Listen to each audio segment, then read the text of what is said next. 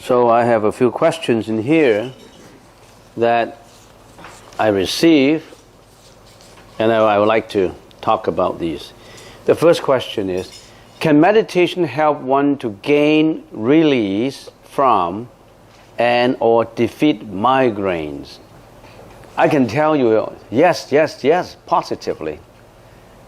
But if you do it one day and don't do it the next 2 days, 3 days, 4 days, and you do it on every Saturday, you're not consistent, you don't have perseverance, and you're not habitually doing it,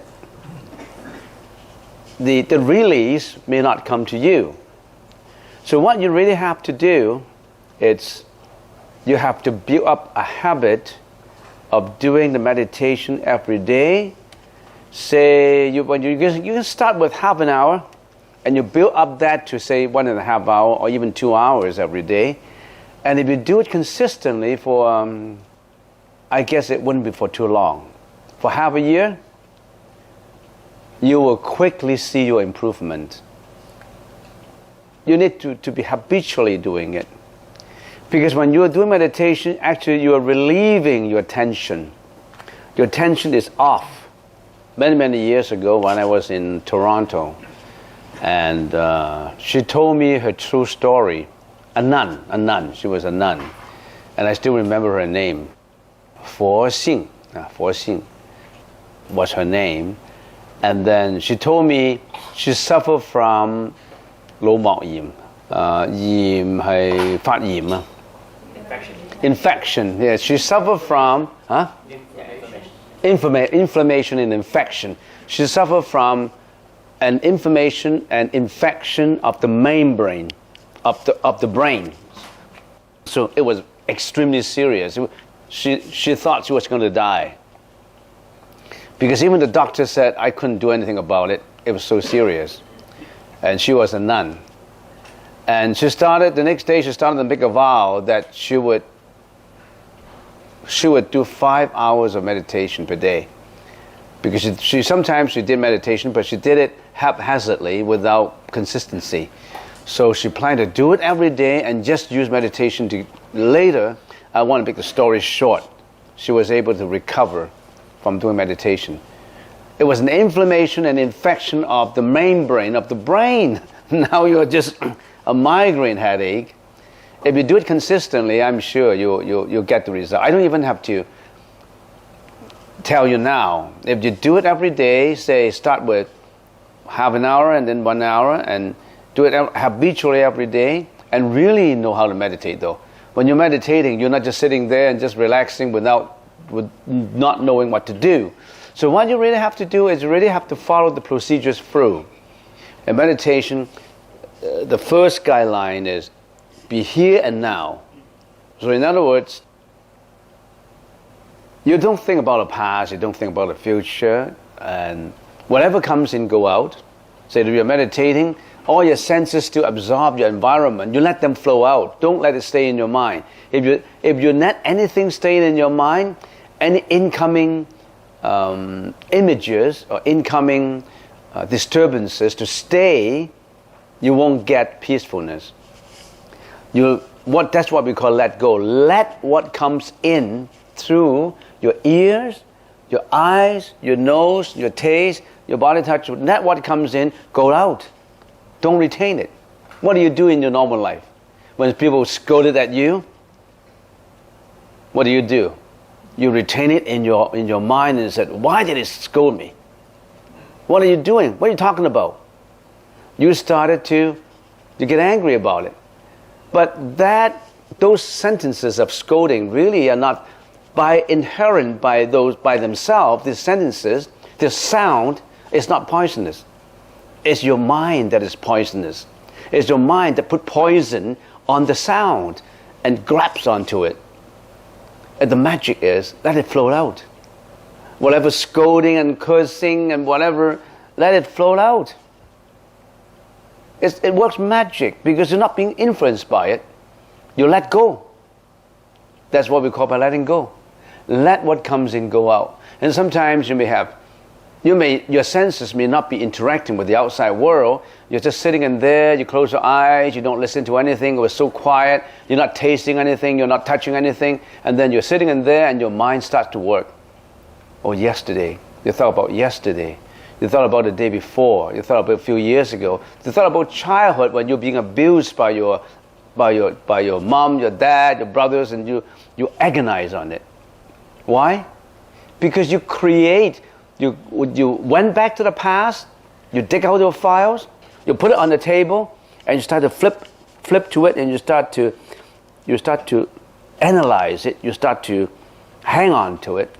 But it's a history. That already happened. Your wife deserted you, your husband divorced you, but that already happened. It won't happen again. But why do you want to still put it in front of you and agonize on it? Can you just let it go? By not allowing yourself to dig into the past. And why do you worry about the future? You worry about your sickness, you worry about you're going to die, you worry about I haven't got a job yet, how do I support my family? You have a lot of worries. But right now at this present moment, don't worry about it because it hasn't come. What's the probability of whatever you worry about would actually come true? Say half and half or less than half. So don't worry about the future. But of course, after meditation, you tackle it.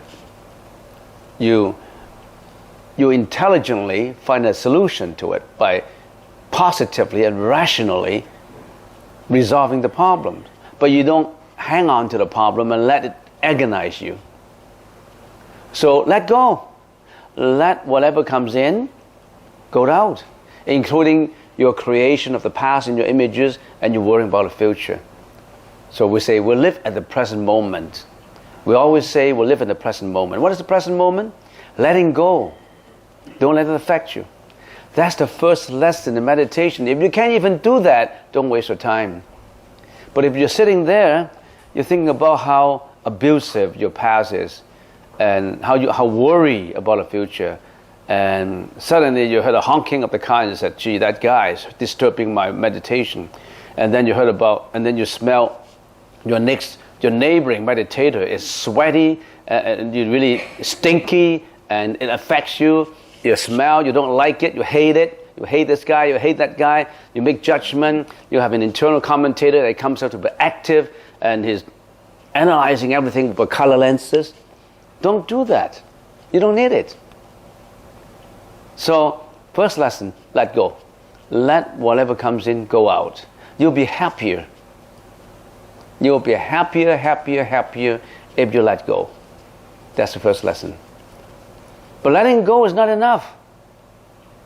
It's just like when I give an example of boxing. If I'm a trainer, if I have a trained boxer, I train him to weave, to avoid being boxed out. But just avoiding it is not enough. You got to bounce back, right? You got to build up your power. I'm not advocating violence in boxing. I'm just using it as an example. So you first learn how not to be hurt. Because if you're not letting go, you'll be hurt. The next step, because you already have mastered the weaving, the avoiding, the dodging, something like that. The next lesson is to build up your concentration. That's your anapanasati. Because you don't have the concentration yet.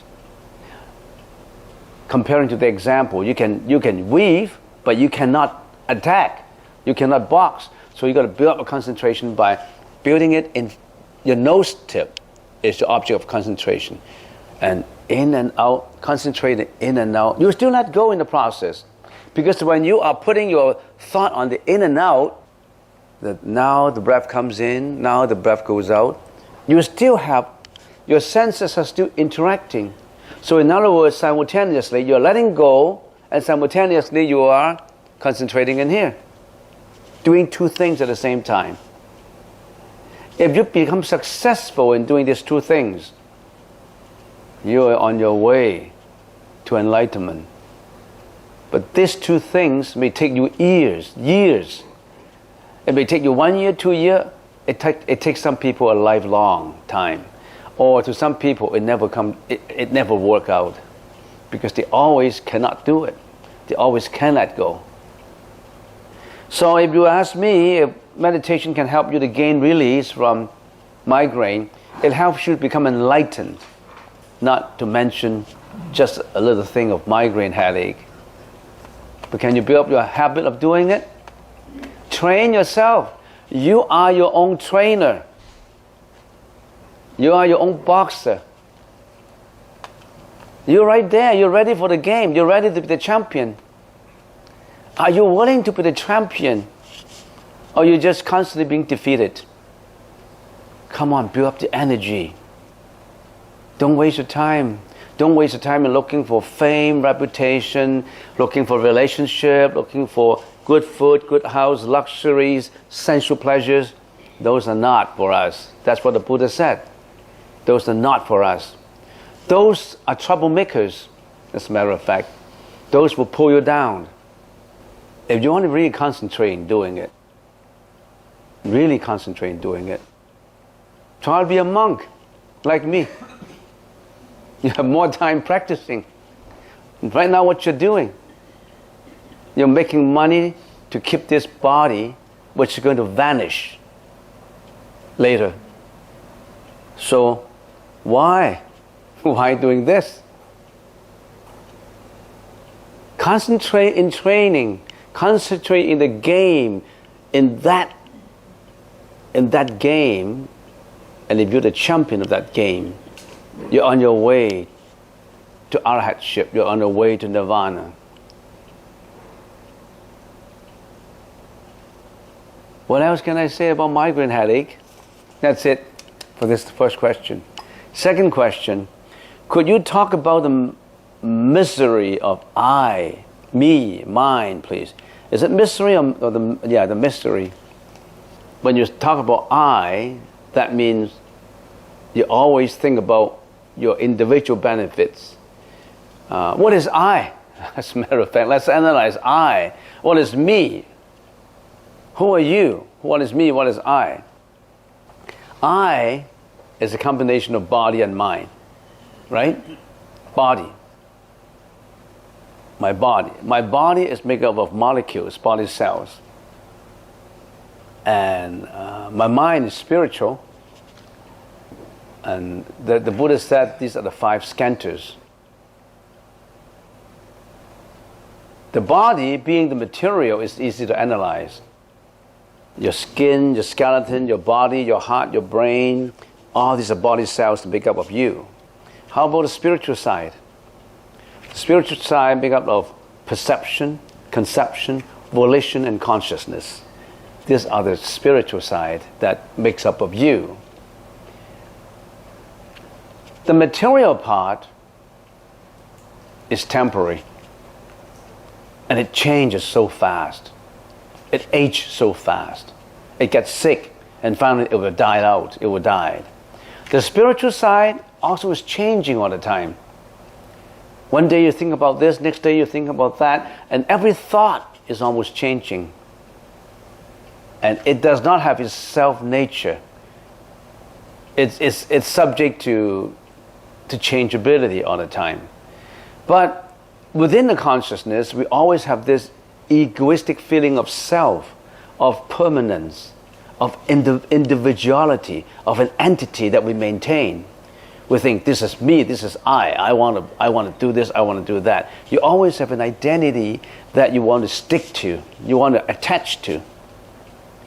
And this is my child, and this is your child, this is my possessions, this is your possessions. You tend to build up a contrast. And because of this contrast and contradictions, because of I and you relationship, and in the process of satisfying my interest, it could be at your expense of sacrificing your interest.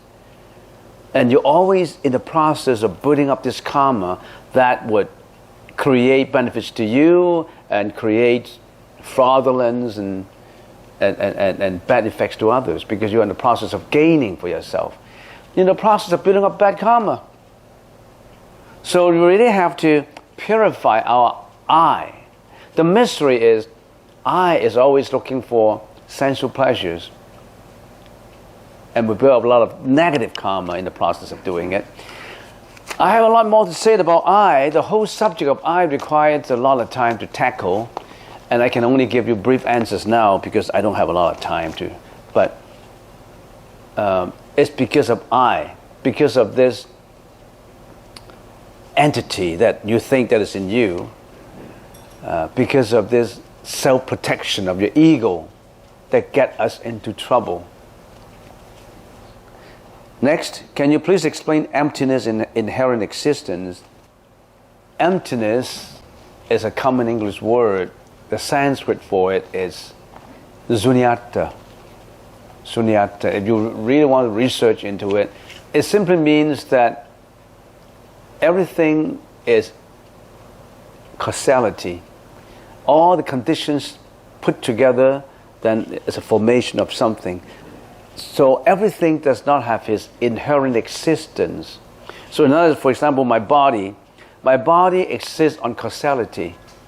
And all the conditions come true that my body exists. And one day, as these conditions disintegrate or change, then my body don't exist anymore. Say when I die, this doesn't exist anymore. So nothing in this world, not even a molecule, not even anything, has this inherent existence. It is dependent on others. It's an interdependent origination. It itself does not have its existence. Therefore, it is impermanent. Therefore, one should not attach to it. And because of impermanence, because of this no inherent existence, it induces suffering to us. Because on the one hand, we're always looking for permanence. We're always looking for permanency that we may not even realize about it. On the other hand, the actual fact is nothing is permanent. So in this struggle, it creates a lot of suffering. I don't want to die, but you have to. I want to be rich, but you're poor. I want my wife not to die. My wife has a sickness, she's dying. I don't want her to die, but she's dying. So the facts and your ideology in your mind, they're always in conflict. And in this conflict, it creates a lot of suffering for you, for me, for everybody. So in order to know the truth, you have to understand emptiness and sunyata and asvabhava. Asvabhava is that nothing has its real self. But we always we always attach to the real self. Only when you discard this ego would you be able to get to nirvana. Would you be able to get out of this mundane level of thinking? That takes wisdom, and the Buddha said this is prajna. Where did wisdom come from? The Buddha explained the universe, explained all this to us, and designed procedures to work through so that you can get rid of this feeling, get rid of this understanding, and arrive at a certain high level in order to get to a nirvana. But that takes time. Basically, there are 3 columns in understanding this. As I said, the 3 important subjects. The first is sila, second is samadhi, the third is prajna. In common English is morality, concentration or meditation, and then wisdom. The 3 have to work together. And if you really know this, you really have to understand what the Buddha is talking about. You see, the Buddhist teaching is not a blind faith teaching. It requires analysis, investigation. You know, a Buddhist is not a believer of a God. A Buddhist is a constant investigator of the real truth. He's a researcher also of life. Next, in the 1000 Buddha Hall is a huge lotus base, and on top 4 Buddhas facing 4 different directions, followed by a larger Buddha statue on top. Can Venerable explain the meaning of those statues? Yes. On the second floor, in that direction. In the Chinese language, we call it Qian Fo Rao Pi Lu. On the base, actually, if you really look in detail, there are little tablets, 1,000 Buddha on the base. That's on the lowest portion. And on the second level, there are the 4-direction Buddha, and on the top level, the Vairocana Buddha. The statue tells us that historically we have one Buddha who exists 2,600 years ago. But there are already many, many Buddhas before who already got enlightened. And they are in different directions. We are the unenlightened Buddhas. You see the difference between the Buddhist teaching and some other religions is you're not always a follower of the Buddha or the follower of God. You are God. You have that God in you. You are the Buddha. You are just the unenlightened Buddha. Here I can see 60 Buddhas, 45 future Buddhas. Because once you have sown the seed of enlightenment, you become a future Buddha. During meditation, my mind keeps wandering and my body starts to hurt. Even after changing body positions, how could I improve? I have to know how your body hurt. And your mind keeps wandering. Well, because you didn't practice it right. When you say your mind is always wandering, what are you wondering about? You're like a monkey mind. We all have a monkey mind. Say that your mind starts to think about many things, many other things, like a monkey going in different directions. You just pull that monkey back. It's just you put your leash on the monkey. You want your monkey to stay put.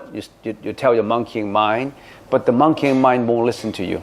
After maybe 1 minute, the monkey hops off and goes into different directions. But it's still on the leash. You pull it back because you know it's not right? Because you know you shouldn't have a wandering mind. So the monkey goes away, but you realize it. You know, oh, I've been thinking I should put my thought on anapanasati, on the breath. Now my monkey goes away. I'm thinking about my work on Monday. Now it's Saturday. I got a lot of work. I got a lot of pressure to do on my work, and I got to do this and I got to do that. So you've been monkeying away to worry about the future job that you're going to do, or you're monkeying away to your past, thinking about I have a monthly rent that I haven't paid, and I really have to deposit a certain amount of money in the bank. What should I do? Then you change your thinking about things that happened in the past. You just pull that monkey back and say, stay put. You just pull the thought back and put it in here. Your monkey should stay put at your nose tip. Always your breath in and out, in and out. If you always train your monkey like that, one day your monkey will be so obedient, so loyal, so tame, so lovable, that you start to love the monkey. That's the time when you love meditation. You can't do without it. When you're really a good meditator, you love meditation. As I always say, meditation is like looking in the first maybe half a year. It's just like watching your own movie. You've been watching other movies, scripts written by other people. Why don't you watch your own movie, the script that was written by you? You were the actor, you were the director. Watch that movie and how your mind works. That's extremely interesting. Then you know your mind, because now you don't know. Your monkey has gone off in different directions doing bad things, naughty monkeys, and you don't even know about it. And that monkey carry out negative karma for you and you suffer. Meditation is just like watching a movie that was built by you. You are the director, you are the actors, you wrote your own script. Isn't that more interesting than going to Odeon theater watching somebody else's movies? You got to pay for it. Now you don't have to. It's free. Talking about movie, I mentioned that there was a movie, Homeless to Harvard. You really should see it. An autobiography of a lady who had a dysfunctional family, whose father died of AIDS, whose mother died of alcoholism, and broken families until 17 years. And she always lived in poverty, always lived with parents who were on drugs, with parents who didn't have money and sometimes didn't have food on the table, and she was struggling. And she became homeless for a while because the father died and the mother died, and she became homeless. And then somehow she was able to survive, and she got a scholarship to Harvard. It's a miracle, okay? And then later, she wrote a book. The name of the book is Breaking Night, N-I-G-H-T, and it's really inspirational. Watched it on YouTube. It's really, really, really good. About how a teenager struggled to get through Harvard, got a good job, and now she's living healthily, and she wants to pass this inspiration to other people.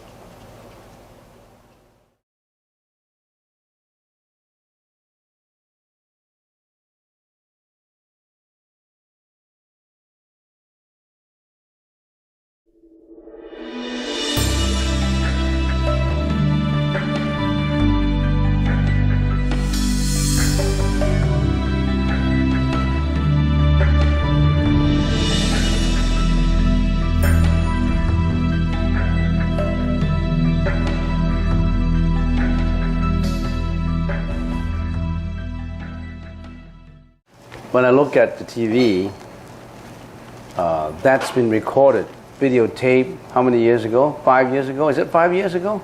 4. 1 or 2 years ago. Only 1 year ago, Amitabha Sutra? Oh, I didn't even recognize myself. Time is gone. A lot of wrinkles on the face and a lot of wriggling teeth now. So sooner or later, there wouldn't be anyone sitting in here, not myself. Now, when I first started to build this temple 35 years ago, in 1980, I came from Vancouver. My whole family moved to Vancouver. And then we started to nurture this idea, because at that time in the 1980s, there was no temple. There was a church, a Catholic church, modified into a temple on the 49th Street. They still have that. Catholic church modified into a Buddhist temple. They still have that. Other than that, there's no Buddhist structure. So I started this idea of building a small Buddhist temple. That's 1980. We started the drawings and all that, and buy land and all that. And this many years ago. And when the temple was finally constructed in 1985, I think, or 84, we have quite a few supporters, about 100 of them, supporters, male and female. In the 1980s, I didn't see them anymore. I got scared. They all died. I'm almost about the only one left. So you see, death is not too far away. Every minute ticks. You know, every minute you are approaching death closer and closer. When you think you're happy, so I'm going on holidays, and tomorrow I'm taking a party, I'm buying a house, and I'm going to do all decoration in my house, Christmas coming up, and all that. You are planning on temporary pleasures all the time, and you forget about the jail that we are living in. You know that we're living in this world of jail? We're bound by karma and by ego. The time will come that you had to leave. You had to die. It's practical. I'm not negative. Don't say I'm negative. Anyone who doesn't have to die, raise your hand. You don't have to die. Raise your hand, please. I'd like to learn more from you. So everybody has to die. But death, you always think that death is so remote. I'm healthy. What, you know, I'm old. Say I'm 73, 74. I have a little bit of diabetes and a little bit of discomfort here and there, but I'm healthy. I'm okay. But death is how far away? You think how far away is death? 1 day? Say 2 days? 3 days? No. Death is between a breath. You hold your breath and you don't get loose. You're gone in 7-8 minutes. So death is very close, and the Buddha said, always reminded us in the sutra, death is close. You've got to learn how to get away from this jail that we're living in. Do you recognize that this is the jail, that this is a prison that we're living in? And the Buddha said there's freedom outside, but we don't know freedom. We think that this is it. And we always live in reincarnation. Where do you come from before you were born? Where were you? Where are you going after you die? You think our life is just one life and that's it? No more? So if I die, I'm like a candle. The flame is put out and that's it for me. I only have one life. If your thinking is just you have one life, there's no time dimension, or you have just a present life, then you're losing the concept of time dimensions. If you have only one life, there's a danger in that kind of belief. You know why? That's a criminal's belief. I only have this one life. As long as I'm happy, I can kill, I can rape, I can rob. I don't have any money now, but I only have one life. I want to rob the bank and get all the money and enjoy myself. Everybody has only one life. Think about this. If you have only one life, the world is not fair. There was a principal of a very famous university in Hong Kong. I know him, he's my friend. If I tell you his name, you know about it if you're from Hong Kong. The principal of a very famous university in Hong Kong. And he was Christian. His wife was Christian. And later, he changed to be a Buddhist. And many of the students asked him, what made you change your belief and started to be interested in Buddhism? He said, my first interest is I believe in reincarnation. If there is no reincarnation, it's not fair. How come it's not fair? If there's no reincarnation, I kill someone and I don't have to pay for it. I don't have to suffer for it. I killed someone, I got away from police, and that's it. As long as I'm very intelligent in avoiding the police. But the Buddha's teaching says that you created the karma. Your body of this life, you can get away. You can get away in future lives. There's a causality which extends from previous life into this life, and if you haven't got enlightened, it will extend into the next life. This is a cycle. You carry your karmic energy through. The Buddhist Paticca Samuppada tell us to end this cycle. Get away from the cycle of prison, and go to nirvana. Are you not interested in learning more about it? Or you're just coming every Saturday for a meal, a free meal, and that's it? A lot of people, not a lot of people, but some people just interested in, getting a Saturday, you have nowhere else to go, and some free time in the morning, you come for meditation, and then you have a free complimentary lunch, and then you go exercising, and that you spend a day. And it's not bad in the temple. Good food, and a little bit of dessert. I don't have to pay for it. If that is Buddhism, that is your only interest, that is too shallow. You got to know more about your own life. You got to know more about it. Not just knowing it. You have to walk the walk. You have to really practice it. If you don't have a bondage of a family now,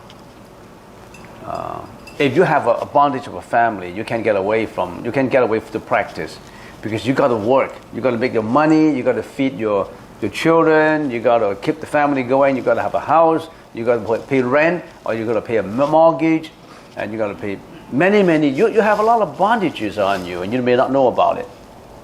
You can't get away from your duties, because how much time you have per day? You're so busy. You got to go to work. You have a lot of chores to do. You have your children to look after. You have all these things. Your business.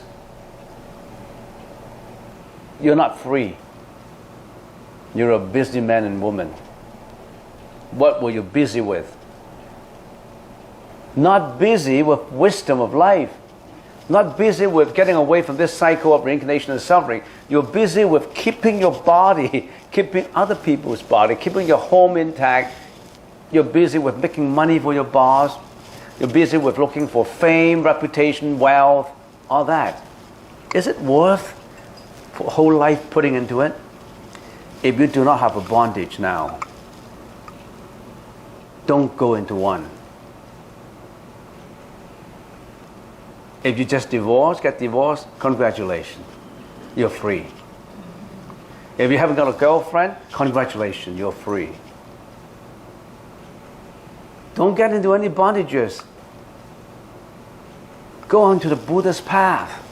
Go into that spiritual, miraculous odyssey, which would take you to freedom from jail, freedom from prison. And it's fun in doing that.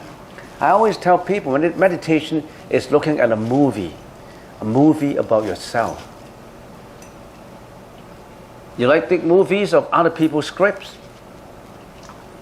A lot of movies going on. Somebody wrote the scripts, they play the role, and you pay the money and you enjoy the movie. Why don't you enjoy your own movie? Every minute of meditation is in a self-enlightened movie. You're the director, and you are the actor. You are the script writer. You may even win an Academy Award in your mind. Because by the time you get nirvana, there's 1,000-fold more fun than winning an Academy Award. How much pain and suffering is behind an award? That you should know about. I have in bondage, I know. I have played many roles in my life. I played the role of a father, I played the role of a husband, I played the role of a son, I played the role of a businessman, I played many roles, and I got sick of them. Not because I hated them. I wasted my time. I've been looking for money. I try to do business, and in doing business, we try to manipulate things and set up strategy and fighting and competition, cutthroat competition, backstabbing on colleagues, trying to climb up in the hierarchy of management. Lots of karmic energy I've created, and finally, I said I had enough. So I went this way. So if you're not in bondage, we have an event coming up, which I need to explain according to this question. Please explain the ordination event and all that. In August, we have a 7-day retreat and ordination where people can practice, become a monk or nun. And you have two choices. One is actually get tonsure, that is shave off your head, which is the real 7-day monk or nun. The other is with hair. It's not complete, but it's better than not doing it. So we have 58 people traveling, flying all the way from Hong Kong to participate in this very interesting, blissful event. They spend a lot of money in traveling. They get the vacations. Some of them even give up the payroll for 7 days, 2 weeks to come here. So that's the time when you have a taste of freedom where you can throw away your cell phone. We'll throw them away for you. So if you bring your cell phone, we'll collect the cell phones for you. You don't need a cell phone to live. How do we live before? Cell phone only came in about 1980. How do we live? We're more happy with our cell phone. We're more happy with our WhatsApp. You know what WhatsApp did to you? Your head is always like this, and you're answering and answering. You're not talking anymore. You're writing and writing and writing. It's all confused. And you always have a back problem. So we take away your cell phone, and the 7 days where you can practice meditation on your way to nirvana, the first initial steps to nirvana. And we have a structured program every day where you don't speak all the time. You're not allowed to speak. You keep quiet and in solitude, and you wake up 4 o'clock in the morning. And we have a whole series of procedures and actions that you go through. Meditation, listening to Dharma talk, and repentance, and circumambulations, and also joining luncheon meetings like this, where you forget about the outside world for 7 days. And you build a lot of karmic energy, pure benevolent karmic energy for you. This is our first attempt to do the 7 days. And we'll try it out in Chinese language first. And then as time goes on, we may have it in English. We still need to translate some of these. But spiritual odyssey transcends language. You know, it's not necessary to really know the language. Meditation is meditation. You don't need those words, those language in your mind to meditate. So you can join us if you want. Any spots still available, yeah, we'll make something out for you if possible. It depends on how you do it. If you say, I will only come for a day, sorry. If you only come, say, in the afternoon, sorry, we don't do it like that, because we have to get residence for you. We have to prepare for a lot for you. A lot of work has been done. We already have conducted 10 meetings to get it prepared, because we have 58 people from and also local people. We have local people joining too.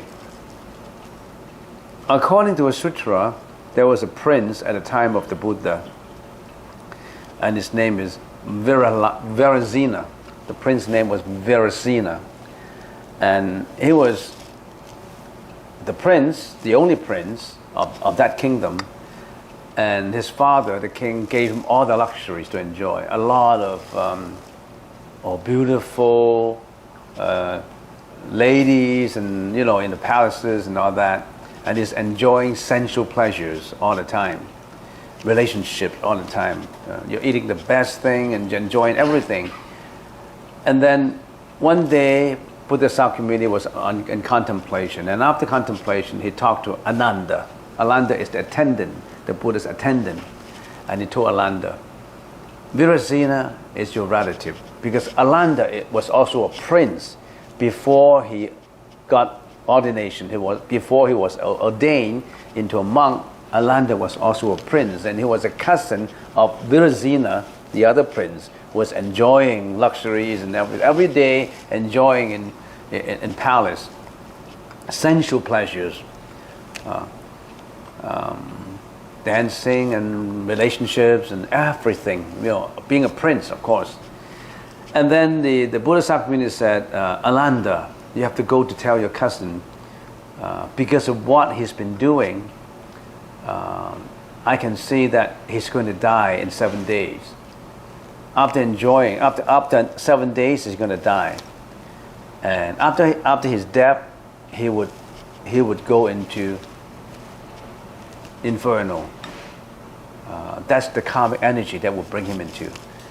And I would like to tell him about that. He is going to inferno after 7 days. But there is a remedy. If he can become a monk for only 1 day and 1 night, he may turn the situation around. He may not have to go to inferno. I know the karmic energy of being a monk for a day and a night, this 24 hours. Tell him about that. So Ananda went to the prince And this is a long story in that sutra. I just shorting it out for you. And they talk, and the prince said, oh, the prince was terrified because he was going. The Buddha always predicted right. So the prince said, oh, the Sakyamuni Buddha always, the predictions always came true. So he became extremely worried. But after long discussions with Alanda, the prince said, I want to obey the Buddhas. I still want to enjoy for 6 days. On the 7th day, I become a monk. But I still enjoy luxuries and pleasures because I have 7 days. I only need to be a monk for 1 day, right? One night, so I still have 6 days. He kept on enjoying himself with all these beautiful ladies and luxuries and everything. And then on the 7th day, he really became ordained and become a monk and really observed the precepts for 1 day and 1 night. And he died. And because of the karmic energy of that 1 day and 1 night become a monk, he went into heaven, the 6th level of heavens, 7 times. The first level, second level, the first level of heaven, 1 day and 1 night in the first level is equivalent to 50 years in this world. That's the first level of heaven. The second level of heaven, 1 day and 1 night in that heaven, is equivalent to 100 years of our world. The third level is equivalent to 200 years. So in other words, there 1 day and 1 night, the time dimension is longer. So this prince reincarnated into the son of the king of the first level of heaven and kept on enjoying for, according to our time dimensions, millions of years. And then they went to the 2nd level, 3rd level, 4th level, and then up to the 6th level and come back again in the first level 7 times. And then after this 7 times, how do we know? Because the relatives of the prince and Ananda went to Buddha and asked him about it. The king went to the Buddha. My son died. Where did he go? And then the Buddha explained all these things. He's now in heaven, and he will be in there 7 times, back and forth 7 times. And then in his last life, he will become a monk again. And in that monk, he really practiced, and he will become a Pratyeka Buddha. And he will be forever away from reincarnation in the last life. You see, becoming a monk for a day and a night has so much merits. Why didn't you come? What do you want? Where would you have gone if you hadn't come for that day? In the morning you went to McDonald's, and at lunchtime you went to White Spot, and at dinner you went to an Italian restaurant eating your spaghetti with everything, enjoying your sirloin steak. That's 1 day. Why don't you use that day spiritually? Are you convinced or you're not? Try to dig into that sutra. That sutra tells you all the information about Virasena, the prince, how he became 1 day, a monk for 1 day and 1 night, and he went to heaven after death 7 times, and then the last life he became a monk, and then attained enlightenment, became a Pratyeka Buddha. I'm going to talk about this sutra in the 7 days, sentences by sentence, sentence by sentence. I'm going to explain this sutra in Chinese. I didn't have time to translate it, both in English and Chinese, but I'm giving you a short story already on it. So would you say that there's predestination? Predestination? It's not predestination. If it is predestination, that means the prince would have gone to hell already. It couldn't be changed, right? But he's not, because of what he'd done. He changed it. Destinations can be changed. I'm going to Richmond now. I'm going to the temple, and on my way, I got hit by a car, and I had an accident. I couldn't go.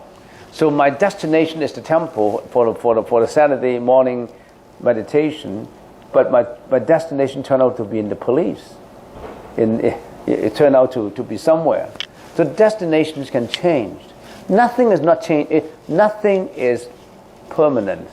Everything is changing. Hopefully you change for the best. Change to be better. Yeah? I was just wondering, what's that symbol? The symbol? Yeah. This symbol means it is not a swastika. It's just the opposite of the swastika. Nazi Germany borrowed that sign from the Buddha sign.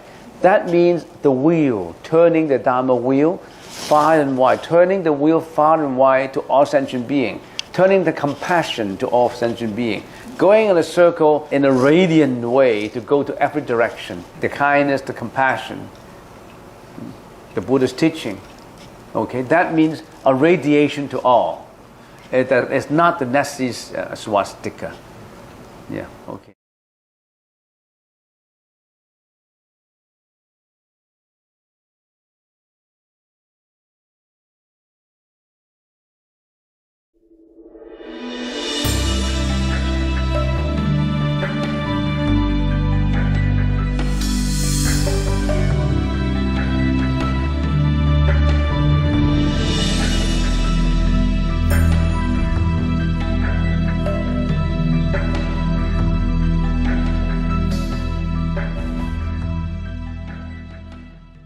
We have a few questions in here. Dear Master, is the universal value such as freedom, equality, and democracy challenging to Buddhism? For example, some people say it is the victory of equality for the allowance of same-sex marriage. To what extent do you agree on modern values? Buddhists say it is the karmic debts. Why one becomes poor financially in modern days. There are calls for financial equality, such as taxing the rich more. You have mentioned a lot of issues in here that requires many hours to talk about. You're talking about financial values and modern value, political values, and it requires a lot of time. But I can just give you a generalizations of your question that you ask. On equality and democracy and freedom, and about karmic debt, that should we just taxing the rich to compensate the poor? And you talk about everyone wants to be equal. But what we have been doing have not been equal. And in the causes of it, you're not being equal, and you want the results to be equal. In other words, some people work harder and some people work not as hard. Some people are lazy, let's be very frank. Some people are lazy, some people are very hardworking. And all these people say, we should have equality, taxing the rich and finance the poor. Well, you want that to be equal, but in the cost of it, you don't want the cost to be equal. Shouldn't we say that everybody should be working as hard? Because if some people work harder, they earn more money, and if some people work being lazy and they work not hard, and they say, no, I want financial equality. But equality must start from the base. You can't have the effect, the results to be equal without working at the equality of the causes.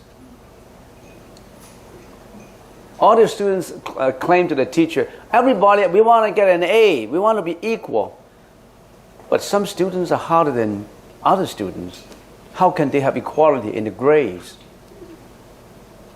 Because some are really very lazy. You can only have equality if you start with an equal base, equality based in the causes. You can't have just equality on the top without equality in the foundation.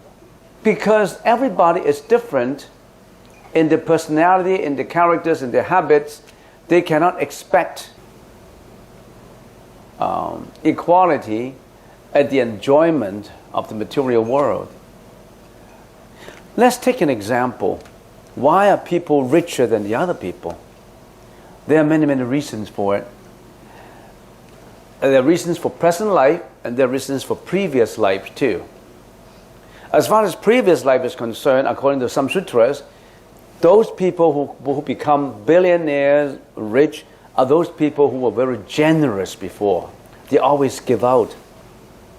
They always give out the compassion, give out their money, they always help the poor, they always try to equalize the economic benefits at the effect level. They have money and they like to share and give it out to other people. And because of this seeking for equality to share with others in previous lives, in other words, being very generous, in this life, they enjoy riches. They become billionaires. So we people should not be jealous of billionaires. Oh, these guys make dirty money. This are filthy money. You know, they cultivate all these causes in their previous life that you don't know about. It's just like, for example,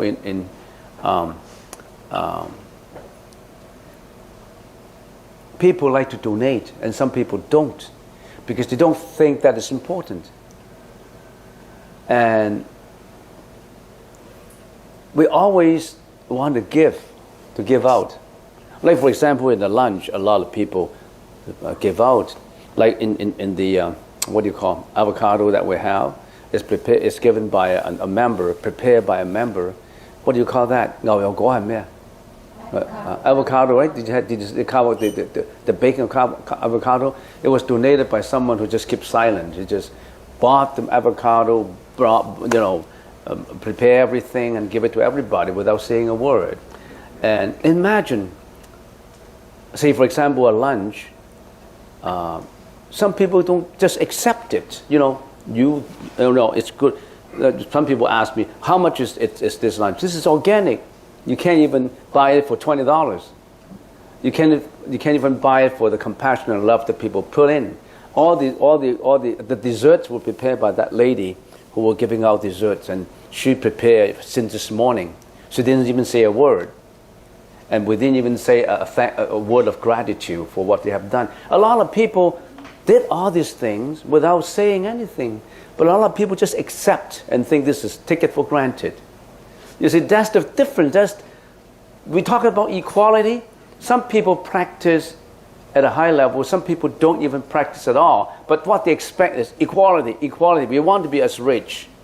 But they don't know that they cultivated all these causes of being poor. They don't consider giving out. They just want to receive. And they don't know the significance of giving out.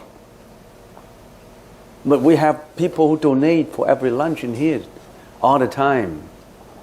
And some people just accept it and they say, okay, equality. But at the causes level, aim for equality. Everybody should work hard at it. Everybody should be grateful for what they have received. Because you're being grateful for what you receive, you'll be grateful to give out. You see what I mean? Don't consider this as something very simple. Why do I have to donate $50? Why do I have to donate $10? And $10 is as valuable as $50. And it's not the money. It's the attitude. It's the attitude of giving. Because if you're used to giving all the time, you open up your generosity vistas. When you look at things, it's different. Your wisdom starts to build up because you're more generous. You don't feel that this is my money. Why do I have to give it to you? This is $50. I use this $50. Why do I have to give $50 to you? Why do I have to give it out? So people are like that. They're always looking for taxing the rich to compensate the poor, but they don't know that maybe the poor are lazy and not working. They don't care. And there's maybe these rich people, they really work 24 hours per day, and they deserve the fruits that they have. So we cannot just look at certain things from one perspective. Equality must start from the causes. Democracy, equality, and freedom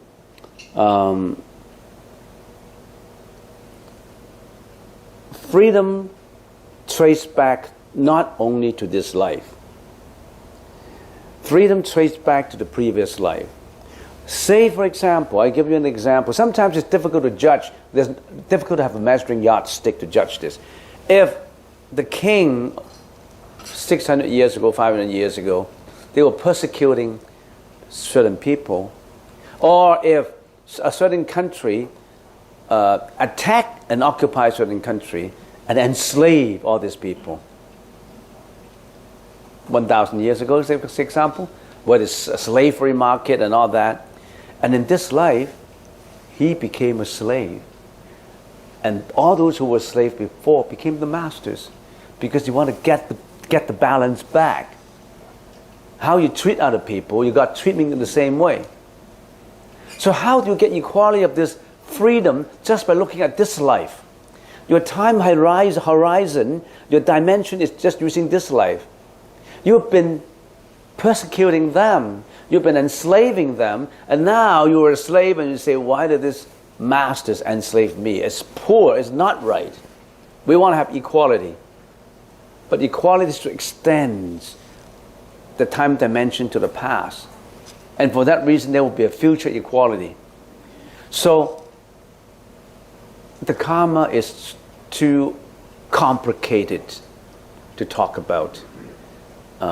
We cannot just talk about in this life. Sometimes it cannot be explained by that. Democracy, we're striving for democracy, and maybe you are the person who were against democracy before.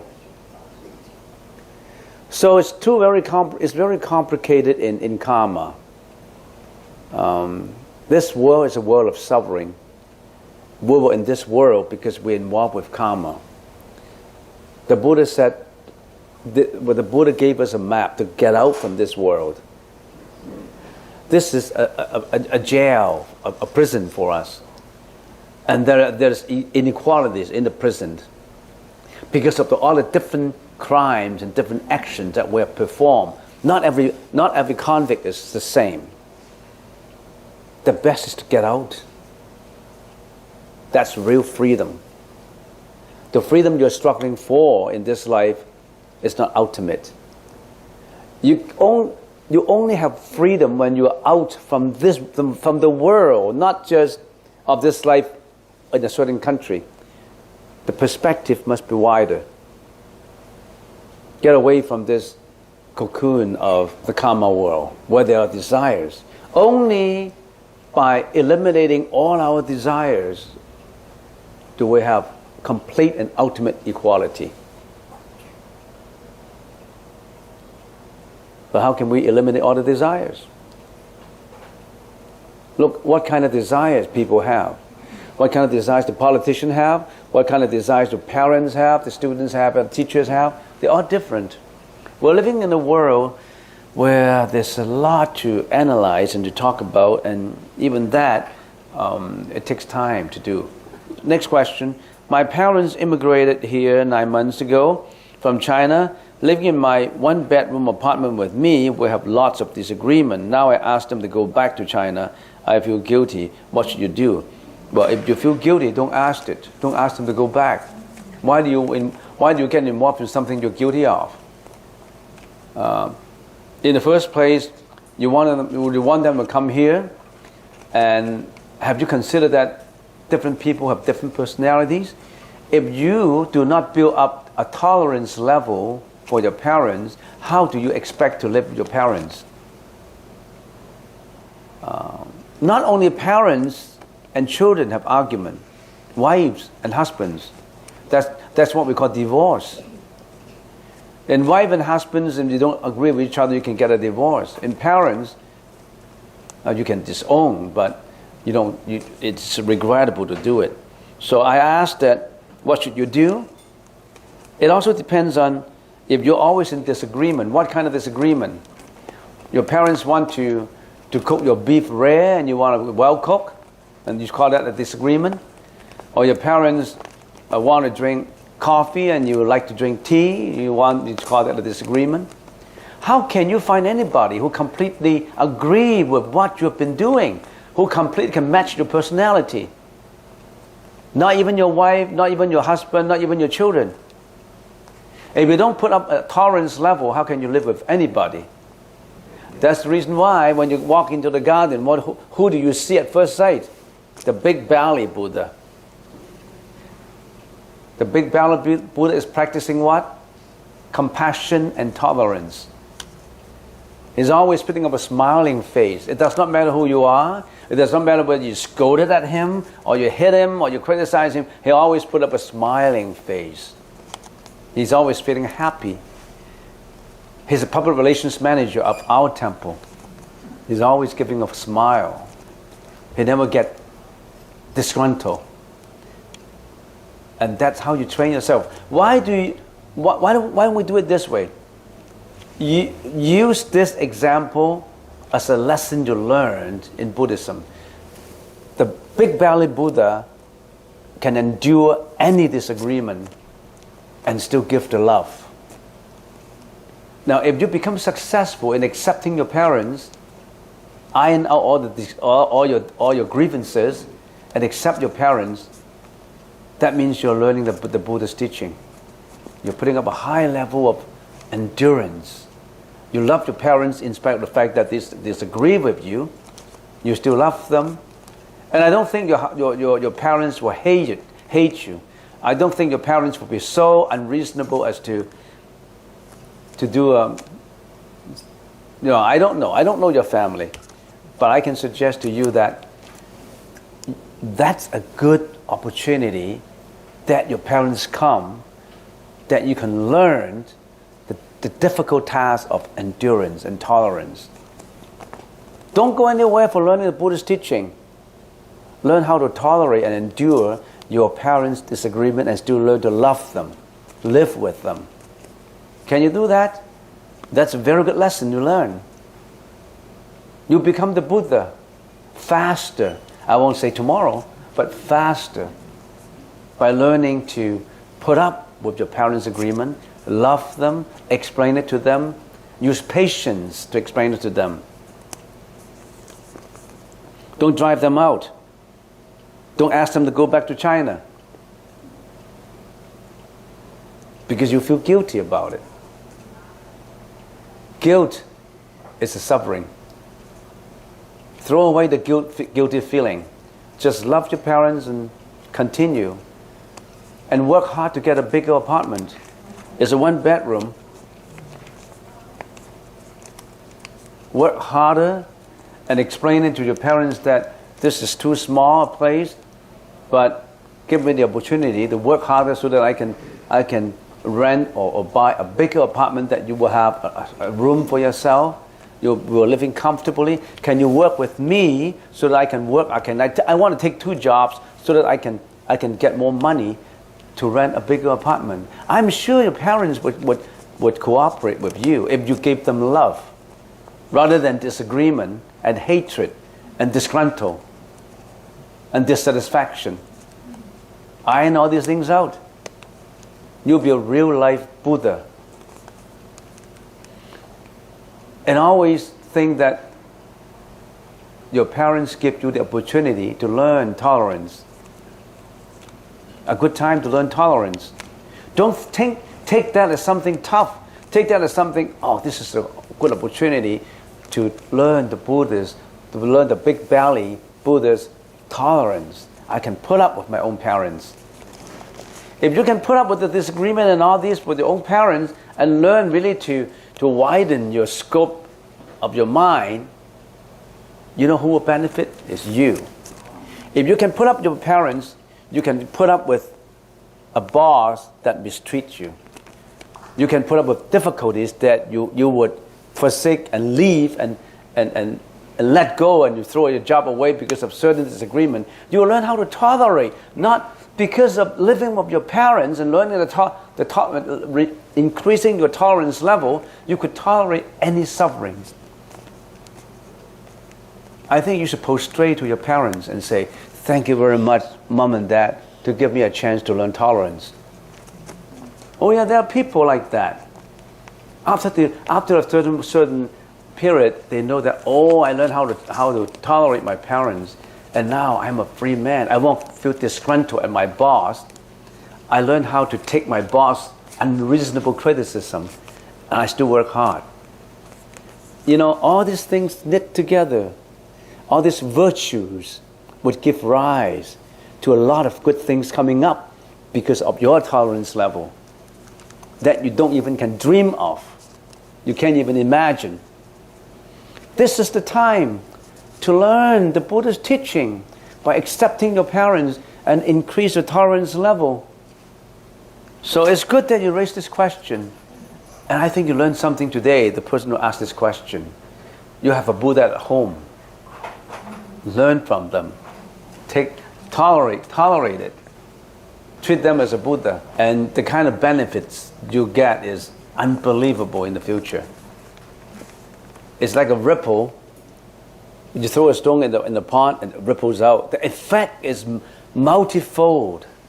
The virtues arising from it. All right, next question. What does the Buddha say about regret? What is the attitude that I need to have towards it? When I say regret, I don't know how you define regret, because it's just a few words.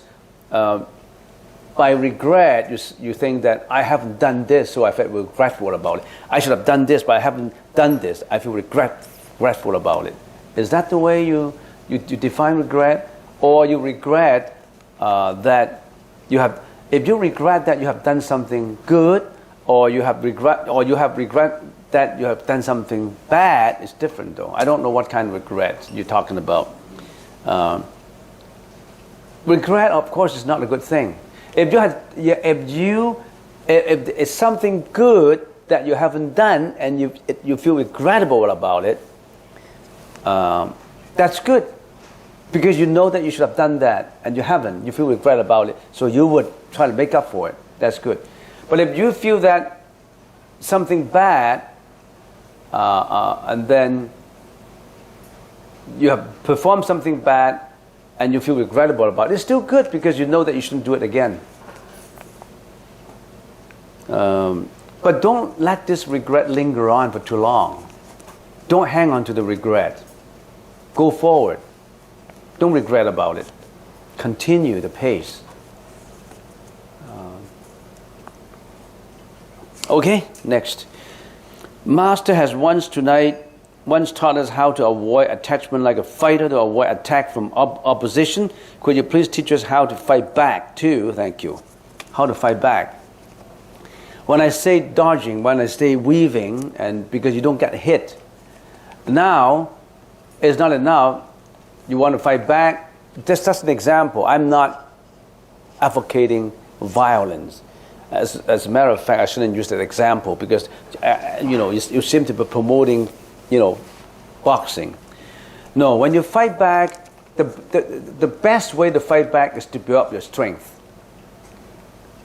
And when you fight back, you don't fight back physically at someone.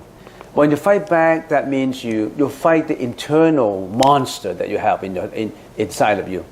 That internal commentator, that internal devil in you. Fight that, not that physical person. You fight that internal demon which induces you to do bad things.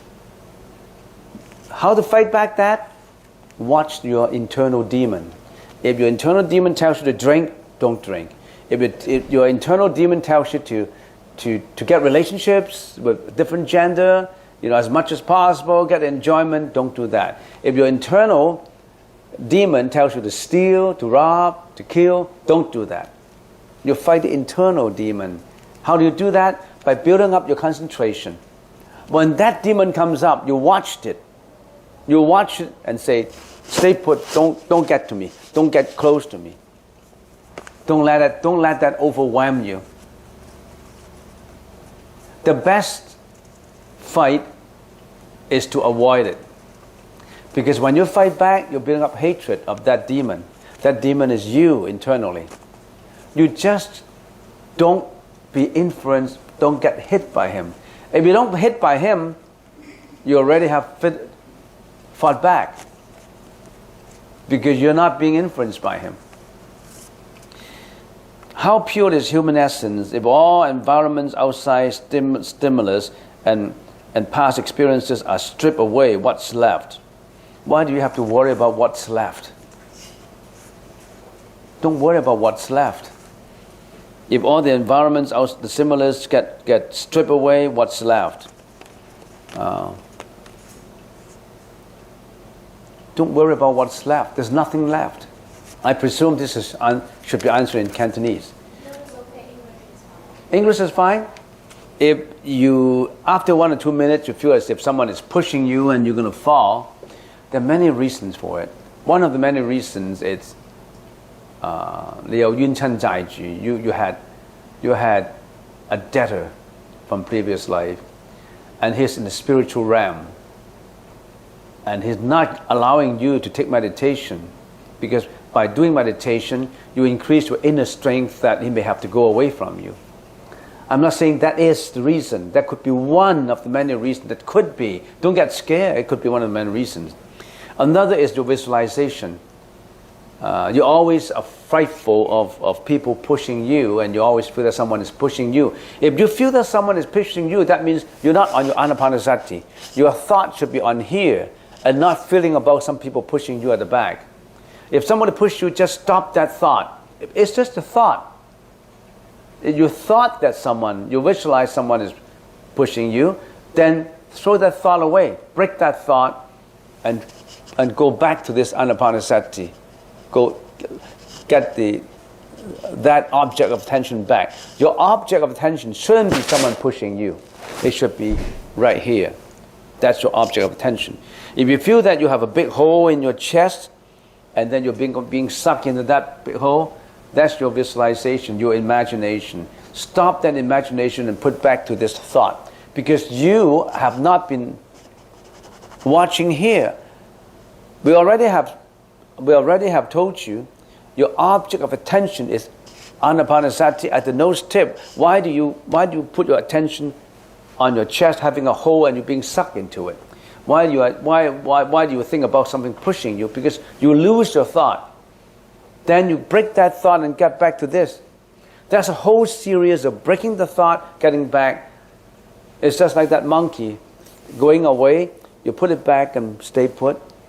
You think about other things. Don't think about that and get back to here. Okay, yes? We have what we call common karma and individual karma. In a certain country, a certain tsunami happened in a certain country, wipe out a lot of families and destroy a lot of buildings and all that, because they have that common karma in there. Now, I know that certain countries build up a lot of bad karma. For example, certain country, I don't want to mention the names, certain country, they specialize in fishing. And you know how they fish the whales? When they fish whales, they use net. And when they net a few whales in, they take them into certain location, and then they start to stab their back, so the blood comes out all over. And when they were being stabbed at the back, the whales, they yell out because it was painful. And when the whales yell out in the sea, many miles away, all their relatives and friends, whales, could listen. And whales are group animals. They like to come to help and see what's going on. So the fishermen of this country, or the government even of this country, did not ban anything like that. They allow these fishermen to use the compassion of the whales to attract their companions so that they can catch even their companions. That's how to catch whales. So all these thousands of whales swam over to see what happened to their relatives and friends, and they got caught. And some countries like to persecute and occupy other countries. They wage wars in other countries. And for example, China was being attacked in the Second World War, and millions and millions of civilians were killed. And all these soldiers built up karma, common karma. If they was from a certain country, that common karma in that country happened to be so strong, the tsunami will happen to that country. That's common karma. And fortunately, in Canada, we didn't have any common karma like that so far. And it seems that we're enjoying many common karmas. Like we have hospitals, we have the same supermarket you went to, we have enjoyed the same thing, because our common karma is also in the enjoyment of it, other than the suffering of it. There's common karma and individual karma. In common karma, there is also individual karma. In other words, in a tsunami, some people may not be killed. Some people want to get away from a tsunami. They were to travel to a different country, or they were somewhere else where tsunami didn't happen to them. So there's individual karma within common karma.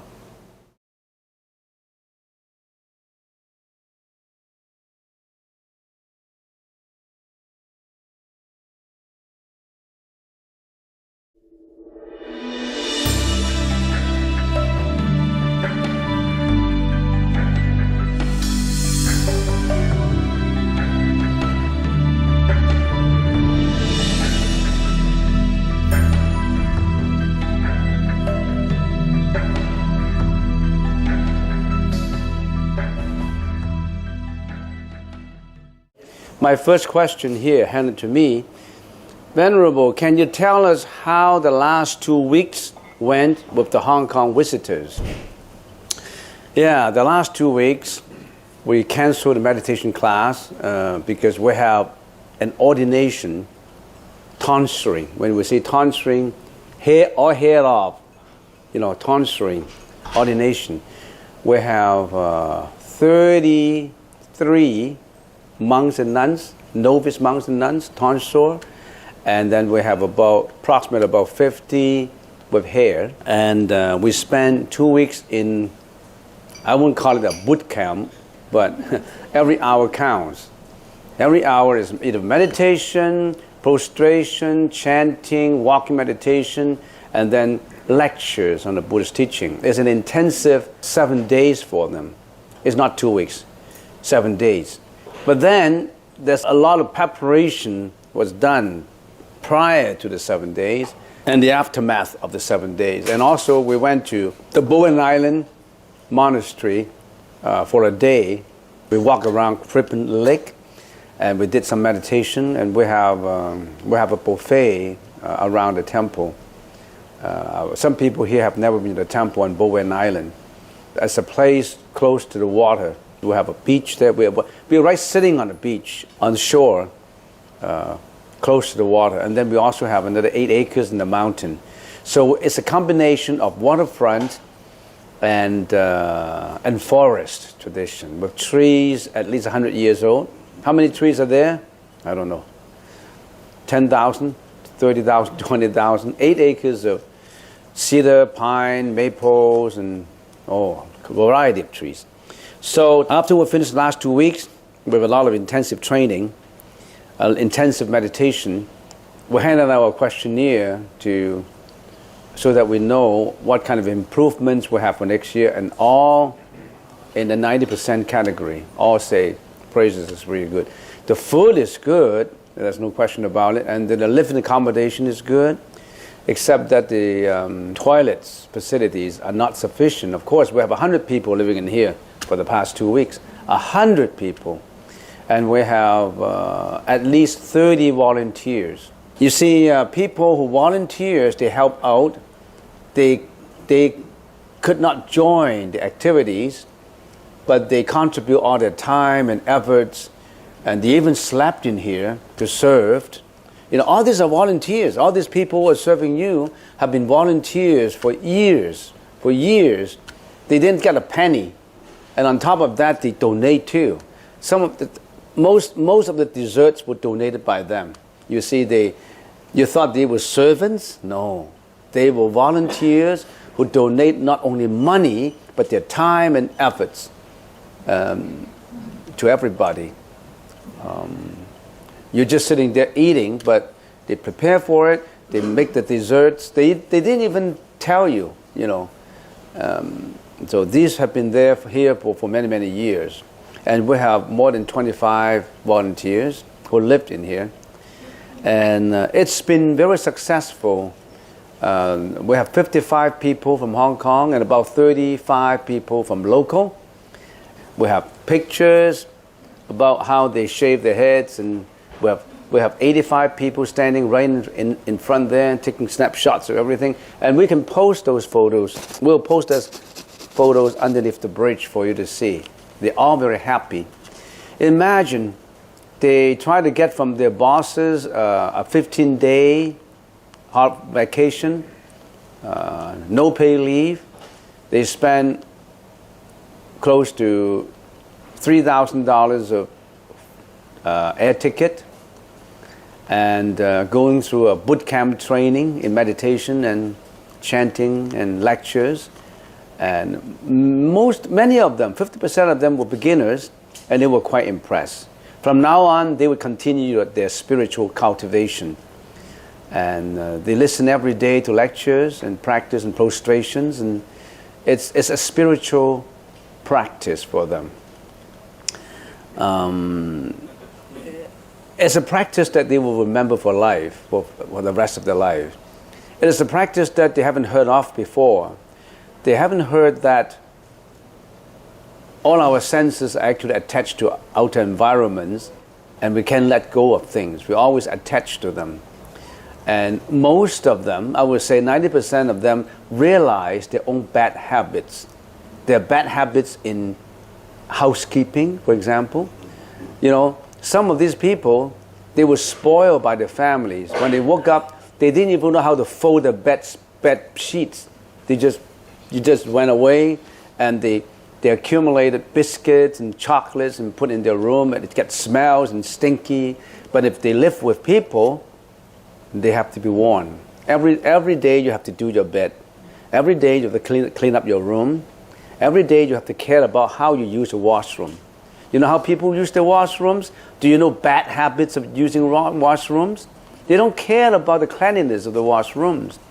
They thought when they get into a washroom, of course they do their big thing, and they don't want to flush it. People are lining up behind when they do their big thing. All the big things are still in the toilet, and they clean their hands, and only when they go out, they flushed away their big things. But I said, no, that's not the way, because the other people, when they enter the room, they could smell your big things.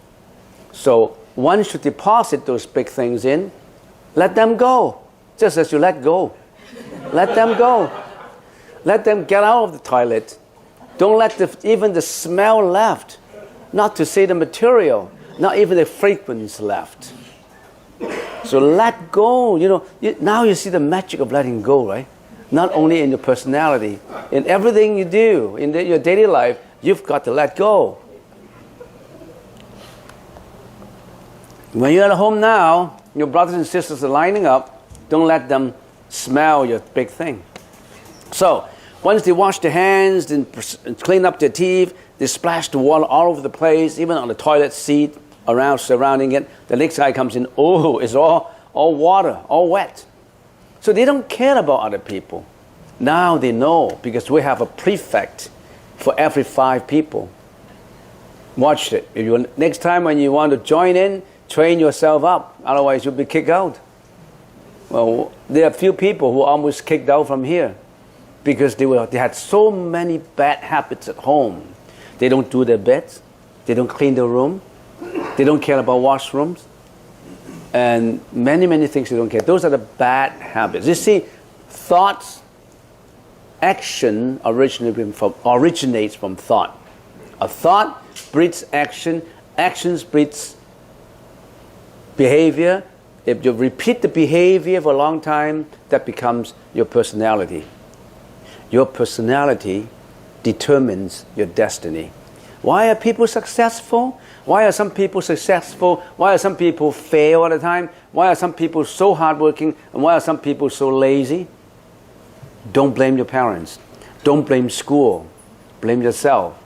You build up that personality. Your personality determines your destiny, your life. You see, not God. Not God. God give me all these mishaps. No, not God. You created them, and you don't even know about them. You put the blame on your God. It's unfair. What am I talking about? I'm talking about a 2 weeks visitor. So everything went well, and we all polished them up, in their bad habits.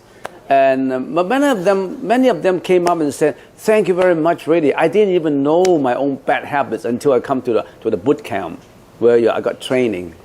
So send the bad kids in here, and let us polish them for you." But next time we're going to screen all the candidates.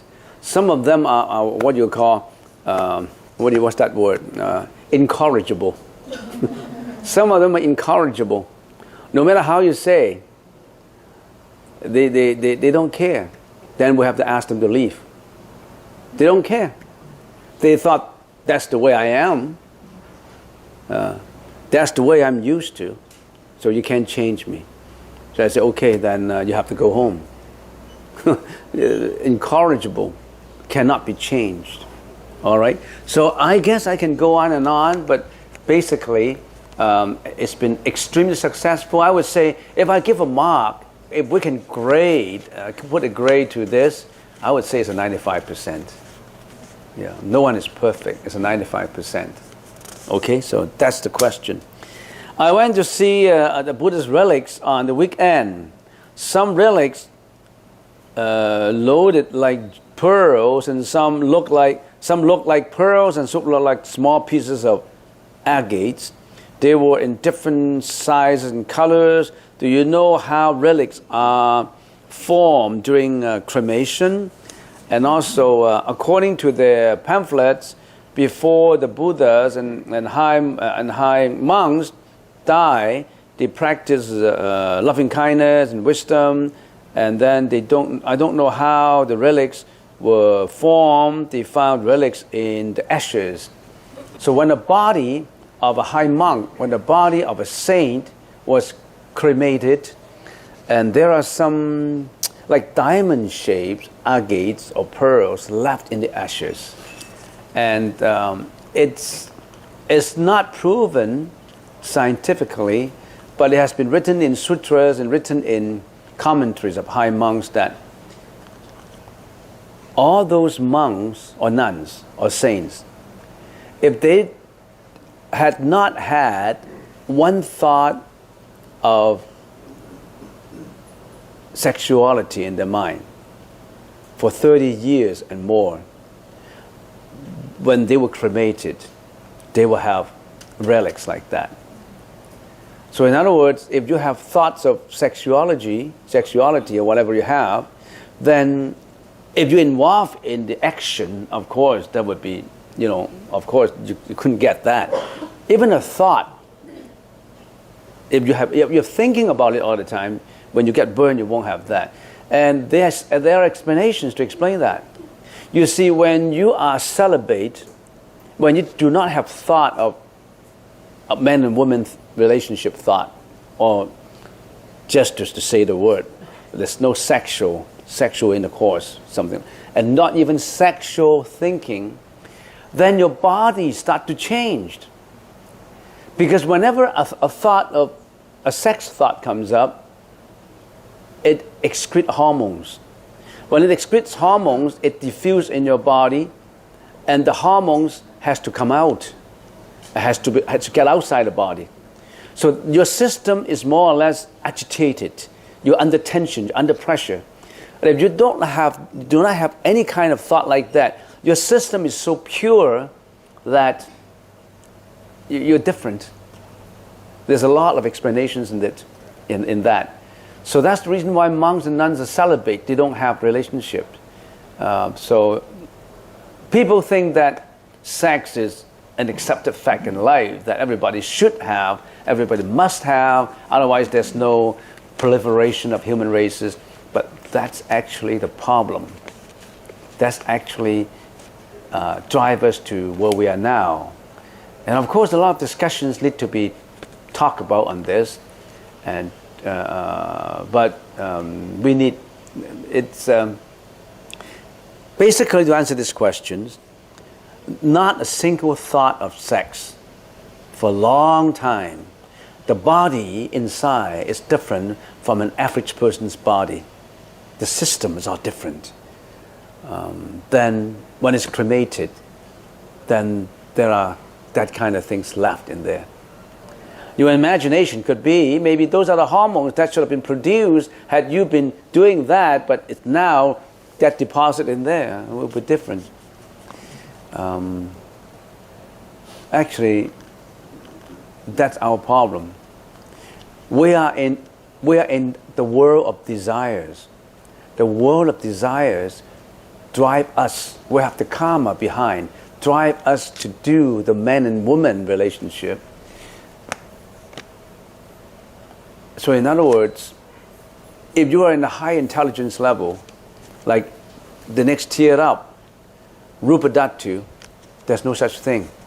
They still have material left in that kind of living conditions. There are other humans, not just us. There are humans in other planets, in other remote places that we can't even imagine. But the Buddha said there are other existences. That kind of existence far superior those existences who had desire of sex. Those living beings who have desire of sex are the lower strata level. And there are beings in the middle where they don't have that relationship, but they still attach to material. So there's no man relationship gender. There's no gender in that category. You think a gender, it's normal, but it hasn't been.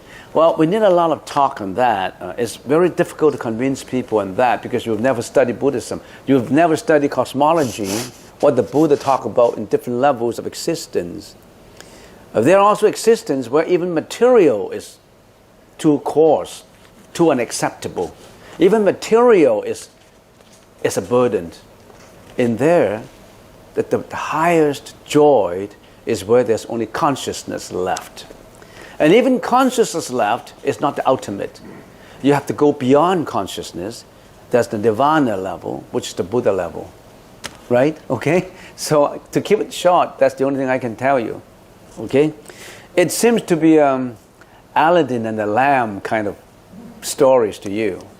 Because you've been so much used to material, you've been so much used to sex, you've been so much used to pursue for materials, for fame, for reputation, for money, for ego.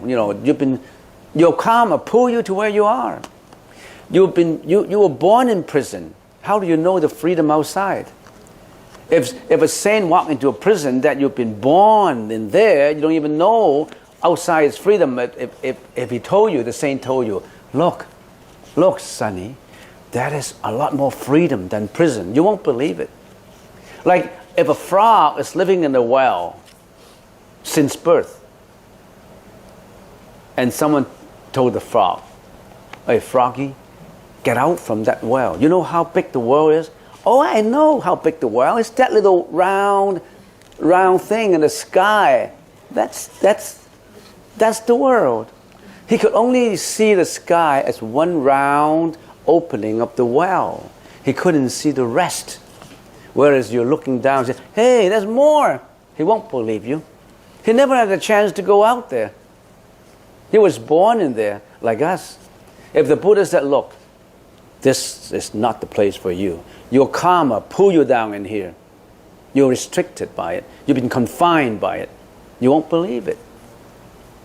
You won't believe it. Next question. What are the 3 pure meats and the 5 pure meats to practice before becoming a vegetarian? The 3 pure meats, if you see someone slaughtering, you don't eat the meat. You see someone slaughtering the cow, you don't eat the meat of that cow. If you heard the struggling and the groaning and the suffering of that animal being killed, you don't eat that animal's meat. If that animal is slaughtered particularly for you, you don't eat the meat. If you vow not to eat the 3 kinds of meat, if you vow to do that, one of it, of course, is slaughter for you. If you go to a restaurant, it's your birthday, somebody celebrate your birthday and say, hey, Sonny, I got a lobsters in here for you. And the lobster, the waiter took the lobsters out. And, oh, the lobster was jumping and lively. And then this is, how do you want this cooked? You want to put ginger in here? You want to cook curry in here? How do you want to cook? Then you say, no, I practice the 3 pure meat. If this is slaughter for me, don't do it. Set it free. Don't slaughter the lobster for me. I vow only to eat meat that's been killed, not particularly for me.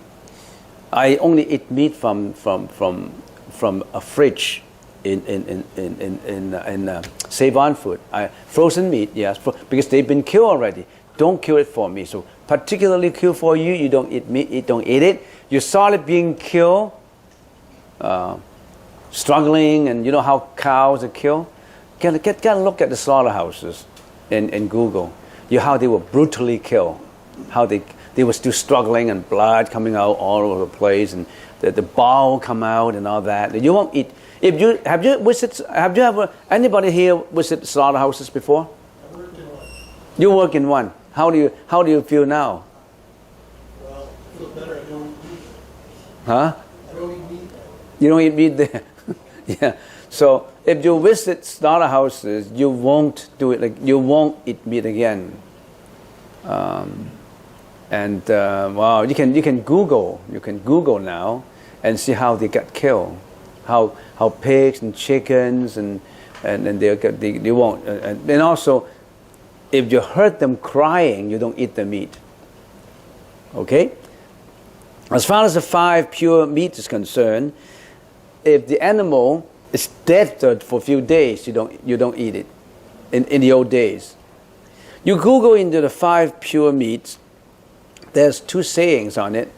This kind of definition you can easily get from Google. The 5 pure meats. Okay. Venerable, please tell us about the recent retreat hosted by the temple for visitors from Hong Kong. Please advise on what you hope the people learn and experience. All these people who visited for the last 2 weeks, they really have learned a lot, and many of them started to change their bad habits. Many of them becomes more cooperative, and many of them becomes more spiritual. They practice loving kindness. The experiences they got is so tremendously wonderful. They all left with admirations.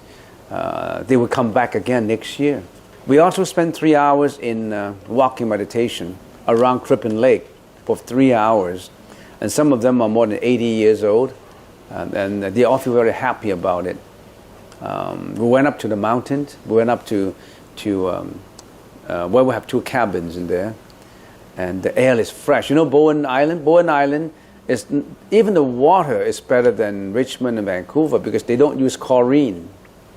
We drink from the creek water, and we only use filtration system and ultra rate system. No chlorine in it. So sometimes we thought after we cooked, we found the food is so delicious, even if we don't put any seasonings in it, and we found it because of the water, and the air is so fresh, and it's extremely quiet. You couldn't see anybody in there. You don't get to see your neighbors. So it's extremely quiet. It's close to the seaside. You can see the waves washing ashore, the high tide and the low tide, and it's very scenic and very idyllic. It's really nice. Next question. If I understand correctly, in Buddhism, afterlife and reincarnation exist, what were the vital factors that were the fundamental basis for this belief? Is there any way to find out how a person was in his past life?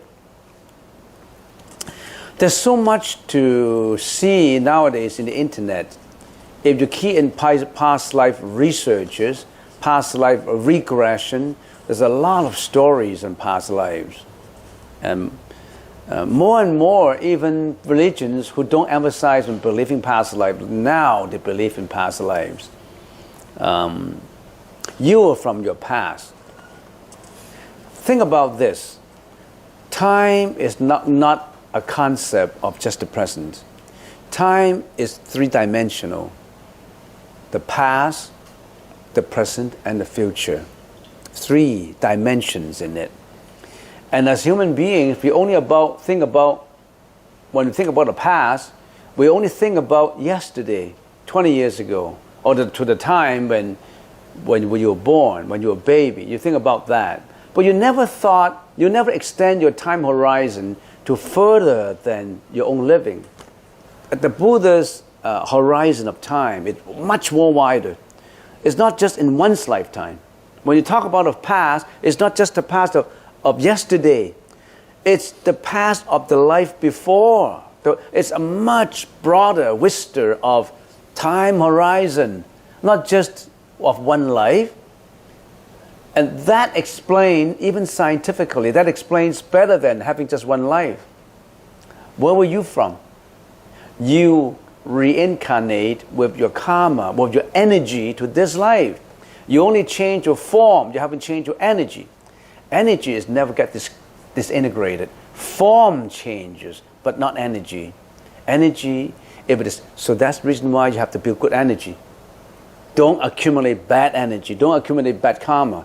If you're killing, you're stealing, you're lying, you're commit sexual misconduct, you are cheating, you're doing all kinds of bad karma, you brought your energy to your next life, maybe to hell, maybe to the animals realm, or maybe the ghost realm. So you are a continuation of your past experiences that you created yourself. Not just of yesterday, not just of 20 years ago, 30 years ago, it's even before. And that also explains why you were mixing up with your brothers, your sisters, your dad, your mom, your friends, your nieces, your nephews. We all have unfinished businesses before we came. That's the reason why some relationships are good, like average life. Some relationships are bad, because you brought all those unfinished businesses were being brought to this life. And it's a continuation from previous life. Research in the internet about past life regression, past life researchers. A lot of researches have been done to prove reincarnations and past life. If you haven't gotten into nirvana in this life, you roll with your energy into the next life. How is your next life going to be?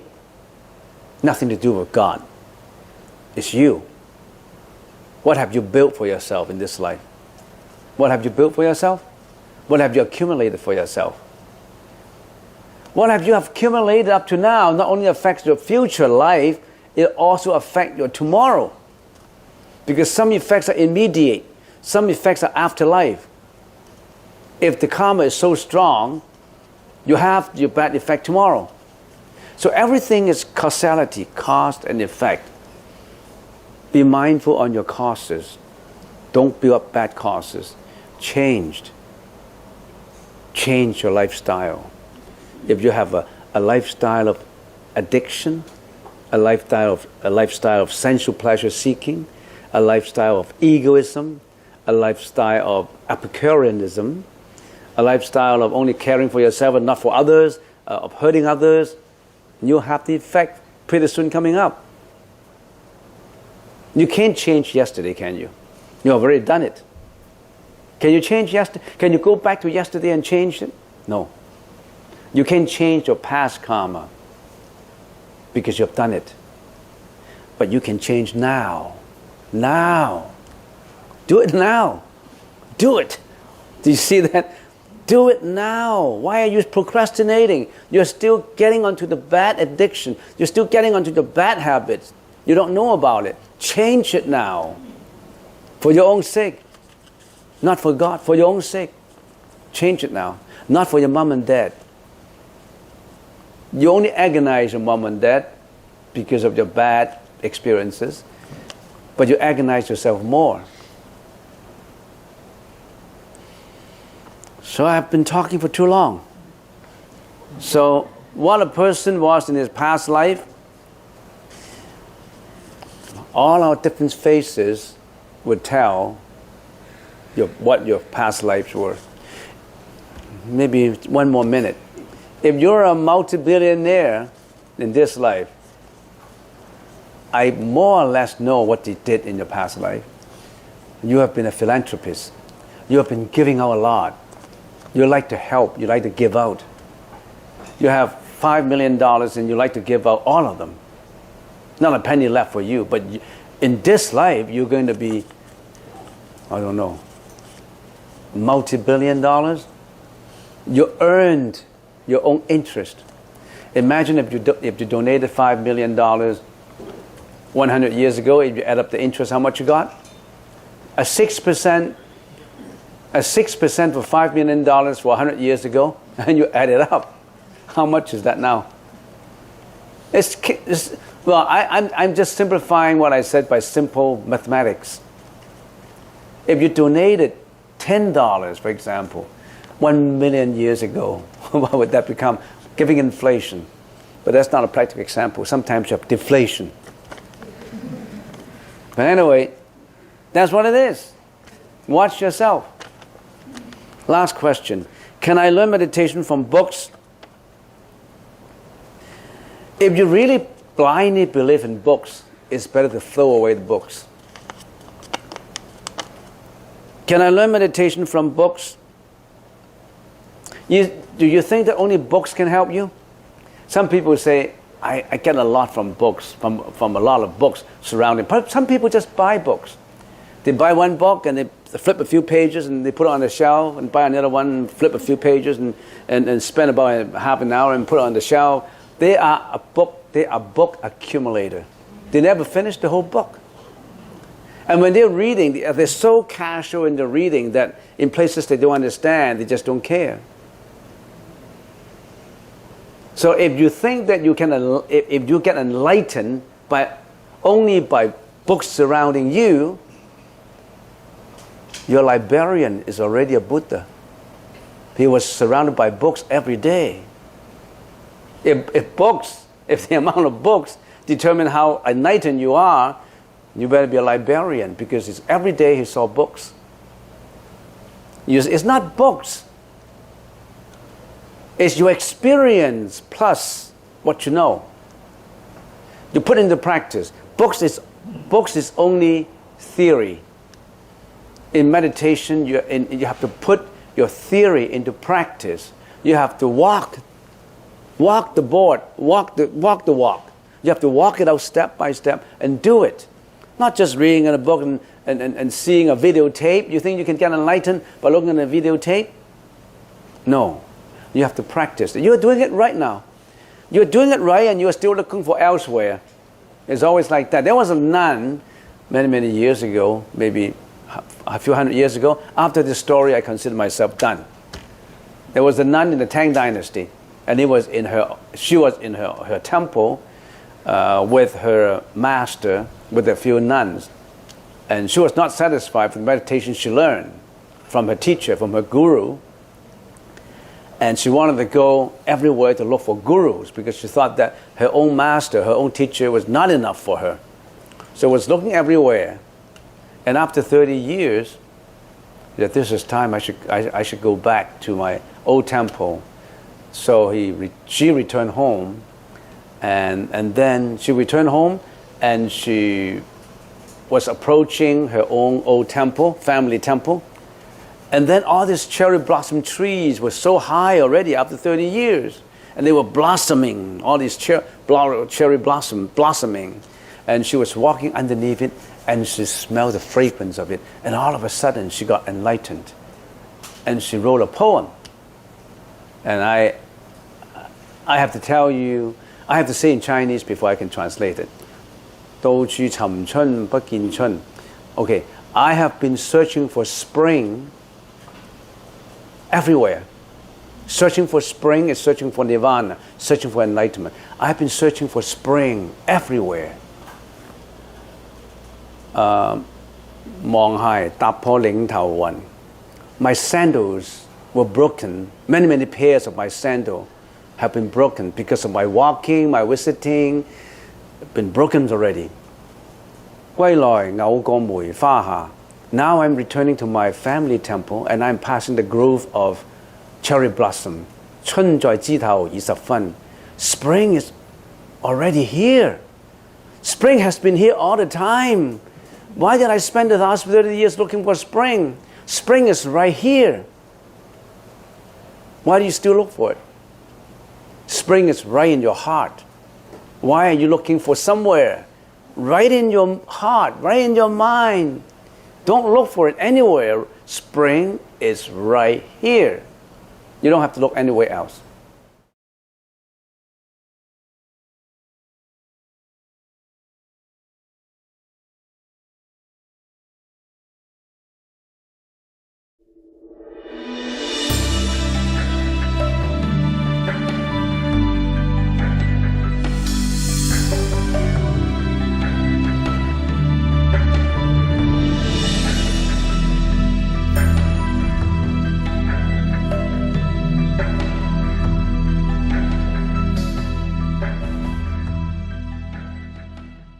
first question.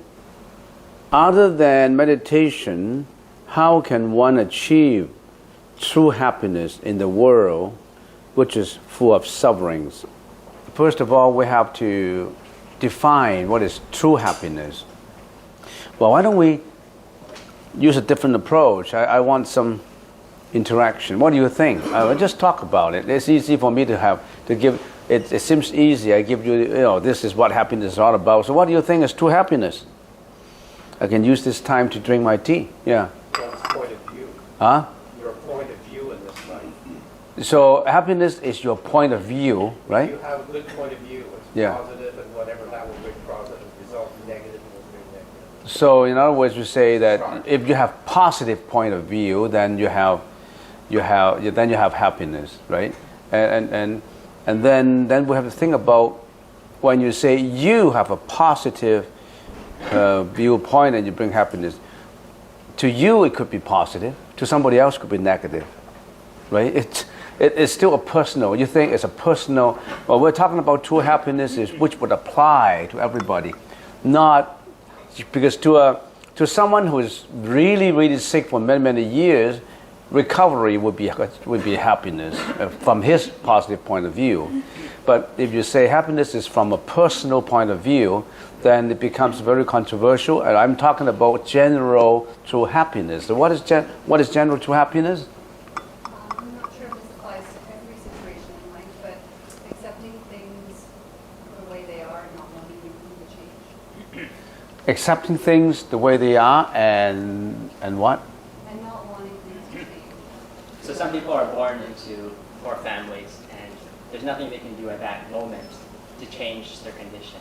So how do you go about finding happiness in those moments is to accept things for the way that they are without wanting them to be any different. It's not necessarily saying that change is bad and you don't want things to change, you just want things to be the way they are. But it's really changing the attitude that you look at things. Because a lot of things in life, you can't change at that moment because it's a result of the past karma that you've sowed. But what you can change is how you look at it, and that makes all the difference. So someone can live in conditions where normal people, without the right attitude would think is very negative, is very wretched, is very poor. But someone with the right mentality, with the right attitude, can look at it differently. And to them, it's not suffering. To them, it's happiness. So it's really all about the attitude rather than the circumstances that you face. It's not really the circumstances that determines the quality of your happiness, but really the mentality, the outlook you have in life that determines the quality of happiness in your life. I mean, if you've read the book A Man's Search of Meaning, you'll know that during World War II, when these prisoners of war were placed in concentration camps, most of them couldn't withstand those wretched conditions. And so their bodies did not give up on them before their minds did. But some people, even though they had to experience those terrible conditions during those concentration camps, they were able to get through it and see positive qualities of it, the camaraderie that the people had for each other, the help and support that the prisoners showed for each other. They focused on positive qualities, and that's what got them through it. And so really, I think the first step in finding happiness is changing the attitude that you have towards the things that you experience in life. Because you can't necessarily change what happens in your life at that moment, because it's just a result of the karma that you've done in the past. But what you can change is how you look at it. And one of the most helpful ways to start developing that ability is to meditate, because meditate builds your awareness and mindfulness of the present moment. It prevents you from getting caught up in your thoughts, because a lot of times it's your thinking that leads you into trouble. It's your thinking that leads you to suffering. So the first step is to build that awareness, build that present moment mindfulness, so that you can see things for the way that they are and accept things for the way that they are in the moment. Obviously, you want to work hard to change your conditions, to create the conditions for happiness.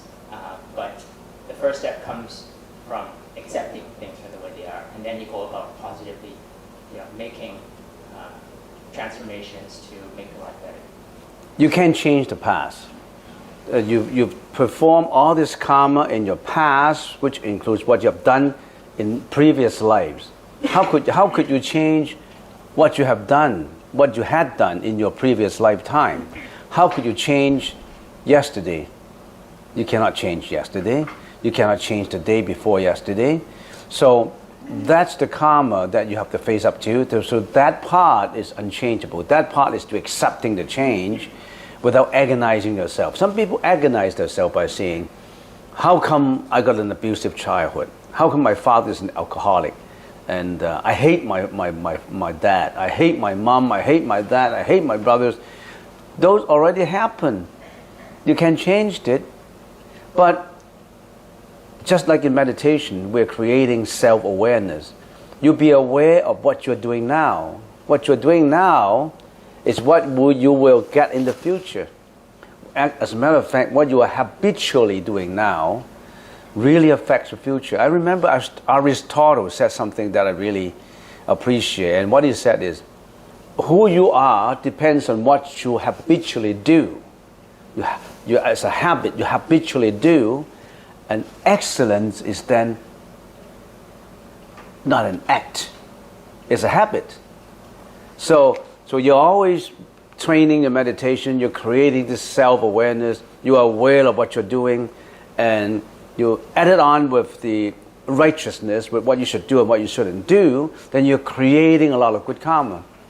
You're training your awareness. So what you're saying is, yeah, true happiness is forget about the past, don't hang on to it, don't attach to it, build up your future. Be aware of what you're doing now, because what you're doing now affects the future.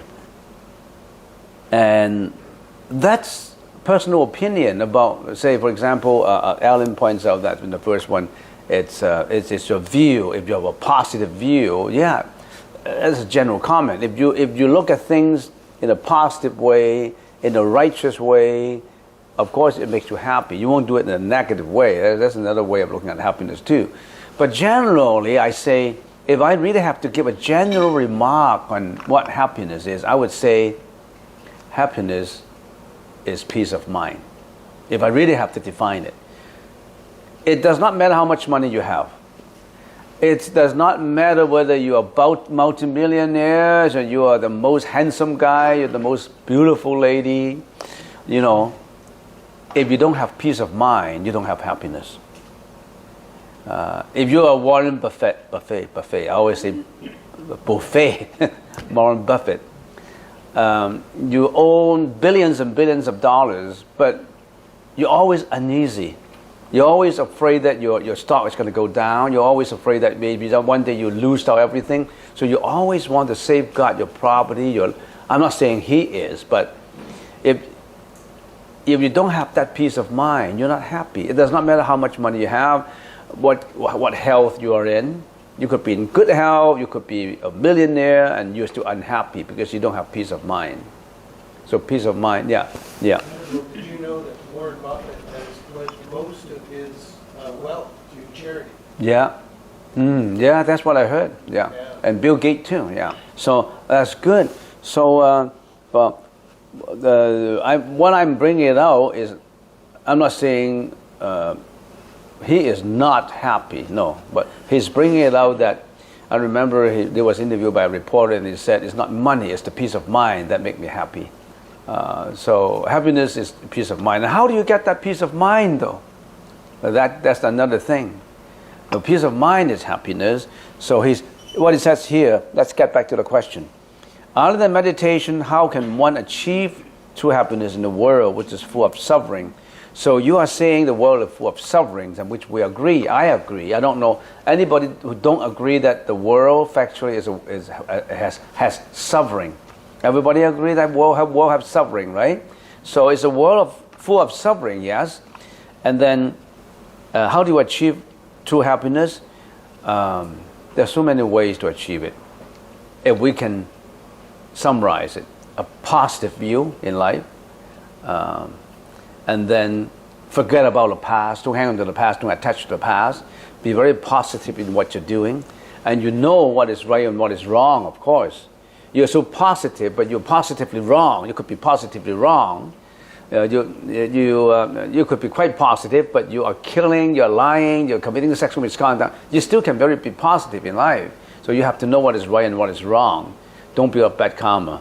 So we can actually add up everything together and become true happiness. It's a peace of mind. You don't just say, I want peace of mind. Everybody knows happiness is peace of mind. But how do I build up that peace of mind? How do I habitually build up that peace of mind? You get into meditation. That's the power, the magic, the strength in meditation. Because Aristotle said you are what you habitually do. Habitually, you are building up this meditation power in you, and it becomes an excellence because you habitually do it. Excellence is not an act, it's a habit. So you habitually build up this present moment awareness. You habitually build up this letting go, that whatever comes and go. Some people yell at you, scold you, slander you, and then you don't attach to it, you just let it go. Or anything that affects your senses, you just let it go, you don't attach to it. So you're building up that letting go attitude, you're building up that concentration attitude, you're building up that present value awareness, added on with all the understanding of what is right and what is wrong. Now you could have a meditative strength, but you don't know what is right and what is wrong. You could have meditating strength because your concentration is so good, but you're still committing a lot of, for example, relationships. You know, you love relationships. But mind you, people who love relationships can never get into a trance of meditation because they're so carried away. And you still love to steal, you still love to do things that produce a lot of karma. So how can you have present world? How can you be happy? So meditation, actually, if you ask me, other than meditation, strictly speaking, what is meditation? It's the mind. Other than any method that you found, it must be related to the mind. Because true happiness is from the mind, not from material. So true happiness, however you define it, however you want to find it, it relates to the mind. If I look at it from that perspective, you say other than meditation, nothing other than meditation. You must get into meditation to be true happy. Because meditation is about the mind. Meditation is training your mind to look at things, training your mind for the feelings. It's the only method. No other method. Because that method, why would I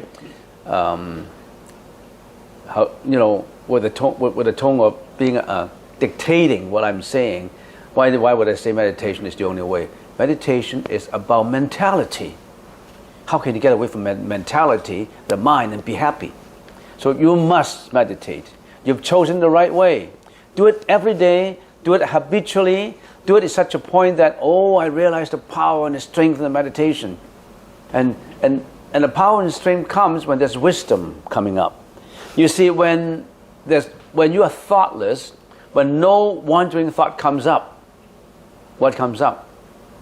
Wisdom comes up. Some people worry. If I don't have a single thought coming up, where am I? What am I going to do? No thought. No thought. When there's no thought, wisdom comes up. Wisdom comes up when there's no thought. So, meditation. You've done it right. You're already walking on it. Don't find another way. You already got it, yes. For those who are meditating daily, Yeah. would you recommend, are there any books, anything, any readings, anything to just help people to incorporate the practices and elevate their practices as they continue? I think you already know the meditation method because we already have mentioned it. And if you really want reinforcement, we're talking about reinforcement now. Because you already know the method, that's the method that the Buddha used, the breath, anapanasati. That's what Buddha used. But if you say, I want to have more opinion about this, more... Technique also. Just technique with achieving some of the states, getting to them, maintaining. I would say that the techniques that I told you, it's a conglomeration of many opinions about using it. For example, the techniques, there's no shortcut. There's no shortcut to it. If you really want some books to reinforce in what I'm saying so that you feel confident, because just one person saying it, you may not have the confidence to say, how do I know that you're right? But why don't you read, maybe you read A.J. Brahm's book, B-R-A-H-M, and just quite a few books that are really reinforcing what the Buddha's been practicing.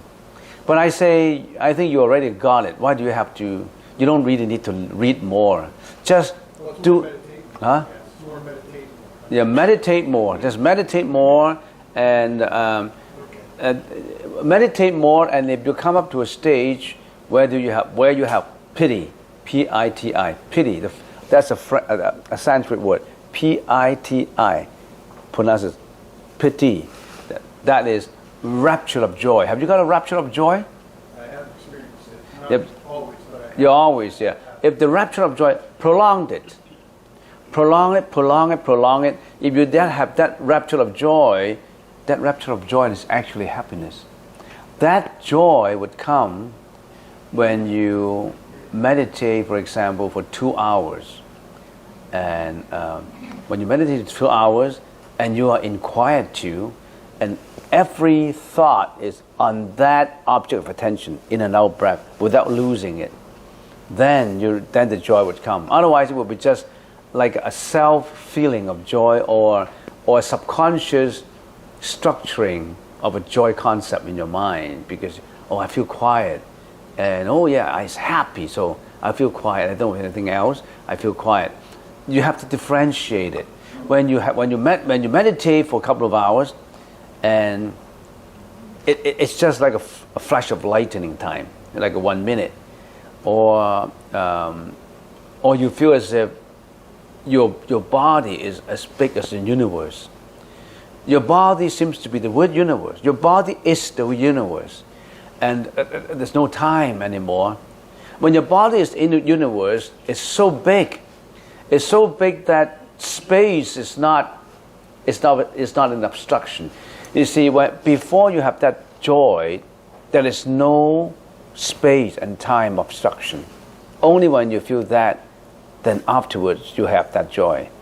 When I say there's no space obstruction, is the first feeling is your body or yourself or you are as huge as the universe. You occupy all the space in the universe. Have you got that feeling?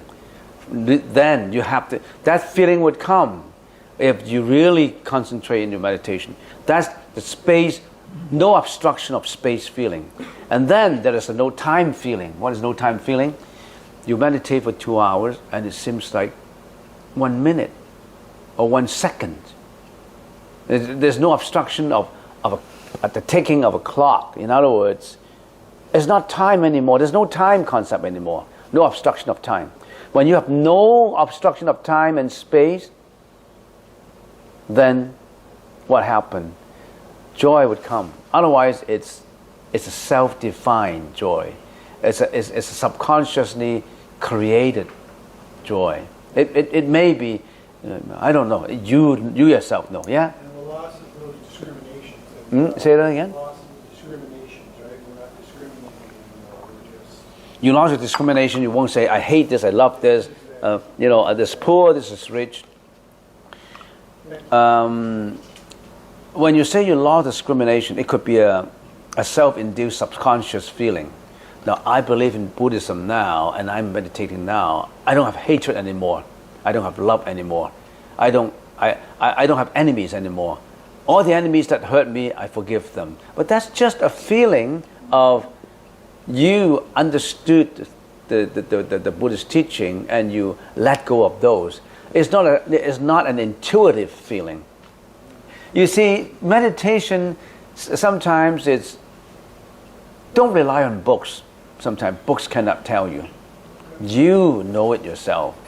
Even if you find more books, I've been finding books for 40, 45, 50 years, and I don't want to find books anymore. You see, I have thousands of books, thousands of them. I read thousands of books, including those that are not Buddhist books about meditation. And I finally said, I don't need to find them anymore. I need to concentrate. I need to do it. I don't need to read any language anymore, any words anymore. I need to walk. I don't need to look at any map anymore. I got all the maps. And I got confused. I have too many maps. I've got all the maps. I've got to use that map and walk and find out my path. Walk the trail. So you don't need, probably you don't need to do it. But when you have that pity, that rapture of joy, sometimes you may feel, if you feel it that way, if you feel that all of a sudden you feel that your hair stand on ends, all the hair of the body stand on ends, and this is not in horror, in terror. Stand on ends, so you feel so, what you call it, wriggling. It's so. The feeling is good. You feel as if all the energy pour out from the pore of each hair, shooting out energy, and you may feel that you are in a glow of light. You feel as if you're in a glow of light, but actually when you open your eyes, I didn't have that glow of light. But when I'm meditating, the glow is getting bigger and bigger and bigger and bigger. And that's another feeling. Another feeling is after you meditate for a while, your whole body has gone through a sauna bath. That's actually an initial feeling. You've gone through a sauna bath and you're so wet from head to heel but after this, it seems to be you've taken a sauna bath that reduces all your fat. That makes you so light. It makes your feeling. Imagine you go to a sauna bath and then you take a sauna bath, you walk out, you feel very good. But that's only maybe 1% of that of this meditative feeling. So there's a wet feeling. Sometimes you may feel that you're like a feather in the sky. You're drifting. You're drifting as if you don't have any weight anymore, no burden anymore. You absolutely have no burden, and you drift by, and you don't drift according to the wind, you drift on your will. You can drift here, you can drift there. You're not being blown by the wind, but you're like a feather. All of a sudden, all those weight on your shoulders, on your body, disappear. No weight on you anymore. You're like a feather going anywhere you want. That's another feeling. There's so many feelings before the rapture of joy. If you have that rapture of joy, then you go further and further. You still keep that in and out breath. That is enough for you to become the Buddha. Why do you have to look for more? Did I not mention a poem to you about a nun in the Tang Dynasty? And she always complained about, I've been in this little temple with my teacher for so long, and it seemed that I didn't get anywhere. I've been meditating for 20 years under my teacher, my guru, and I didn't get anywhere. I want to go out to find out there's other methods, there are other teachers, so I want to go out. So he said goodbye, he bid farewell to her teacher. And the teacher said, okay, if that's the way you want, okay, feel free to go where you want. So she put a knapsack on and put her sandals and put a few pair of sandals at the back, and he started to walk to every temple, to meditation centers, and learn from different teachers and different gurus. And after about 15 years, one day she came to realization. And she said, I wanted to go home. I wanted to go home now. I've been away from my teacher for 15 years.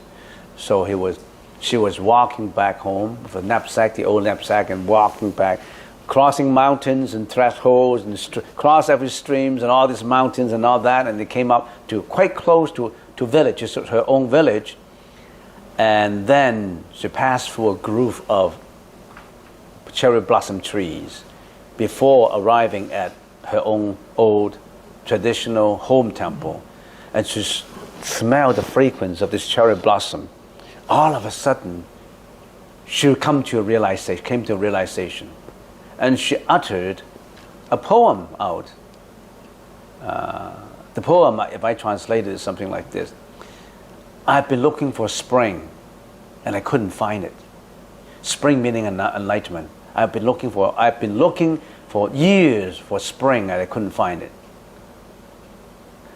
I have already worn out a few pairs of my sandals. In other words, she had been traveling, she worn out all these sandals. Now I'm returning back to my own family temple, and I went underneath a grove. Do you call it the grove of bamboo tree of cherry blossom? I sniffed in the air of the cherry blossom. Spring is right here. I didn't need to go anywhere. That's what she said. Okay? Okay, that's the question. So it's good for discussion. Next question. Venerable, have you ever had anger inside you? How do you express it? It depends on what you mean by anger. I haven't had any anger so angry that I couldn't control it. So I don't think I have any anger. I don't have any anger. How do you express it? I don't want to express my anger. And any anger, it has to subside inside my mind. I don't want to express it so that it will hurt somebody, and then somebody will stop my anger, or I'll stop my anger. I never have. I never used anger to hurt anybody. I don't think I have any anger that I think of. Even if I feel dissatisfied, I feel disappointed in something, then I will come to a realization. And sometimes I would use this disappointment as a tool to educate people. Say if some people really disappoint me, I would say, you are disappointing me because this is what you do. To that person, I could be relatively angry because I'm saying you disappoint me, but actually in my mind I don't have any anger. I just use this as a means to tell you that I'm disappointed in your mistakes, in what you've done. So I don't think I have any anger. How do you express it? I don't express it. Don't express your anger that you hurt people. Anger can dissipate inside your mind. That's why you're meditating. Let go. Why don't you let go of your anger? Yes? It means that you suppress it. No, I don't suppress it. I let it go. Suppressing is different from letting it go. I just let it float out. I don't need to kill it. I just let it dissipate. I let it disappear. Because say, if the anger is because it's from somebody's criticism, oh, you're bad, you're doing this, you're doing that. The criticism itself is not poisonous. The criticism itself is just words, right? Why would I let those sentences stay in my mind and infuriate me? Am I not foolish? If I foolishly let those statements stay in my mind and grasp onto it and cling onto it, am I not foolish? It's just words, right? He scolded me, he slandered me, and so much that everybody thought that I'm stupid, I'm no good, but then, so what? So let's just let it float out. You let go. That's the reason why we say in a meditation, the first stage of meditation, the first procedure of meditation is letting it go out. Letting it go. Why do you have to express your anger? Now what happens if somebody really physically hit you? Or somebody cheated you on a contract? So you have, say, for example, you have $1 million. Now you enter into a contract with this fellow, and you enter into business adventure with that fellow, and after 10 years of struggling, he cheated you out and he drove you away and he pushed you out.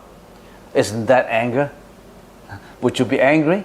So you put in $1 million, and he put in $100,000, and you try your best to work at that project, at that business, and somehow he cheated you. And after 2 years, he said, look, you have to go out. I already have changed all the contract secretly. And there's no way that you can get legal advice because I've done this, I've done that, and it is the time to go. Would you be angry? Of course you'll be angry. Because this is a con artist. He cheated you. So you walk out of the factory, walk out of the company with nothing. And what do? You commit murdering? Or then that would make the things even worse. So what you would do is you have to consider all these consequences. Maybe in previous life I cheated him $1 million. Or maybe there are a lot of things that I haven't done it right. So maybe it's already, my $1 million is already gone. So I'm not going to revenge on it. I just let go of it. But if you think that, well, he signed on this contract, he changed on this contract, it may not good for him to cheat anybody anymore, then you can bring it to law. But you still don't have that hatred. You bring it to law because you don't want him to cheat anybody anymore. And you want the legal system to get that straight. If the legal system can get it out for you, so fine. If the legal system couldn't get it out and he still wins because of your ignorance, then you say, okay, I owe you in my previous life, so I'm going to return it back to you. It shouldn't really poison your mind. You just let it go. You just let it go. So that's how you do with your anger. You just let it dissipate, let it go. Don't suppress it, don't kill it, don't express it. Last question. Venerable, in one of the videos you said you don't cook but you have the best recipe for lo hon zai. Can we have your recipe please? Well, the recipe is so simple. You go to the kitchen, then they have all the ingredients, but it's not the recipe. It's the way you cook it. You really need to know. Other than the recipe that helped you, you really need to know what kind of sauce you put in. Well, you learn it from Ho. There's a Mr. Ho who is the chef in there. He's cooking, and you ask. Maybe he's always doing that. Maybe he's doing it today. If somebody order lo hon zai, you just stand by his side and look at how he did it, how he's doing it. It's easy. You go to the kitchen, but you got to get permission because not everybody is allowed to walk in the kitchen without permission. So if you really want, I can talk to him, and if he's doing lo hon zai, then lo hon zai is a mixture of all the vegetables. So then you can stand aside and see how he's doing it. Okay? There's a kitchen. Lo hon zai, the Arahat recipe. Any more question? No more question, we finished for the day. Alright, okay.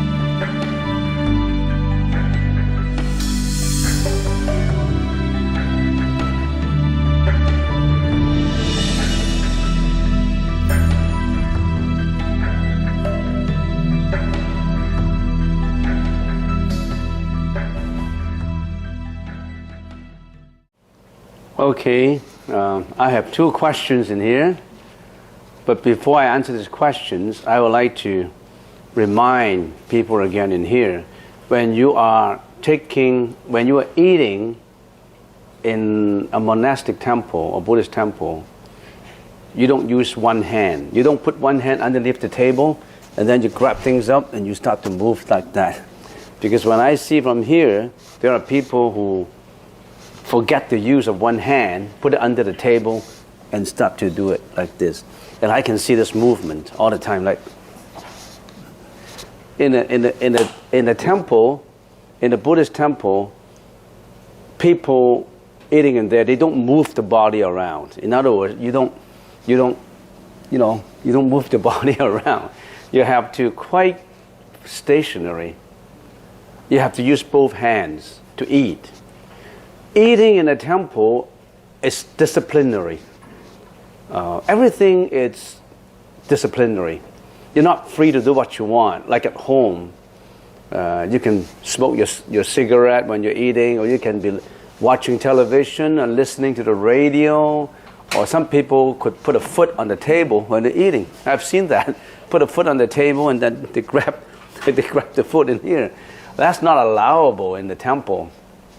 And also, after eating, you don't do it like this, or like this, or like this.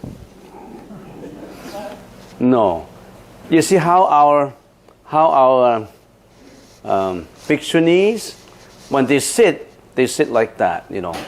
You can put both hands on the table, but you don't do it like this. You understand? So that's discipline is important in the temple. If everybody is allowed to do what they want, then there's no vinaya, there's no precepts. So it's not acceptable. So just remind you, I'm not pinpointing anybody, but you really have to watch out, okay? And you can talk also. You can't even whisper unless you really don't disturb people. No one can hear you, that may be okay. Okay? Now, that's all. After being said, that's my first question is here. Venerable, why chanting is done in non-English language? After all, the subconscious mind will eventually accept suggestions in the language that it understands. Now, it is suggesting that we should chant in English. But I tried that a few times, and I've been trying that for 30 years, but people seem to like to chant not in English. I've been distributing paper out in English, and they still like to chant in a melody that is Chinese. And also, if you have been to Metaphorist Temple, that temple it's almost like 90% Caucasian, English speaking in that temple in America, in California. And their chanting book is not in English. The monks, the bhikshus in there, the professors, they have been monks for years, but they still chant in Pali. For example, they chant Namo Tassa Bhagavato Arahato Samma Sambuddhassa 3 times, and they still chant like that. They won't say, homage to the blessed one, the worthy one, the rightly self-awakened one. They don't chant it like that. So, they don't chant in English, they chant in Chinese. And also, I'll give you another example. When they are chanting recollection on impurities, you know how they chant on impurities? That's a good lesson to learn too. Hanamayam kayagata sati bhagavam patam banamasti. That's how they chant. They won't chant like this. Let us now recite the passage on mindfulness immersed in the body. They don't chant like that. You understand? Because Buddhism has been in North America for maybe 100 years, and there's no genius or there's no musicians who try to rewrite the chanting in a melody that fits the English language. Maybe you can do it.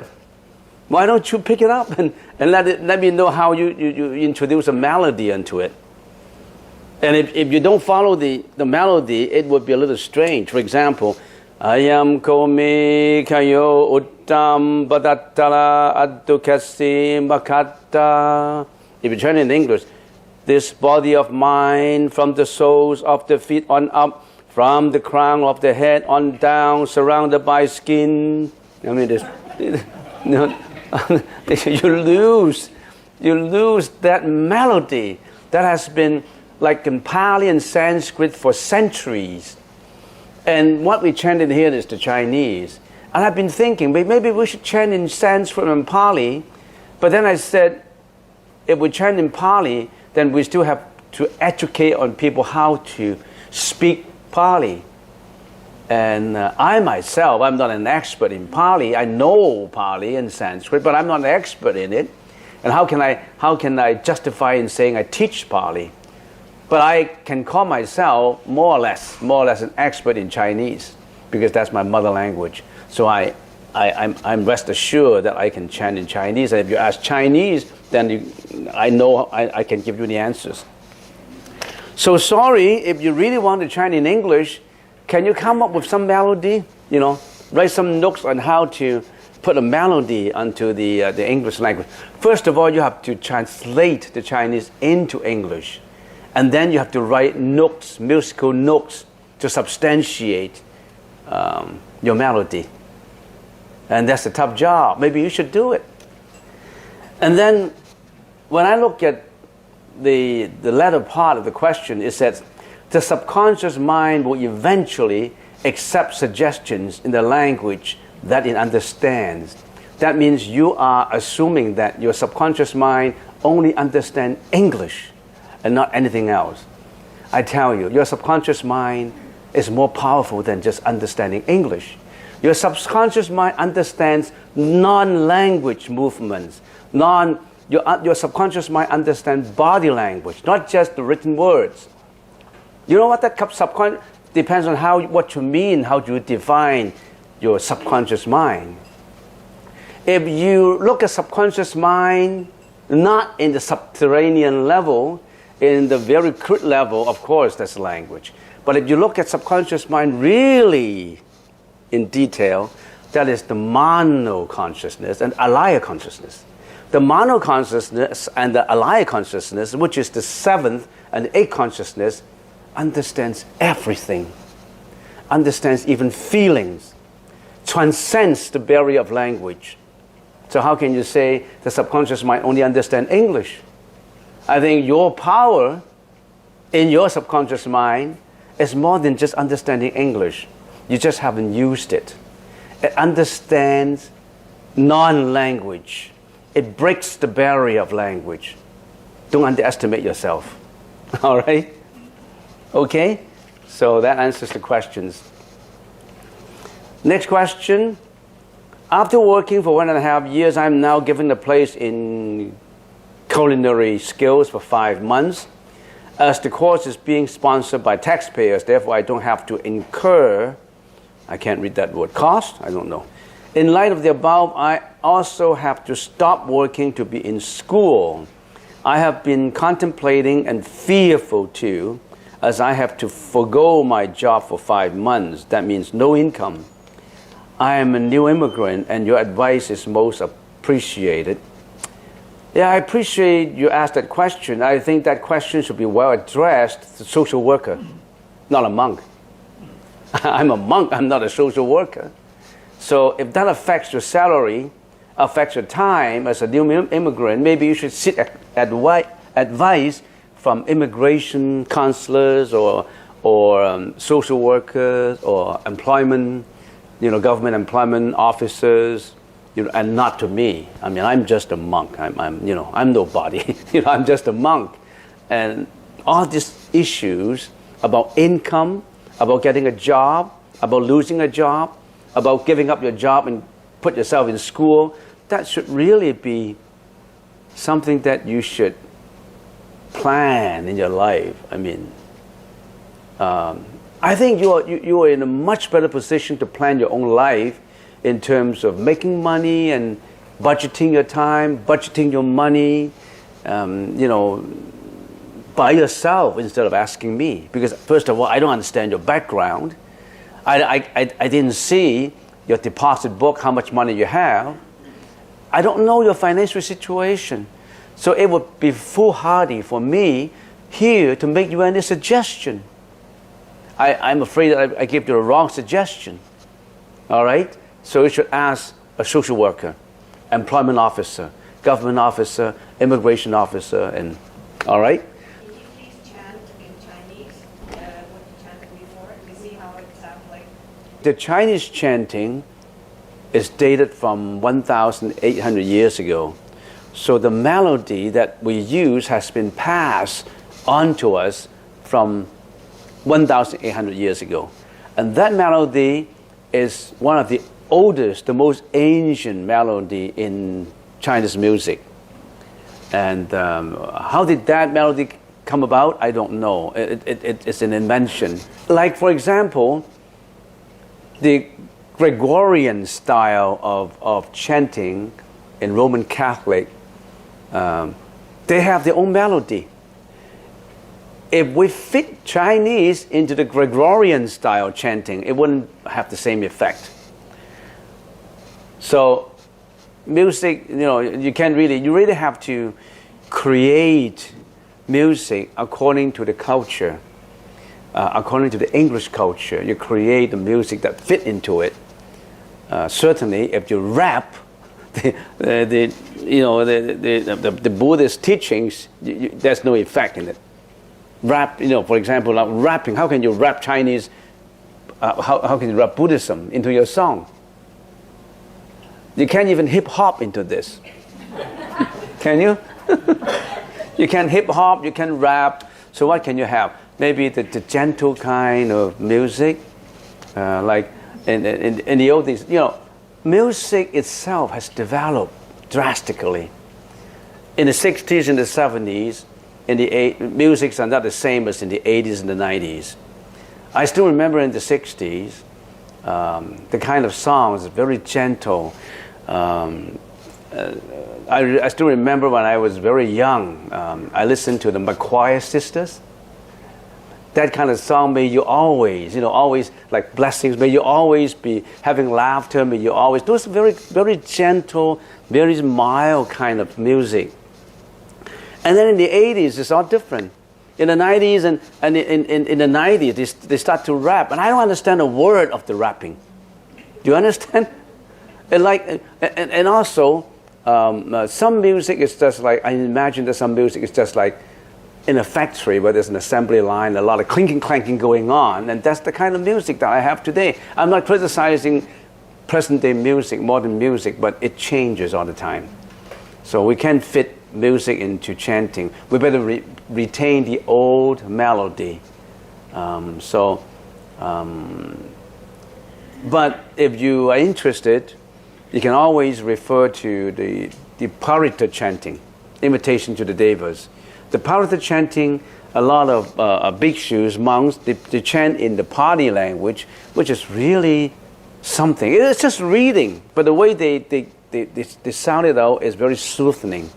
So the Parita, P-A-R-I-T-T-A, Parita chanting, protection chanting, invitation to Devas chanting. Personally, in the Chinese chanting, I like the Chinese chanting, and I'm more or less very conversant, quite well in my Chinese chanting, because I'm very musical in Chinese in the Chinese music.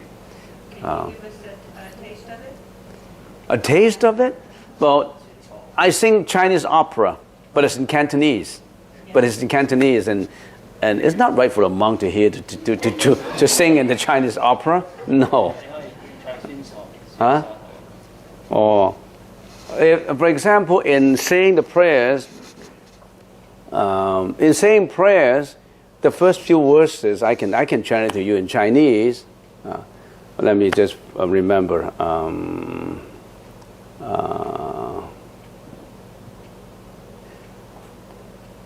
In the first few verses, 往年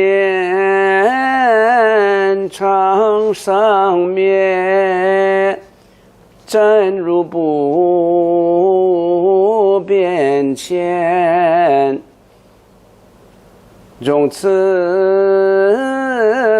难思议，无诸对空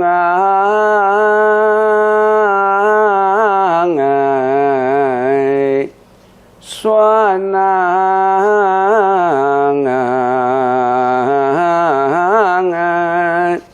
That's the first few verses. So it's a long prayer. I don't know how it sounds to you. Is it acceptable to your ears? Are you sure? It's a different kind of language a different kind of melody.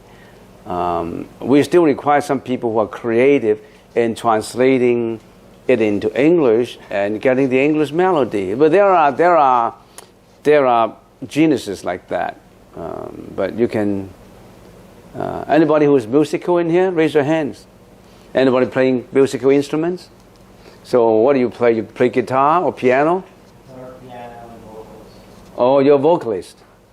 Oh, piano and all that? Yeah. So maybe you can take up the job of transforming it into the English language. Yeah. Sounds beautiful the way it is. Yeah. So there's a lot to learn in it. Purita chanting. Get into Purita chanting, the Kuala Lumpur chanting. There's a Kuala Lumpur Purita chanting. If you Google if you take into the Google, it's Purita chanting in Kuala Lumpur. There's a lot of monks chanting, and when they chant, it's not just one person. There's one chanter, and then they switch into the next, and then sometimes they chant in group, and sometimes they do a single, and then they do a group. So it's very soothing to the ears. And then more questions. I only got 3 questions. So, yeah.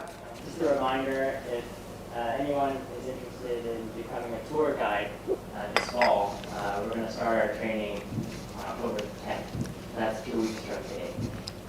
So if anyone is interested in developing their public speaking skills, learn to speak in front of a large group of people, this is an excellent opportunity to do that. So you can overcome your fear by participating in being a tour guide, because as Reverend Hong has pointed out, fear in public speaking.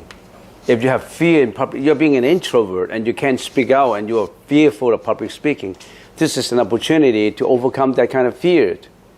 So, as Venerable Hong Chi has said, fear in public speaking, if you look at from 2 perspectives, the one is you're afraid that you want to prove yourself. You want to prove that you're good. That is a strengthening of yourself. That's one perspective. You want to prove. I want to prove that, yes, I can speak. I can be an extrovert. I can do better. And the other is you don't have any fear. You just want to learn. You're not fearful of failing. You just want to learn, and if you fail, so you just do it as a learning process. So the other is to look at it from perspective of learning. Another one is look at it from a perspective of proving yourself. If you want to prove yourself, you just raise your arrogance. You want to show people that you're good. You don't need that. So fear is usually because of your ego. You have an ego that you want to protect. You're fear of death because you don't want to lose yourself. You're fearful of death of your relatives, your friends, because you're fearful of losing them. I think this is a foundation in telling the Dharma to some people. So in the process of introducing the temple, you can, and also you can answer questions that they raise. Sometimes they raise questions about like fear, questions about the kind of troubles they have gone through, and they need some counseling. And from perspective of a Buddhist, you can tell what you feel about the problems. So, but when you are answering, don't build up that ego in you. You know, don't say I'm teaching you, I'm better, or I'm your guide. I mean, you have to be. You can't raise your ego. You must not be egoistic. Yeah. So why not join the tour, introducing to other people? And I realized that there are some musicians in here, but next time you can join our senior group. Just about last week, we entertained 1,000 senior people in here, and we have a band in here. A lady is singing, but if you can play guitar, you can play piano, you can join in to entertain the 1,000 seniors, and they all love it. Okay, so remember, next year, every year we have that kind of meeting. 1,000 seniors in here, and we have a stage, a platform. The singers can sing, they can play music in there, and remind us that you can join in the next round. Every year, 1 or 2 months before, they start to ask, when is the event going to be held? And we distribute the tickets, and they all come to get the tickets, and they really love the event, that we have. So that makes the seniors very happy. And we have it for 25 years, and every time at least 1,000 seniors. So 25,000 people have already enjoyed that kind of occasion. They all felt very happy. So that's rendering compassion to seniors. Not just talking about it. You walk it out. You act. You render your love, you render your compassion to all senior people, no matter who they are, whether they are related to you, whether they are your friends, or you don't know about them, they all can come. Join us next time.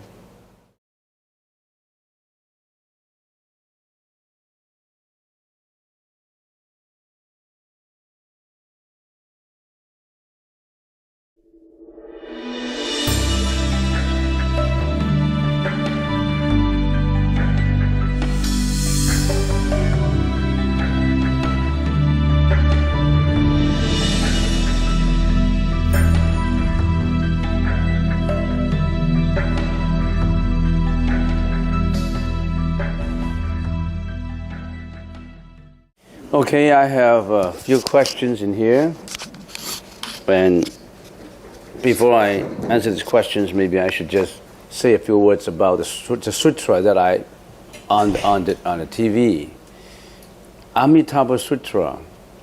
Now, in the North American culture, or in Europe, the heaven concept is the most prevalent in many religions. Everybody's talking about going to heaven. I want to go to heaven. Roman Catholic, Christian, whatever religions, they're always talking about going to heaven after death. So the heaven concept is related to the after death concept. Everybody care about where they're going. But some people, of course, they don't care. Some people said, if I haven't finished my living, I don't have time for dying. Why should I consider dying? Dying is so remote from me. Most people are like that. Dying is so remote. I'm not dying. I'm healthy. Why should I care about dying?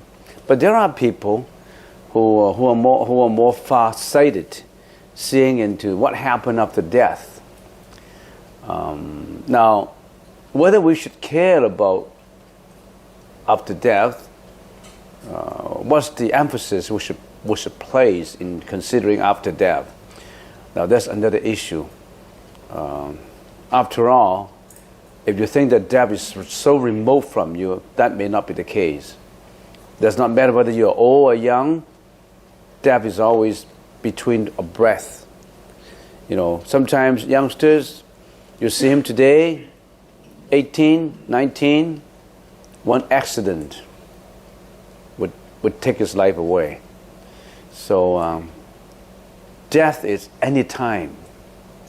So since death is any time, people usually have two kinds of worries. One is, where would I go after I died? And another is, when I'm dying, will I be painful? What I would go through? What kind of experiences I will go through when I'm dying? Many people have worries about dying too, because this kind of worries is because in daily life we witness the pain of dying. We imagine the pain of dying. We worry about the pain of dying. We worry about the suffering of dying because we have seen friends and relatives who really suffer. And some people, really, if you're a volunteer to hospital care, some people are in hospital care for years, for months, breathing the last breath. They couldn't let go of it. And Sometimes I think it's quite valuable experience to work in hospice care as a volunteer, so you know how people suffer. I have seen people who suffer in hospice care, in the hospital bed for 3 years, breathing his last breath. So death is something that people are worrying about. There's no use just worrying about it. Why do you want to find out more information about dying? More information about experiences of dying. More information about what happened to you after death. What can you do about it? About dying? Are you interested in knowing what happened to me when I died? It's too late to learn about it when you're dying, because you only experience what would be confronting you. The Amitabha Sutra talks about what should you do before you die, and what should you do when you are dying, and where will you go after death. All these issues are being talked about, are being pondered upon by people who care. And there are many books about dying. The Tibetan Book of the Dead, that's one of the most famous ones about dying. For example, it talks about what happened to you when you're dying. People like to talk about the soul. We all talk about common people. It does not matter what religion you believe in. They're always talking about a soul, S-O-U-L, soul. And of course, different religions may use different definitions. In Buddhism, it's not just soul it's talking about. It talks about the consciousness, the alaya consciousness. The soul actually is a conglomeration of not just the consciousness. It's about 8 consciousnesses, of course. Now, when we are dying, what happened to the soul? If you define that as soul. When you are at the verge of dying, or when you are suffering from dying, then your soul is waiting to leave your body. Now, I have to be very careful in using that quote-unquote soul, but just for the sake of understanding. I don't want to use alaya consciousness, the 8th consciousness and all that. Just use a common, understandable English term, the soul. What happened to your soul? When you're at the verge of dying, when you're dying, what happened to your soul? Because most people believe that everybody has a soul. Your soul, quote-unquote soul, leaves the body from 6 places. That's what we call the understanding of the Bardo stage of death. Now, if you already have known about those 6 places, and I don't have to repeat it. Anyone who does not know about it, raise your hands. So you all know about it. Oh, all right. So those who don't raise their hands, that means you already know. But anyway, since there's some people who don't know, maybe I summarize it. When you are dying, your soul leaves the body through 6 places. And we all know that when you're dying, you don't have any temperature after a while. After a few hours, you don't have any temperature anymore. You don't have a breath. You don't have a temperature. And your circulation is not really working. In some part may be working. And if your whole body would become cold and stiff. And since the whole body is cold, if the soul leaves through the bottom of your feet, the sutra says that's a victim of hell. You go to inferno because the soul leaves the body from the lowest point, from the soles of your feet. So all your body, it's cold, but then the last warmth, when you feel it, is from the sole of the feet. Then that sentient being is going down to inferno. If the soul lives through the kneecaps, So all the body is cold. You touch the kneecap areas, there's still a little bit of warmth in it. That means the last warmth leaves through there. It's just like when you have a tube, the place where you feel the warmth is the place where the warmth disappeared the last. So when the heat comes from the kneecaps, that's the animal realms. You reincarnate in animal realms. A chicken, a dog, a cat, I don't know. A lizard, a snake, we don't know. What kind of animals you reincarnate into depends on your own karma. Okay, that's in the kneecap. I'm just summarizing it for you because I still have these questions to talk about. And it leaves, your soul leaves through the stomach. Every part of the body is already cold, and you still feel a little warmth in your stomach. That's the ghost realm. If every part of the body is cold and you still have the warmth, the last feeling of warmth is from the chest, that's the human realm. What kind of humans? You're born in Africa, in North America, in Canada, in China, we don't know. Depends on your karma and all this relationship that you have built up when you were alive. And if the soul leaves the body through the eyes, that's the heaven realm. Going to heaven. If the soul leaves the body from the top of the head, that's to the enlightenment realm. And according to the sutras, most people the souls of most people left through the souls, the knees, the stomach, the chest. Very few people go to the heaven realm, and extremely few people go to the enlightened realm.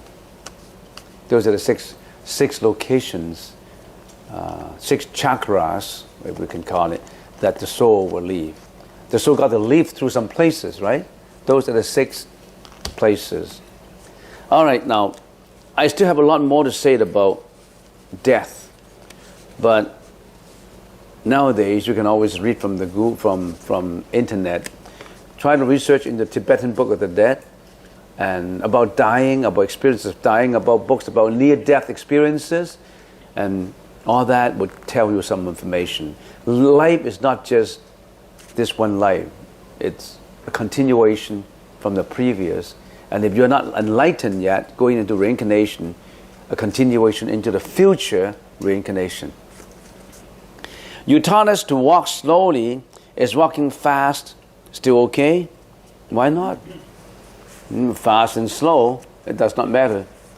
In the Zen meditation of China, they really run, not just walk fast. 30 miles an hour. And if you don't run fast, they plank you. Fast. Because some meditators believe that if you really walk fast, your attention is in the walking. Because you can't bump into others. You really have to, you have the tension of avoiding others. In other words, you gear your attention to the running. I have never seen someone who achieved a 100-meter race come out with the winner who didn't pay attention to his running. His all attention and all his energy is converged into the whole running process. He really concentrates. I wouldn't say anybody who just desultorily think about running 100 race and he win the race. No. So running fast has its benefits in attention. And if you walk slowly, you tend to be sluggish, and you can be sleeping too when you're walking. So some Asian meditators, if they come from, for example, from Malaysia, Singapore, they are so much used to the Theravada school, they walk really, really slowly. And they always think that walking slowly is the best because my country, the meditators in my country are doing that. They didn't realize that in China, in some meditation hall, they run. They run, and you can even hear the sound of their sleeve floating in the air, and you know, all kinds of sound. And that's what it is. Okay, next. How can one become a monk here in Vancouver. I think it's more important, why do you want to become a monk? It's not just location. So if I say being a monk just in Vancouver, but how about a monk in Houston, going to Houston? So I'm a monk in Vancouver and I always stay in Vancouver because Vancouver has nice weather. Vancouver breathes fresh air. We have democracy and here everybody is free, and I don't like to go to another country to become a monk. So you're selective in which location. Well, consider the objective of being a monk. Why do you want to become a monk? Not just the location. I want to choose a place where I eat the best, live the best, breathe the fresh air, the best air. Then that's a good place for me to be a monk. Is that the objective of being a monk? In some really theravada, really practicing, very good monk, I mean monk who really work hard, they went to the forest and they practiced under Ajahn for 20 years, meditating in the forest. Mosquitoes around, everybody's given a mosquito net, and you go out and you meditate. You're living in a mosquito net. And what they eat is not something like this. You've been spoiled compared to what they've got. A dessert after meal, forget it. You probably would chop just one piece of bamboo, sugar cane, and hand it to you. Here's your dessert. Nothing like a cake. What do you want, a chocolate cake or a red beans cake? No. You got mosquitoes, you got snakes. You know, under different situations, your intention of enlightenment is not being influenced by the conditions surrounding you. You can overcome them. You're talking about here in Vancouver, you become a monk. Well, don't let me stifle your conscientiousness in becoming a monk. Why do you want to become a monk? What is your objective in becoming a monk? That's more important. And then after you have identified the right motive, then where should I become a monk? That's important. When you're talking about Vancouver, you're talking about which teacher I should get ordained under. If you ordain under the teacher that's not appropriate for you, you could be wasting your time. So you really have to choose the kind of teaching, the practice in that temple. Location is not the right issue, the main issue.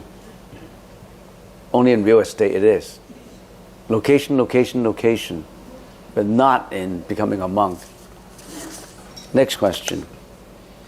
For every action, there is an equal and opposite reaction. Does this mean that no good deed goes unpunished? You mean good deeds will be punished? No, I don't think so. Good deeds will lead to good results. Who would punish good deeds? Yeah, cruel kings may punish good deeds.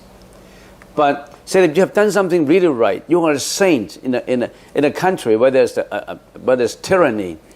The king said, "You're a sage, and you're even more famous than me. I want to execute you. So you're a sage, you're a saint. That means you are carrying out good deeds. But I, being a tyrant, I want to execute you." Why would this punishment be landing on that sage? It's not because of what he has done, the good deeds. It's probably because of, in previous life, that sage, that saint, could have done something wrong to the king. Now the king is seeking a revenge, not because of his good deeds. Good cause would only lead to good effect. Good cause would not lead to bad effects. Only bad cause would lead to bad effects. They won't mix. But they won't mix. How does this compare with the law of cause and effect? How can a good thought lead to a good outcome? Well, if I use the example of an apple tree, I have chosen my seed, and that seed for that apple is from a healthy tree, and after I planted it, the shooting will come out, and then I slowly nurtured it. I give it to all the attention I have to put in my labor into it, and I really care for it. I watch its growth every day, and I want to make sure that there's the proper sunshine. I want to make sure that there's the proper watering. I want to make sure that even the air is good around it. I'm contributing a lot of good causes to make sure that that tree survive. That tree will grow into a good apple tree. And all of a sudden, I find some insects surrounding it that may affect the tree. Then I'm searching for advice. I'm trying to remove the insects from it. I'm doing everything, all the good deeds to make sure that that tree survive and that tree grow healthy. If I've done all the preparation, that tree will not die. Even that tree is ready to die, I choose another location for it. I try every way to put all the good causes together to make sure that that tree would survive and I get apples from it. How can it go bad? Unless there's some mistakes in the process of building good causes. So how can a good thought lead to a good outcome?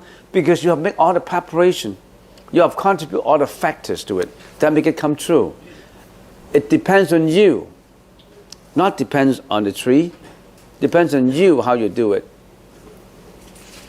Next question. A big thank you to Venerable Hong Chi for another wonderful talk with inspiring examples. We're struggling with developing patience all the time. This will help me tremendously. So I answer all the questions, and there's the questions that Reverend Hong will answer because he's talking about patience. I have a question here. So this is related to the talk that I just gave. The question is, what is the difference between patience and forgiveness? To me, today's teaching was more about forgiveness when thinking about the mother who lost her child by another child. So I think we should understand that when we talk about patience, patience is a very broad subject. And when we talk about it, we're not just talking about it in the traditional sense of patience. When people talk about being irritated by someone who's being obnoxious, or dealing with kids that don't listen to you, or putting up with a boss that's been hard on you. Patience extends beyond that. As I mentioned in my talk, one element of patience is being able to receive and embrace any sort of abuse or harm that people cause you. And forgiveness is very much linked with patience when you talk about it from that perspective. Because to forgive someone, you need to express your understanding towards that person's situation. You have to understand the causes and conditions that led to that person to do that thing that harmed you, and have the compassion and sympathy to forgive them. And that's very much linked with patience, because patience requires that understanding. It requires understanding coupled with sympathy and compassion. When you have understanding, then you know that that person may have harmed you, or someone that you love, because they themselves are feeling a lot of suffering within. Or perhaps it was maybe because of something unskillful that you did that led them to do that harm to you. So patience and forgiveness, they should be separated. Forgiveness is required quality in order to practice patience. Oh. Maybe I should add in a few words about that question, just a few words. Patience, forgiveness, and endurance, they are related. How do you practice? How do you practice being patient? How do you practice endurance? And how to practice all these virtues? In meditation. Every meditation sitting is a practice towards higher endurance, higher patience, and higher forgiveness. Why? When we're meditating, what we do? Let go, right? Letting go.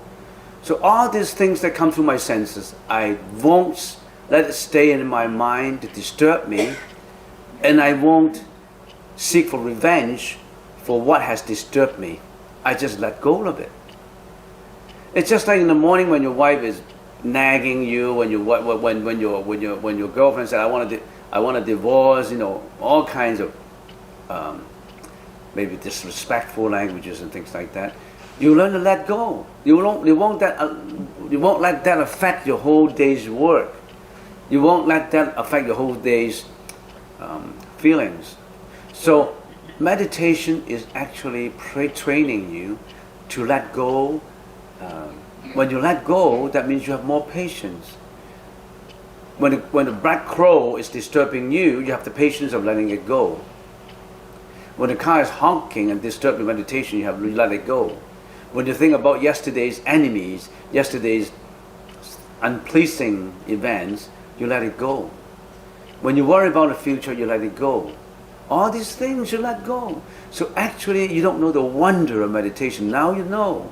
Every sitting is an enhancement to your experiences in life in training yourself how to let go, how to render generosity, how to build up your endurance, how to give forgiveness, how to be kind, how to build up your wisdom. So don't underestimate every session of meditation, be it at home or in the temple. If you really put your time in training yourself in meditation, wonders will come. It's just like when you watch a television, when you watch some people are really awesome and amazing. How can they flip like that? How can the hip hop dancers be doing something like that? Nobody can do something like that. Why? Because they practice and practice and practice until they sharpen their skill. But what's the objective of practicing that? They want fame. They want to say, oh, you're great. I mean, you can hip hop like that, or you can rap like that, you can dance like that, you can somersault, you can do all kinds of amazing feats that nobody can do. It's an enhancement of self. But in meditation is a giving of self, letting go of self. In the process of doing that, you sharpen your skill of obtaining wisdom, your skill of going to enlightenment. But how many people would put the same kind of practice in terms of time and efforts to meditation? They want to put all that in hip-hop, singing. They want to win. They want to praise. The Olympic trainer, if an Olympic person, athlete, spend the same time meditation as they put in the games, in the practice, they may be a Buddha in no time. But the game would give them an enhancement of self. They have been habitually doing that to enhance the self. But mind you, if those Olympic trainers or athletes, if they all of a sudden turn their attention to enlightenment, they are highly successful people. They will be more successful than the average person. Think about that.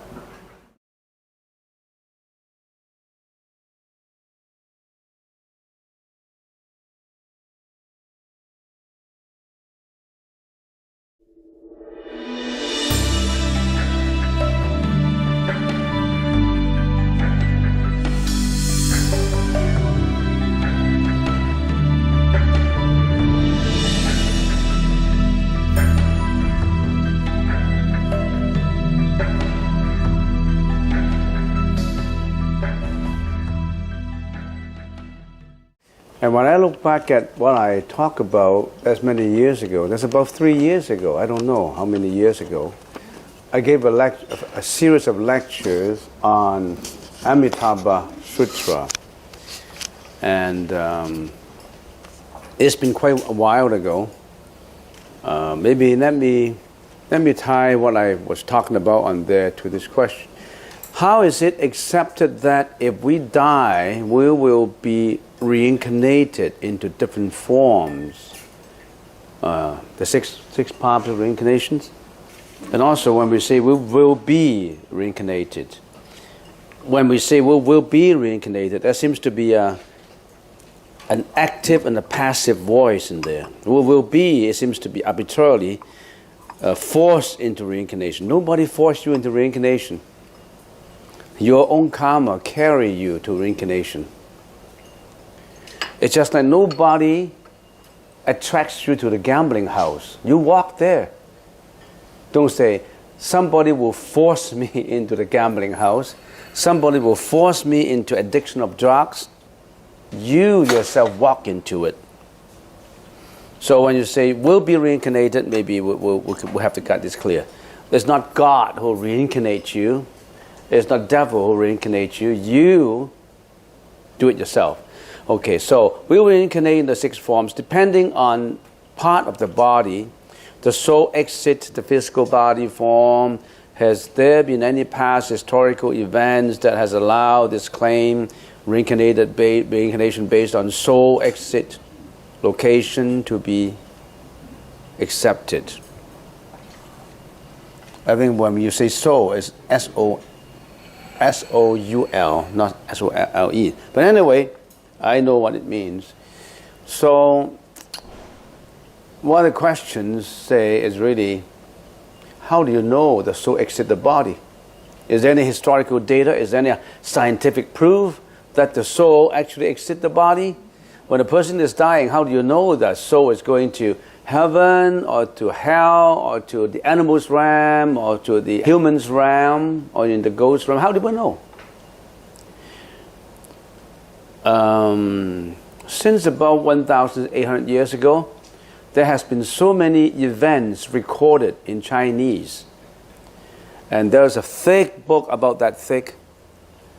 Thousands of cases of people at the verge of death showing some near-death experiences, coming back again, or actually die and actually show some obvious or not so obvious miracles of where they're going, suggestions and all that. Many cases, thousands of cases in the Chinese language is called 净土圣贤录, 记录的录. 那么 that is, how do I translate it? A record of all those saints or non-saints who were born into the Pure Land. Records of them. And some of them were translated in English, some not. So we have a lot of cases to go by. Actual historical cases to go by. And let's put that away and think about the Western society, the Western culture. In the Western culture, we have a lot of cases about near-death experiences, about those who have been in heaven, about those who have already gone down to hell and they came back again. There's so many books written about that. And different authors, and they spend a lot of time in writing about those cases. And so many cases about reincarnation too, clinical cases performed by scientists, by doctors. One of the most famous one is Ian Stevenson, who conducted 3,000 cases of reincarnations of children, about reincarnations, about where they came from. So there's a lot of literature. There's a lot of literature on that. Now another question is, do I have to believe in those literature? It's the same as, do I have to believe in sutras spoken by the Buddha? Do I have to believe in the Bible about God? Do I have to believe in the Holy Quran? What is your basis of belief? How do you believe in something? So it can involve on and on and on. It needs a lot of discussions. How do you start to believe in something? What is your cognitive attitude in believing something? We can have a lot of discussions about this. Study the consciousness approach of Buddhism. Then you will know how your cognitive, your cognition recognize to believe in something. Based on what? When you believe in something, you have some basis to believe on. You have some basis on which you say, I believe this and I don't believe that, right? A lot of discussion is required on that. And I have talked about those already many, many times. And if you really want a good explanation on how people believe in things, get into a very profound school of thought of Buddhism, which is called Vijnanamatrata, the study of consciousness. Then you know how to believe in something, how to believe something to be true, what is the basis of belief, how does our mind works, and when our mind works, how does it interact with our senses, and how our senses interact with the outside world. All these are in there. So if I start explaining, and maybe that reminds me of something. I always wanted to start another lecture series on consciousness, based on Vijnanamatrata, the study of sentient beings' consciousness. That's a very high level, a higher level of the Buddhist teaching. But I'm thinking about creating PowerPoints. I haven't got time, but it's already in my mind. It's a matter of giving myself the time and key it in the laptop and get all the information ready and show the PowerPoint in there so that you understand how the consciousness works. And there's a lot of English literature on Vijnanamatrata in English. And as far as I can remember, almost in all Ivy League universities, they have courses about this, about the Buddhist philosophy of Vijnanamatrata. There are courses conducted in many, many of these schools that you can get into. Anyway, returning back to what I've been talking about in Amitabha Sutra.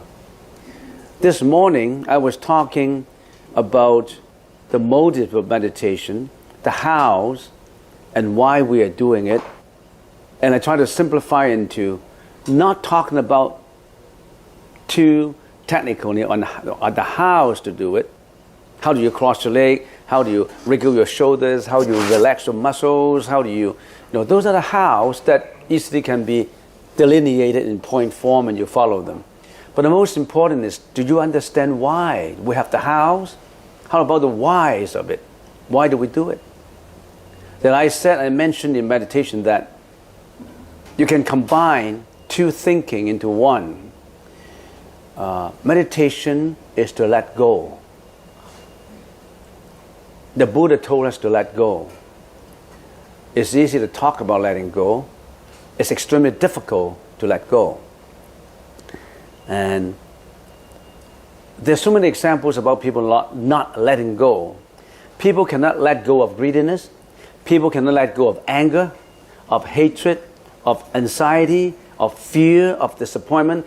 All these mental afflictions we cannot let go. What happens if we cannot let go? We suffer. Nobody else. We suffer. When we suffer, as I said, every individual is a network of the universe. When you suffer, your wife suffers. When your wife suffers, when you suffer, your children suffer. Your dad, your mom suffer. Your colleagues. And when your anger is so much that you revenge it, you take it to the world, you become a criminal and the society suffers. So you see how the problem of letting go create problems? Not just for yourself internally, but for everybody. We're a network. We're not just one person. Everything you do, every thought affects every other. Do you believe in that we are a network of everything? Think about your cell phone. Is your cell phone a network of everything? That's a computer approach to thinking about life. Can you think about how your cell phone works and then you think about how my life is related to society? That becomes very complicated, right? You are connected to everything. Not just your action, not just your speech, your thought. Do you mind your thought? Why do you become so depressed? Why do you become so depressed? Why do people commit suicide?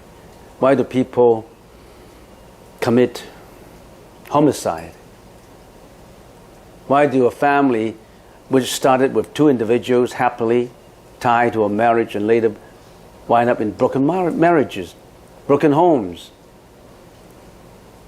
Not letting go. You're not letting go your anger, everything you bottle up in there. So why don't we just simplify meditation? Don't make it too complicated for you.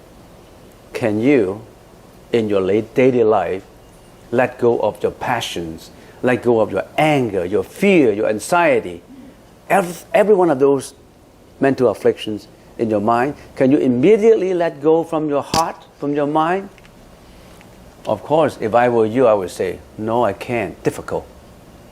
Very difficult. Why? Because we have been habitually attached to things. We have been habitually repeating what we are doing. Remember what Aristotle said? The Greek philosopher? We are what we repeatedly do. So not letting go is a habit. Attaching to things is a habit. Yelling, shouting, stealing, lying, sexual misconduct, addiction, drugs, gambling. That's not letting go. You let what the sensational feeling of that temporary pleasure of gambling stays in your mind. If you tell an alcoholic to stay away from wine, it's not easy. You know how alcoholic creates problems? We've got a Buddhist who came back from what? El Salvador. He went to buy fruits. He's a wholesaler of fruit selling. And he was going to different places of suppliers of fruit suppliers. And he got someone driving.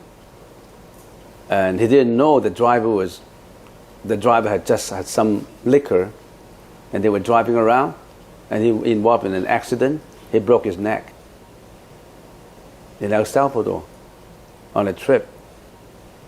And how many drunken people kill people on the road?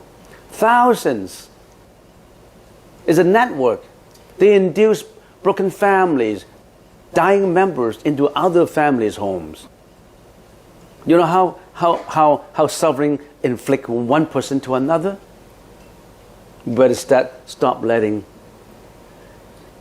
we better learn how to let go. So the Buddha said, your first lesson in life is to break that habitual chain of not letting go. But it's not easy. And the Buddha said, start with meditation. In meditation, learn how to let go. That's your exercise. And I realize now that there's people in not letting go of their sluggishness. When I was talking, they were like this. Sleeping. Sluggishness is a habit of not letting go. Because not letting go, he's not interested in listening about that. He's only listening in how the Buddha gave me blessings, how the Buddha gave me fame, reputation, how the Buddha and prolonged my life. You have to let go. So the Buddha said, in meditation, let go. Whatever comes in through your eyes, your ears, your nose, your taste, your tongue, immediately let it float out, because when you're meditating, you hear a lot of things, right? When you're meditating, you still smell the fragrance of the incense, or your neighboring meditator sweating perfume. I sometimes have received complaints from you people after a while. I said, this morning I was meditating, and I don't want to mention name, there's someone there who had terrible smell under the armpits. And I was suffering. I couldn't meditate. I couldn't let go. You know, people like that. So I always mention, if you come for meditation, make sure that you take a good bath. Because people have to suffer from the smell produced from your body.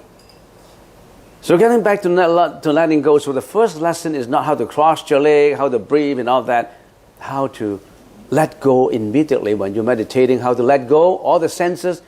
You cannot stop all this sensation from entering your body, right? Can you stop the crow quacking out? Can you stop the car from honking? Are you going to go out and yell at them when I'm meditating, you better shut up? You cannot. So you better learn how to let them go. If your wife has been nagging you, there's no point in letting them, stop it, wife. No. Just let the nagging go out of your ears. From the right ear, go out to the next, to the left ear. The more you stop, the worse it will become. You just let go of that. You just smile because it doesn't affect your heart. It doesn't affect your mind. No matter how people nag at you, it doesn't affect you because you're letting go. So that's the first lesson of letting go. The second is that letting go is not just a mental exercise. Indirectly, it's also a physical practice. Strengthen your letting go by what? Concentrating into one object. Because why we're not letting go? Because we have so many objects of the senses that you cannot prevent. But you also create a medicine here. You create one object in which you gear your attention to so that you don't get distracted. So everybody clear on these 2 points? Actually, it's very simple. But I have another question. We've been meditating for many, many hours, for example, many years. Where would I go? Where do I go from here? You mean I just meditate and not letting go and breathe this object and that is it? What level I will go to? Are you not interested in asking yourself, if I meditate and really try my best to meditate, where would I go from here? If you've been meditating for many, many years, and not only you, we as monks and nuns, we also worry about it. Finally, we all have to die, right? That's an accepted fact of life that is also suffering. We all have to die. There isn't anybody here who does not have to die. But when we think about dying, we think about dying as so remote from us. It's not remote from us. Dying is so near. One accident could have taken your life away.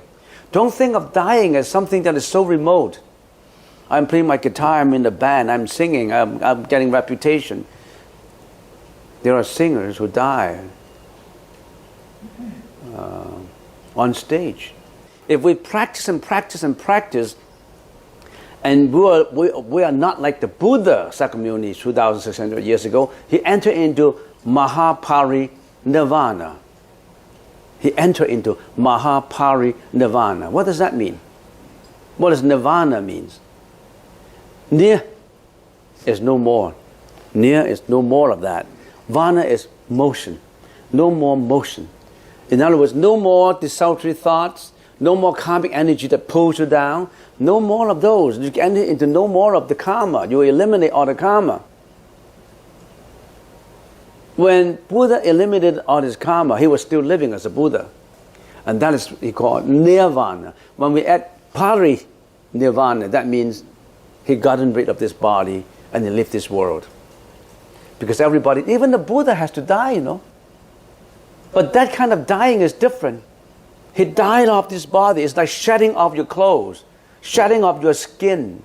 You are now bounded in a prison, the prison of your own body. But we always think that our body is the best.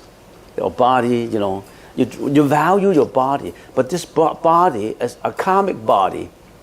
You carry this karmic body all your whole life. You have to clean it. You have to make sure that it's healthy.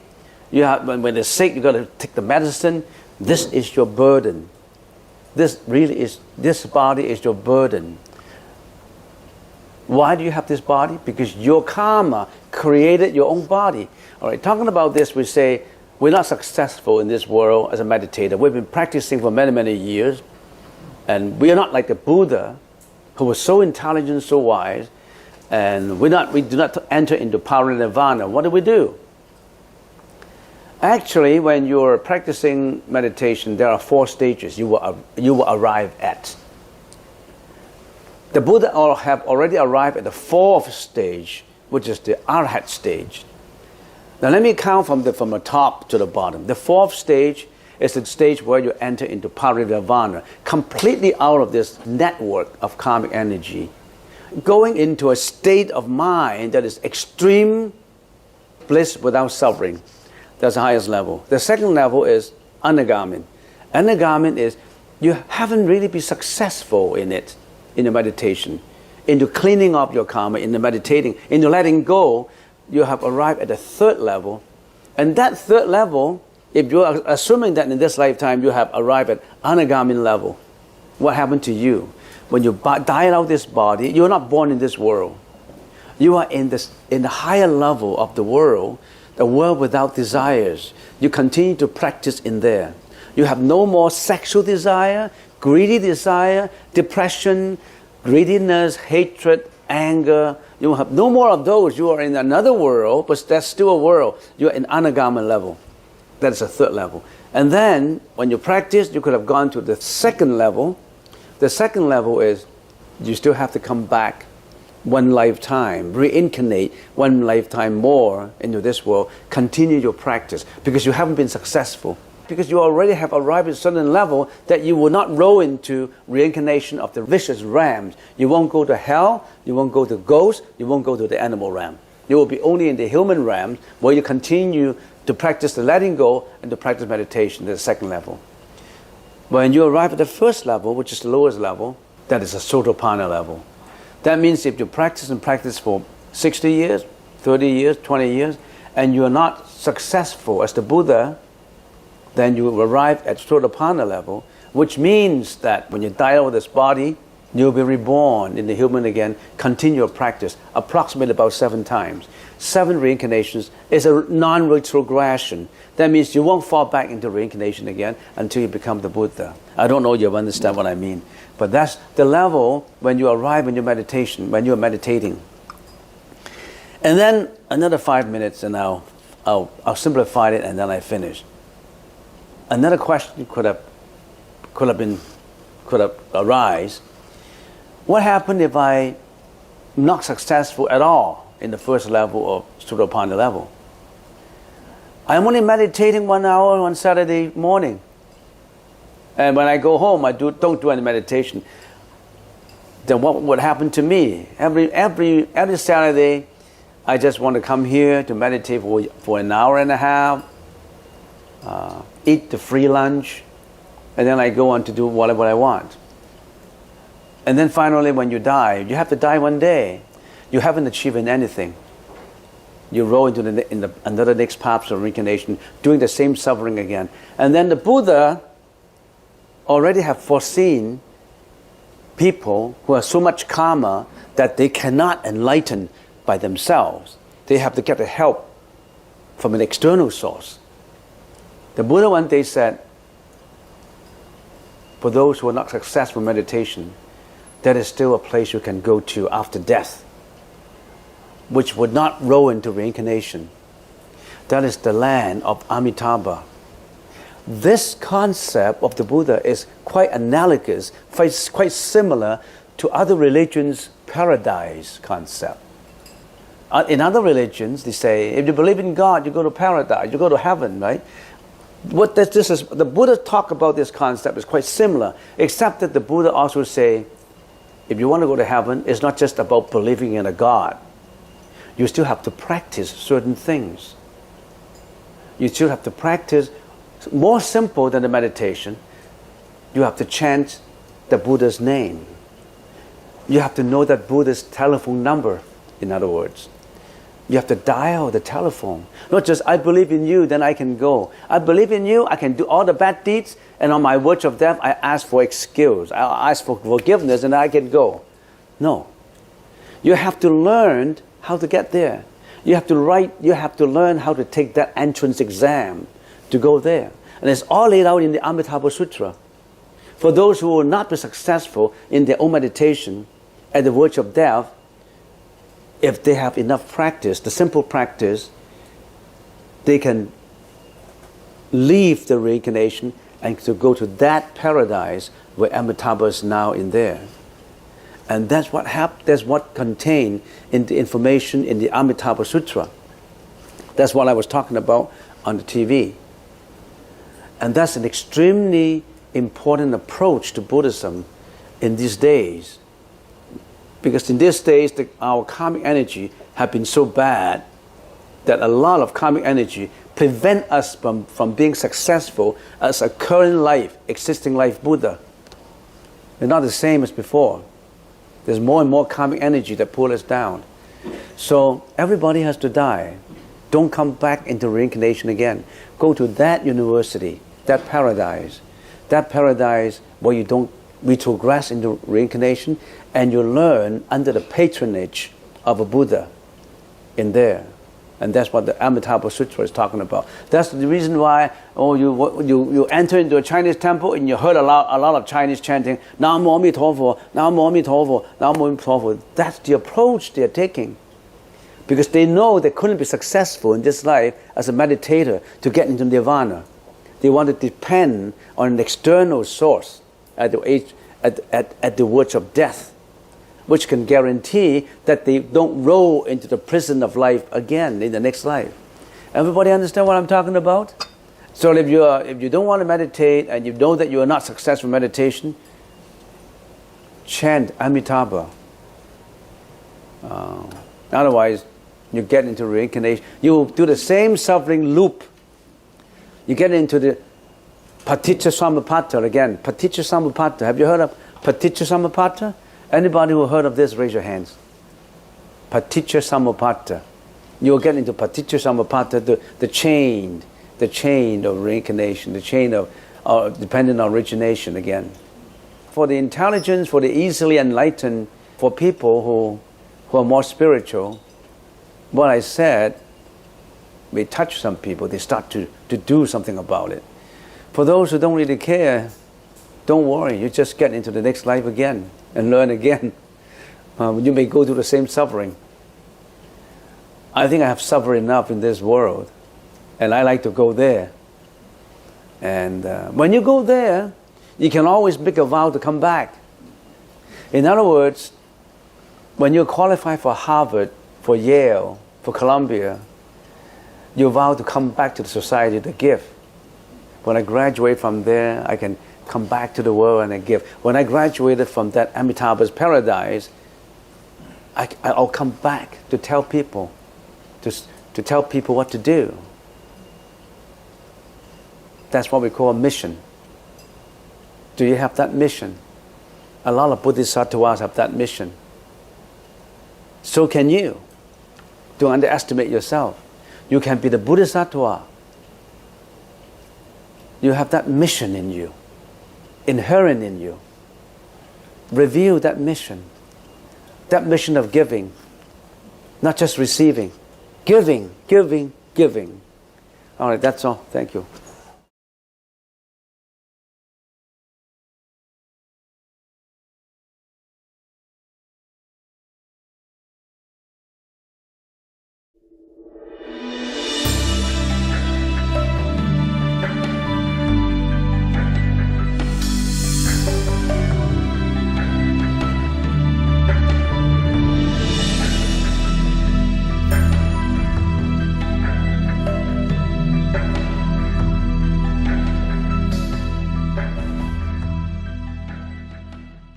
I have two questions in here.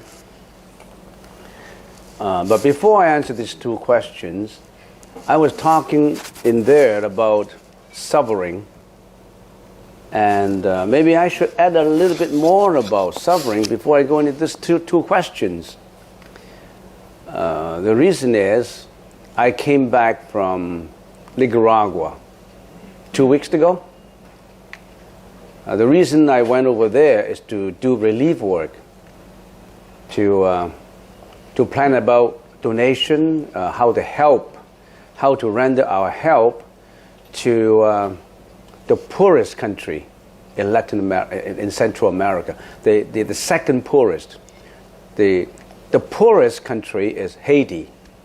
The second poorest is Nicaragua. Have you heard of Nicaragua? Raise your hands if you've ever heard of Nicaragua. So the rest, you haven't even heard about it, Nicaragua. So I went with another monk to Nicaragua 2-3 weeks ago. Our intention to go over there is to see how we can help out.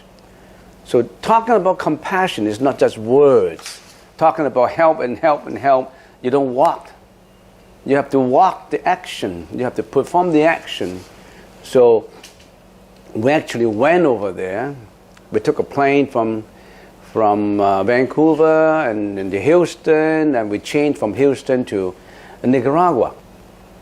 And of course, we know some philanthropies over there, people who organize organizations to help all the others, Nicaragua. And surprisingly, when I was flying from Houston, of course, we changed flight from Houston to Nicaragua. And when we were lining up, going to Nicaragua in Houston, I was surprised. I looked at all the passengers of the plane. They were all Westerners. About 200 of them, maybe 300, 300.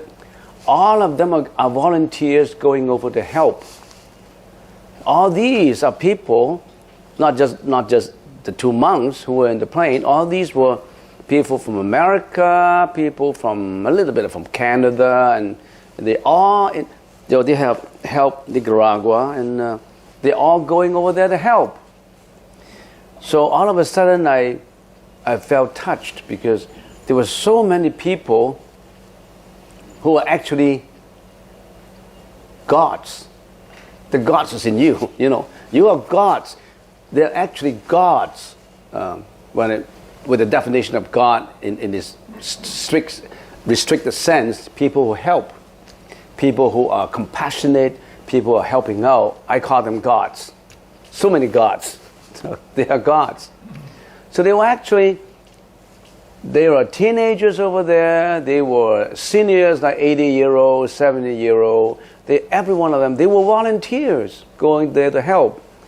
And I talked to a few sentences to one of them, and they were constantly traveling like that to poor countries to help, and sometimes they just return back to the States for recharging the energy, because in those underdeveloped countries you don't have proper food, you don't have all this. They have to go back to New York, to Houston, to California, to recharge themselves with energy, and then they, after getting rest for a little while, they go back again to help.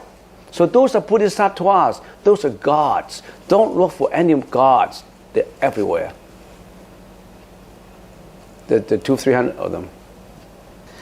And then we went to Nicaragua, and we actually went to Managua, where they have the dumpsters. Did I talk about this before? I don't need to talk about it anymore. Did I talk about this before? No? Okay, no? Oh, I thought I talked about them already.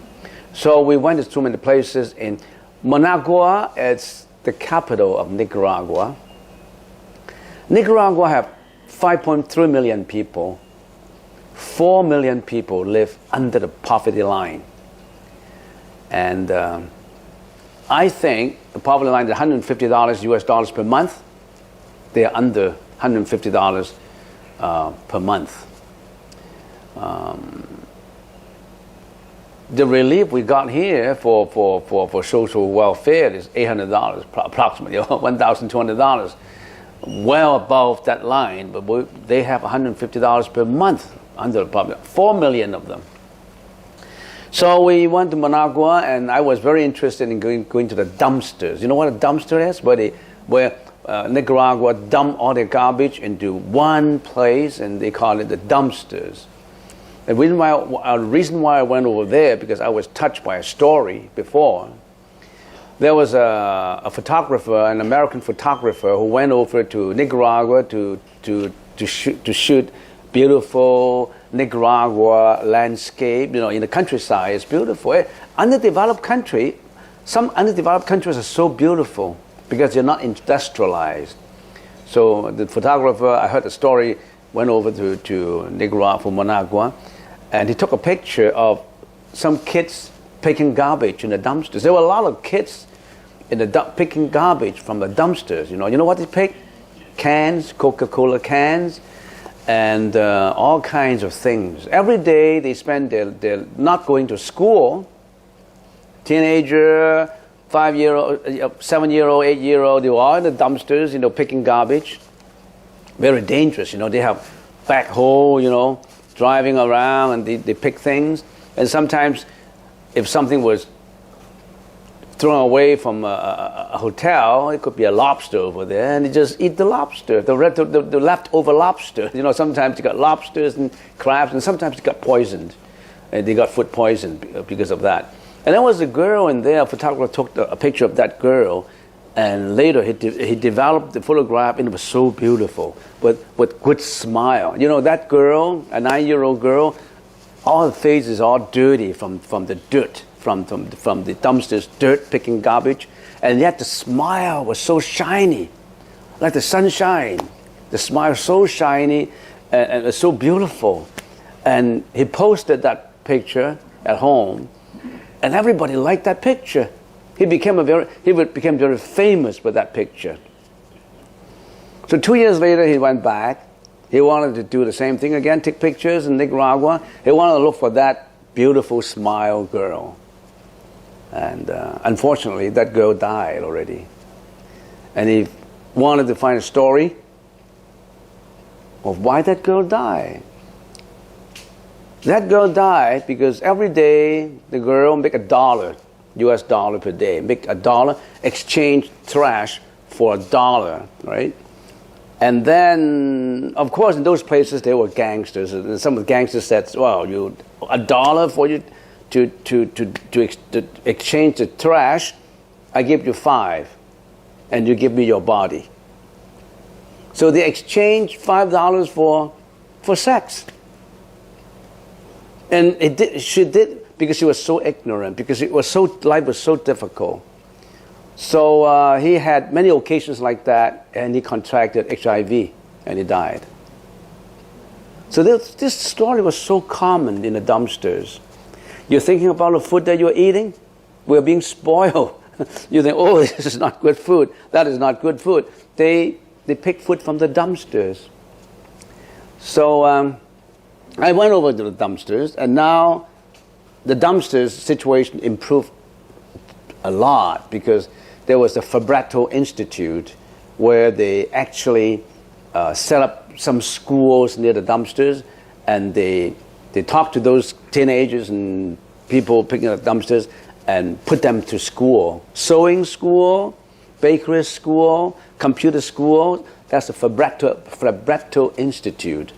So actually, I contacted the Fabretto Institute. I actually visited the 7 centers of the Fabretto Institute. There was an Italian father, and his name was Fabretto. And he spent 50 years in Nicaragua just to save just poor children. He died about 20 years ago, and it was taken over by an American guy, and it was an American man, a philanthropist, and his name is Kevin. Very conscientious guy, very active and work. I was traveling with him. I travel his center, meet all these boys and girls who were in his school, and he had 20,000 boys and girls that he saved, that he put in schools and gave them. They have their own lunch. They cook lunch for them and all that. Great work, so they have done. And why did I talk about? That's it. I don't have enough time to talk about all this. Yeah. Can you help with this? Of course. There's so much you can. Of course. The way I look at doing good work is, you want to actively find out how you can do it. You don't wait for some people to talk to you. I'm here, I'm all ready. Anybody who wants me to do voluntary work in donation, you come to me. No, you go to them. When I do charity work, I go to them. I travel to them. I offer myself. I don't just wait for them to invite me. No. I walk to the dumpsters. I talk to the girl. I talk to the boys and girls. So I spent, how many days I spent in Nicaragua? 8 days? 5 days in Nicaragua, 5 days. And very meaningful. So if you're thinking about life is meaningless, why don't you add more meaning to your life? Men in search of meaning. Meaning you must in search for it. Don't wait for the meaning to come up. You build up your meaning. You write your script in life, not waiting for somebody else to write your script. Okay? So I had a lot of experiences of that trip, like going over to Nicaragua. Sometimes I think, well, it was a tough trip, and I like it.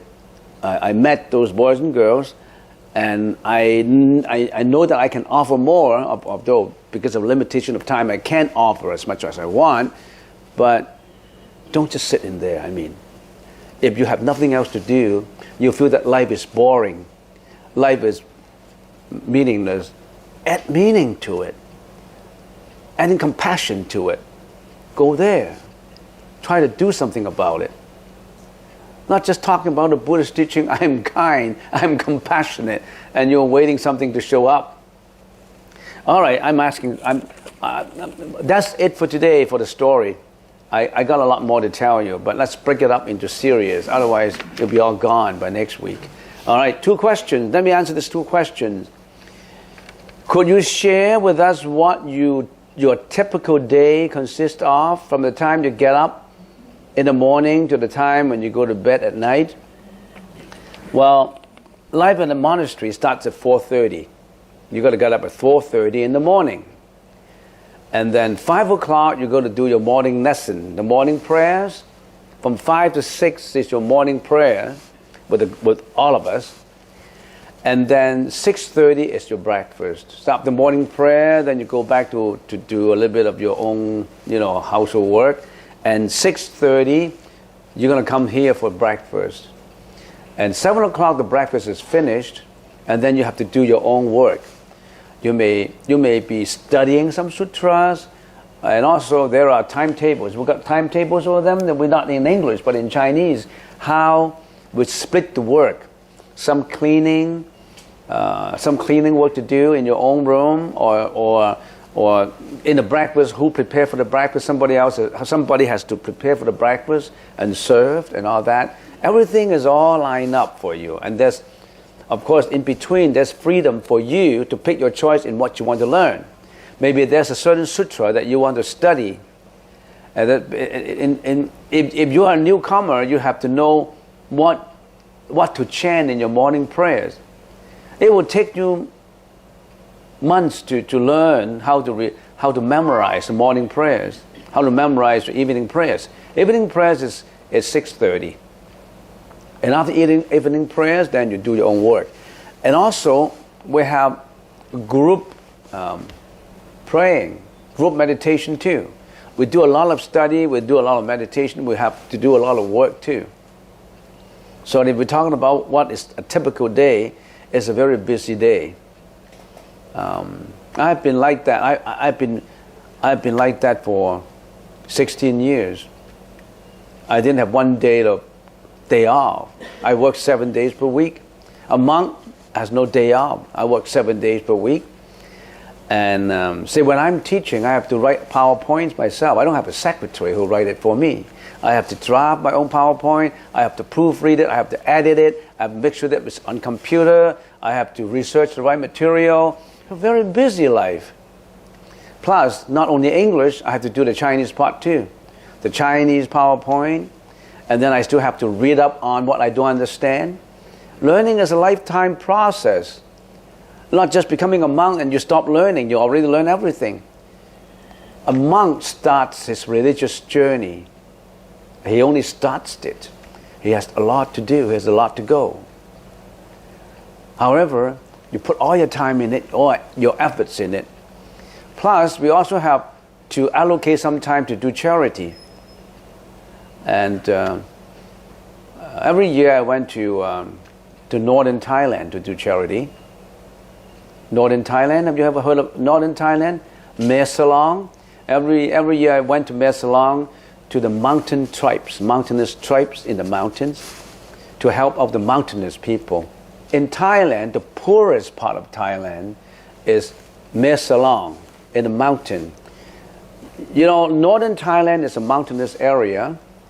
It is what we call the Golden Triangle. Have you heard of the opium trade? The Golden Triangle? Laos, Myanmar, used to be Burma, and Thailand.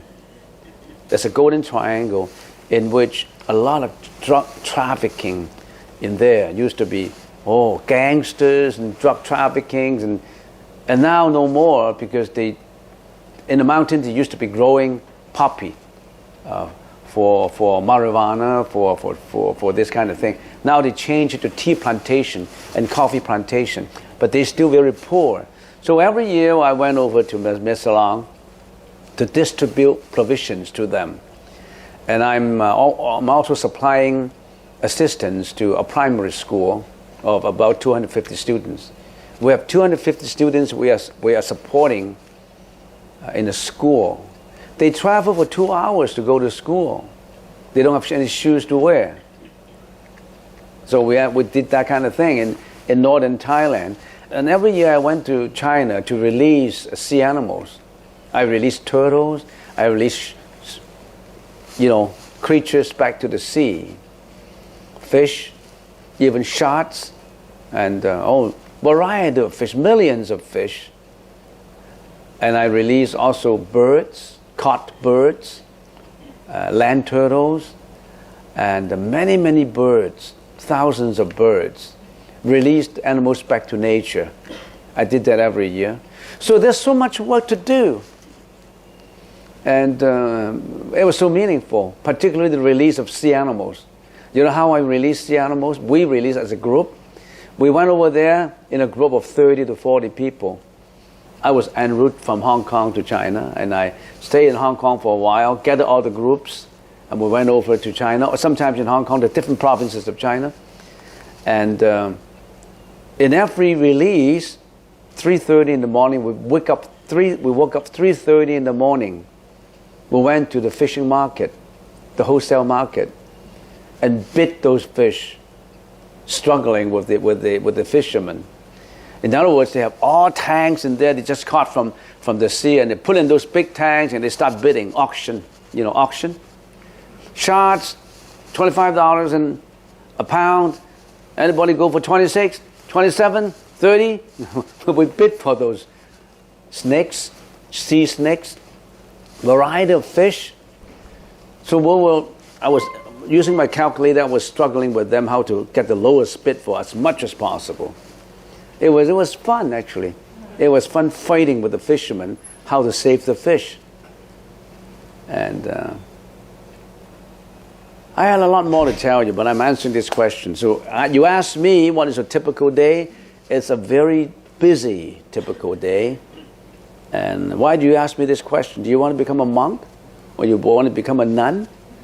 So I don't know why you asked this question, but to tell you we're very busy. We have a lot more to learn. Living in a monastery is a lifelong learning process. Never stop learning. Never stop giving. You see, why we are busy? Because we are learning and giving at the same time. It's a very meaningful life, because you're not talking just about yourself. You're talking about how to render help to others, how to make life more interesting, never boring.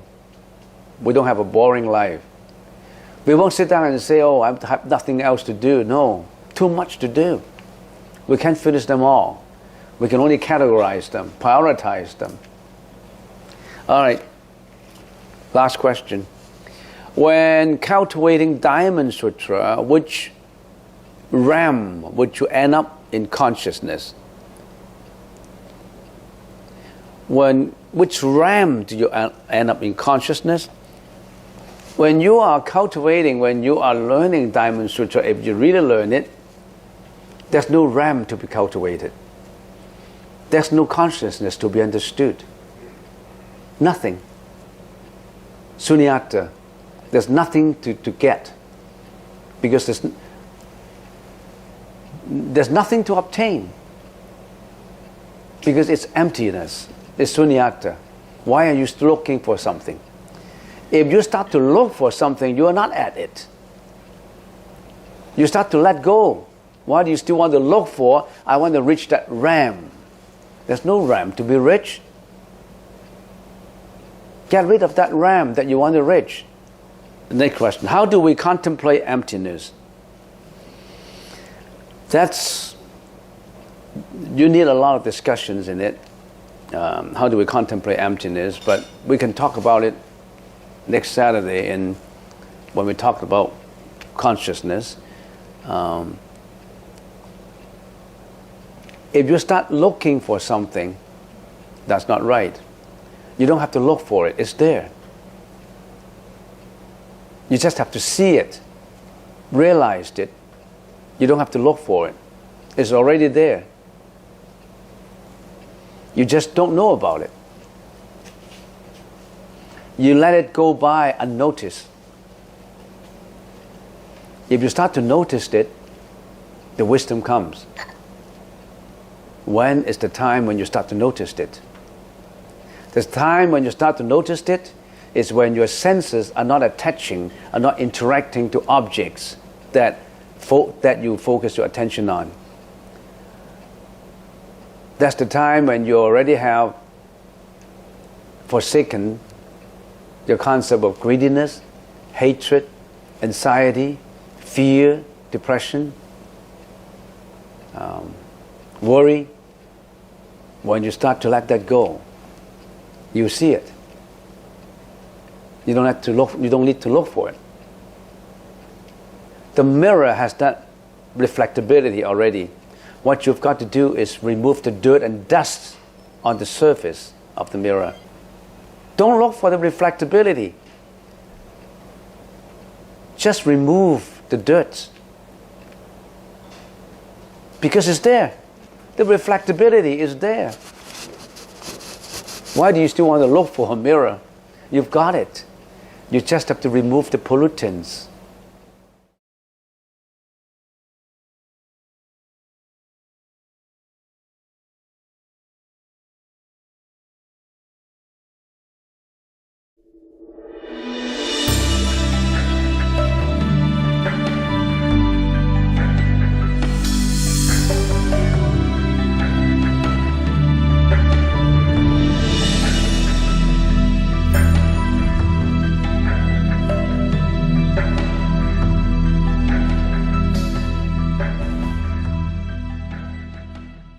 Okay, I have two questions in here. The first question, I understand when eyes interact with visual objects, eye consciousness arises.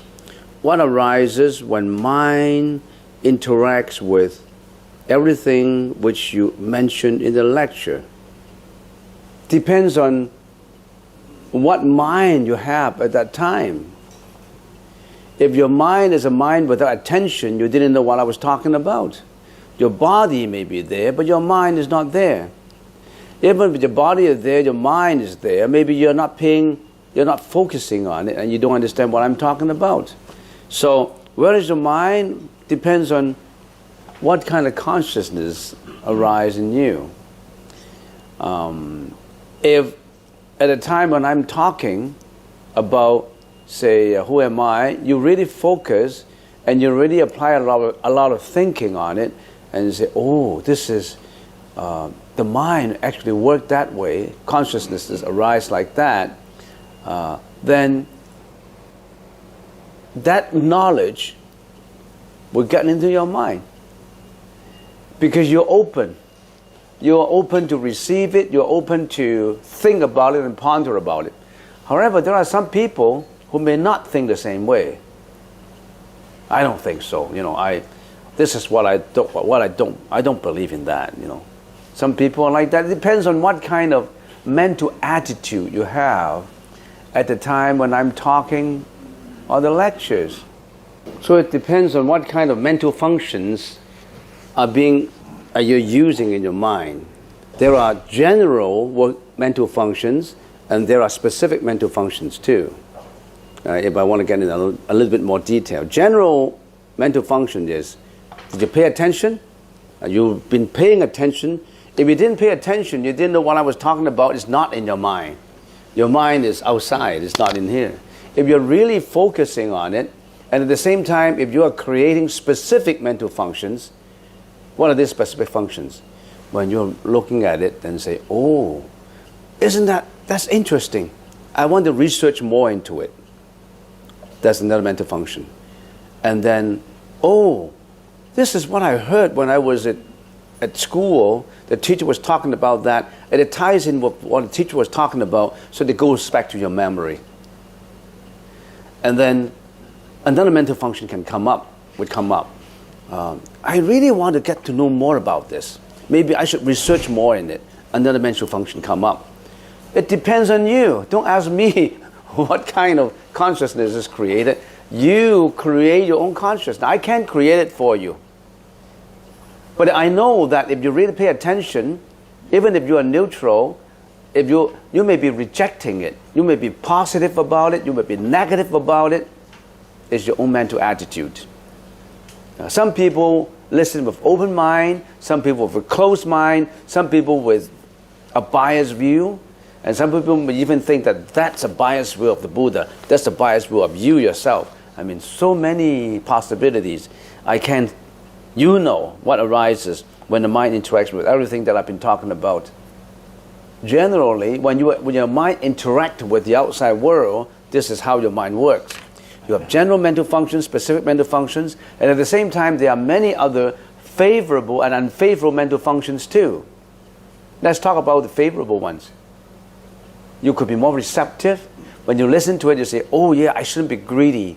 I shouldn't be angry.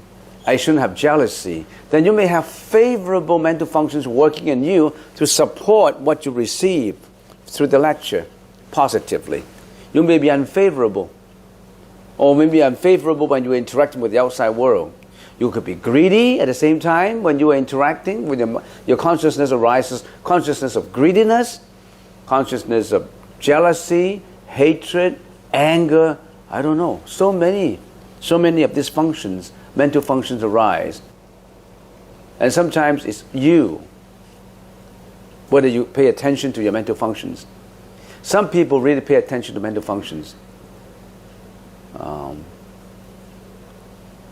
Maybe, give an example, Christmas is coming up, I'm going to get a Christmas gift for my friend, for my boyfriend, or for my girlfriend, and I'm going to buy a valuable gift.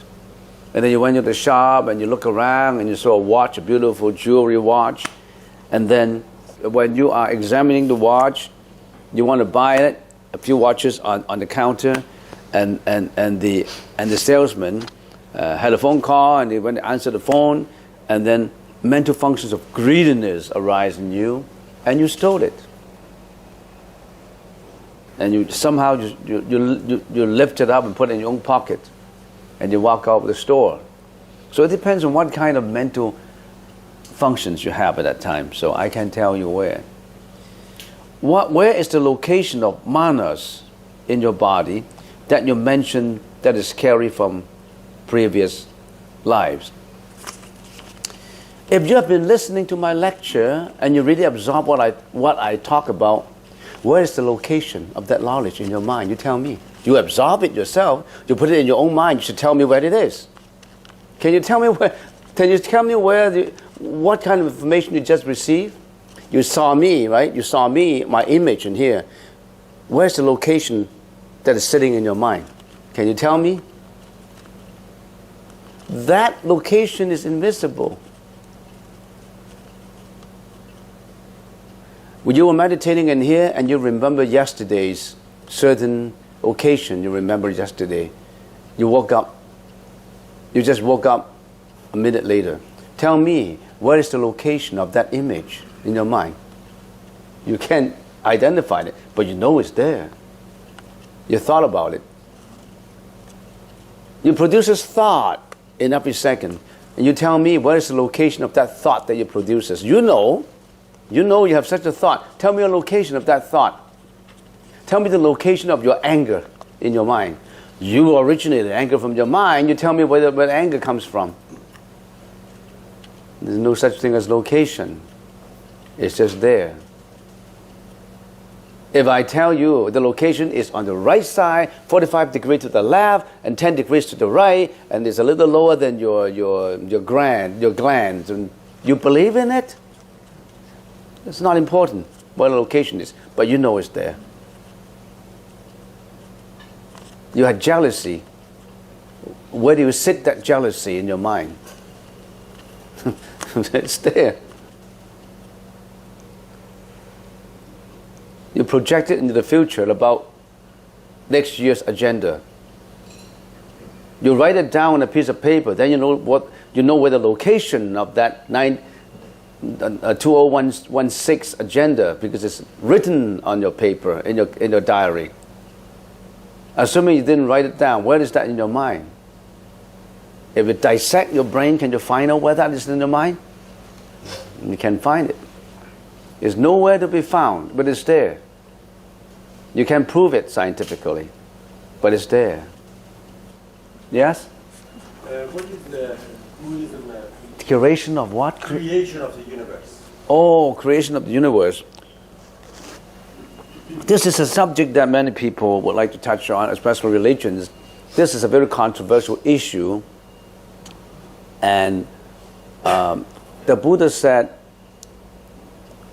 the Buddha gave you a fable. And he said, if someone is at a crossroad, is standing at a crossroad, and an arrow shot into his body, boom, he was wounded, right? He fell on the ground, and an arrow was here, almost close to the heart, then he would die. And then someone came up to him, the first person. Oh, are you hurt? Is that arrow poisonous? He sort of find out how much poison that arrow contained. And then the person said, where does the arrow comes from? Who shot it? He wanted to find out the location where it's shooting from. A third person comes and say, what is this arrow made up of? Is it wood? Is it stone? Is it metal? So they all want to find out what happened to this man. What happened to this man when he gets shot? He want to find out all these peripheral questions about the arrow, about the location, about the environments, about the externalities. That man would die. If you want to know the universe, the Buddha said, there's a lot of studies that you have to conduct, and you need wisdoms to analyze it. Now the urgency is to resolve this life first. Don't wait to see what that arrow is made up of, where does it come from, who shot it, who is the culprit, who is the criminal who did that, and what is the motive behind this. When you study all that, the man is already dead. The first thing to do is rush him to the hospital and save him. Give him the remedy first, and then find out later where are these intricacies about all this, where the arrow comes from and all this later. Now that being said, it's a fable saying that our urgency is to get the remedy and practice and get away from this reincarnation, not to find out where the universe is. That's a long way to go. And then we still have to find out, we want to know a little bit about where the universe originates. When we say, where does this world begins? When we say there's a beginning, there must be an end. When we say the world has a beginning, then there must be an end. Otherwise, there's no such thing as beginning. When there's beginning, you're thinking that there's an end to it. But the law of the universe is there's no beginning, there's no end. This cup, if I asked you who created this cup, and you told me, the guy who made this pottery, he put all the clay together and he used a machine to make this cup. He's the creator of this cup. And then the question comes, he is the creator, but who created this guy who made this? And where does the clay comes from? Who created clay? Who created this machine for making this cup? So that if you trace the origin of this creation, there's no end to it. You can't trace it because it's from a multiplicity of causes that make this happen. But we may mistakenly think that the guy who made this from clay is the creator of this cup. He isn't. He's just coming in the middle to create this. He's just one cause, one condition to make this cup come true. And also, even if he make this cup, there is still someone who sell this to you, who put it together, who bring it to you, and still you have to have money to buy this, and you get this cup. So talking about who created this cup, you can't trace it. Where does your body comes from? From your mom, from your dad. And where does your mom and dad come from? From their mom, from their dad. And where does this flower come from? This flower comes from a seed. Where does the seed come from? The seed from another seed. Then where does this first seed comes from? There's no such thing as first seed. Because if there is a beginning, there's an end. So in other words, the Buddha said there's no life in death. Death is the beginning of another life in the temporal world. Only when you transcend the temporal world, then you get into nirvana. You would know the essence, the nature of this cup, only when you stop your temporal thinking. Stop your thinking of beginning and end, life and death, big and small, tall and short, rich and poor. Get rid of your discrimination. Get rid of the topsy-turvy, discriminating mind, and get into a mind that is pure of that thinking of beginning and end, creating universe. Where does the universe come from? Does it come from a blast, a black hole? And all those are only causes and conditions that make certain things come true. And right now what you need to do is you have to transcend your temporal thinking. Only when you transcend, get beyond temporal thinking, would you be able to get to the real Tathagata, the real nirvana. That's where the Buddhahood is.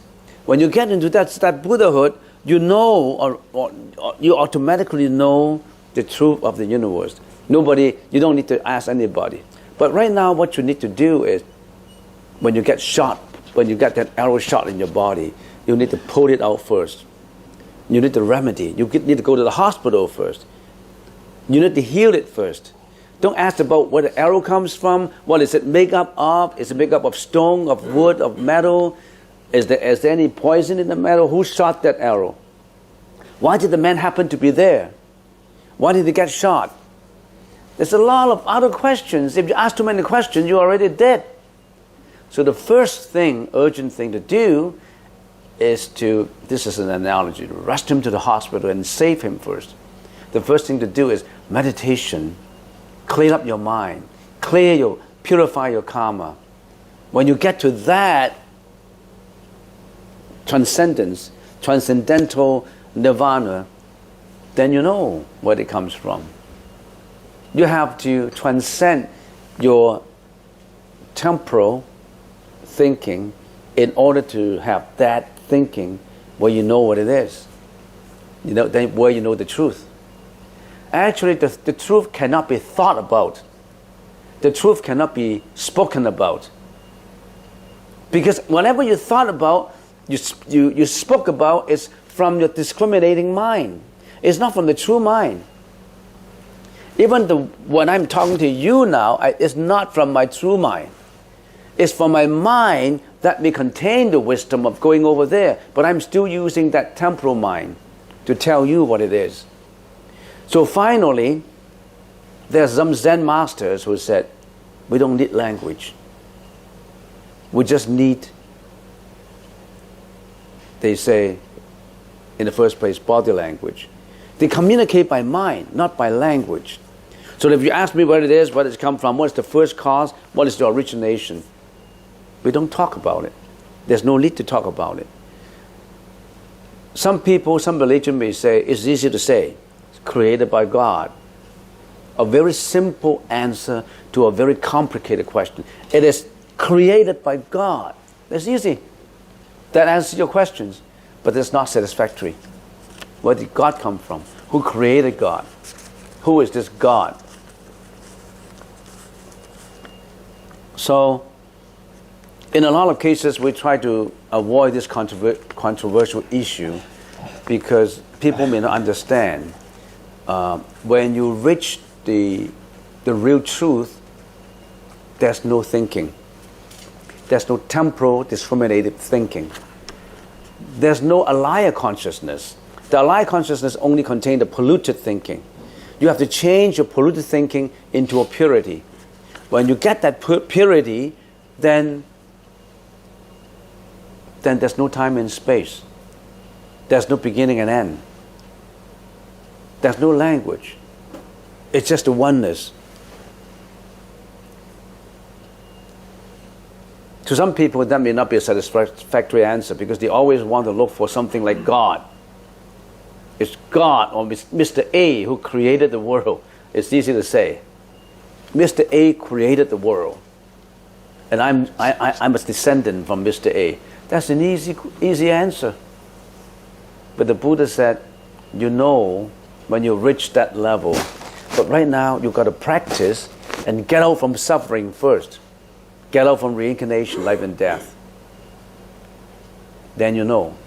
It's just like when the kindergarten asked the professor, what is particle physics? The professor said, get into grade 1, grade 2, grade 3, grade 4 first. Because particle physics, even if the professor explained it, he wouldn't be able to understand particle physics. A kindergarten is asking, what is particle physics? He has no need to ask it. He just goes through the curriculum. And once he gets into university, he already knows. The kindergarten say, no, I want to know it. Even if the Buddha talk about it, he may not understand it. Even the professor went ahead to explain particle physics, that kindergarten would not understand. So what's the point? He will get confused. And the Buddha said, okay, go to grade 1 first. Learn your language. You go step by step and step by step. And then when you get to university, you know particle physics. Particle physics is waiting for you. It's there. But you have to do it step by step. Any more question? Yes? What would be the first step? Huh? What would be my first step? The first step is to understand yourself. How you interact with the world. How do you think? Understand about karma. Understand about how to live a happy life. Understand about how not to build up bad karma. Because we are an accumulation of bad karma in us. We have been killing, stealing, we've been doing a lot of bad karma, and that pulled us down to where we are today. What you encounter is what you have done in the past, not God. You created your own world. The past you have done, you can't change it. You cannot change the past. But right now, the present is in your hand. You can change your present. Don't agonize on your past. It's gone. Change your present. Do it now. You don't need to wait. That's how you do it. Change your present. Be here and now and purify your karma. Don't involve in the bad karma where you steal, you kill, you're on drugs, you are doing all kinds of bad karma. And those bad karma, once you perform them, they will pull you down. The karmic energy will pull you down, will give you bad, destiny, what do you call it? Bad consequences. Try to avoid involving with bad karma. Purify your karma, doing only good karma. And then you're on your way to enlightenment, to enlighten yourself. You have to walk that yourself. You have to do your walking. Don't rely on Buddha to do it for you. The Buddha gave you the map. You follow that map and go to that destination. But first, you got to learn about the map. How do you read the map? How do you see the map? You got to find the right track to the destination. Right now, the Buddha gave you the map. Did you take the efforts in following it, reading about it, knowing about it? Or you don't care, you still go astray. You just go wherever you want to go, you never get there. Get that map and walk that path, the path of enlightenment, the path of nirvana. And that has many methods to it. That map contains not only a location, methods of getting there, the ways of getting there.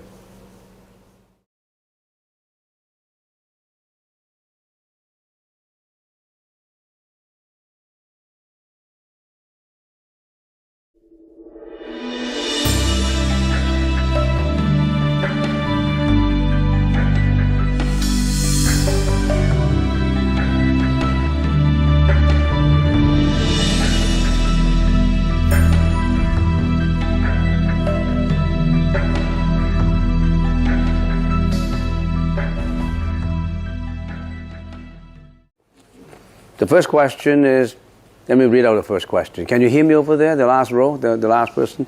Venerable, thank you for your lecture. Will you make your slides available to lecture attendees? Yeah, when the time comes. When the time comes, we will, yeah. Don't worry about it. But don't worry about it, how you get the material. Try to understand what's being explained in there. These materials are easily accessible from many sources. Try to understand it. That's the most important point. But we'll make it available later.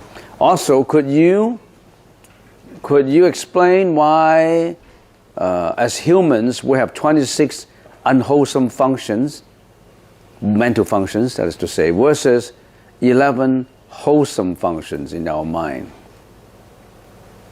Why we have unwholesome mental functions, and why we have unwholesome mental functions. And of course, unwholesome mental functions are those that induce you to think without virtue. Unwholesome. That means you're angry, you're jealous, you're lazy. Many of these unwholesome mental functions. And at the same time, there are wholesome ones, that is free from greediness, compassion, many unwholesome, wholesome functions. And the Buddha in Vijnanavada school explained these mental functions attaching a number to it. Say 26 unwholesome functions. Why 26 and not 27 or 25 or 31 or 32? Let me tell you. These mental functions, these are what we call defilements, right? Unwholesome mental functions are defilements. Mental defilements, impurities, anger, jealousy, hatred, anxiety, depression, all these. Unwholesome mental functions or defilements, how many numbers are there? Unlimited. Unlimited. Anything that induces you to be angry, or other than anger in your mind, you may have jealousy, hatred, parsimony, so many of these emotional feelings that some of them are so minute that you may not even notice. Some of this is just a mixture of jealousy and hate and a mixture of greediness and laziness. But if it's unlimited in number, then what can we say? Unlimited, we don't attach a number to it. We can generalize it into 26. If we can count, then we give a number to it. If we cannot count, we say it is unlimited. But we still need to explain it, right? So the Buddha explained, they say, primarily there are 26 unwholesome functions. And wholesome ones, there's 11 wholesome functions, like compassionate, feeling shame and guilt when you've done something wrong. That is wholesome too. And many others. Those 11 of them. So the bad ones are more than the good ones, actually. So how come unwholesome functions would be activated in the mind? How do they get unwholesome functions and how do they get wholesome functions? It's all causation. Like, for example, in this life, you've been coming to the temple every Saturday. You learn about all these spiritual concepts about being good, for example. Then you're being affected by people who are wholesome, and that breeds to your wholesomeness in you in this life. In the previous life, for example, you could have been mixed with bad friends. You may be next to a slaughterhouse, or you may have friends who are working in the slaughterhouse and say, "Hey, come to work in our slaughterhouse." And I don't want to work with slaughterhouse. No, it's just animals. Animals have to be killed for food, and you're just making a salary, And every day you will mix with people who are killing, people who are ruthless in killing animals, and somehow in your psychologically, in your consciousness, you don't recognize that killing per se as unwholesome. So you're being affected by it. In other words, your karmic energy has always been affected by what you have experienced. That would breeds whatever wholesomeness or unwholesomeness you have. The fact that you came to this world, this is a world of karma, a karma world. it's characterized by relationships. There's men and women. There's a different gender. There's desires. There's sexual desires, greediness desires, desire for expression of anger. This world is marked by people coming here. They must have heavy karma to be in here. And if you ask why do they have heavy karma, because they were being influenced in such a way. And why did they get influenced? Though the questions will go on and on. The previous life, the life next. For the previous 500 lives, you were living near a monastery, and you're always working with monks who are compassionate. And in this life, sure, you will have more wholesome functions than unwholesome functions. So that's karma. That's the reason why you have to get good friends. And one karmic energy affects another karmic energy. We're all interrelated. It's a network. That's what the Advaita says. The whole world is a network, if we explain it in the computer terms. You are related to me. I'm related to you. The energy is, it's interacting with each other. There's nothing in this world that's not related. Even every molecule is related. That's the reason why the poem, hold infinity in the palm of your hand and eternity in an hour. Remember that poem? To see the world in a grain of sand and heaven in a wild flower. Hold infinity in the palm of your hand and eternity forever. It's all related. Now is related to the past, and now is related to the future. You're related to me and I'm related to you, because if you're not related, how can you come here? There must be some connections of some kind. There's some causation of some kind for you to come to the temple. Your friends introduce you to the temple. You're related to that friend, and that friend related to here. There's nothing that is not related in this world. You're related to your dad, your mom, your brothers and sisters.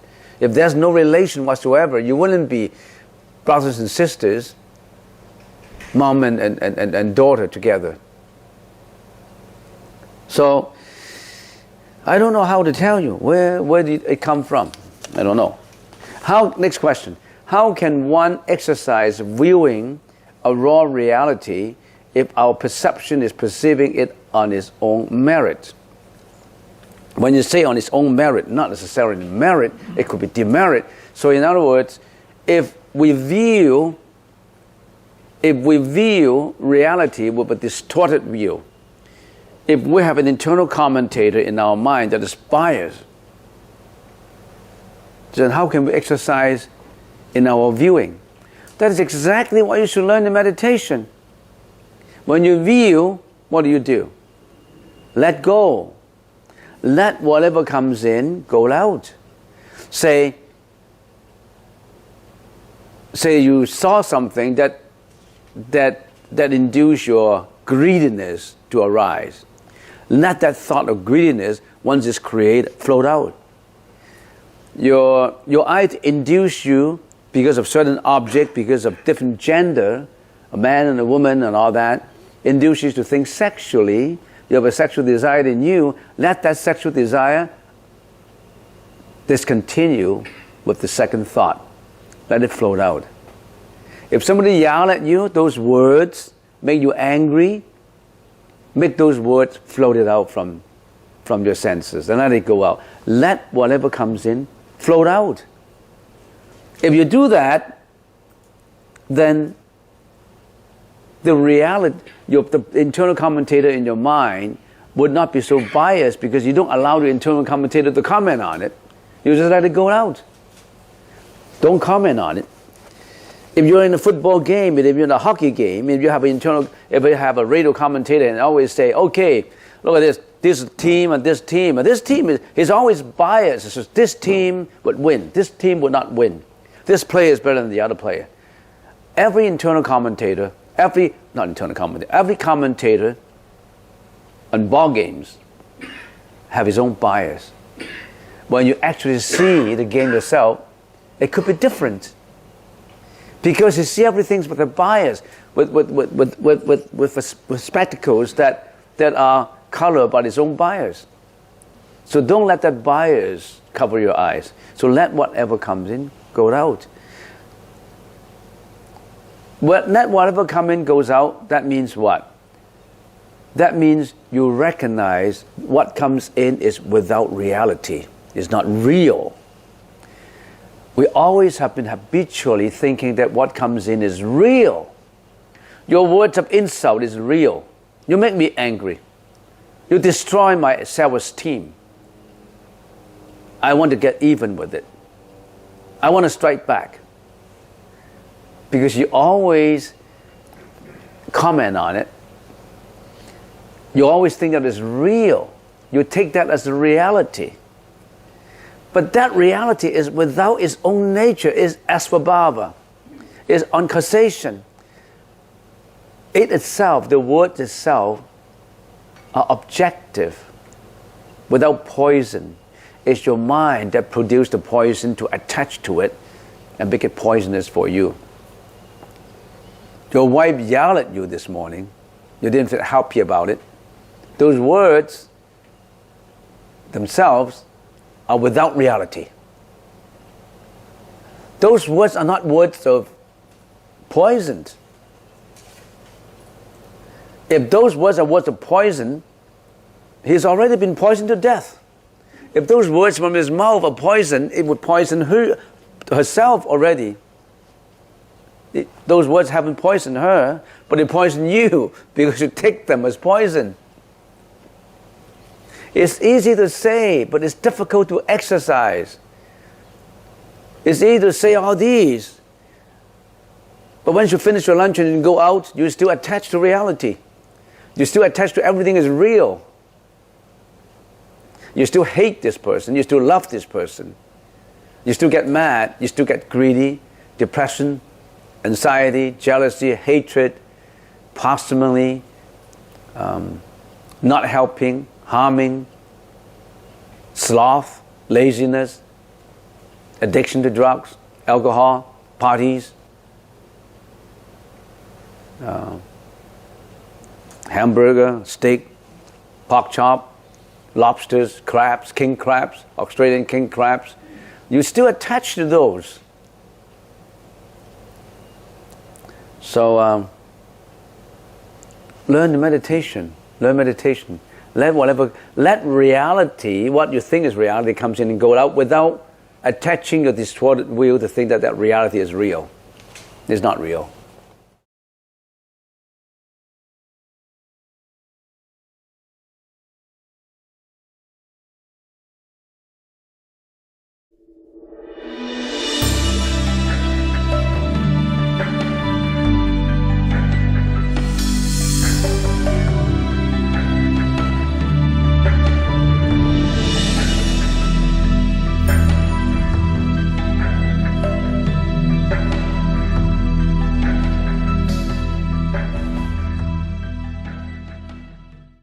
Venerable, could you please explain the benefits of a 7 to 10 day meditation retreat for a layperson?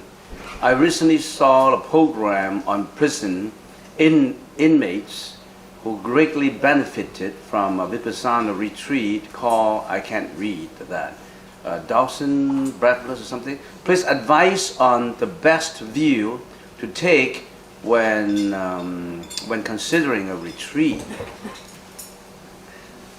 Meditation retreat, we have a 7-day meditation retreat, sometimes a 10 days, sometimes a 49 days. It does not matter on the number of days. It could be 3 days on a long weekend, Friday, Saturday, and Sunday, or Saturday, Friday, and Monday, 3 days meditation retreat. And more, a lot of prison authorities organize and arrange meditation retreat in imprisoned camps, and they have been proven very helpful to inmates who have a lot of anger, who have a lot of injustice hidden in their mind. They have no way to express it. So if they know how to meditate, first of all, they calm their mind down, and then somebody would do a lecturing for them, telling them that they should release their anger into peacefulness. So meditation retreat, as I always mention, is to understand your mind, how your mind works, understand how these mental afflictions in you working against your conscience. For example, mental afflictions of anger, hatred, expressed hatred, hidden hatred, arrogance, injuries, fraudulence. Oh, lots of this kind of anger you have. Remember, we have 26 unwholesome mental functions. Arrogance, a major one of them. Greediness, jealousy, many of these.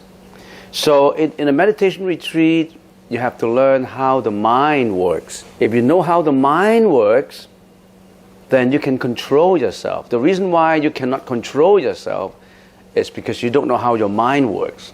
Who are you? You are conglomeration of the body and the mind. It's a major part of that conglomeration. Actually, the mind is in control of the body if your mind is under control. So what kind of view you should take? I don't know. Certainly you're not an inmate, otherwise you wouldn't be here. So meditation is to learn how understand your mind, how your mind works, put your mind at ease. We have been habitually attaching to externalities. In a meditation hall, our sensual organs attach to external objects. This could be situations, people, it could be objects created in your mind that are illusionary. All these things are working against you.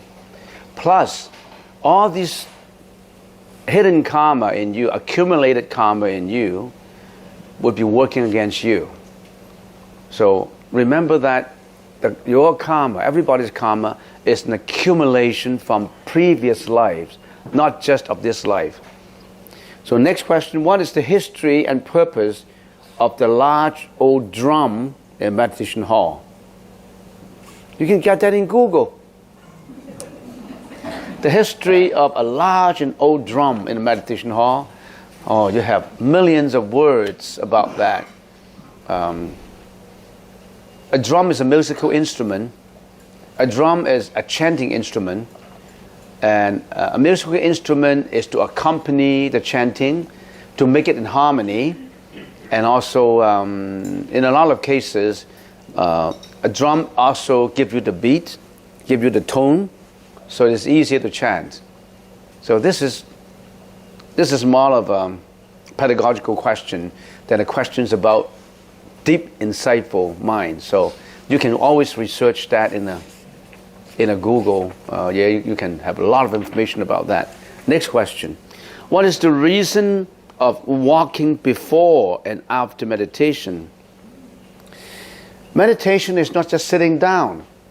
Meditation, you have sitting meditation, which we always have been doing. We also have walking meditation. We also have reclining meditation too. Meditation is not just sitting down. Meditation is there's chanting meditation, walking meditation, and sitting meditation. As a matter of fact, meditation is in every thought, not just in the action. Every thought is meditation. All right, so I answer these 3 questions. Any question? Raise your hands if you have further questions that you would like to ask. Yes? You meditate for so long. What do you see and what do you feel when you meditate? What do you see and what do you feel? Answering this question, sometimes we have to see the level. We don't know how the level of the meditators. If we just go by the beginner's level, what do you see? In meditation, when you say see, it's the eyes, right? When you say see, let's say, what do we sense? How do we feel? Because in meditation, we usually close our eyes, so our eye consciousness is not active. Eye consciousness is not active. How about our ear consciousness? Yes, it is still active. You can still hear the honking of a car. You still can hear the clanking of someone pushing a car, a trolley. So your ear consciousness is still actively working. Your nose consciousness is semi-active because if everybody is not applying frequent lotion on their body, everybody around, there's no fragrance. So I always suggest that when you come for meditation, don't put on perfume. Don't wear any perfume, cologne, perfume. Don't wear that. Otherwise, you'll be affecting your laboring meditators. So when you're meditating, your smell, your nose consciousness is semi-active, not too active. How about your taste consciousness? You're not eating. You could be tasting your own saliva. So you're not active. And the body is touch. Touch is semi-active because you can feel the cold air. You can feel it's warm, it's hot, it's humid. You still can feel it. And then there's also the mana, the mano consciousness, which is your mentality, your mind. Your mind could travel everywhere. In other words, your mind, when you're meditating, your mind could be thinking of yesterday. Your mind could be thinking of last year. So your mind is extremely active. So which means that when you're meditating, what active is actually your ears, and extremely active is your mind. So when your mind is extremely active, how do you calm it down? You have to use an object of concentration so that you can gear your mentality to it, so that your mentality wouldn't be thinking about the past, yesterday, last year, all the abuses that you have, all the sufferings that you have in the past. You don't think about that. You just concentrate in your object. We use the breath, the one anapanasati, the breath, as the concentration object. Now, when you concentrate your thought in there, then you disregard all these wandering thoughts. You would not know how your mind is creating variety of thoughts in every second until you sit down. Then you know, how come I can't concentrate on my object of breath? So you know that your mind has been roaming everywhere. But once you really gear your mind into a concentration, you really concentrate on your object and no other wandering thoughts, magic you will feel magic. What is that magic? All of a sudden you feel so peaceful. Because your mind hasn't been peaceful. Your mind has been influenced by your karma of greediness, sensual indulgence, yearning for things, desires, hatred, many mental afflictions, arrogance, a past that you don't want to remember, it comes up to you in the meditation. So your mind has been diverging into different areas. Now, no more of those. You only have one concentration, and that concentration is not wholesome or unwholesome. So you're more at peace. Why is our mind not at peace? Because we always go into every direction. We have been attaching to many things. We listen to something that we don't like to listen, or we remember something that is abusive that we don't want to remember. It all comes to you. You attach to them. And sometimes habitually you think in a certain pattern. Say if you are suffering from depression, the weather could affect you. Somebody says something wrong to you, just one sentence, and that sentence linger on in your mind, that induce your seeds of depression in the alive consciousness, and that depressive attitude comes up and influences you for the whole day. You could be crying, you could be in sadness, so you habitually bury yourself in a depressive state. So you become unhappy. You go through all this suffering. And some people, maybe they suffer from failure of an examination. They fail in the examination, and that induces them to think in many other ways too. So you have been influenced by your own thought. Now you only have one single thought. And this single thought is neither wholesome or unwholesome. So you gear your thought to only one single thought, your mind is at peace. You're not being directed and diverted away into unhappiness or happiness. So the first side of feeling is you are at peace. You have a rapture. In the Sanskrit language, that's called piti, P-I-T-I. You research that. Piti, that means you have, all of a sudden, you are dominated by an inconceivable joy in you. You feel so joyful, so peaceful. That's the first side of a good concentrative meditation. Have you experienced that sometimes? So that, Today, the first time I feel so light. yeah, so light, My body is so light, I just about to float. yeah. And then I see color. Yeah, that's a good sign. You feel very light. You're like a cloud drifting in the mountain, and you have no suffering, you have no depression, you have no hatred, you have no greediness. You're just like a cloud drifting in a mountain, and you feel so light. You used to feel so heavy. You're heavy in your mind, heavy in your emotions. Now you feel so light, so peaceful. So that is a good sign in meditation. And sometimes you may feel so heavy, very heavy. You're like a rock, like a mountain that you're not moved by anyone. But that heaviness is delightful happiness. You feel that you are so heavy that you're not moved by anything, but you're so happily heavy. There's another feeling too. And sometimes you may feel that you're all sweating. You have a lot of sweat comes out, like you have taken a deep sauna bath. And that sauna bath has cleansed you of all the dirt in your body. You feel so delighted. You feel so happy. That's piti.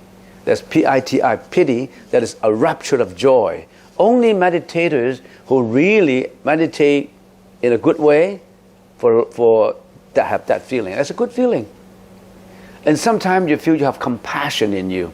You feel that you want to help everybody who is in need in the whole world. You're more care for others.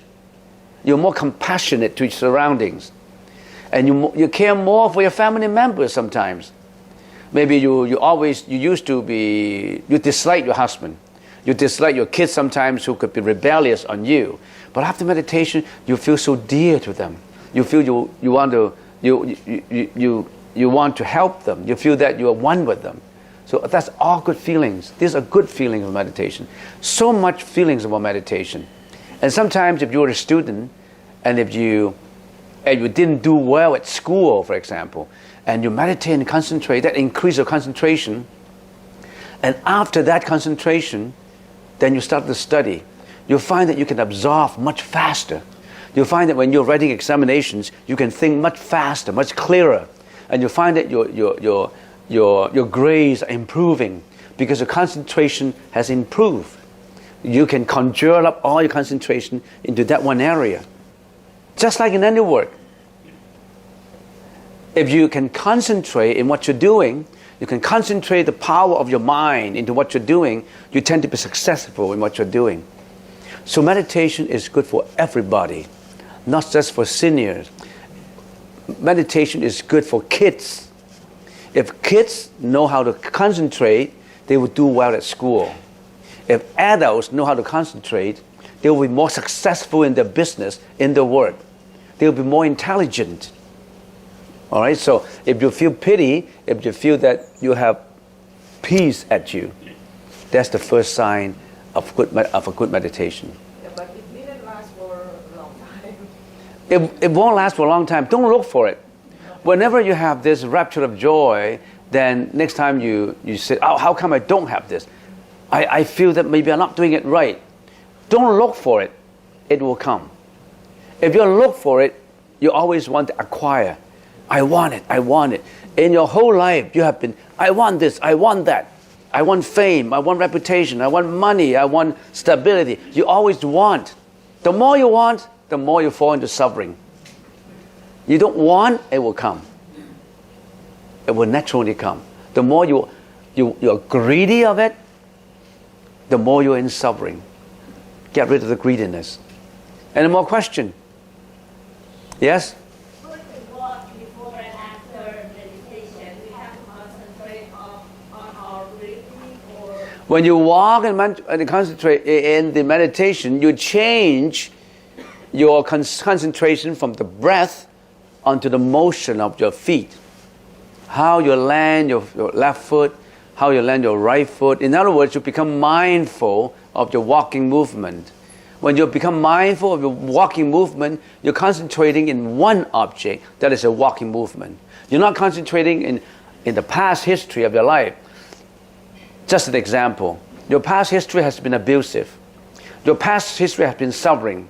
You always want to bring that past history of suffering, that past history of failure onto the table and you think about it, you agonize on it. Now, no more of those. You're more mindful on the present situation, right here and right now. The present moment. The present moment. 活在当下. The present moment counts, not your past. The past is already gone. Your future hasn't come. Why do you have to worry about your future? Your past is gone, and you cannot bring your past to happen again. You can learn from your past, but you don't bring your miserable past onto the table and agonize and think about it and get very angry and saddened about it. It's already past. So you concentrate on the walking movement. Your present, that's the present moment awareness. That's the slogan we use in meditation. The present moment awareness and nothing else.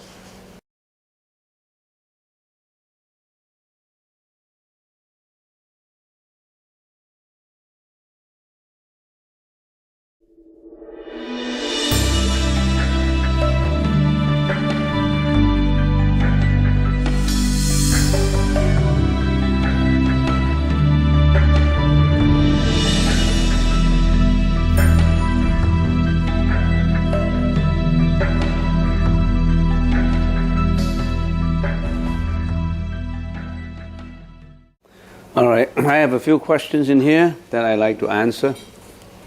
First question, how do we overcome fear, and what is the next step to become an ordained monk? So let's answer the first question first. How do we overcome fear? We have to know fear first.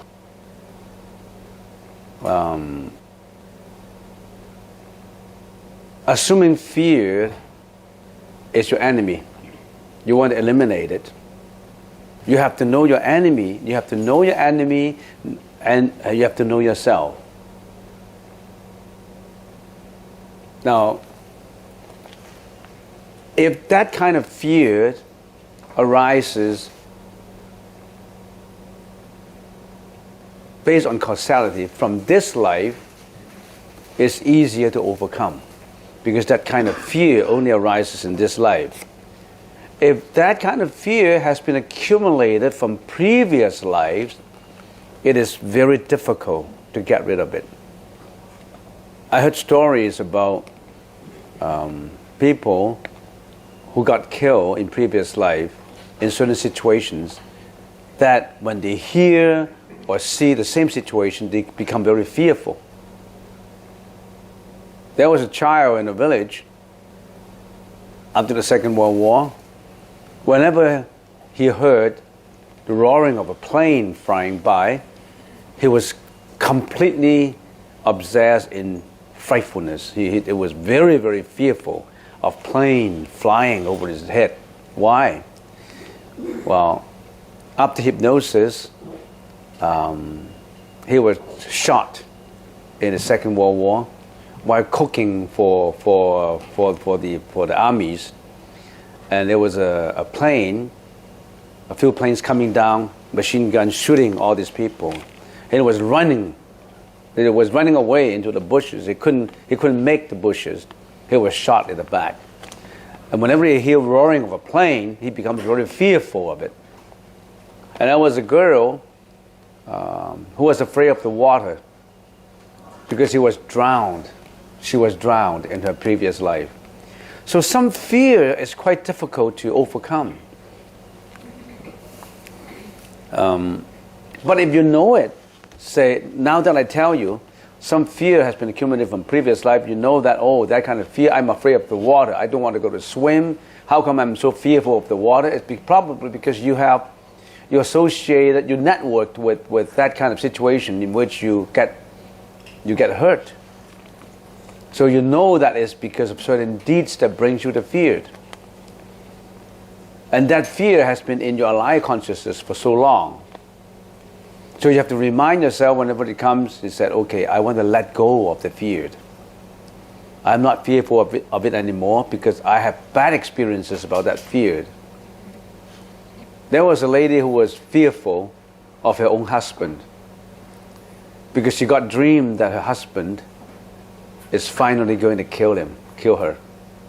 So he's always fearful, especially the husband, when heard about the stories, and the husband always used that stories to threaten her. You got to do this, do that, otherwise I'll be after your life. No, even if you go away, I will find you. So you get to be more and more fearful of her own husband. And that may be because of previous life that she threatened her husband in previous life. We don't know. But one thing we know, you have to know your enemies first. If you know fear could be accumulated because of previous life, and depends on what kind of fear you have. Fear of death, then you have to analyze death.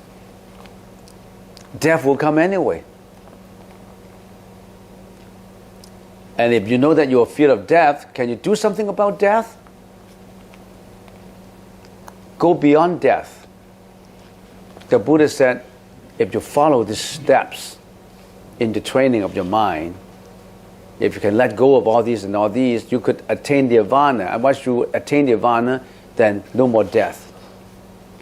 The Buddhist teaching is aiming towards nirvana, which is going beyond death. No more death, no more pain, no more suffering, no more vexation, no more causality. But if you're working towards that, you know your fear, and that fear sometimes is self-generated. The one who untied the knot that tied around the ghost nest, the ghost neck, has to be the one who tied it. Have you ever heard of that saying? Somebody tie a string and put a bell, a mountain goat. Make sure that the goat, where the goat goes. So tie a little belt in there. He tied it so tight, nobody can untie it. Only the person who tied it. You build up that fear. You tied that knot of fear, you untied it yourself. Don't be afraid of it. Understand it, know it. In the Chinese language, how do I say it? 解鈴還須繫鈴人，解鈴還須繫鈴人。聽過？是不是有這個這句成語啊？So to get rid of fear, untie the knot of fear yourself, confront it, faced it, and dissolved it in your mind. When you're meditating, you say, this fear comes from within, no more fear now. If you chant the Heart Sutra, you know all this fear is sunyata. Fear comes because of causality. Causality has no essence of its own, no self-nature. That fear is causality. It has no permanent self-nature of fear. That fear is built up because of all these causes together that build up the fear. It has no self-nature. Asvabhava, no self-nature. It is temporary, it is causation. It never comes back again if you don't build up the causes. I'm not going to build any more causes of fear. I want to get rid of it. And in your mind you say, fear is a bag that has been in my mind, that pollutes my mind. I'm going to put that bag of garbage of fear inside that bag, and I'm going to throw it in the garbage, what do you call that, incinerator, or burn it up. Get rid of it. Always thinking of getting rid of the fear. Okay? Understand your enemies. Letting go of the fear. When fear comes to attack you, you let it go. Don't let it stay. Let go. Whatever comes in, go out. Whatever comes in, fear comes in now, it overshadows my inner peace. I'm not going to let it overshadow my inner peace. I let it flow out, flow away. What comes in, go out. You have to train yourself to let your enemy go. Don't trap that enemy in your mind. Let it go. Okay, so the next question. What is the next step to become an ordained monk? To become an ordained monk, you have to find a temple in which you get the ordination. You have to know your teacher. Who would be your ordained teacher? Your teacher will not just ordain anybody. If he doesn't know you, he won't say, I'm sorry, I don't know you. How can I ordain you? I don't even know your personality. I have to know whether you're suitable to be a monk or not. Don't say that I want to be a monk and I can be a monk. No. They may not allow you to be. If he doesn't know you, he doesn't know your background, he's not going to let you ordain. He's not going to ordain you. I'm sorry, I don't know you. If you want to be ordained as a monk, there's something that maybe you go to another temple. There must be someone who knows you have that desire to be ordained, who knows you can be on the right track, who knows you are getting onto a spiritual enlightenment process. You have to know your teacher, and your teacher have to know you. It's both ways. You just don't just go into a temple. Okay, Reverend, Venerable, so and so. I want to be ordained as a monk. You don't even know the teacher. Is he a real monk? You don't even know. Know your teacher. Your teacher has to know you both ways thoroughly. That is one condition. Know your teacher. You know your teacher has to know you. Build a relationship first. Second is, are you prepared? You want to be an ordained monk because you just get a divorce.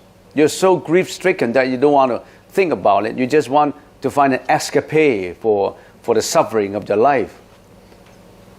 Being a monk is not an escape for getting away from your suffering. You're finding a way to escape. Sorry, this is not an escape concentration camp. No. This is a boot camp for training to be enlightened. To be an ordained monk is not that easy. Know your teacher. You know your teacher has to know you. Your teacher has to make sure that are you prepared for it. You want to be a monk because you couldn't get a job, so you can eat and live in a temple. Oh yeah, I like the food. Vegetarian food is so nice. Somebody cook for me, wash it for me. I just sit there and say my chanting, and then I finish my meal. I don't even have to wash the dishes. If that's the reason why you want to become a monk, no, don't come here. I'm sorry. To be a monk, you have to go through training. Even you are willing to. There may be teachers at temple who are not willing to accept you. Venerable, I was wondering whether fear is wholesome or unwholesome mental functions. Feared, when we say unwholesome functions, it could be a vexation to you. It could be a fear that's illusionary. But in some situations, fear could be good for you. Because fear, if it induces you to think, induces you to be more careful, then that becomes a good function. Some people, they don't really care. They haven't driven a boat before and they go out to the ocean, bring friends out to the ocean until they have an accident, everybody die. You're not a good driver. You're not fearful of the road accidents. You carry passengers at the back of you and all these people die because of an accident. That's terrible. But if you are fearful with sense of care, due care, I have a little bit feared when I'm doing this because I haven't tried this before, so I'm not going to try it. I'm going to be very cautious with it. Then fear becomes wholesome. But if you always have feared because you're afraid of failure, I don't want to go to university because I'm always fearful of failing. That's not a wholesome fear. So how can I tell you? Nothing is absolute. Have you ever heard that word before? If fear arises because of care, and yet when you exercise the due care, you're not afraid of the fear, then that becomes wholesome. If that fear is perpetrating you because you have a sense of failing, you're afraid of failing it again, then that's not a wholesome fear. That's unwholesome fear. You understand what I'm talking about? So I can tell you. Next, can you explain to us again how meditation can help in changing our habitual negative thought patterns in our daily lives? Meditation can change all of that, but you need to practice it. When your clothes has been polluted for many, many years with all kinds of dirt, you need to clean it up with different methods, to bleaching, washing, a lot of ways to clean it up. So, can you explain to us how meditation help in changing our habitual negative thought patterns in our daily life? You have been doing it now. Depends on how conscientious you are. You've been listening to lectures that I've been talking about. You've been doing investigation and analysis and researches how to do it now. Don't rush into it. You are doing it now. You have to put an agenda. You say, I'm going to learn all this. I'm going to have to ingrain it in my mind indelibly, like a mark that's permanent in my mind, that I'm going to learn how to change my habit. I'm going to learn about how the mind works. And when the mind works, I'm going to do concentration. I'm going to use samatha and vipassana, like what the Buddha told me, to train myself, do it again and again and again until I got it all done. That's how you do it. There's no such thing as a teacher comes to you and give you a lecture and you forget all about your habitual pattern. No. Your first lesson is to know it. And that lesson involves a lot of time. Your first lesson is to know about your habitual negative thought pattern. That's what you're doing now. That knowing takes time. The first of all, you have to believe in it first. That you have that negative belief. You see, in the Chinese language, actually in the Buddhist language, but because I received my training by the literature in Chinese, 信解行證啊嘛，信解修證，信 you have to believe that you can change first. You have to have that faith that you can change yourself. That's faith, that's belief first. You believe that you can change that habitual pattern of your thinking. If you don't even believe that, you don't need to take a second step. So the first one is to believe in it that you can change. The second one is to understand, get knowledge of how to change it by receiving all the information from your teacher, the right teacher. So there's understanding. The third one is training yourself how to change that habitual pattern. That needs practice. And finally is nirvana. I'm using another example. I'm using boxing example. You're always boxing, right? You have to believe that you can master that art of boxing.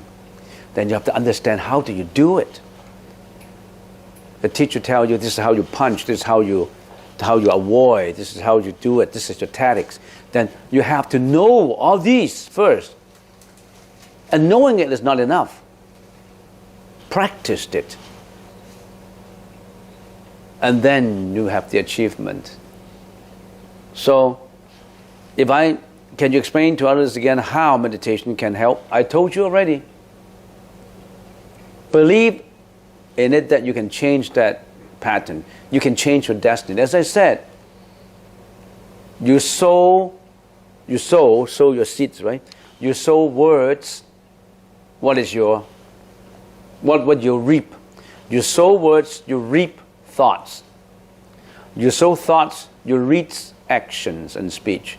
You sow actions, you reap habits. You sow habits, you reap your personality.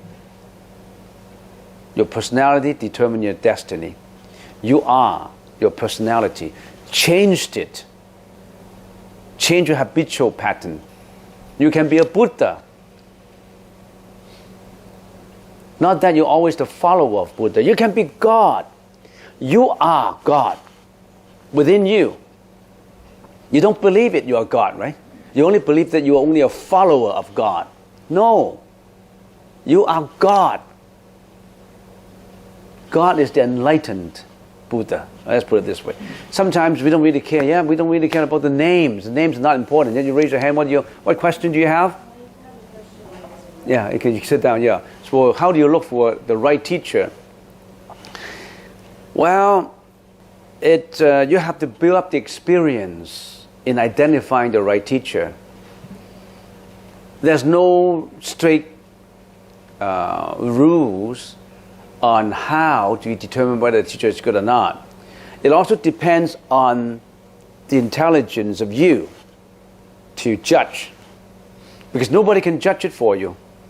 So what you do is, as I said before, you believe that it's a teacher, a good teacher. Not every teacher is bad, you know. You believe that there must be a good teacher. If you assume that all teachers are bad, so why look for it, right? So there must be some good teachers and some bad teachers. You believe in it, right? Then you try to understand, to investigate what's the qualities of good, what are these factors of unwholesome. So if that teacher is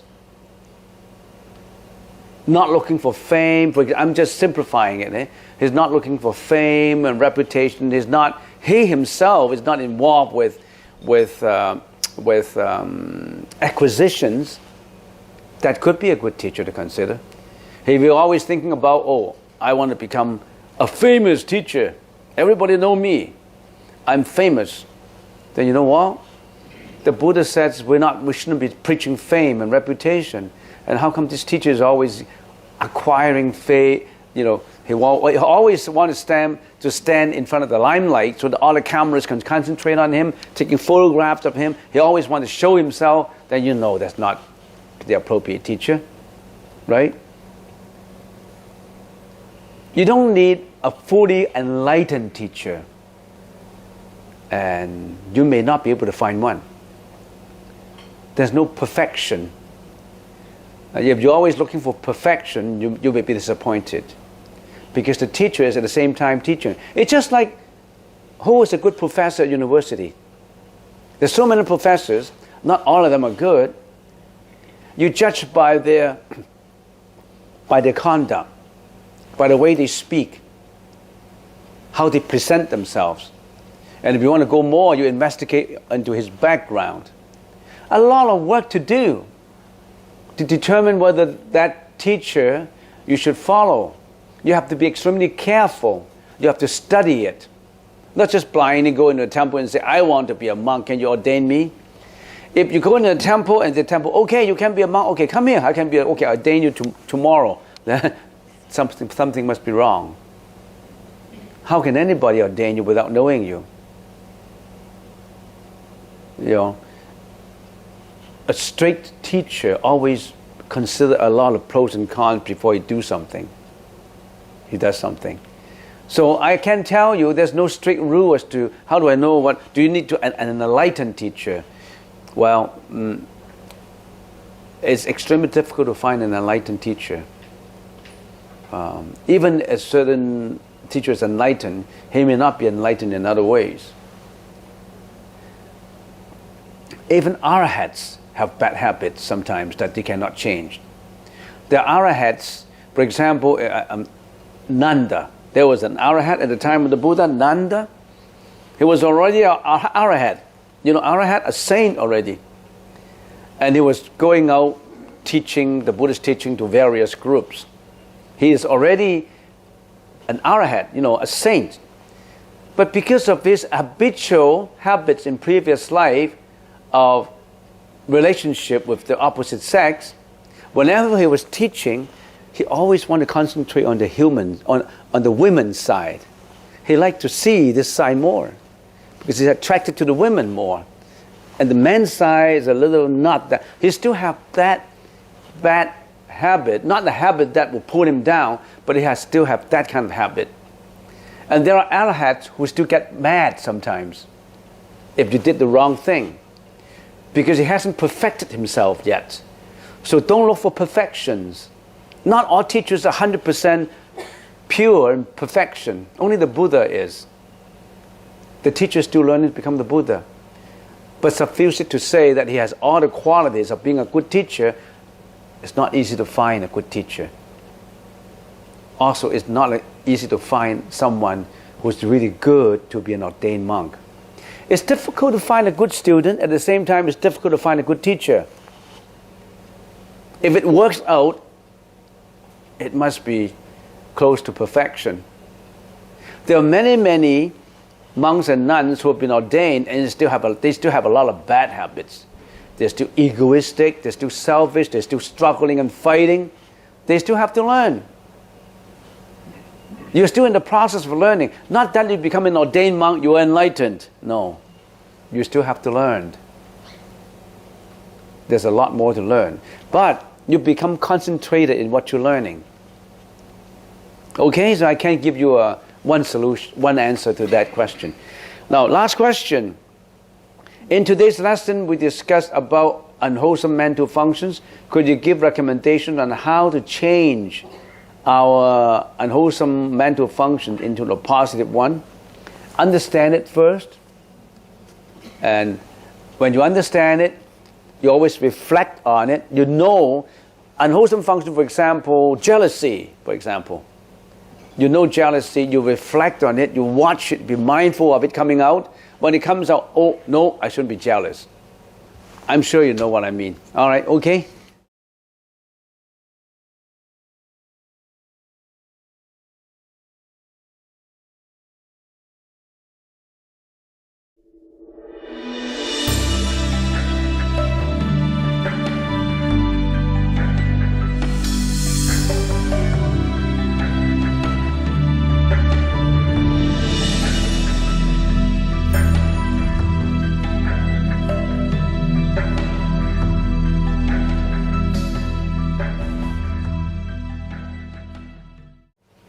So I'm talking about this 2016 New Year's resolutions. Well, people like to go out for vacations. They go to Mexico, they go to beaches and all that. Not very many people would go for a spiritual vacation. Actually, there's no such thing as spiritual vacation. Spiritual odyssey is lifetime. But the good thing about spiritual odyssey is, as I have sometimes use the analogy. You see a movie, you know stories about different people, struggles about different people, success stories about different people. A spiritual odyssey is like studying your own script, your life script, and try to write a life script for yourself, a meaningful life script for yourself.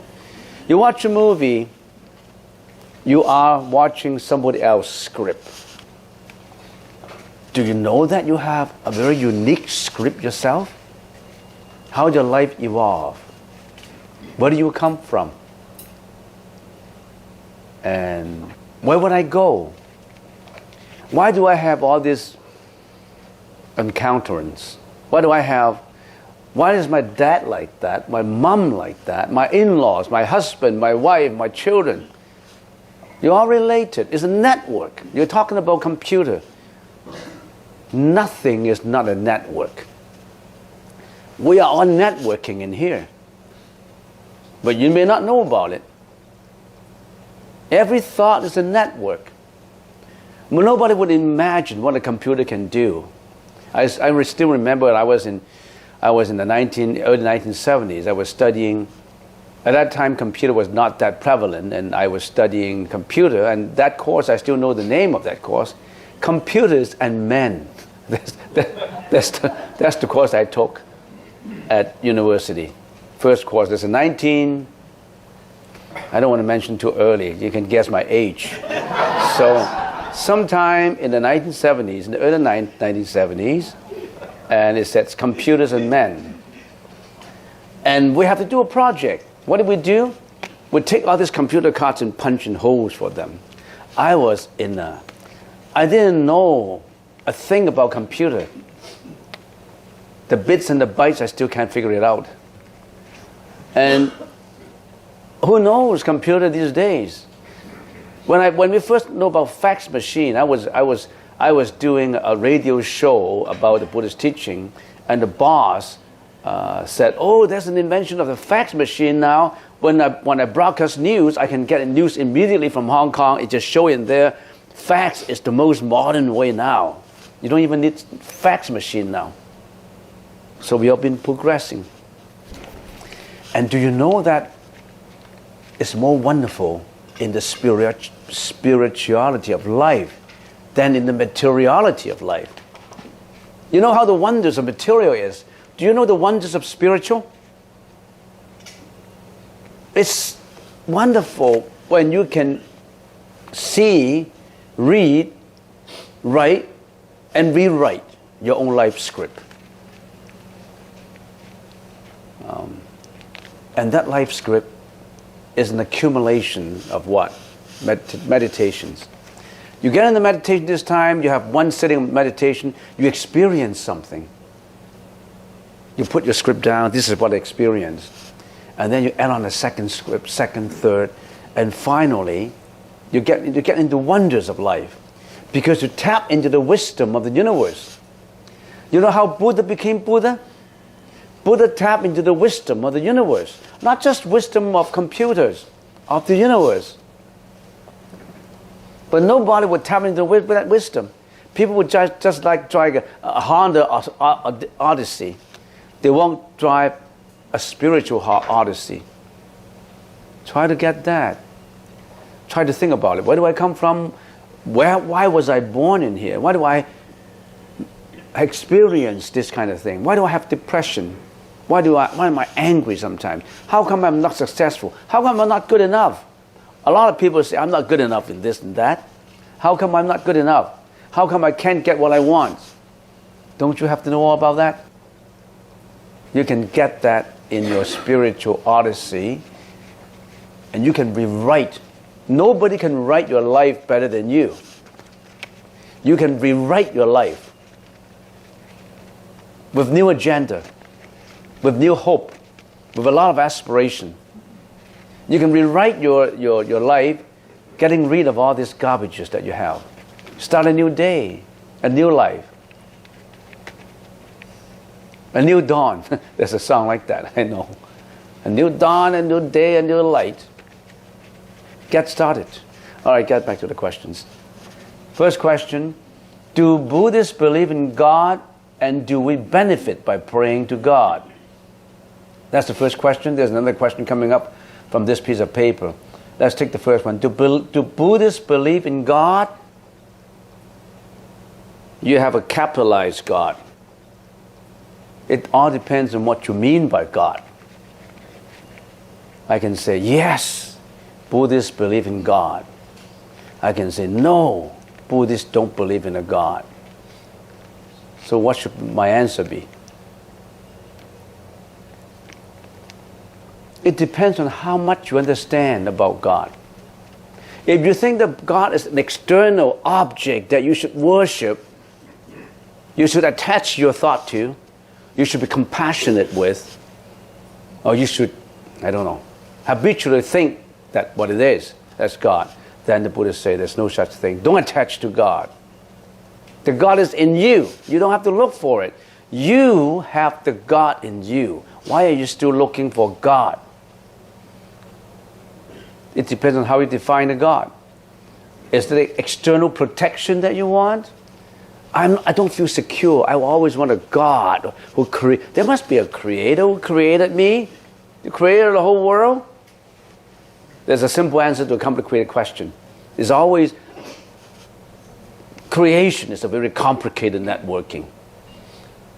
And we humans sometimes want to give simple answers to complicated questions by saying that there must be a creator. When I make a piece of furniture, I create my piece of furniture. So thinking in that simple logic, there must be a creator. Well, not getting into the logic now, because we can go on in the debate. But I can tell you, the Buddhists say, don't believe in a habitual thinking about God. But then the Buddhists say they believe in God. If the definition is God is something that is so powerful, something that is creative, something that is not explainable by anything, there must be something that is account for the universe. There's some truth that I want to look for, I want to investigate, I want to find out. Why are things like that? Why are reality like that? How come when I look at an object, this is the way I look at it? You know how when you look at an object, there are 3 ways to look at it. You know that? I look at a flower, there are 3 ways of any kind of object.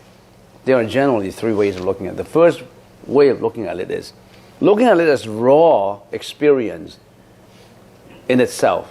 That's a flower. It's touchable, perceptible. It's raw experience. That's a flower. Nobody would say that it's a cow. That's a dog, right? It's a raw experience. It's a flower, right? So everything is raw experience that you experience, you contact. You can see, you can hear, you can feel, you can touch. But there are also objects that are simply created from the mind.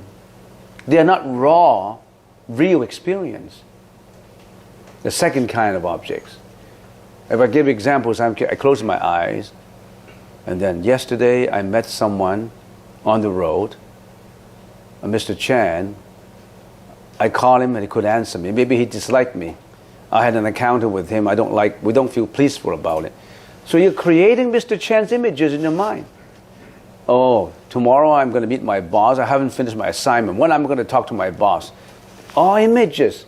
These are not actual raw experiences. These are illusions in your mind. Oh, this is God. Yesterday I saw God. That's also an illusion. Talking about God, it could be an illusory God. You are creating images in you. That's the second kind. Those are illusions. The third kind is a mixture of number 1 and number 2. It has both a combination of raw experience and illusion. For example, in the evening, I saw someone there about 8 o'clock. It's so dark now. That's a ghost. There must be a ghost. But actually there was a guy walking in there, and he's not a ghost. That guy, a guy, is a raw experience, a guy. Your illusions throwing, reflecting onto it, saying that as a ghost, is illusions. So there's a combination of illusions and raw experience. Everything would fall into that category. And it's easier to deal with crude, raw experiences than illusionary experiences. And God, that God concept, getting all these things confused up. Sometimes it's raw experiences when you say, I pray to God and I can see God. It's illusions. And then you read the Bible or the Sutra or the Holy Quran, and that is something that is raw experiences. And sometimes this is the way your internal commentator look at God and look at religions, another kind of objects. Do you know that you have an internal commentator in you? You judge everything. That internal commentator putting on lenses, putting on glasses, tainted, distorted glasses, when your internal commentator look at things. You always give commentary on everything. You like this, you dislike this. That guy is a bad guy. This is a rich guy. This is a handsome guy. This is an ugly guy. That internal commentator get into problem. So that God concept, I don't know what concepts you have. So do we benefit by praying to God? I can say yes, I can say no. If that God can give you the confidence, that protection, that security, something that you yearn for, a goal, or you define God as a compassionate person, you want to be more compassionate, and you want to increase your power, I think God, you can pray, say your prayers. No one can stop you from saying prayers. There's power, there's immeasurable powers simply from prayers. Oh, unbelievable, inconceivable powers from prayer. The confidence. You're building up your internal confidence. then prayer is good. However, if you superstitiously believe in the prayer, that's no good. I say my prayer because I hate this guy John, because he left me, and I hate him. Oh God. When I see this guy again, I'm going to do something about it. You pray to God that you want to meet him. That's no good. I mean, why do you want me to answer some questions that I don't know? No answers for it. No answers for it. Depends on you. You can write your own answer. But an ordinary person say, do you believe in God? Yes. An ordinary person say, do you benefit by praying to God? Yes. Okay? Next question. Today's most people use computers for harmful purposes like watching movies, playing games, etc. So if I work in computer industry, is it in agreement with right living, or I should change my job? I don't want anybody to be unemployed. So don't change your job. Unless you can find a better one. Then you can consider changing your job. If you work in a computer industry that promotes pornography, it's no good. Because every time when the youngsters, when people who are attached to sensual pleasure see that, you instigate them. You stimulate them to do, I don't know what they will do. Because they have this imbalance in them. They want to yearn for something, at the same time they may not have the circumstances to have that fulfilled. So that's the reason why there's raping, that's the reason why there is disloyalty, adultery. There could be a lot of side effects, detrimental side effects on humans if you're working in pornography. A lot of psychotic behavior arising out of pornography. There's a lot of, I don't know, so many dire, unwholesome consequences from pornos, from bad movies. If your movies are only concentrating on sex and violence, I think you're going to do more harm than anything to the society. And unfortunately, I have seen more and more of the increase on sex and violence. But if you're always in promoting sex and violence, you have built in a lot of bad karma for yourself. Plus, previously your karma may not infatuated so deep as now. You know why? Because you got Google and YouTube and all that. You can access anything so easily. Previously, I still remember when we were youngsters, very young, being youngsters, we like to watch some movies that are only restricted to 18-year-old or over. And at that time, we were 17 and a half. So we got in the movie and we watched behind the shoulders to see if the parents are around and if there are any, but we sneak into the theater house. That's so difficult to do because you're still afraid, that you're still ashamed. You still have some shamelessness because you don't want to be labeled, to be stigmatized as someone who who like to go to these kind of places. But nowadays you can do it at home. You can do it anywhere. So if a movie, sex and violence movie, could get 10,000 people into infatuation, now that sex and violence movie can get 20 million people. Your karmic energy is going to be widespread. I can see a lot of people suffer in the future. Because if you are the director, if you are producers of this sex and violence, you may be affecting adversely on the society and you don't even know about it. But on the other hand, if you are talking good lectures on YouTube, Google, if you're giving good information to improve humanity, to improve morality, to improve responsibility, family cohesion, all these favorable factors in the society, you're helping the society to grow. You're helping the society to live happily. And that can also spread far and wide. So the same thing happened both simultaneously. Which one you prefer? Some people prefer to go to hell. Some people prefer to go to heaven. So I don't know what kind of industry you have. If I were you, if I'm working in the porno, I don't know, then I like to quit. Why do I have to get into this karmic energy? I like to quit. I'm only getting $25 an hour. It's not worth me to impurify my karmic energy. I want to be holier. I want to be more wholesome than someone who's always editing and cutting these things, and I don't want to do this. I would prefer a job that is more sanely, that is more favorable to humanity, that is helping humanity to grow, not helping to degrade or disgrace humanity.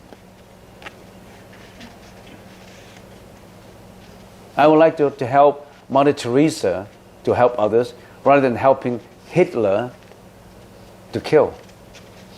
Which one you prefer? You have your choice.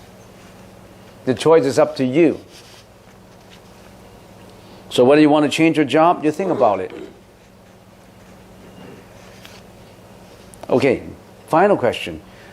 What are the venerable thoughts on modern medicine? I'm not a doctor. I don't know what modern medicine. If modern medicine, I don't even differentiate what is modern medicine and ancient medicine. But any medicine that is developed to improve health, well, of course we support modern medicine.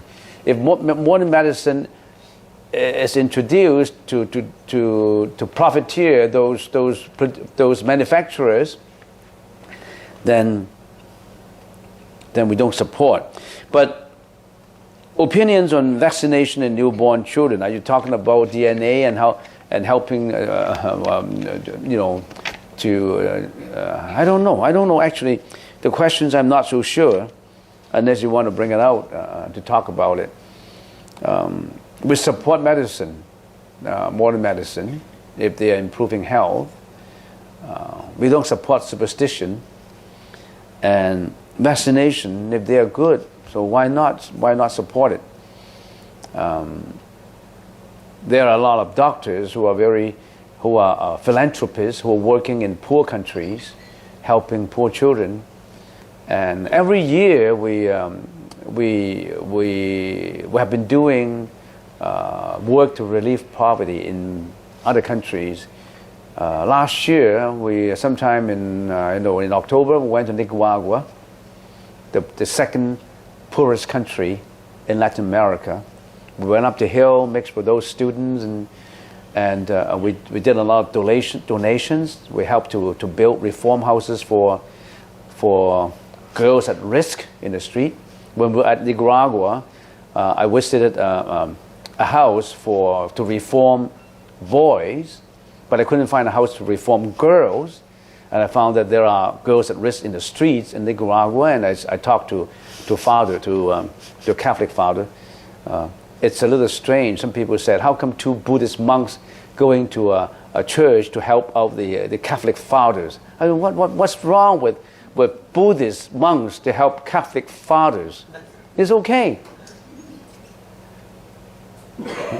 So these two Buddhist monks fly all the way from Vancouver en route, exchange from Houston and then all the way to Nicaragua and visit all these places where they can channel donations that have been collected from devotees to help them.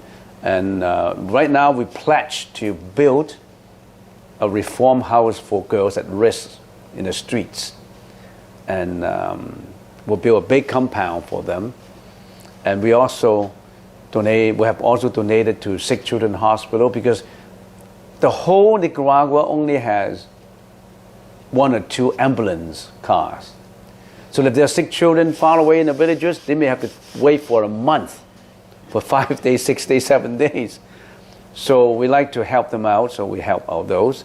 And we also help out students in the mountains. We actually went up to them to mix with them. I gave a speech to them, telling them about the 6 parameters,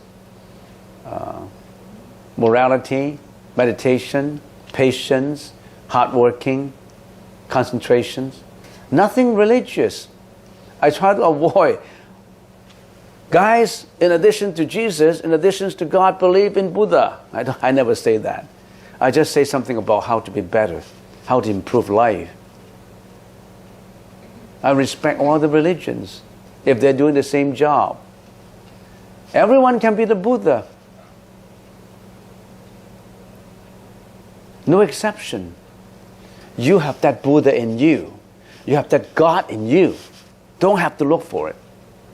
But you have to explore and find out more about it. You have to review it. You got that mirror, inconceivable mirror of enlightenment in you. It's been covered for thousands of reincarnations with dust and dirt. But the power of reflectability, even though it is covered by dust and dirt of karmic energy, the reflectability is still there. You just have to get rid of the dust and dirt. If you got rid of those dust and dirt, you are God. That reflectability is God. That reflectability is Buddha. The names don't really matter. Don't label names and habitually think in a certain I don't know, biased way. Throw away the words. Get to the essence of it. Venerable, the question about computers that Yeah. you mentioned. Computers. Yeah, Yeah. computers. Yeah. Actually, what about general computer industry? Like, suppose someone is building computers and he's not working in any pornographic industry, anything, just building computers. But these computers, 90% of them will be used for harmful purposes, like watching harmful movies. I see what you mean. Yes. Yeah, Yeah, I see what you mean. Yeah, I know what you mean. Because you are working in the computer industry, and some people, many people, use the computer inventions to do unwholesome deeds. Well, when you are working as a programmer or as someone in a computer, you're not thinking of, oh, what I created, I want them to be used by all these profiteers for unwholesome deeds. You don't think that way, right? You just create something creative, and whether they use it wholesome or unwholesome way is their business. Nothing to do with your karmic energy, because in your intention, you don't have that intention is what counts. Just like in law, there you have no intention of putting bad influence on people. On the other hand, you may say there are people who use it in a good way. But whether people use it in a bad way, you have no control over it. It's just like modern medicine. It's just like medicine. Some people use medicine in the wrong way. Some people in the right way. But as a creator of medicine, you just want to make sure that it is used in the proper way. So I don't think you have any bad karmic energy. Just concentrate on your work to do as much as you can. And of course, if one day you've been doing something very creative and someone who is in a bad industry asks you for help, you have to find out, then what are you working for? What do you use my program for? Well, I'll use your program for this kind of unwholesome deeds, but they will roll in the billions of dollars. You say, no, I don't need the billions of dollars, because the unwholesome influence far outweigh the unwholesome consequences that will come out. I don't want to be harmful to civilization. So even though you give me billions of dollars, I would not create this for you for unwholesome means to destroy civilization, to destroy humanity. So that's on you. But you're not confronted with that right now. You're not confronted with that. So if you know about it and you still support it, then you have the intention. But if you don't know about it, you just create something out of creativity, that's good. That's very joyful. Yeah, something that is really respectable. Yeah? May sort of like with the lid back on the empty garbage. Yeah, well, in meditation, if you first start out with meditation, it always comes back to you as something tranquil and peaceful. It helps you in your, it really helps you because you calm down and all that. But as you go, that is on the superficial level. But as you go deeper and deeper and deeper, because in the previous life, you've been accumulating a lot of karma. And all this karma is building up very strong influence in the subliminal level. So if you start to clean up all those on the surface, all the garbage you clean up, congratulations, because you have been cleaning up crude, easy to clean up garbage. And you feel so happy about it because you clean up this garbage. But as when you clean and more clean, you will find out that there's a lot more garbage for millions of reincarnations ago that have been accumulated. And they're difficult to clean up. For example, garbage of depression, garbage of fear, anxiety. So how am I going to do? Because when you meditate, you feel so fearful, so agitated, so worried about these things. So you really have to learn, say, continue to focus on your breath and let this go. And let this, when they come up, it's very difficult to let them go. But when they come up, you just learn, oh, this is all causation. This is all accumulated in previous years. I like to let them go and don't attach to it. You may find it extremely difficult to deal with at first. Because you've been so used to, when you get depression, you simply feel crying, you simply feel sad. You can say, if every depression patient knows how to control his depression, there will be no depression patients. They depend on medication just to make you dull, you know. If you are depressed, they just give you medications to calm down your mind, sleeping pills and all that. They force your brain to think in a very dull and unsophisticated way. But then, you don't do medication to do that. You still use that mind to practice saying, I want to let it go. Right now I'm crying. I'm more confused. I have fear. And I don't know why this fear happened. So you have to, it's difficult at first, but you still have to let it go. It's just like when someone is doing hypnosis, retrogression, life retrogression hypnosis. If someone, say for example, have a depression, and then this doctor is doing retrogression hypnosis, hypnotized, and this patient went back to about 1,200 years ago when he was a concubine of a rich merchant, for example. And that rich merchant treated him really bad, and he was always in sadness, and he was later, because of the sadness, he was buried in the sadness, and later he committed the suicide. She committed the suicide, and when she was at the verge of death, he had all these things depressed that she said, I want the revenge. I don't want to be treated that way. So he had a lot of things bottled up in her. She has a lot of bottled up depression in her. So, and now she saw the whole story in the retrogression. And then she started, oh, there are causes. It's because at that time, all these circumstances make me feel like that. And now these circumstances are gone. And I don't need this anymore. I can just forget about them because they don't come back anymore. I was so involved with it that it carried that kind of feeling, carry up to now. I was attached then, I shouldn't be attached now. I was right in the experience, I suffer, but now I already past the experience. Why do I have to fall back to that experience? Maybe I should get away from it. So in a whole series of getting attacked by that depression, psychological problem, then you learn to relax it a bit, and next time, and then you may cry, and after 1 or 2 days feeling depressed, then you may, all right, you'll calm down now, and then you continue to let it go.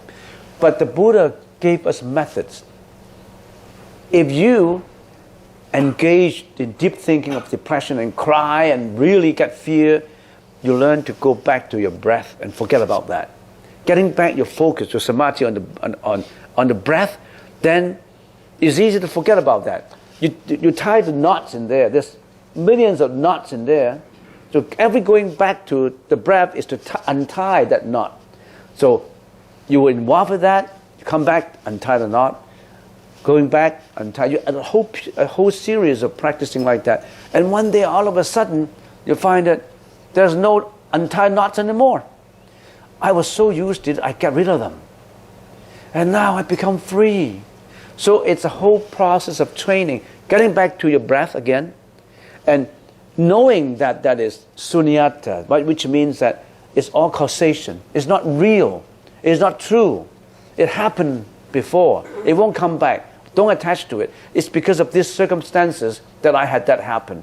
Probably I mistreated my husband before, and he came back for revenge. So it's just a cause and effect thing. So I should forget about that. So it's a whole series of training. You must go through that training, and don't give up. So at the same time, you're studying the vipassana of it, knowing the analysis about it, and then you will be able to shift your attention to this. And if you can't really do that, you discharge your concentration. Usually that will only come when you have full concentration. You only come when you dig into the subliminal level of your garbage. Because many millions of people, they're only meditating on the surface. They haven't really got down to the subliminal part. They don't have to worry about that. They haven't really cleaned up the surface garbage. It's only for those advanced people. When you're meditating, you've gone through sunny afternoon, sunny days, and when you get deeper and deeper, you will go storms, tsunami. Once you go through those storms and tsunami, you are on your way to enlightenment. You'll be a much happier person. You're a different person, not the same anymore. You clear yourself of all this karmic energy. You only have a little bit left. You're able to be your own master. Now you are not your masters. So it's a whole process of learning. Some people comes easy, some people comes difficult. But keeping on letting go, getting back to your focus and letting go. You may cry, you may yell, you may get mad, and some people rush you to hospital. You know in your mind that, no, I'm not mad. I just get involved with all this accumulated karmic energy. And then you come back again after crying for 10 days or struggling for 1 or 2 years. You come back again and you continue to do it. Continue to clean it. Don't give up. It's a whole process of not giving up. If you haven't encountered those difficulties, you're not at it yet. If you have not encountered stormy weather, you haven't even got to that level. You're still kindergarten. So I'm doing good. Huh? You're not doing good. Doing pretty good so far. Not yet.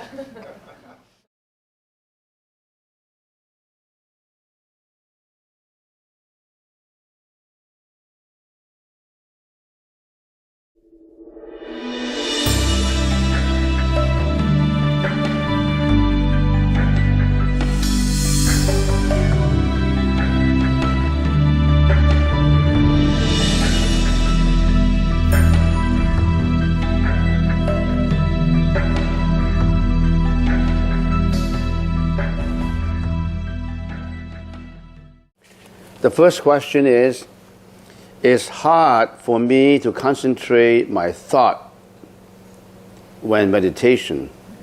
Of course it is hard. If it is easy to concentrate, you would have been a Buddha already. So it's very hard to concentrate. And it's good that you know that you cannot concentrate.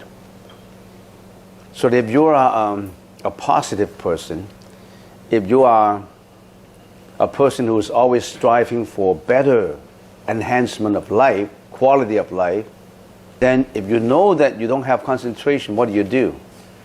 For someone who do not have any initiative in life, they're drowsy, they are inactive, they don't care. I don't have any concentration, so what? So they just allow themselves to have no concentration. For people who are always looking for better, to work better, they would find a way to improve. Are you looking for improvement? If you know your defects, you're on your way. If you know your defects, and you are more or less positive in your life, it's a good sign because you know your weaknesses. How many people recognize their own weaknesses? No, not many.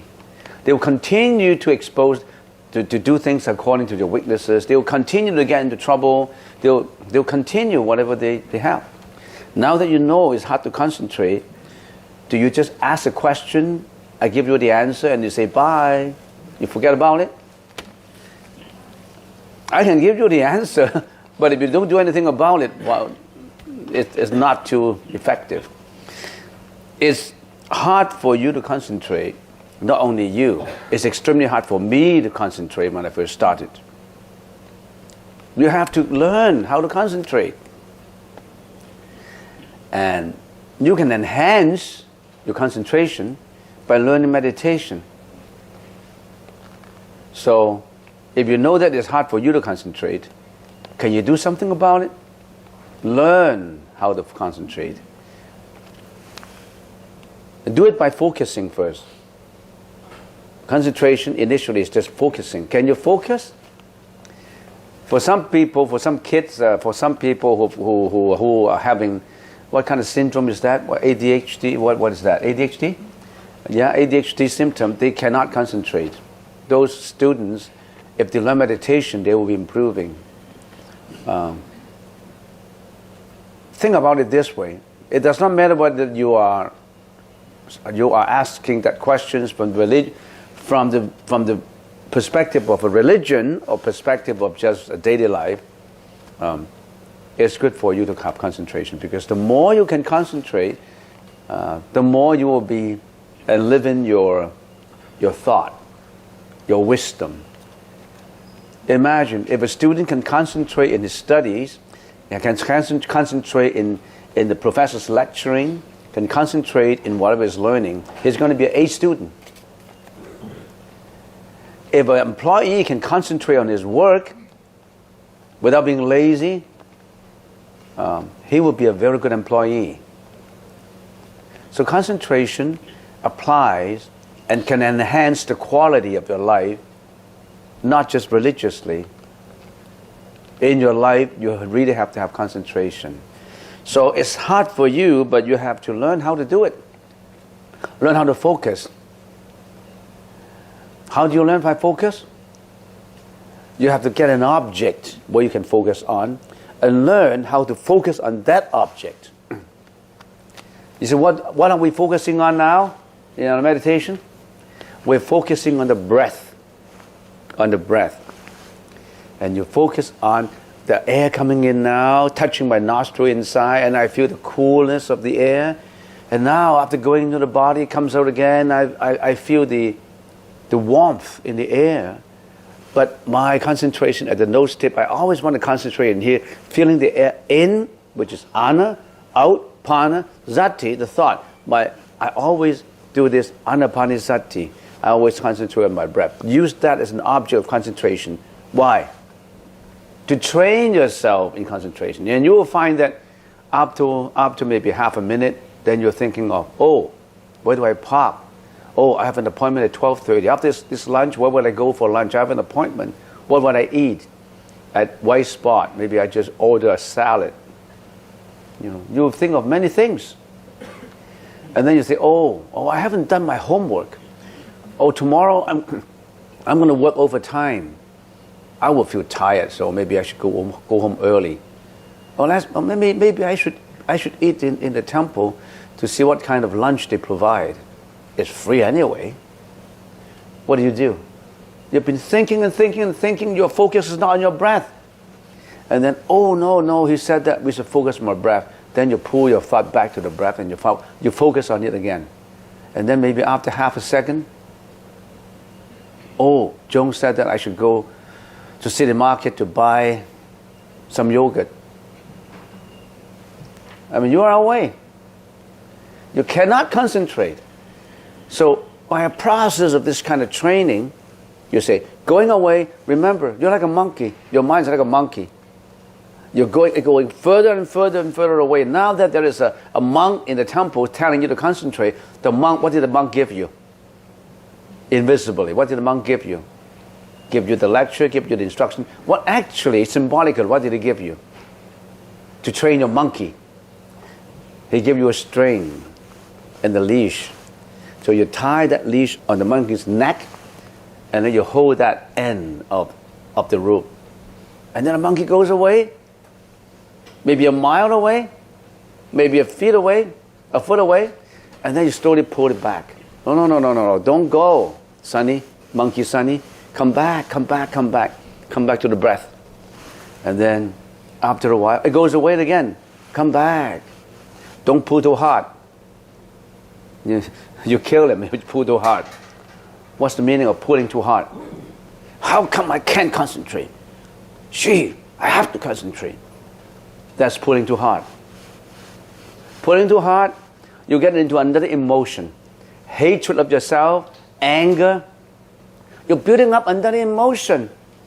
So you have to pull it peacefully and say, Sunny monkey, stay put. It's fun. Meditation is fun. Some people have a pet dog. Don't you know that you have a pet monkey in your mind? Nurture that pet monkey. Give it a name. I used to name my monkey Sunny. I like Sunny Day. Okay, Sunny, this session is going to be a good session. Okay, Sunny, don't go too far. Come on, come back, please. Yes, he's staying put. Sunny is so obedient now. He used to be, ADHD, couldn't stop for a second. Now he's okay. Sunny is on a leash. You understand? You've got to go through training. So there's a lot you can do. Meditation is an enjoyment. Not many people know about that. They thought that it's sitting still doing nothing, boring, boredom, discouragement. It isn't. And that's just the beginning of a good show. When that monkey is sitting still, you know what that monkey can do? I'll tell you later. That monkey can do a lot for you. Okay, that's enough for the first question. Second question. Venerable, thank you for the precious lectures and meditation. Why not have one incense stick instead of 3 in the package? Is it a good idea to have written posters and incense to educate people on incense? We already have prepared some posters, but we haven't posted them out. We'll have huge posters telling people why burning incense is harmful to health, the effects, and all that. And we have studies and researchers to prove that chemical incense are not good for health. So we will have posters. Why not 1 stick? Why not 3 sticks? Well, 1 stick, because they always ask. I used to have a torch of 108 incenses now to burn when I come to the temple. You know, when people come to the temple in the Chinese New Year, they don't just burn 1. They burn a whole torch with a lot of... They're like an Olympic runner. Everybody's like an Olympic runner. Getting a torch. And if you reduce 108 to 1, they get very angry. So we reduce it to 3. Because they say, if you give me 1, where will I put it? You have 20 incense burners in here and you expect me to put in 1? We say, okay, we'll give you 3, symbolically. We don't care where you put them. How come you have 20 incense burners in here and you give me 3? Well, we may plan to take some of them away or put something on top. So we'll give you 3 and a package of 3 anywhere you want. 3. And also, other than a package of 3, we also give you a candle, a plastic candle, a solar light candle with a holder, and then you can offer also that candle. We also have bouquets of flowers in a pot that you can buy. And it's not free because we have to buy them and put it in here, and we still have to determine what kind of price we should charge on it.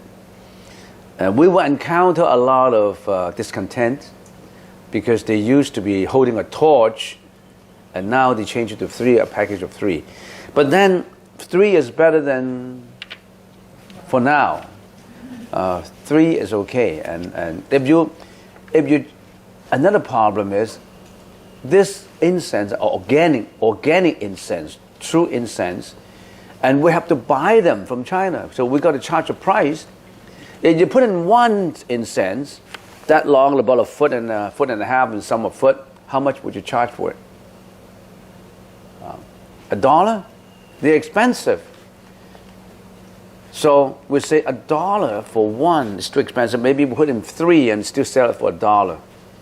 People like to give cheap price. They want to get they want to pay out nothing and get a lot. People are like that. But anyway, that's our plan. Next question: when would the disruptive emotions in meditation happen? Before the first jhana, would it happen to everybody? Disruptive emotions would happen when you really have to focus. In other words, when you focus on your breath and you really have the one breath here and now, you focus it so well that even if you're walking and you're eating, if you're not meditating, for example, if you're walking out in the street and you see various things, and then, for example, if you saw a man driving by and he was honking, and you used to say, that man is disturbing the peacefulness of his neighbors. That man is really bad. You used to criticize like that. But if you are meditating and having a focus, if you started to have something annoying idea comes up and blaming some people, immediately that breath will pull you back from going to that emotions and put it on the breath. In other words, your breath has become your teacher.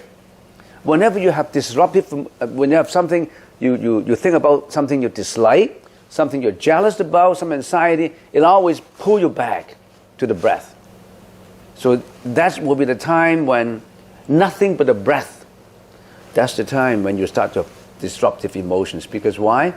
If you're so concentrated in your breath, all of a sudden you are internally you're giving a magnifier.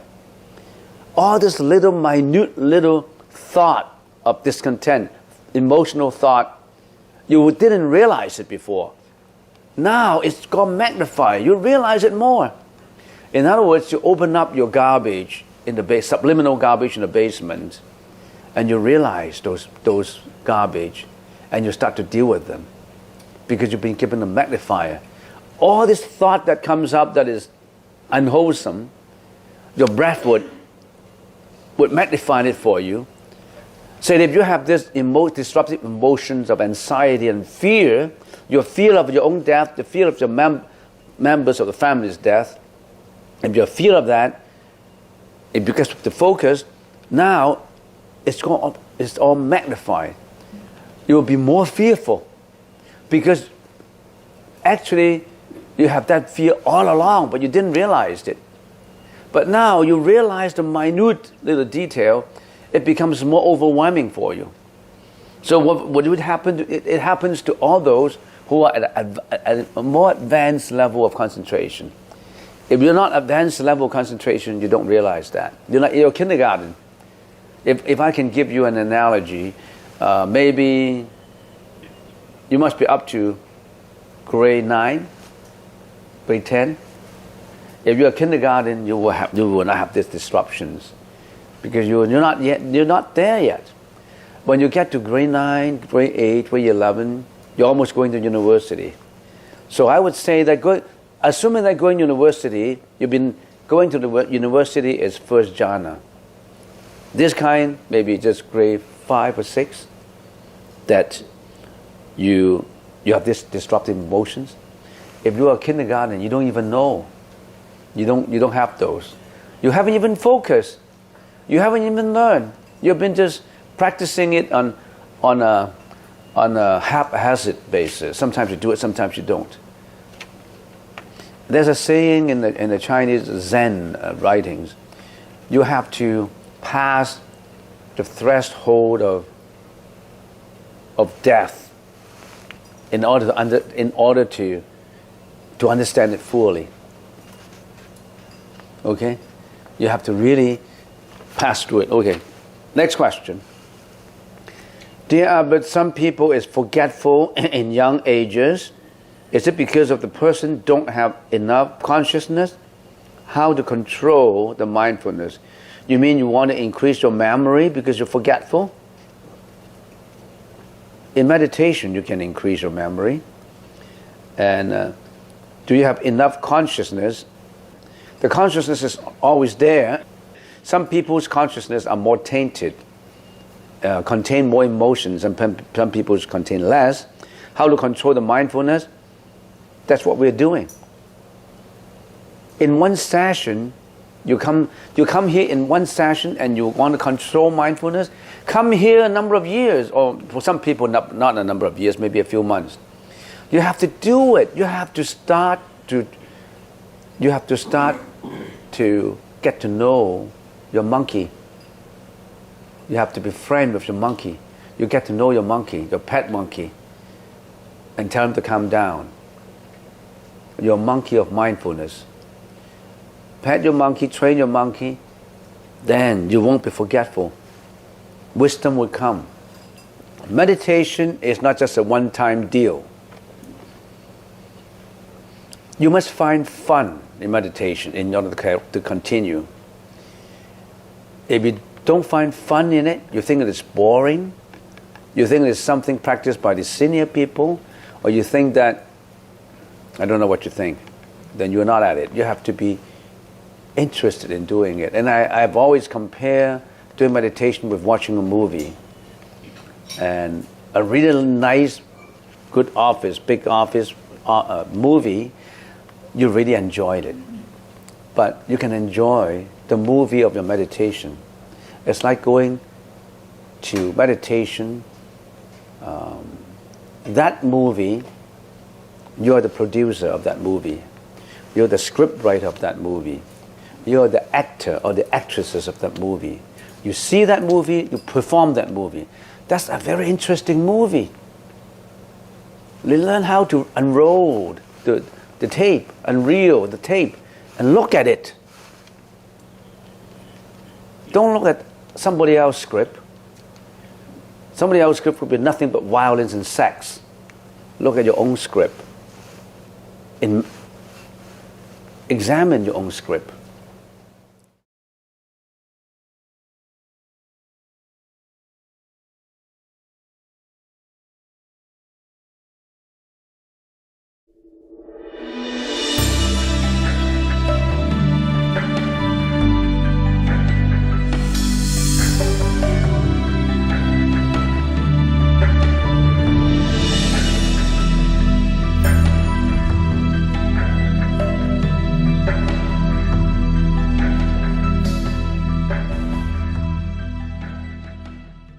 Okay, I have a few questions in here. I have 1, 2, 3, 4 questions. First question, is creating an image helpful for concentration during meditation? When you are meditating on the breath, that's already more or less an image. So why are you still creating you are using an image and you're telling me is creating an image helpful? You are doing it now, and why are you asking? Your breath has become your what? Your object of concentration. That is already your image. So why I have an image now, I have my breath that I concentrate on. Should I create an image in my meditation? You're doing it now. Next question. In Buddhism, is it better to cremate or bury the body after one passes, and why? Whether you go through cremation, somebody go through cremation, or burial, has nothing to do with the religion. And when a person passes away, this body is no more his body. This body is no more his body. As a matter of fact, if you analyze it carefully, your body is not your body. Your body comes from causality, which means that why do I have a body? Why do you have a body? Because you have that karmic energy that has been brought forward from accumulated energy in the past to form this body. Let me give you an example. You were born into a family. You don't know that family is rich, poor. Some people born in a rich family, from poor family. Some people were born crippled, and some people were born healthy. That's because of the karmic energy. So you're born into that family. Why were you born in that family? Somehow, there's some unfinished business that you have with that family. Or there is still a relationship that hasn't been completely severed. You still a link to that family. And what's the nature of this relationship? Is it a good relationship, a bad relationship? We don't know. It depends on what you did in previous life. So if you're old, I'm just giving an example. If you owe your present moment dad or mom a lot of debts in your previous life, you will come back to repay them. If he owe you, she owe you, he'll come back to raise you up and give you the money. So you come because there are some. If you're an accountant, then I can use an example of accounting. There's some debit and credits that you have to balance your general ledger with. So are you familiar with general ledger? The general ledger always got the debit and the credit side. You have to balance it out. So you come to born in this family. How come some brothers and sisters, they like each other and some they don't like each other? It's all because of the karmic energy that created previously. They germinated, they cultivate those causes, and they brought about what they will encounter in this life. So,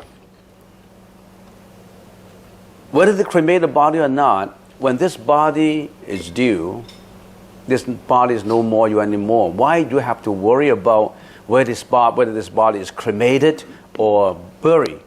As long as it meets the society's code. You won't throw those ashes in the road. You won't throw the body on the road. As long as you meet the code of the society, morally and legally, then you can do what you want.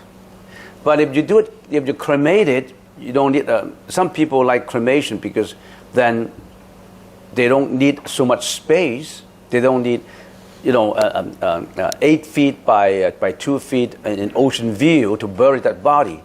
They just cremate it with an urn, and they can put the urn inside a small little box. And some people, after cremated the body, they can just mix it up with bread and butter and flour and just throw it back to the sea to feed the animals, to feed sea fish. Because some people are very compassionate. So when I die, don't worry about my body anymore. Throw my body into the ocean so that it will benefit the fish. Some people are very compassionate. Some people say, throw my body in the wildwood and mixed it and become fertilizers. Why do I have to attach my body? My body is gone. Your apartment is gone. Everybody is a lease apartment. Your apartment is a lease. When the time is due, you got to go. You cannot renew. It's a non-renewable net lease. Do you know about this? It's a non-renewable net lease. That's your body. You cannot renew it. You can't say, I don't want to die. I want to renew it for another 10 years. No. But actually, the Buddha told us that there are ways to renew. But you may not know about it. I don't know if you'd like to listen to it. Do you want to renew your body when you're destined to die? Whether you die at early age or old age, whether you get sick or not, it all depends on the karmic energy you created in the previous life or in this lifetime. You've got to build up good karma. Build up good karma, you realize the good karmic energy first. It's just like when your clothes is all soaked with salt and it's put in a container and you want to washed off the saltiness inside of your clothes. You've got to purify it with more water. Purify it with good deeds. If you continue to do bad deeds in this life, this apartment is going to be, the lease is going to expire very, very soon because it's all karmic energy. So whether you cremate it or bury it depends on what the person likes. It does not mean that when you create a body, you disrespect the body. No. You cremate it sincerely and wholeheartedly, or you bury it. It does not matter. Say if I have to die one day, I would say, just let my body to be thrown back to the sea and feed all the sea fish, so they will benefit by it. So this apartment is due. The fact that You're not attaching this body. It's another way, a minute little way for enlightenment. Everybody attaches his own body. This is my body. They are very interested, but they love their body. Who does not like their body? More than that, some people like others' bodies. You know what I mean? That's a sensuous liking. So you got to know more about the Buddhist teaching. The fact that you're coming here to do a ceremony, actually your ancestors has brought you along. He or she wanted to listen to the Buddhist teaching so that you get some enlightenment, so that you can pursue that enlightenment path and not just bury yourself in the Epicurean way of eating, drinking, partying, getting fame and reputation and money and attached to good stuff like houses and cars. And it does not matter what material you attach to. Nothing belongs to you. Not your bank account. Not your diamond rings in the deposit box in the bank. You came with nothing and you went with nothing. Why do you still attach to your possession? Why do you use all kinds of powers and bad deeds to harm others to get what you want? You're creating a lot of bad energy, a bad karmic energy. Learn the Buddhist teaching. The Buddhist teaching is not about God. Blindly believe in a God, that God can forgive me. Whatever I do, that God will forgive me. Is that simple? You committed killing and then you say a prayer, God, forgive me, and you're forgiven? Is it fair?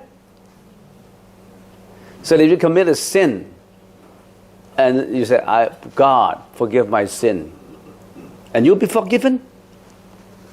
I came across the principal of a very famous university in Hong Kong. And I don't want to mention his name because you may know his name.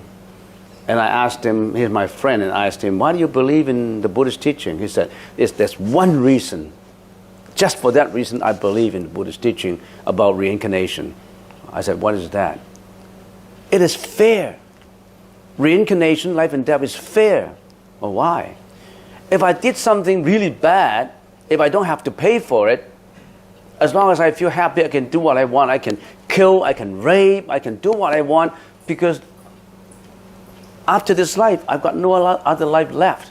Why do I just fulfill my sensual pleasures? Whatever I want to see, I just see. Whatever I want to speak, I just speak. Whatever I want to enjoy my sensual pleasures, I just overwhelm myself with sensual pleasures. I don't mind if I kill, if I rape, if I lie, if I anything. The Buddha said no. Because you will carry that karmic energy into your next life. You can't get away with it.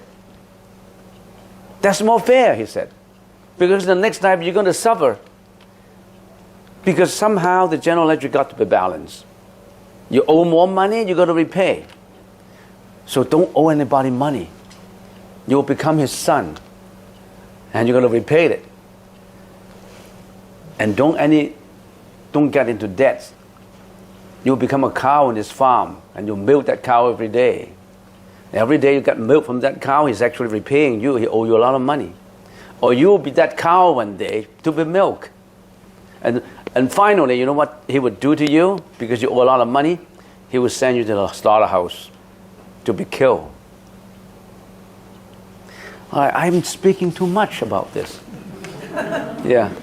So it's time, because people are looking at me and say we still have a ceremony to do. So I can speak for days. Now, if you want to listen more to the Buddhist teaching, get onto YouTube.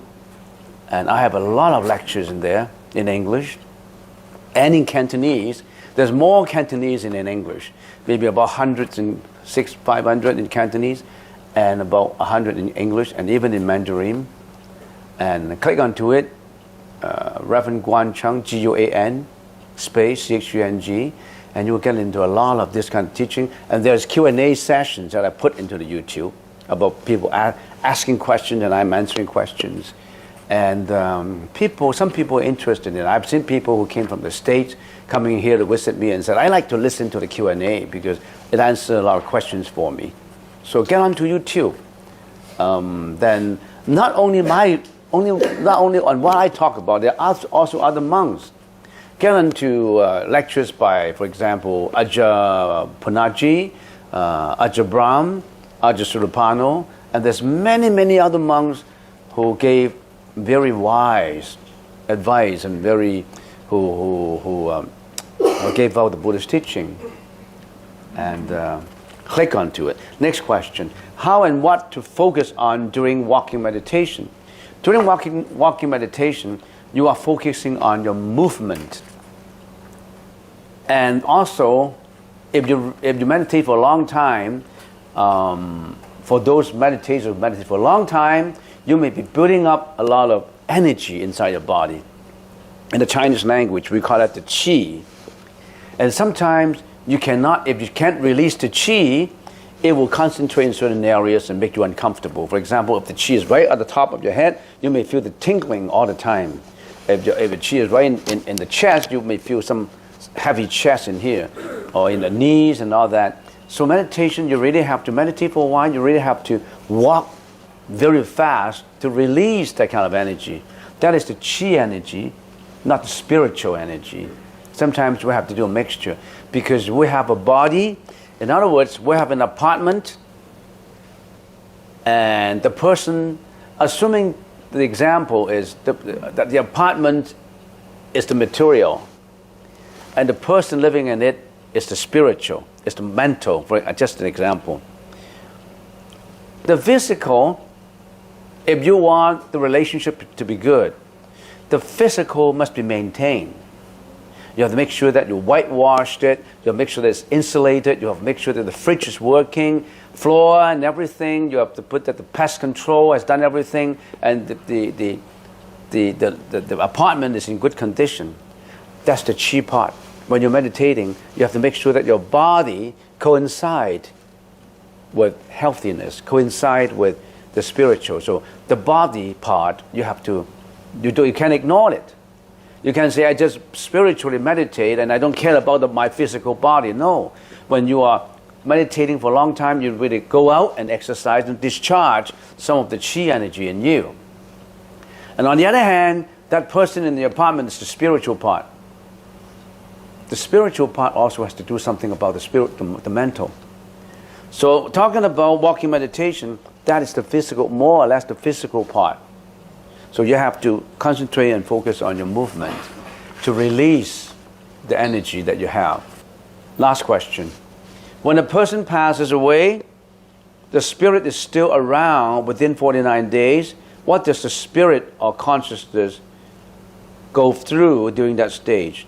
Can the spirit obtain merits or karma during that time without the help of others? What do dreams of the disease mean during that period of the 49 days after the spirit consciousness leaves the body?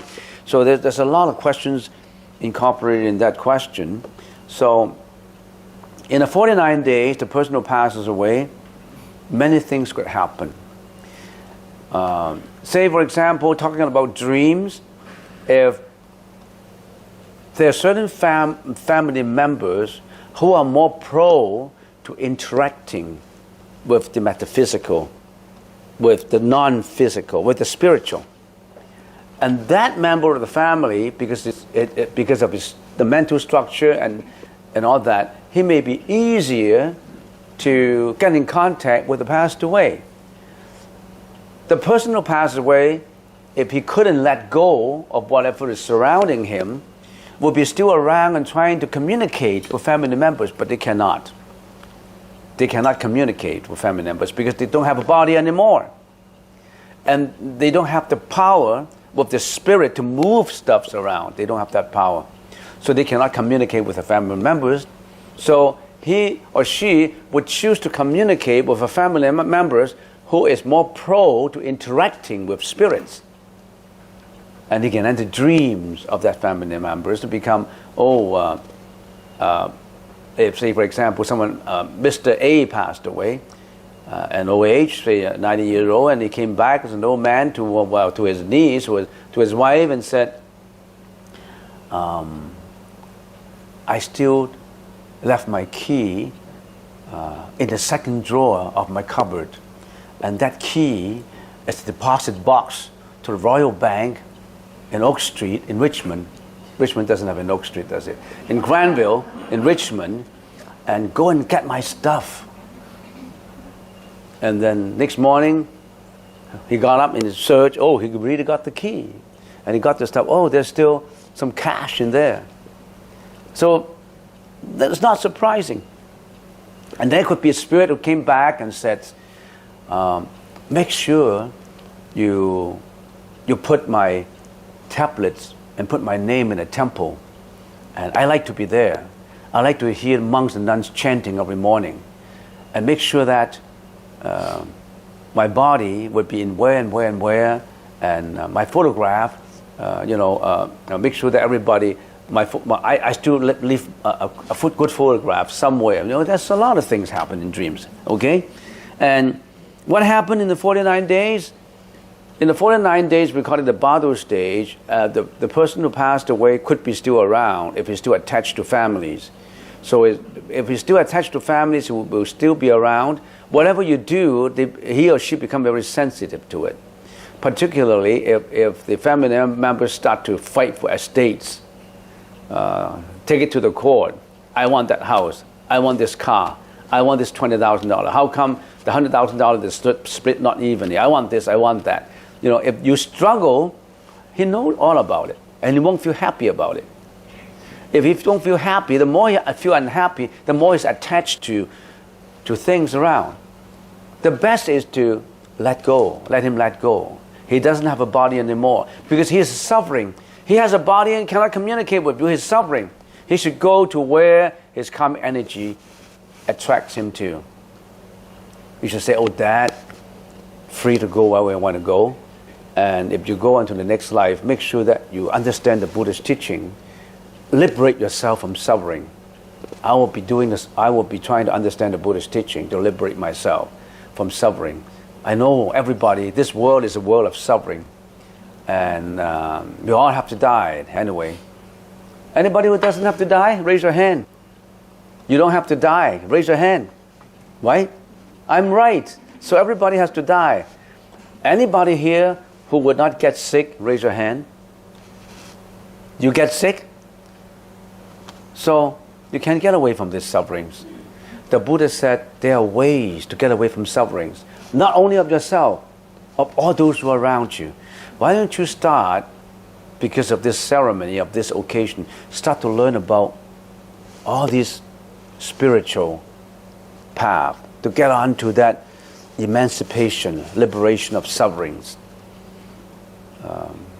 It's enough to get up every morning, eat your breakfast, eat your lunch, go to work, care your kids, go to school. Everybody does that. You did that every day. Take an initiative to study the wisdom of that saint who told you you can relieve yourself of suffering. Are you not interested in that? Or you're still interested in partying? Still interested in getting a girlfriend, a wife, a husband, a Zonesi house, a Mercedes, a BMW, That's too low level. That's the level of material acquisition in humanity, in the spiritual emancipation is very low. Get a higher level. I've talked enough. You'll get bored. Any question? The difference between Qi and Kundalini. Qi and Kundalini? Well, they are more or less the same thing. Kundalini is believing that there are chakras inside the body, and there is energy flowing through those chakras. And when you were born, those chakras, or sometimes when you're going through life, those chakras sometimes get blocked up. Once you get blocked up, the Qi doesn't go through. So it's all related. But there's danger in practicing Kundalini. That's not what the Buddha talked about. If you don't know how to do it, you could get into trouble. You could get into very serious trouble if you do not know how to do it. So that don't just look at a book of Kundalini or look at a videotape and look at, oh, I want to increase my consciousness. I want awareness. And then you practice Kundalini, you get into deep trouble. You will get into deep depression. And some people even, do foolish things, you know. And Kundalini, and there's also the same kind of concept in Chinese. It's qi, and the 大周天小周天. Well, you don't understand that, but anyway, that's the revolution of your qi. So don't get into something that you don't quite know. And if you really have someone who is a guru, who is an expert in Kundalini, and you're sure he's an expert, yes, but otherwise, you've got to be very careful. You've got to be extremely careful. What is like a specific danger? What is like what? Specific? Danger, what would cause In Kundalini? Yes. You may all of a sudden get depression. You may all of a sudden get inferiority complex. You may also all of a sudden overwhelmed by fear and worry. And it's not just for a day, maybe for years. And you may hate yourself for having so many defects in life. We don't know. Some people could be able to get over. But what is more important, you got to, because Kundalini did not really contain the Buddhist teaching of emptiness of ego. You still believe that you have an I. I practice Kundalini, I will get awareness. I would benefit from it. You're still acquiring something. You're still attaching to the acquisition of something. The Buddha said, get rid of your acquisition. So you have to get the Buddha's teaching into Kundalini, then you have a mixed balance, a better balance of it. Otherwise, you may get into trouble. Meditation is not just going into a rosy garden where you feel the most peaceful, the most comfortable. It could get into stormy weather, not just one time. You could get into many, many stormy weathers. But once you've gone through the storm, you're a saint. In other words, there's no easy lunch. Say, if you want to really go to that destination, you really have to put on your knapsack and you walk. You stumble, you fall, you hurt your knees, and you're crying. You have to go through all these difficulties. Buddha has gone through all these difficulties to get to enlightenment. There's no such thing as a rosy path and everything. Every day it's sunny, and I'm going to walk on it. As long as I can meditate, I'm going sunny weather. No such thing. The higher level you have, the more danger you have to overcome. But once you overcome those dangers, you're a saint.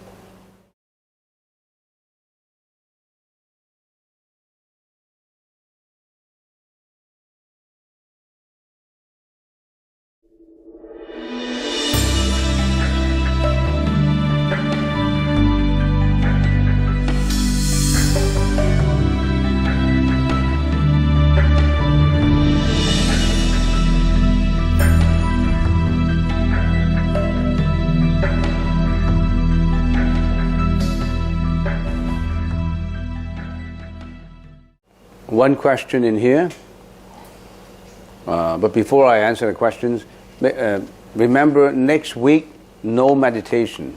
The week after, no meditation too. And you still can come and join us. We have a bazaar, a flower bazaar at the back. We have a celebration starting from next Saturday or Sunday, I don't know, Saturday or Sunday. So it's the Chinese New Year coming up, and this year's Chinese New Year falls on public holidays, on Sunday and Monday. Monday is also a public holiday, right? The Monday is also a public holiday. It's a family day. So we expect a lot of people coming here. And this year is a little new for us because we are encouraging people not to burn too many incense. Only 3 sticks in a package. We need some volunteers. All right, the questions, let me answer the questions. Please answer in English, but it's written in Chinese. 師父，當別人指責我時，無論對或錯，我都會發惡反抗，罵回去，之後有反省，但係如何改善呢？ See if I'm right or wrong. Judging by the calligraphy, this is a man, not a woman. Don't tell me. I don't need to know who.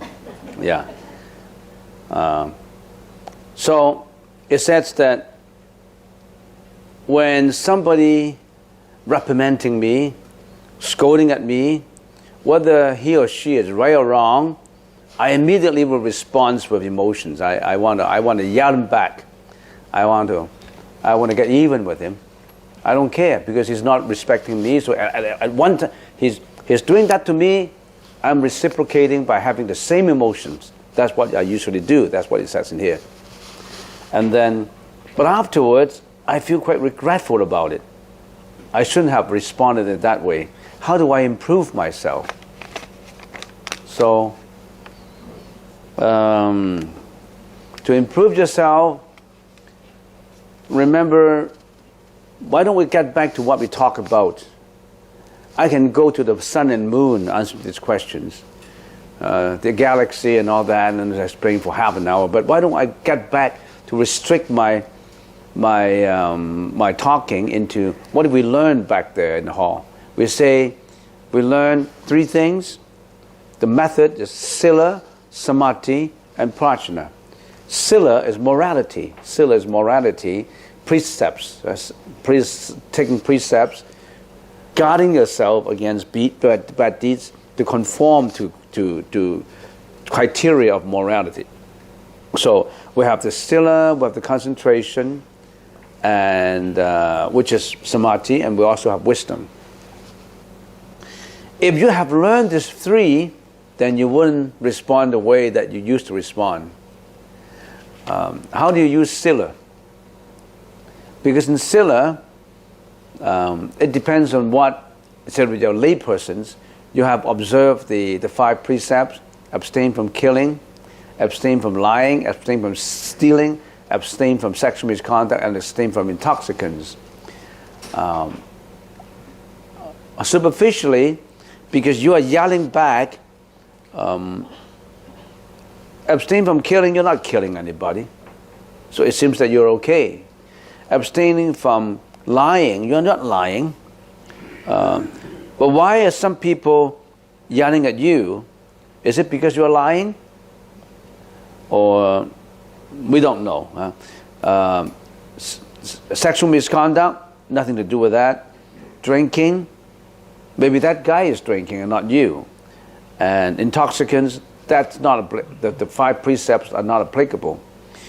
So that's the reason why you should take more than five precepts. There are the Bodhisattva precepts. What are Bodhisattva precepts? Bodhisattvas precepts are more geared towards thinking, not geared towards the actual performance. As long as I don't kill, I'm okay. I don't lie, I don't commit sexual misconduct, it's okay. I don't drink. But Bodhisattva precepts that you take, for example, the Bodhisattva precepts we advocate, we encourage people to take, has 41 precepts in it. One of these precepts is, when somebody yells at you, you don't yell back. You have to stay calm because you don't want to make other parties unhappy.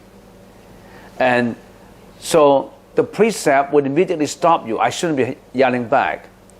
I shouldn't be yelling back at him because the precept said that I should stay calm and not be revengeful. Why are you yelling back? You want to be revengeful. You want to do what other people have done to you. You want to do the same thing. They blame you, you blame him. They hit you, you hit him back. You're revengeful, you want to, quote unquote, get evens with them. But if you do a sila, that means superficially, all this, you remember the sila, then say, I shouldn't yell back at him. It stops me right with an alarming system. It alarms me to say, I shouldn't be yelling back at him. Of course, the explanation as to why, because by yelling back at him, you won't improve the situation. You only infuriate him more. By yelling back at him, you will also infuriate yourself. You're being emotional. So a Bodhisattva should not be emotional. So if you have these precepts, and if you are always remembering those precepts, the precept itself would serve as an alarming security to guard you against your action, your speech, and your thinking. You immediately stop. Then you say, okay, if I stop, that means I'm a coward. If it's blaming me, if it's doing all this to me, if I become passive, I'm a coward. So you want to express your ego that you're not a coward. And in the Bodhisattva, it says that you should not be egoistic. You should not be revengeful. By not infuriating him, by not answering back, by stepping back, you're not a coward. You are a hero. Why? Because it's extremely difficult to contain your patience and tolerance when you're being attacked. Who would stay back? Remember, when you're walking into the alley in with the laughing Buddha, when you're walking in the temple, there's a laughing Buddha right there with a smile. And there's 2 avenues of trees and palm trees on the side with the laughing Buddha in the center. What did he practice? What did the laughing Buddha practice? He's practicing metta, M-E-T-T-A, loving kindness, not infuriating people. He's always practicing smile. That Buddha, the laughing Buddha, always expresses smile.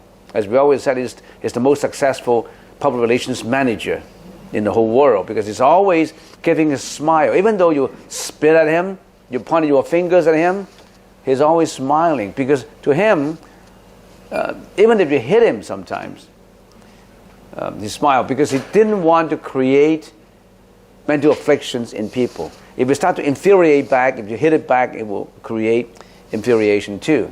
So what did he practice? There's this poem spoken by him. And maybe I'll translate a poem for you. I'm thinking in Chinese, so I have to say the Chinese words out before I can translate it. 手把青秧插满田. I hold my, what do you call that? 青秧. I hold my seeds in my hands, and I want to cultivate that into the field. You know how the farmers grow rice?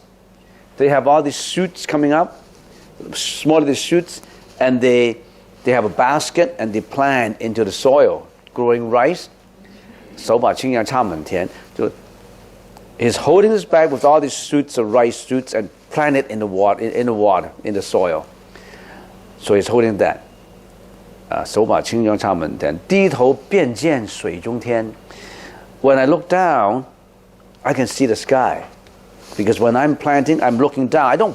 I won't look up and plant like that, do I? So I have to look down, and I plant all the shoots in there. So I really have to look down. Then, actually, when I look down, I also look up, because I can see the reflection. I can see the sky by looking down.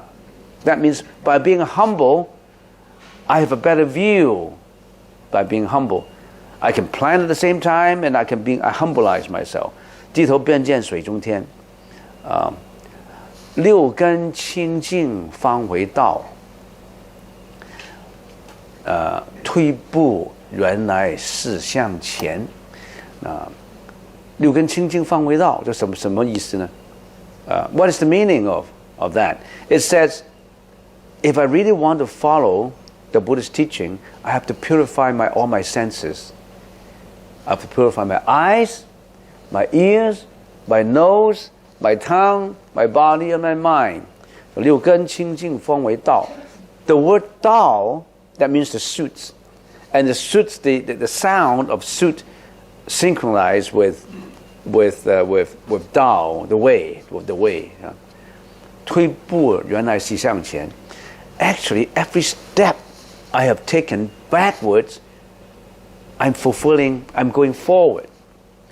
Being backward is forward.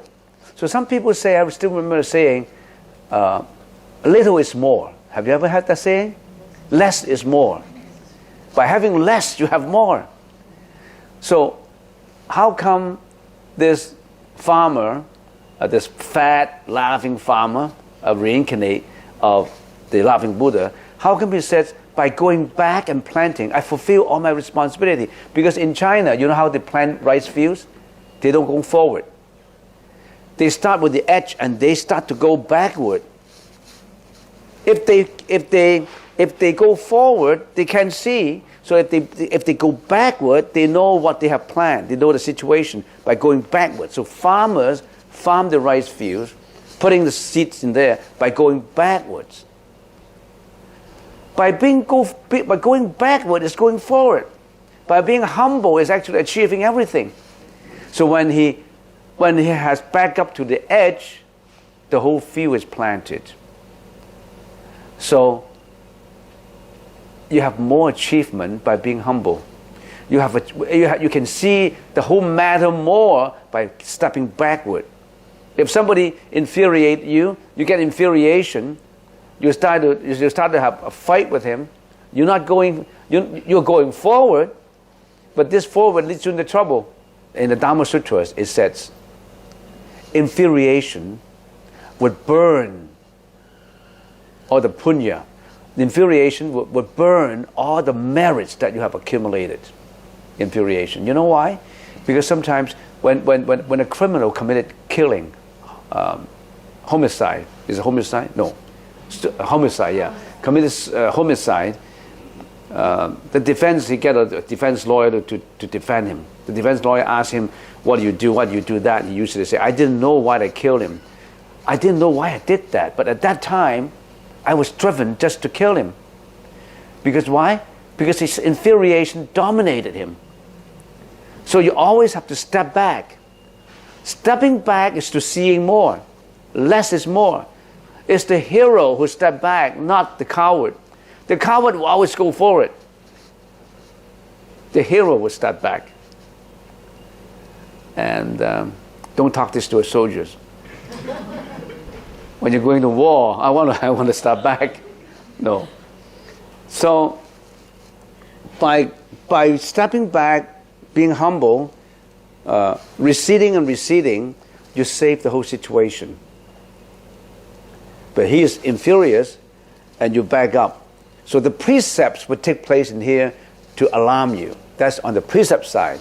How about on the concentration side? We said there's 3 courses, right? Sila, Samadhi, and wisdom, which means is precept or morality, concentration, and wisdom. How does concentration work in this here? When you have concentration, you're not easily get agitated. You are so focused in yourself. You don't easily get angry. Why do you get in an argument with people?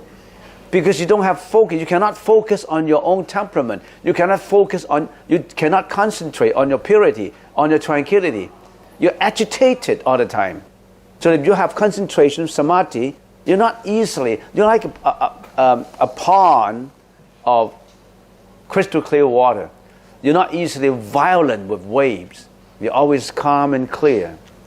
When you're calm and clear, you can see the moon better. When you're always wavy, a lot of ripples in your pond, you can never see the moon. You can never see the real fact. You can never see the real reality. So if somebody gets infuriated at you, he must have misconceived something about you. He must have misunderstands you. But he gets infuriated because you really committed something wrong. Then if you have that reflection, you know you're wrong. Then you say, I'm really sorry. I didn't mean to do it like that. I make a mistake. I shouldn't have turned left. I should have turned right. I make that mistake. That's my mistake in traffic. And I apologize, and I have to pay for my mistakes because you bump into other people's car. It's your mistake. He gets infuriated. Of course, that's his response. He's not a saint. He's just an ordinary person. Here, this guy, I'm on my way to have a meeting in downtown, and I'm already late by 5 minutes. Then you bump into my car, and because of your heedlessness, because you're not careful. And then once you get down, of course, my first response is, well, why do you do that? I'm on a meeting. And you get infuriated. And then you immediately fight back. Because you created the traffic accident.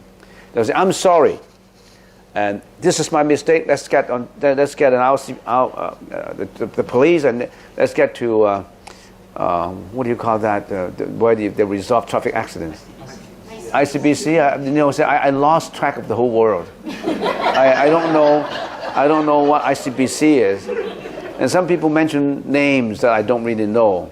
RB for Royal Bank. I don't know what RB is now. I used to deal with Royal Bank many, many years ago, so I lost contact with the world. So ICBC, let ICBC handle it. Why do you have to be angry about it? And some people even fight. I saw people fighting in the street because of an accident, a traffic accident. Because one guy was in a hurry, the other guy was careless. So if you have the concentration, just hold your temper. People who have concentration will hold the temperament. It's always good. If you're really wrong, then you're wrong. So why do you have to defend yourself? He won't. If he's going to hit you, that's something else. Then you backtrack. So concentration will help you in this case. How about wisdom? How would wisdom, prajna, immediately let you realize that you shouldn't be angry? Everything is causation. The fact that that has become an effect in having that traffic accident is because of many reasons. It's my reasons, his reasons, many reasons come together. And none of these reasons is permanent. None of this reason has a reality in itself. It's all worked together that things happen. And thank God there's nobody that gets hurt. So you have the wisdom to analyze that it's causation. You have the wisdom to analyze that this is impermanent, this has just come up now. You have the wisdom to analyze that, what? This is emptiness. You should not attach to it. Non-attachment. Let it go.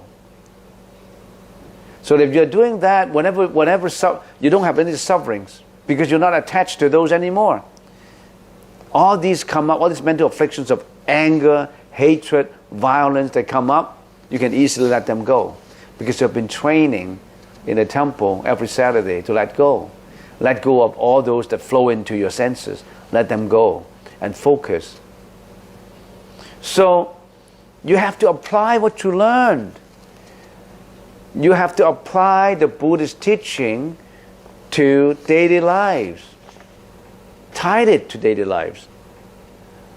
And some people ask me, how does the Buddhist teaching benefit me to make a lot of money? Well, I said, yes, I can tell you. It can help you make a lot of money. The 6 perfections. Dana is giving. Tolerance. Dana, tolerance, diligence, concentration, and wisdom. All these factors help you to be successful. And all these factors also help you, after you're being successful, that you won't be overwhelmed by the success, which is even better. Because when you are successful, you tend to go, you off track into some areas that are not righteousness, that are not mindful. As I always mention in the Chinese language, that if you become a multi-billionaire, you get into problems. Because if you used to be a good guy and you make multi-millions of dollars and you are billionaires, and then your wife won't feel easy because you have 50 girlfriends coming to line up to see you. And then you get into trouble because you have a lot of money, a lot of people will come to you. And then you have girlfriends coming to you, you have boyfriends coming to you, you have people who want to get some money from you to cheat you, and there are people who get you into casino, and because you have a lot of money, then you tend to attach to luxurious things. You want a big house in Southsea, and you want to build up your reputation with those who are rich. And when you always mix with people who are rich, who are always attached to Epicurean's way of living, you like the best wine, the best car, the best house, the best boat, and then you go traveling around, and you don't have time for spiritual enlightenment. Don't think about becoming rich. It's only causation. You're becoming rich, you get into trouble. You're only rich for this life. As I always mention, in 40 years, at least half of the people here are gone. Life is short. And you still want to acquire material? You think you can get happiness from materiality? You roll into the next life of reincarnation. You suffer. Why were some people born in the Second World War? Why were some people born in the Jewish ghetto? Why were people born into Germany when they were suppressed by Hitler, Nazi Germany? 6 million people killed. They were tortured to death. Why did they get that kind of a situation? And you were born in Canada, you were lucky because you've done something nice before. You must have done something good. Otherwise, you wouldn't have been here. But can you guarantee where you're going next time? You examine what you have done in this life. If you have done nothing good, only for yourself, I really worry that your next life will be, maybe you still will be a human, but not as good as this life. And remember, there's a sutra saying, one day the Buddha was talking Dharma, and all of a sudden he was holding a handful of sand in his hand and talked to his disciple and said, all those in the next life who reincarnate as humans again would be as little as the sand in my life. And all those who reincarnated into the 3 vicious realms, animal realms, ghost realms, and hell realms, are like the sand on the ground. Most people don't get the good wishes ram, the good rams in the next life. And you know what you have done. So, if somebody is doing that to you, if you are a hero, if you really know your Buddhist teaching, if you really you contemplate about the laughing Buddha who backed off when he's planting rice seeds into the oil field, you won't feel angry. You won't answer back. You won't be infuriated. You just say, I'm sorry, so we can resolve it. Just smile.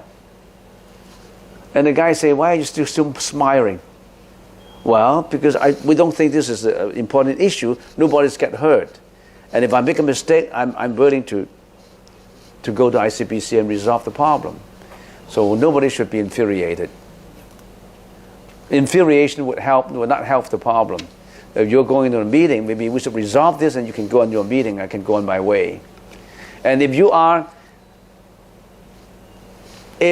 2 guys will only fight when 2 guys use violence. If 1 guy back off, there's no violence. Okay, so I only got 1 question, so no more questions.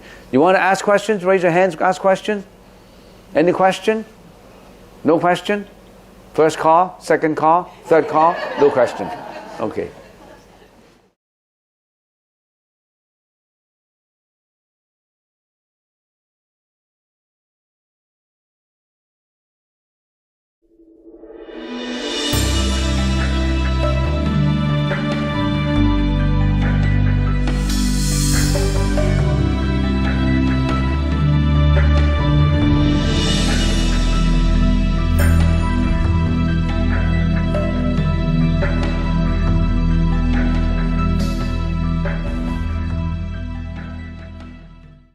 Okay, I have 3 questions in here.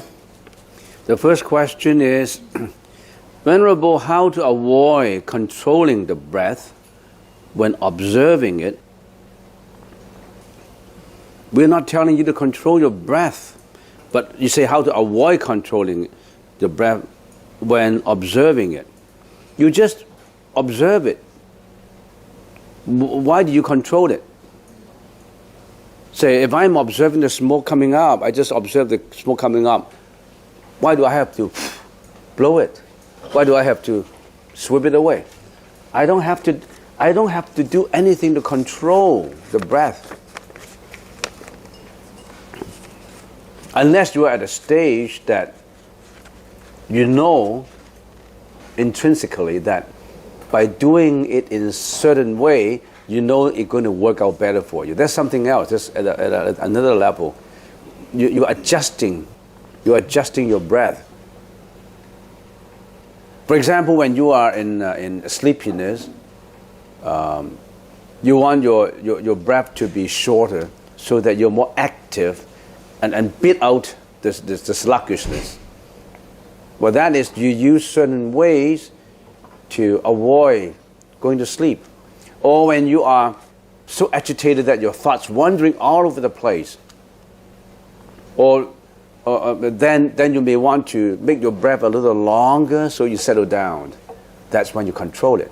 But if you're not at that stage, why do you want to control it? Just observe it. Just see it. You don't want to control it. Just observe your breath in and out and in and out and in and out. You don't need to control it. How to avoid controlling the breath? If you want to control your breath, unless you're at that stage where you know the proper adjustments, you're like a mountain. When the clouds drift by, you don't want to control the clouds. You will just let it drift by, let it go. Just see it go. When it comes, don't resist it. Say, don't come, don't come, don't come. No. Just let it come, let it go. Let it come and let it go. Let go. Let what comes in go out. You don't say, don't come. Say, if you are observing it and suddenly there is a sensuous desire in your mind, you say, I want to kill that desire. Why do I have that desire? You don't need to do that. You just let this desire go. You cannot kill objects. You cannot kill your object of attention. You can only let it go. Similarly, you cannot stop the cloud from drifting by you. You are that mountain not going anywhere. You just let it go. You don't go with the clouds. If the cloud of greediness comes, you go with greediness, then you become greedy. If the cloud of depression comes, overwhelming you, you go with depression, then you become depressive. So you don't go with it. You just watched it come out. A greediness desire comes. I don't want to attach to it. I want to let it flow out. Let what comes in go out. Can you do that? You just do that. You don't have to control it. Is that the kind of answer that you want? Next question. Buddhism discourages emotions. I don't know if you use the word discourages. Buddhism would let go of emotions. But if you mean that way, it's okay. What about love, which is very important emotion for our survival, especially for very young children? There is a difference between love and compassion. Sometimes love, that word love, quote unquote love, could be a misnomer. Love has two sides to it, like the two sides of a coin. If love is properly exercised and properly applied, that could be love that leads to goodness. If love is not properly applied, it's one-sided, it's hatred, it's conditional, it could lead to tragedies. It could lead to homicide, suicide. It could lead to many, many bad consequences if love, if not properly handled, if not properly observed, is not properly understood and properly interpreted. On the other hand, if love is properly interpreted, it's different. If love is not properly interpreted and handled, for example, if you love the child so much that you spoil him. Oh, Sonny, I love you. Whatever you want, I give it to you. I just want to make you happy. You want to snatch that toy away from sister? Go ahead, as long as you're happy. That is spoiling the child. Your love is to spoil the child. You're not properly handling love. So love is like a boat. Or love is like a water, for example. The water can float a boat, and it can also sink a boat. It depends on how you apply to it. So when we say love is a very important emotion for our survival, depends on how you handle it. In the Buddhist teaching, we don't call that love. We call that compassion. Compassion is unconditional. Love is conditional. So if the husband loves the wife, and the wife said, I don't love you, then the husband may hate her. Because the love has to be reciprocated. If the love is not reciprocated, hatred may come out from one side. You receive it and you want to give it, you expect love to be returned to you. That's conditional. You know how the Bodhisattvas help sentient beings to relieve them from suffering? There's no conditions. When Mother Teresa went out to the city, to town, to save all those patients of leprosy, to save patients who are dying, to save patients that are not related to her, that's compassion. That's not love. It's unconditional. She didn't know the patients. It's just she was sick, and she brought him to the hospital, set up a charitable hospital. So you have to properly handle love, and don't use the misnomer meaning of love. Love has so much meaning to it. The meaning that I'm talking about now is the temporal meaning of love, the worldly meaning of love. And you have to know the transcendent meaning of love. What is that transcendent meaning of love?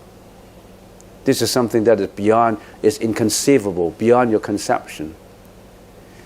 Love is brought forward from previous life. That conditional love is brought forward from previous life. Say, I'll give you an example.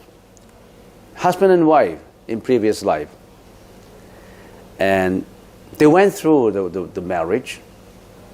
And somehow, after 15 years, the wife betrayed the husband. The wife of another person. And then the husband became so sad that he killed himself, committed suicide.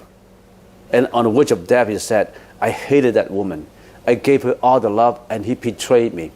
He had this third party that I hate. So he died of hatred. In the next life, maturity comes when they were reborn again in a situation in another life, when they met again. This time they came together to be husband and wife. The husband probably became the woman, and the woman became the man. It's just they married again.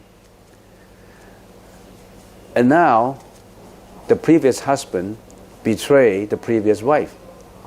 So they have unfinished karma that they haven't finished, that they brought forward to this life. They may kill each other. They have unfinished debts, unfinished liabilities. Some people have unfinished assets. You know, you're always thinking of, if you're an accountant, you always think of the general ledger. You always have to balance the liability, the debit and the credit. You have to get it balanced. All this is conditional. All this love is because of unfinished business that you get into that love. You call it love. Same applies to children. There are four reasons generally that your children become your children. You owe them money. They want to get your money. That's monetary. You owe them emotions. They come to get your emotions. Or they repay you the money, or they repay you with the emotions. When you owe them money, he comes to be your son, you have to supply to him. You have to give him the money, you have to educate him, and he betrayed you. You wanted him to be well at school. He became so rebellious that he couldn't study. He wouldn't listen to you. You get all the tutors and the mentors to mentor him. He couldn't do it. You just spent all the money to nurture him, and he wouldn't do well because you just want your money back. On the other hand, if he came to repay you, then he became a very obedient son with a lot of filial piety. He loved you so much. He always wanted to think about you. He always wanted to care for you because he come to repay you. And some come to kill you. Have you heard of sons and daughters killing their own parents? They come back to kill you.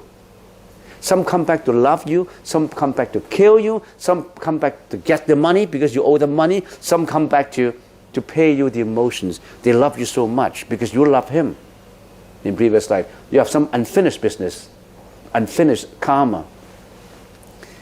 And you call that love? Your son loved you, or your son did not love you. It's all karmic. Look at it objectively. It's not love. It's unfinished bad debts, unfinished liabilities, unfinished assets that you have to pay, or you have to repay, or you have to receive. I have a friend. She had a daughter in Hong Kong. She spent so much time to nurture and educate the daughter. I knew that she was driving her daughter to school every morning, and because she really wanted to educate her daughter, so she got mentor, and she also wanted her daughter to study at the back of her car. Okay, study page 1, chapter 1. I want you to be good students. So the daughter always studied. The daughter became a very studious, very good, an A-class student, always number 1 in class. Because of the nurturing, because of the education, because of her mother's encouragement and all that. The mother had done tremendous efforts to improve. They're rich people. They're from a well-to-do family. And finally, the daughter got a scholarship to study at UCLA, law. At that time, scholarship to law school, not easy, especially a Chinese. A Chinese studying in Hong Kong, English as a second language, getting a full scholarship, studying at law in the States, not easy. So she went there to study. And after graduation, after working for 1 year in a law firm, he became the first judge, the Chinese judge in the history of America. The daughter, a female. And right after 1 year, she committed suicide. The mother spent so much money, so much love on her, and at the age of 32, she passed away. The mother was so grief-stricken that she passed away 2 months later. So she spent a lot of love. When she got enough, she's gone.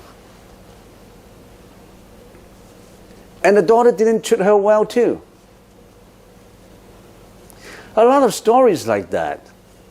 It's okay I didn't mention the names to you, otherwise I'll be what do you call that?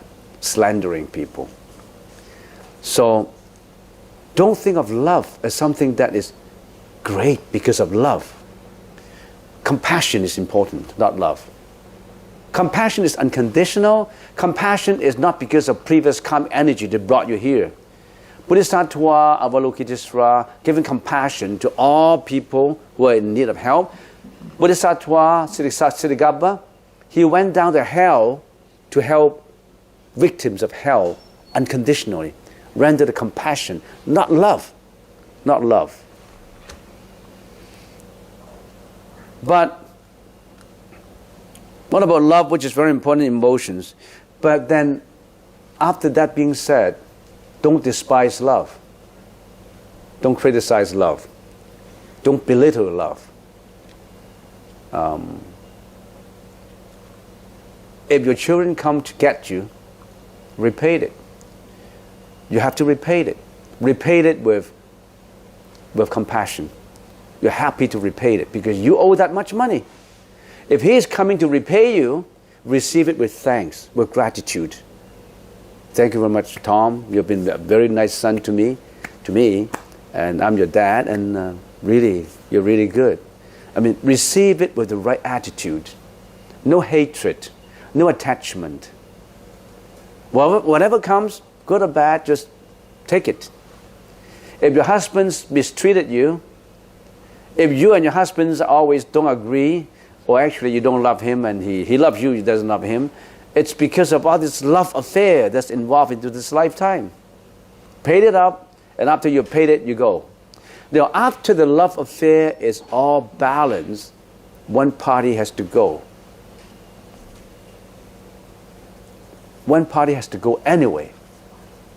You started with one person, you get into a marriage, then you become married, you got two persons in the family, then you have children, you have 3 children, then you have 5 people in the family, and then as time goes on, aging and sickness and death, you wind up with yourself. And after a while, you wind up with nothing. You come to this world naked with a cry, you go away without taking anything away. You can't take your money with you, you can't take your bank account with you, you can't take your diamond rings, nothing you can bring with you when you died, except your karma. Whatever you have done, you can't get away with it. All the bad deeds you have done, the karmic energy, you brought them along.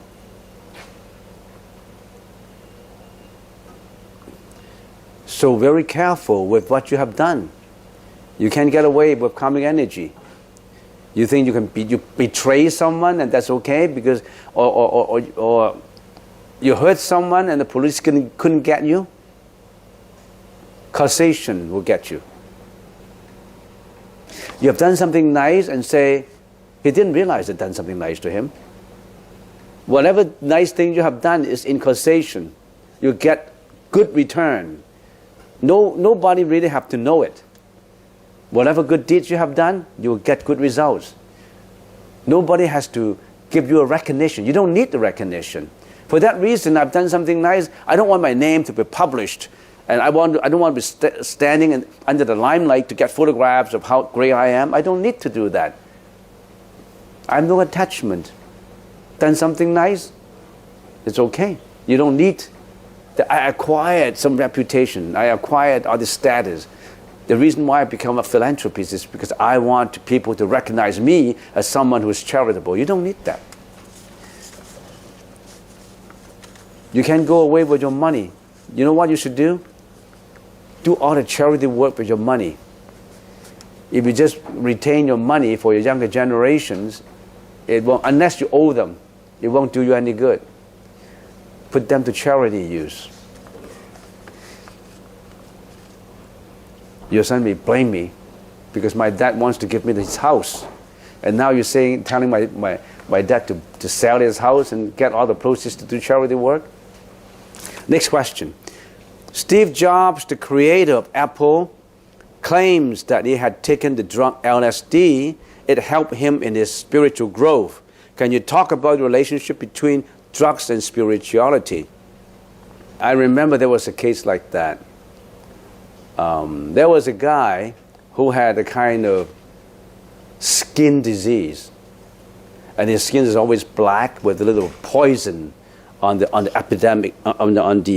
epidermis level, and he had poison since many years ago, since childhood.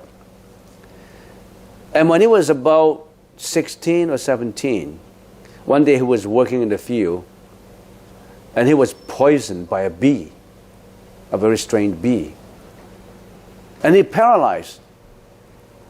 And then when he woke up, all his skin disease is gone, because the poison takes away the poison. That's why some herbal medicine doctor says sometimes you can use poison to take away poison. And coincidentally, that boy stung by the bumblebee recovered from a skin disease because coincidentally that helped him. I have a lot of doubts about this question. Is that when Steve Jobs said that LSD helped him, did you study in detail how did it help him? Is it coincidental? Drugs is supposed to be not good for you. LSD, the bad effects of drugs are almost scientific. It's been proven that drugs have a lot of bad effects. However, some drugs have good effects on some sickness. But mostly drugs are bad. So if you say that the LSD helped him in the spiritual growth, maybe he has something that LSD would poison his poison in his body, that it became more spiritual. Well, I don't know. Don't use that as a blind example that applies to you. It works for him, but if you do that, you kill yourself.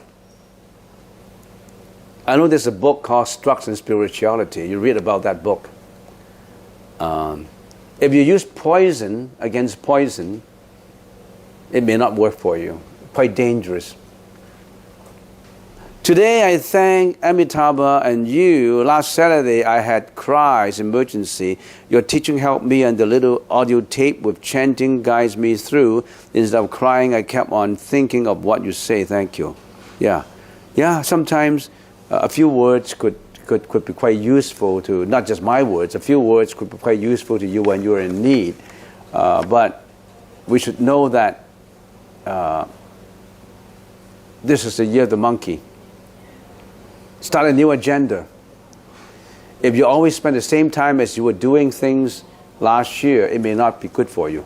a new agenda that you want to explore, the spiritual journey to take you into enlightenment, to take you into a higher level of understanding. Not just acquiring wealth, become better job, better house, better car. Not just that. Materiality would not make you happy. It may satisfy some of your material needs, but it will not make you happy. The spiritual part of it may lead you to somewhere, may lead you to enlightenment and nirvana.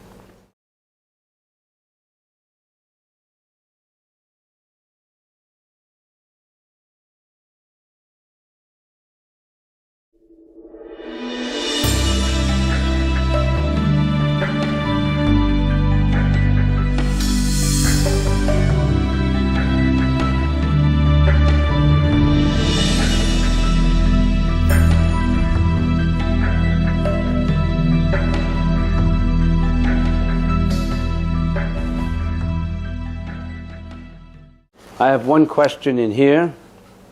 My uncle recently committed suicide. How should I guard my mind as I move on? He was quite an important figure in my youth. For people who committed suicide, why did he commit suicide? There are so many reasons for it. Committing suicide is taking one's life, one's own life. And why did he do that? If we look at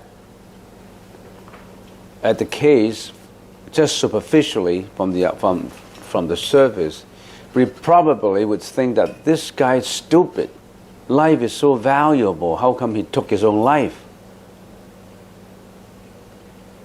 But when you really look into it, many of these people who committed suicide are really intelligent people. They could be tycoons. They could be very successful in what they're doing. I heard of so many cases where these people are actually have been very successful in their businesses, and somehow they still couldn't find value in their life, and they just took their own life. Why did he do that? There are many reasons for it. And maybe if we can do it, we classify these reasons into 3 time dimensions. The past reasons, the present reasons, and the future reasons. These are all the comprehensive time dimensions. The past, the present, and the future, right? What are the past reasons for someone committing suicide? When we're talking about past reasons, we don't just talk about last year or the year before. We talk about his previous reincarnations, his previous lifetimes. He must have accumulated a lot of karmic energy that has driven him to do what he has just done, committing suicide.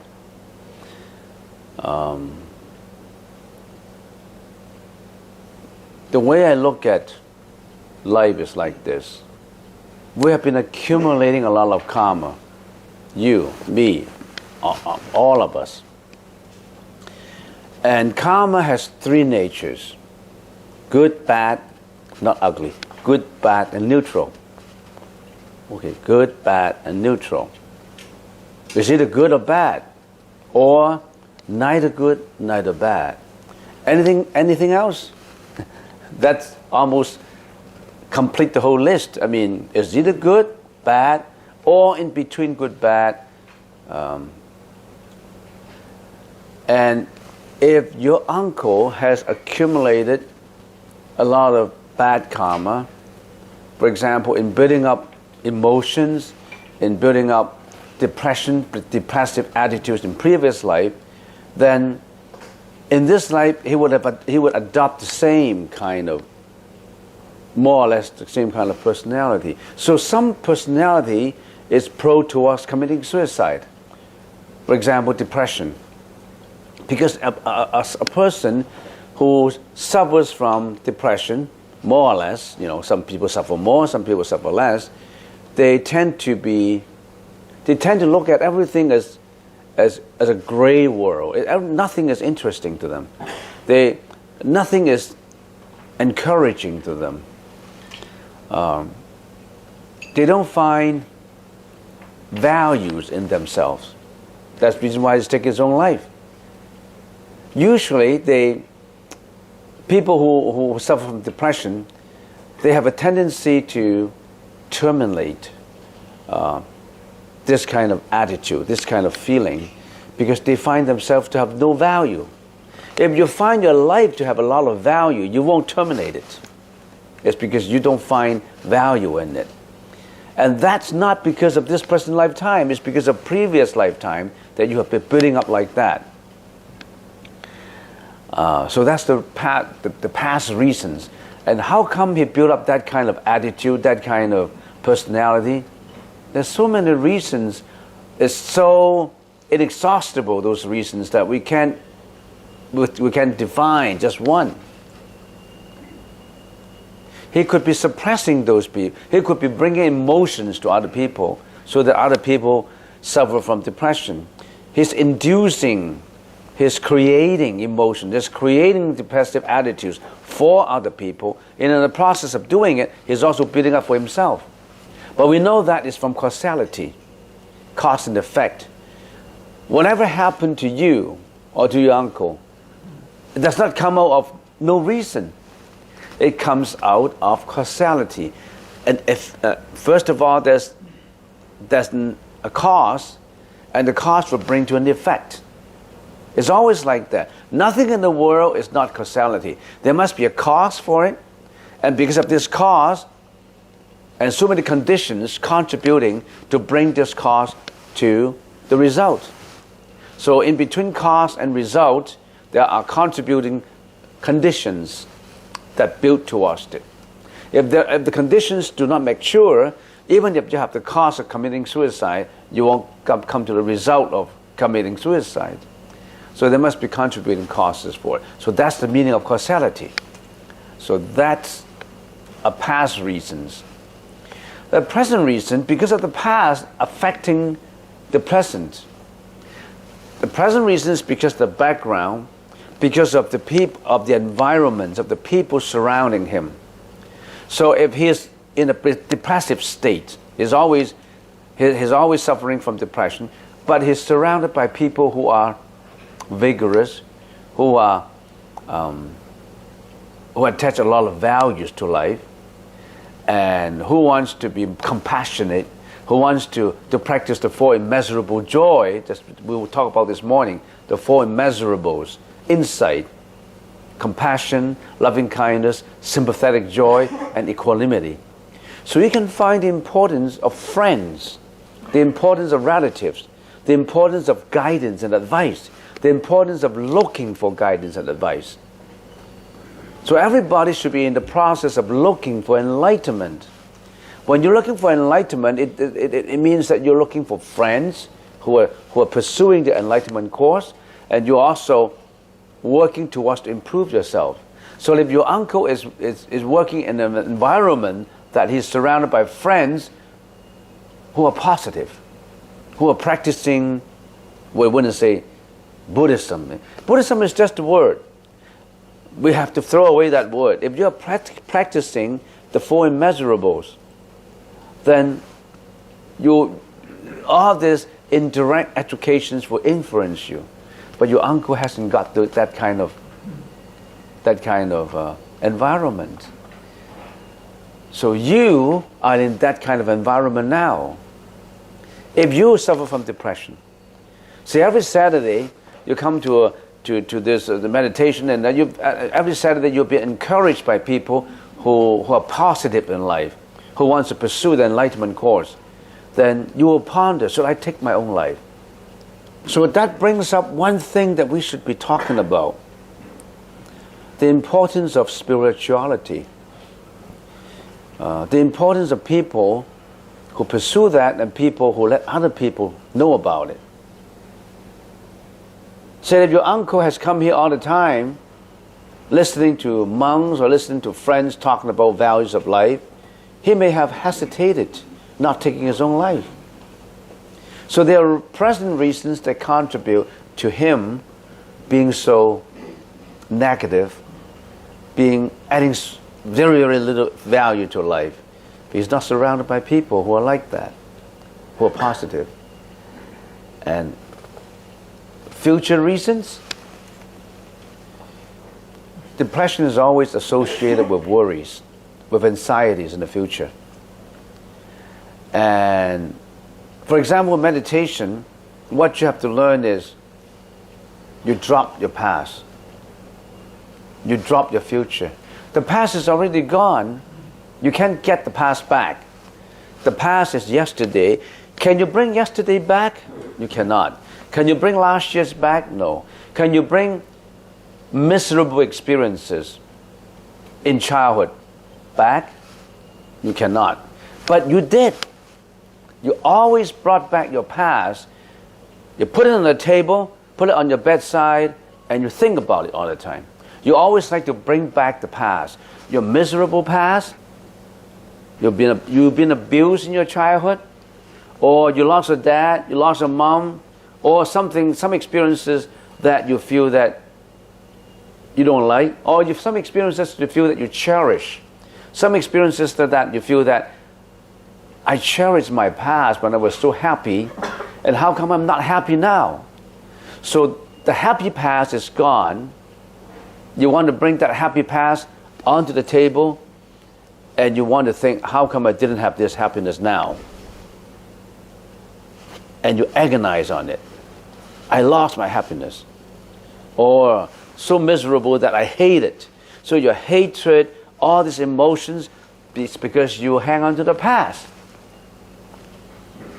Your depression is because you hang on to the past. And meditation is to train yourself to drop the past. You cannot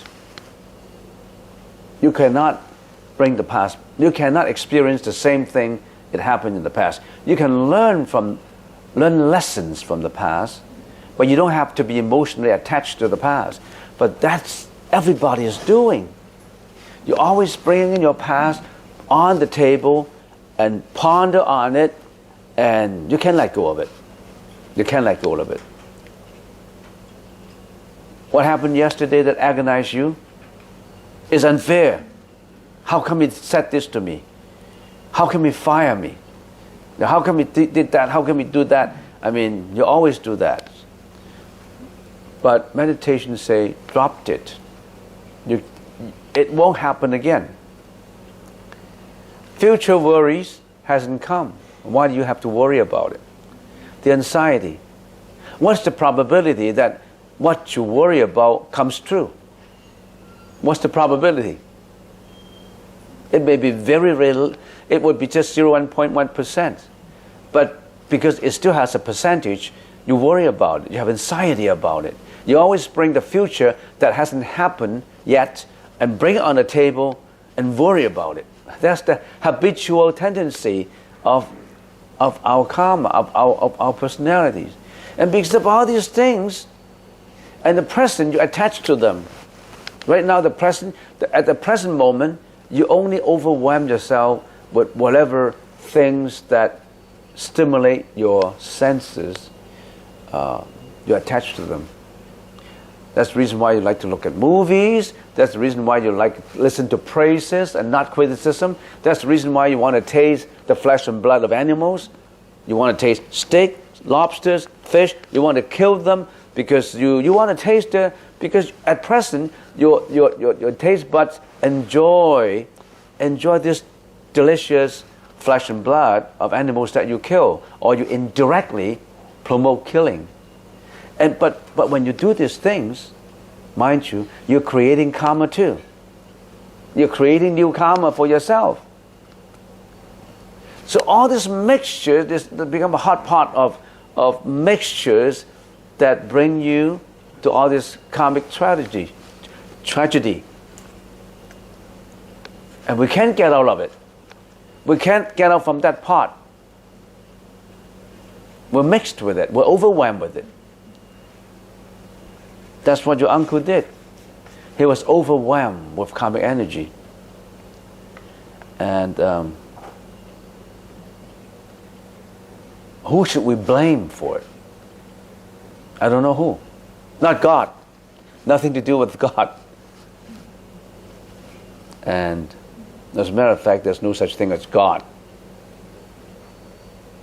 It's in you. The God is in you.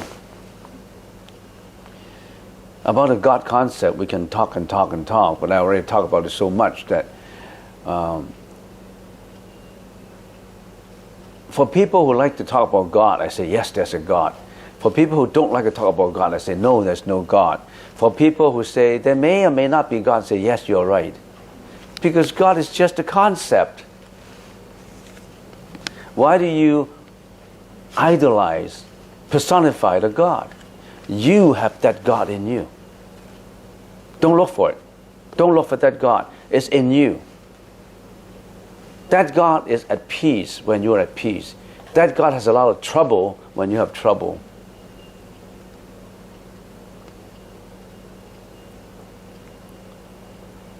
That God will become the real God when there's no God in you. So, your uncle committed suicide. There's so many reasons for it. And he was an important figure in your youth. Yes, he helped you a lot, and let it go. If everybody know about the teaching of the concept, or the teaching of karma, the teaching of reincarnation, the teaching of this immeasurable insight, the teaching of meditation, the world would be a better place to live in, because then you know that you should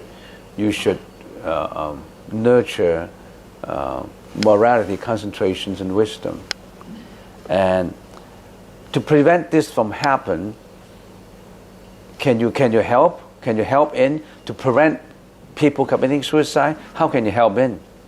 Try to know more about it. Try to know more about it and talk to other people. You become their guru. You become the gods, the guardian angel. You become the guardian angel. Everybody can be a guardian angel, you know. You don't have to look for guardian angel outside. You are a guardian angel to all those who surround you, to yourself. You can do a lot of contributions in life. I think the value of life is not just in taking a breakfast, a lunch, a dinner, going to work, going to school, raising your family, fulfilling all this karmic energy. If that's life, it's so boring. Life is about, this morning we'll talk about immeasurable joy. Life is about the immeasurable insights. Life is about immeasurable joy. Life is about compassion, loving kindness, sympathetic joy, equanimity.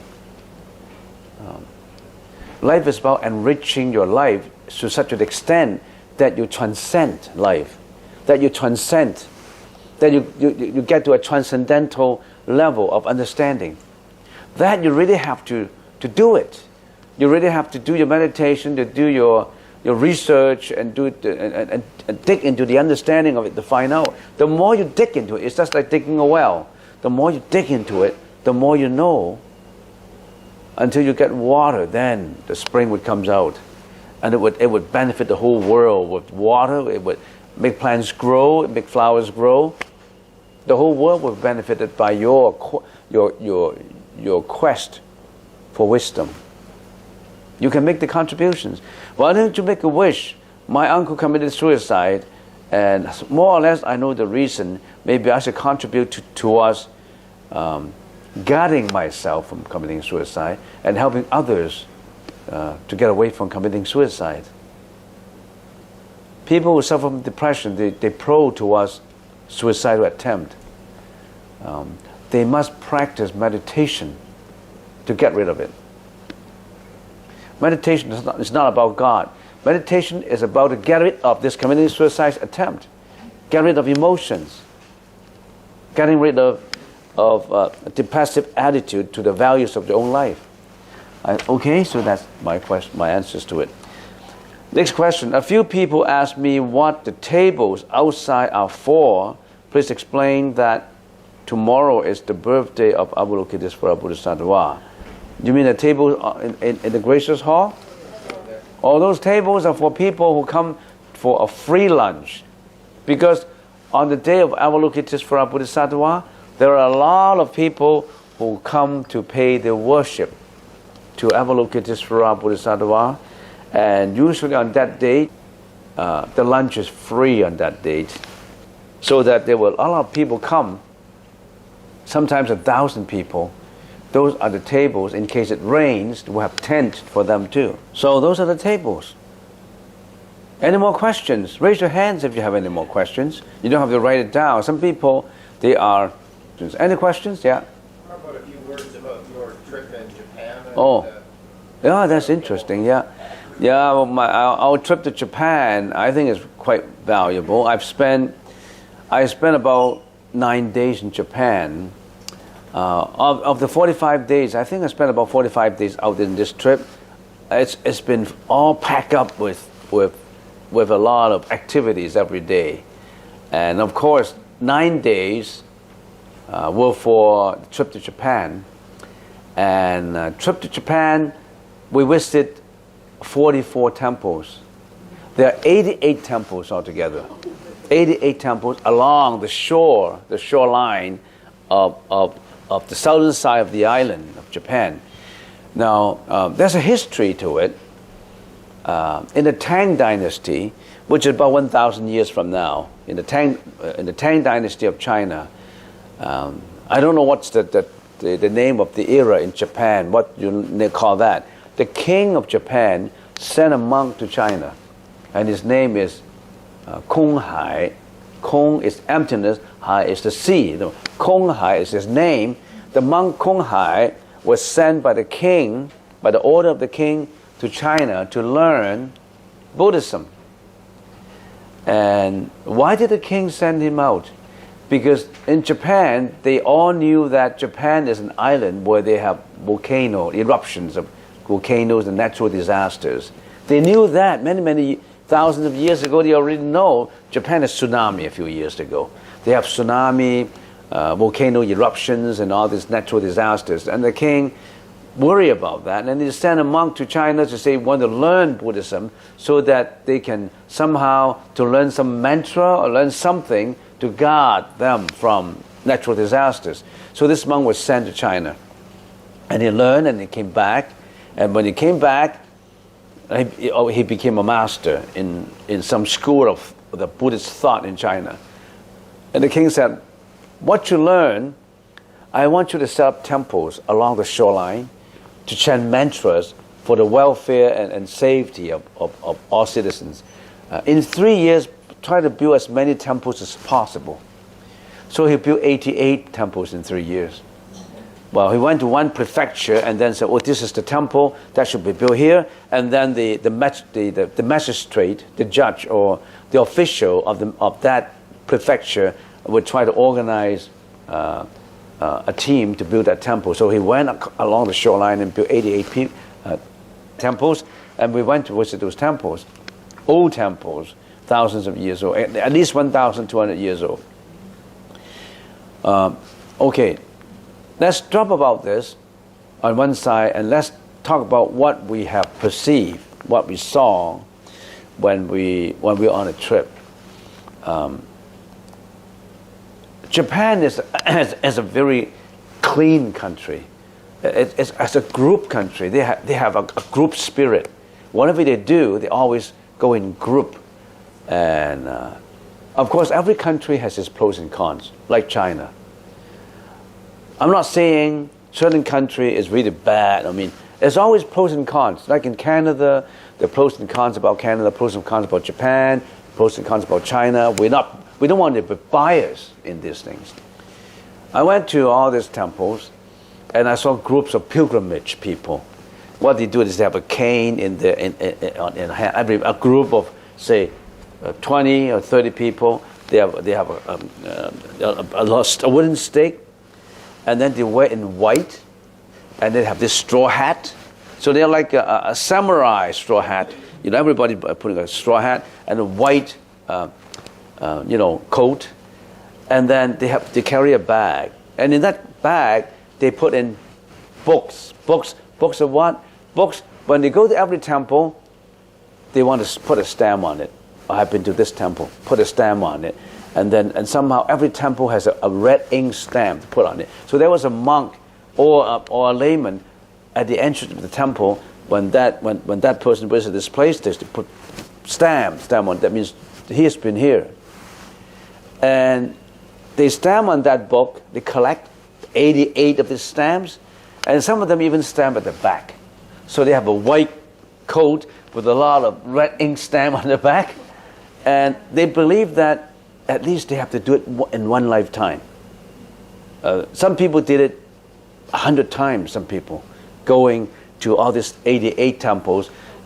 Some people walk there. In other words, you could spend 3 months walking from one temple to another, but just by walking. We did it by, of course, we in a Greyhound bus.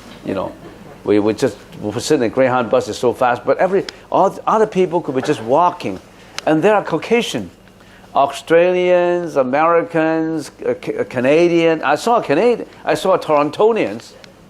He graduated from University of Toronto. I said, "How are you? Where are you from?" "I'm from Toronto." "Oh, I'm from Vancouver." "Oh, you're from Vancouver." So a Canadian, yes. And I said, "I graduated from U of T." "Oh, I graduated from U of T too."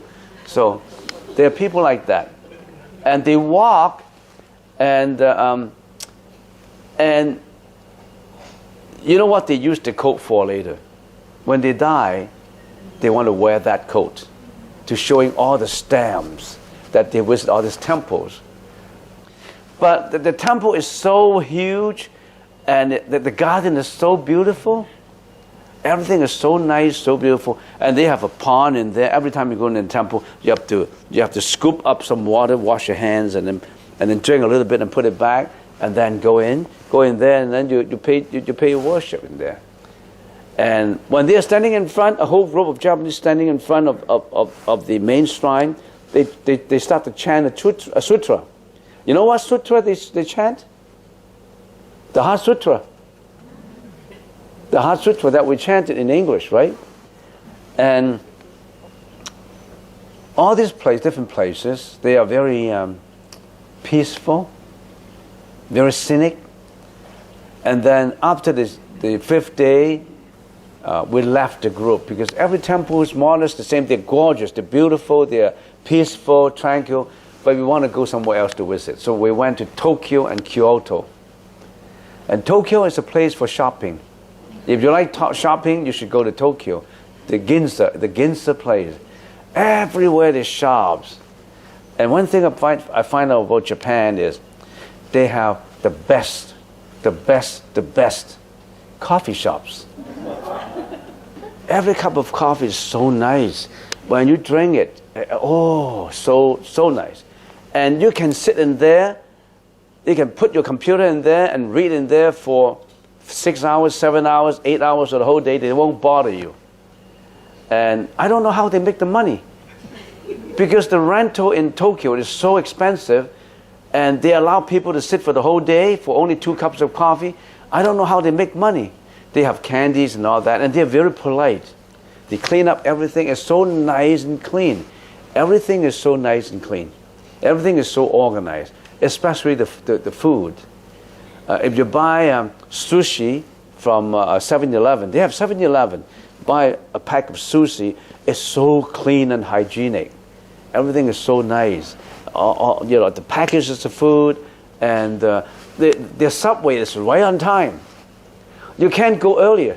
So we took a train we wanted to take a train to Tokyo, to Kyoto, and then we said the plane, the bullet train starts at 6:30, and we say we will go a little early, so we go at 6:25. So we thought, 6:25, and the bullet train is supposed to be 8:30, so we're only 5 minutes difference. Here comes the bullet train. Okay, let's walk into it and wait for 5 minutes. And then zoom away. And then the attendant came back and checked our ticket and said, "Oh, you're 5 minutes early. You're on the wrong train." See, even 5 minutes counts in the subway. So they're right on time. Everything is so right on time. If you want to go to Japan, I'm promoting the Japanese tourism now. So good, Japan. I'm promoting you for tourism. The coffee is so excellent. It's right on time. People are not particularly friendly, but they're very polite, really polite. And the packaging is excellent. When you want to buy something, the way they package it, I think the packaging is even more expensive than what is inside there. It's so nice and neat. And if you don't speak Japanese, and if you walk on the streets, no way. They don't speak English. I go to the station and said, "Well, how do I go to Kyoto?" No. How to go to Kyoto? I don't speak Japanese. So we have to find someone who can speak Japanese to go to the station that we want to go to. So that's what it is. Japan. We went to Kyoto. Kyoto is so beautiful. The temples there are so huge and so peaceful, and you can see ladies wearing kimonos walk all over the place. So it's so traditional, and it's so colorful because the temples are grayish in color. It's in stones, but a lot of kimono people walking around. And we went to Clearwater Temple. When you go to a temple, you have to go through the whole avenue. On both sides, there's so many stores selling gifts and everything, and they all standing in there. All these kimono ladies walking by. You look as if you're in the 16th century Japan. You're in the Japan that was 100 years ago. Kyoto. Kyoto is the best. To me, Kyoto is the best place of all these other places.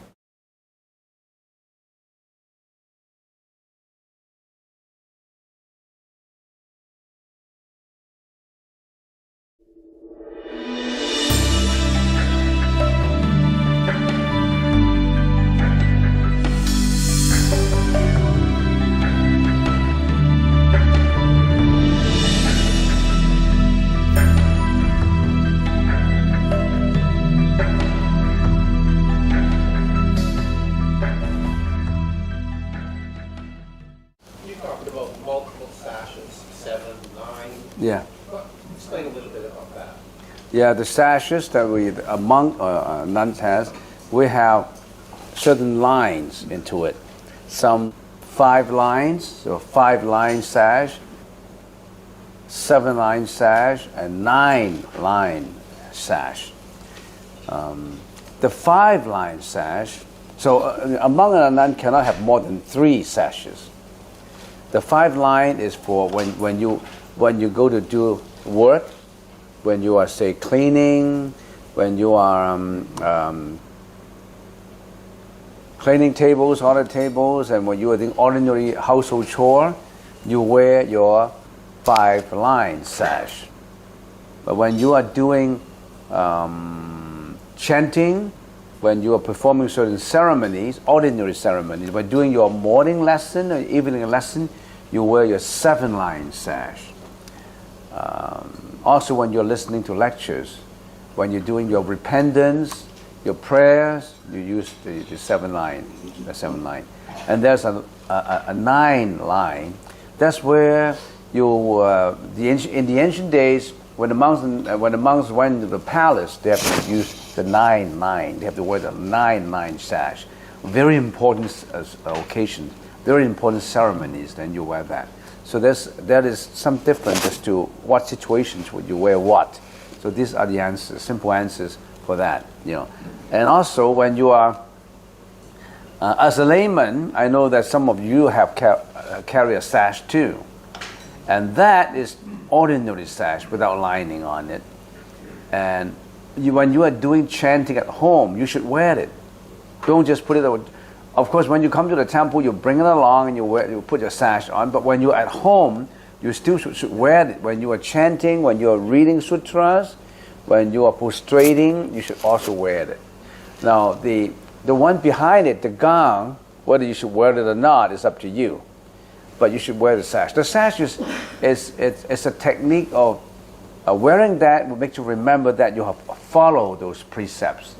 It reminds you that you should always follow. Whenever you put the sash on, you always remind yourself that you have followed the 5 precepts, or the 4 or the 3, depends on what you did in your ceremony. What's the vows that you have? Abstain from killing, abstain from sexual misconduct, abstain from intoxication, abstain from lying, abstain from stealing. So you should always put on the sash, and that sash is to make you remember that you have obeyed those. You have to follow those precepts. Yeah. How do you explain enlightenment in single words? Enlightenment.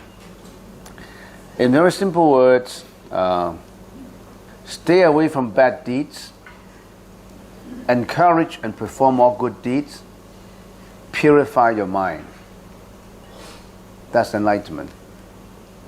But of course there's more to it. How to purify your mind.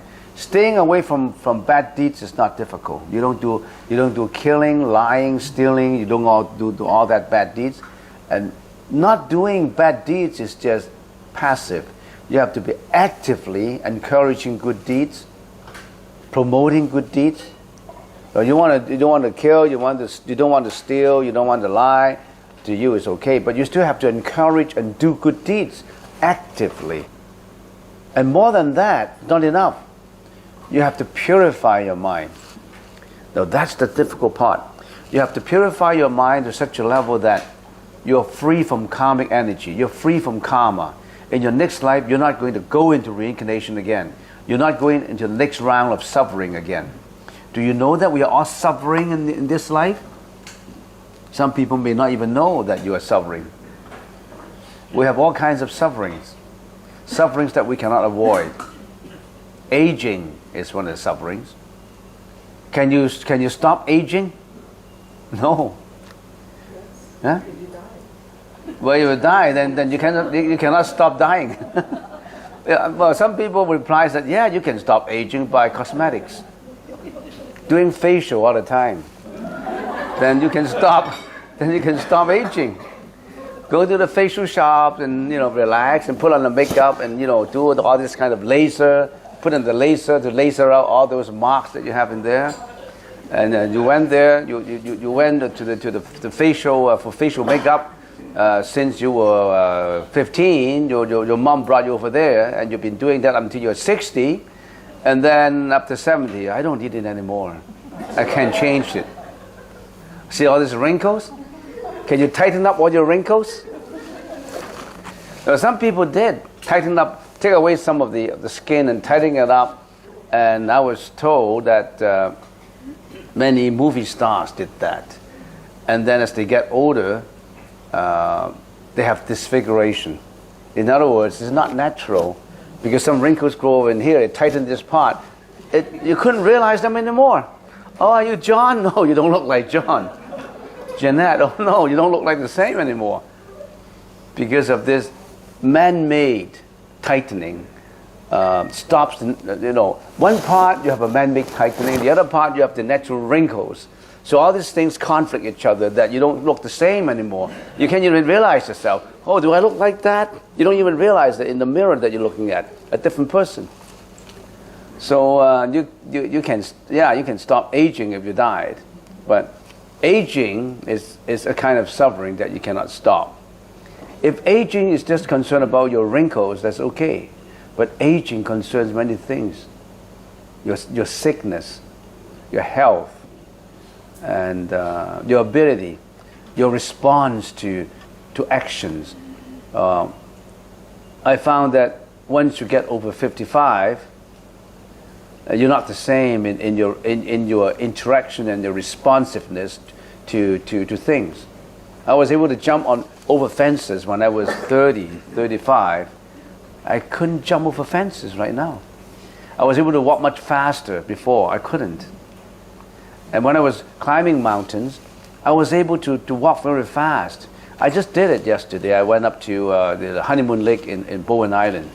I went up. I was climbing, and I had my stick too. The climbing, the cane that I use. What do you call that? The climber stick. And we went through slopes and all that. And I was so clumsy in climbing. I remember when I was young, I was able to walk so fast, and I could do it without any efforts to it. But right now, it seems I almost lost my balance. I couldn't really respond fast. That's aging. And aging is not just with the physical. Aging with the mental too. You lost your memory. And what is more serious, you could get into dementia. You could get into you forget about you forgot even about your own families. So then your family members went to the hospital to visit you. Then you look at them, you couldn't even realize them. That's part of the aging. And then your children visit you, and they thought that my mom used to recognize me before 2 years ago. Now it's been here for 3 years. They couldn't realize me anymore. So they lost the interest in visiting you, because you are a plant. you don't have any feelings anymore.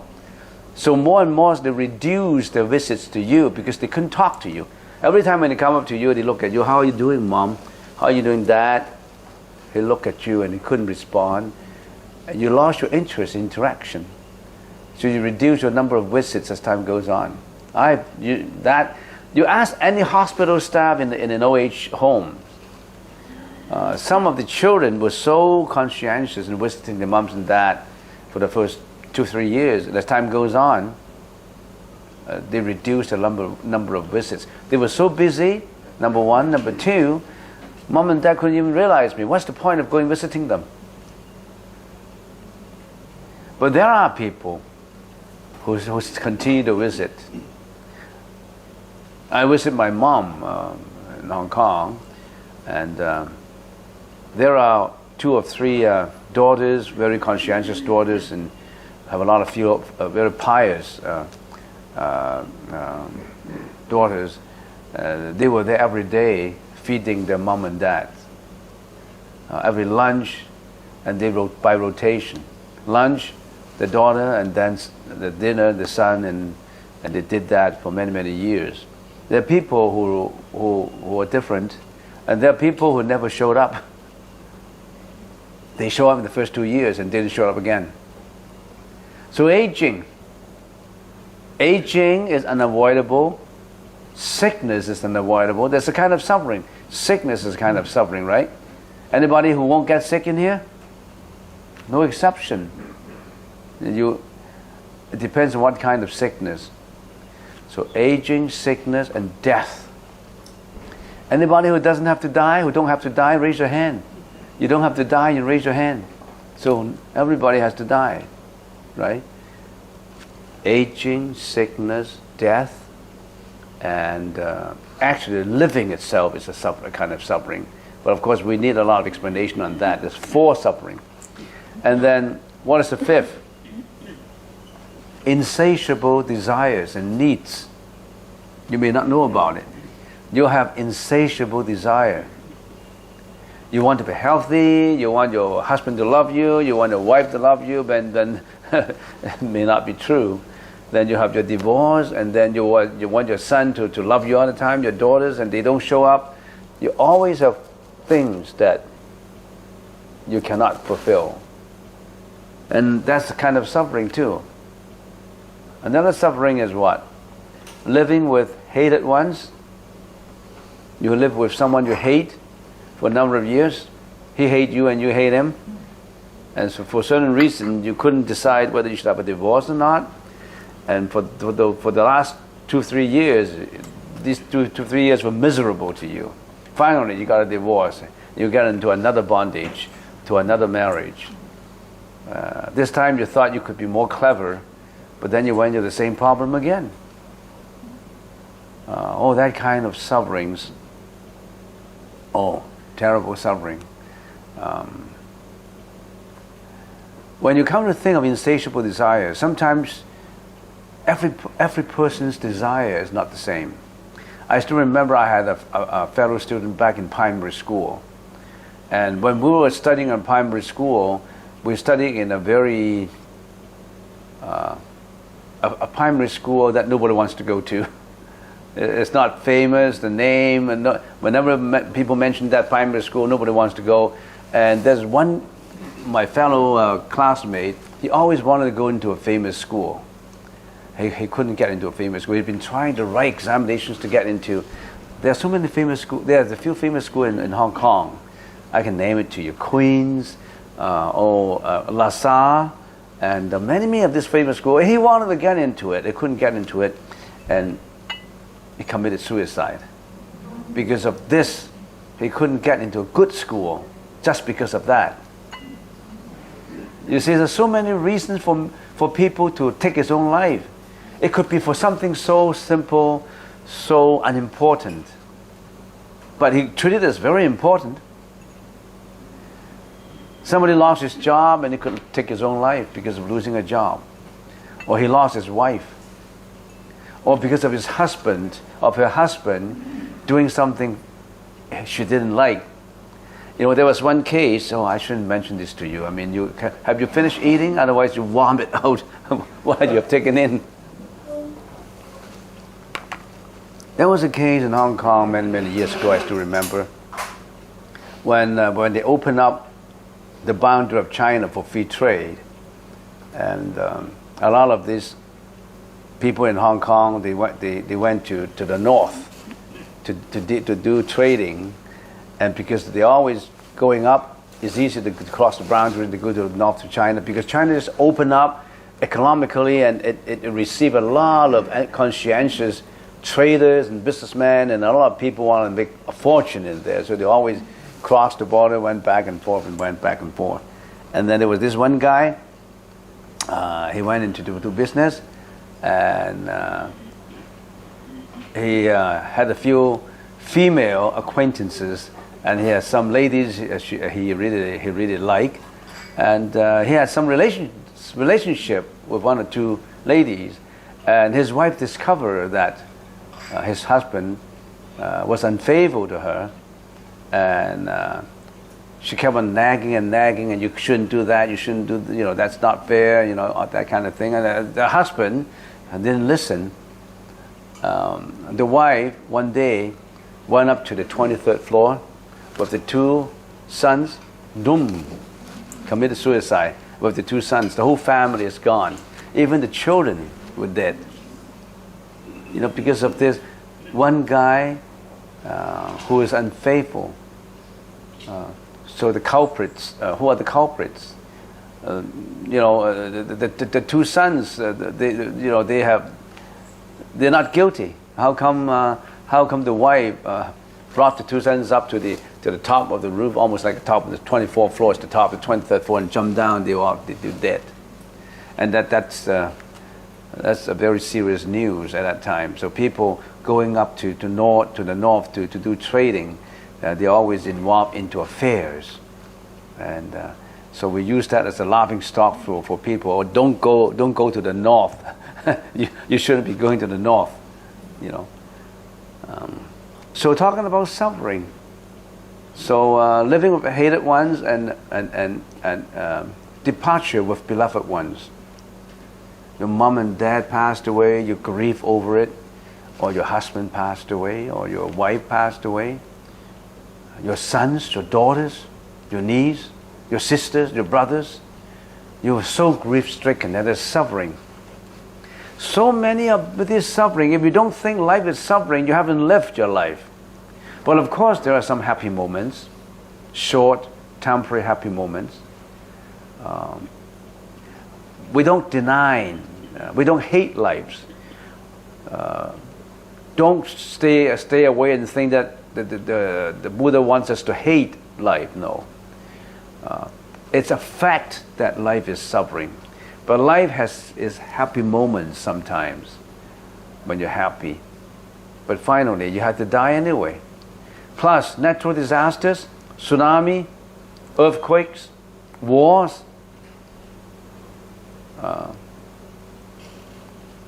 all kinds of genocides, a lot of this kind of suffering. And why do we have this kind of suffering? Because our karmic energy that we have created brought all these, not God. No, we created all this ourselves through many, many reasons, through many, many causes.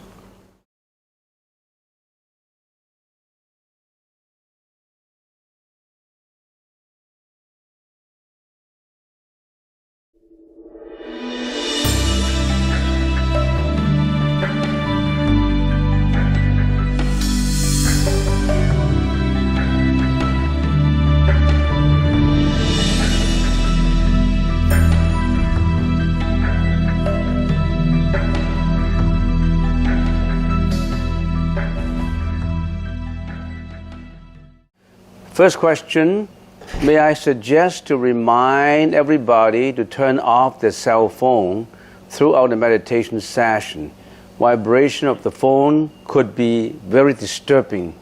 So make sure that when you come for meditation next time, don't just silence it, turn it off. Your neighboring meditator could hear it. So turn it off. You'll get the message anyway afterwards. You know, because in some cell phone they know who called them. So you can always retrieve and get back the information and call that person again. So that's the question. And there's another question at the back of this paper. When meditation comes to a certain point, my body starts to wriggle automatically. Should I try to control or leave it like that? After a certain period of meditation, many phenomena may come out. Phenomena that are inconceivable. When I say inconceivable, you couldn't think of. Before you meditate, you couldn't think of, oh, there's such a thing that happened to me. There's so many that is immeasurable, inconceivable phenomena that you may experience after you have arrived at a point that is not a beginner's point. In other words, if you just come for a session, 1 or 2 sessions of meditation, you wouldn't get that. Probably after 3-4 years, or to some people, it may be after 1 or 2 months. It depends on whether that person has cultivated meditation in his or previous life. So maybe in your previous life, you have learned meditation. You have seeds of meditation in your alaya consciousness, the hidden consciousness, the banking consciousness. And when you come to this life, those seeds are wriggling also. The seeds are trying to sprout. So that's the reason why we say don't underestimate yourself, because you may not know anything about Buddhism, you may not have meditated for a long time, but you may, after a certain period, which is not a long one, but a short one, then you experience something that is inconceivable. And one of the inconceivable phenomena that you may experience is moving of the body. There are many, many phenomena. This moving of the body basically is physical. There's 2 kinds of phenomena. One is spiritual or mental phenomena, and the other kind is physical phenomena. Physical phenomena relates to the temporal body. So when you are doing meditation, you may be so concentrated that your qi in your body, you know what is qi? Your certain qi in your body is accumulating energy. When your qi in the body is accumulating energy, then it will, usually in our daily lives, when after so many years of living experiences, you may have certain blockages in your body. For example, if you're in sports, you could have hurt yourself somewhere, or you could have some bruises, or there's some obstructions in your body that the blood or the qi cannot go through. When you are meditating, your qi power increases, and the qi may be trying to break through the veins, the blood veins, and clear up the blockages. And for that reason, when there's a lot of clearing and regulating to do, your body starts to move. But that's a good phenomenon. It could be regulating your body with the qi. All bodies, every body has that qi inside of you. If you don't have that qi, you finish. That means physically, you don't have action, you don't have energy anymore. So everybody has that qi in you, and that qi is a mixture of things. It includes your breath. So one of the many innumerable phenomena is that your body may automatically move. You don't intend to move, but it just moves. And to some people, after they have moved for a while, when they stop, they find it extremely comfortable. And sometimes some people move rapidly, some people move slowly, and some people move with a moving phenomena, which means that actually it's moving like that. Some people move without a moving phenomena. What do I mean by that? Your jawbone could be moving. Your jawbone could have a lot of vibration in it, maybe 1,000 vibrations per second. Have you ever tried a vibrating fork? You know, if you're in the laboratory, then you hit some hot object with a vibrating fork, and you can see the vibration. It could be 1,000 vibrations per second. And your jawbone could be vibrating like that, and every tooth could be vibrating. Or your hair could be vibrating. Or every pore of your skin could be moving. So it's so inconceivable. And that is something that you can see. If my jawbone is vibrating, you can see me moving. Or it could be my hair follicles in my head is all moving, and I have this wriggling in my head. It seems to be quite itchy. It's not itchiness. It's just a little bit of like some worms crawling over your head, but it's not worm. It's just it itself is moving in such a way that you'll find it to be. It's like a vibration. All the qi is working in your favor when you are in deep concentration, and there's so many methods of meditation. One of the many methods is Kundalini. Kundalini vibration is it's to meditate on the chakras, and that will also increase the flow of the qi. But Kundalini meditation is quite dangerous if you don't know how. You could get into problems if you don't know. If you do not have a real teacher who understands it to teach you. If you just exploit yourself, you may run into big problems. What I'm talking about is just the physical phenomena. Not just moving. Sometimes you could be sweating. In other words, your body is like you have taken a sauna bath with so much sweat in you. All this, every pore, every of your skin it's excreting sweat. And you find that after sweating, you feel comfortable with your body. It's just that you have taken a bath, or it's just like the water, the sweat in your body has pushed out all the dust and dirt on the skin of you, on your skin. So it's the sweating. This means it's wet. There is a moving phenomena. There is a dampness phenomena, which is the watery phenomena. There's also there's so many phenomena, and you may be actually moving your hands, your fingers, and so many different phenomena. That is the physical side. On the mental side, if you get deeper and deeper in your meditation, you may experience the spiritual or the mental. Even if I would like to describe it, it could be an upheaval for you. If you suffer, for example, from a depression, and if you really get into concentration, your feeling could be exaggerated. You may have more depression because it expressed all those emotions in you, and so that it drives you to understand it more. So we get scared. How come before I meditate, I have depression? Now I've meditated, I have more depression.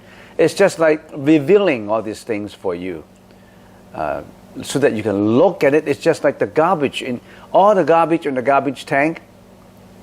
Your meditation has helped to open up the cover, and that's the time you have to clear it out. You didn't see it properly. It was all hidden in the garbage tank. But now your meditation has come to a point that the door is open for you, and that's the time when you should see, oh, this is just a phenomena. If I feel totally depressed, I should not, because right now it clears it up for me. I usually feel down, extremely self-denial. It just expressed to me that it is not real. It is just an emotion that's not locked into my consciousness, and now it has unlocked itself. I would like to let go of it. My depression, it was locked in. Now it reveals to me that I should let it go. So what you should do is, if you suffer more, if you have more emotions at one point in time, let the emotion float out. Don't get that trapped in again. That's the time when you open the garbage tank, take it out and throw it out. It's dirtier though, because the emotion in you has been covered up by the cover. Now it has opened, it's stinkier than before, it is more exaggerated than before, it's more obvious than before. You get scared. Oh, how come I become more jealous? How come I become more aggressive? How come I become more self-denial? How come I want to take my own life? How come I want to commit suicide? How come? It has taught you that that's your problem. Now that you meditated, the cover has been open for you. Now is a chance to take it out and throw it away. Don't put it there anymore. So don't let that hide in you. Take it out and throw it away. However, a lot of people get trapped in there. Oh, how come meditation, give me more emotion? Oh, meditation is not good because it's giving more depression. Oh no, I want to take my life. I want to self-denial. It's not good for me. No, that's the time when you should learn not to attach to it and throw it out. It's stinkier than before though.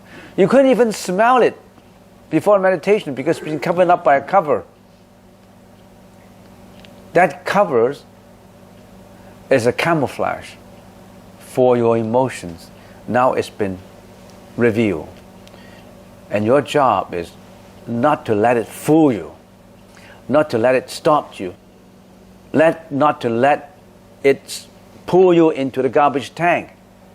Stand away from it and say, this is not real. Not real. I must repeat to myself, this is not real. And once you know that it's not real, you won't attach to it, and it comes, it doesn't attach. It comes, you don't attach. It comes, you don't attach. That's the process of training yourself.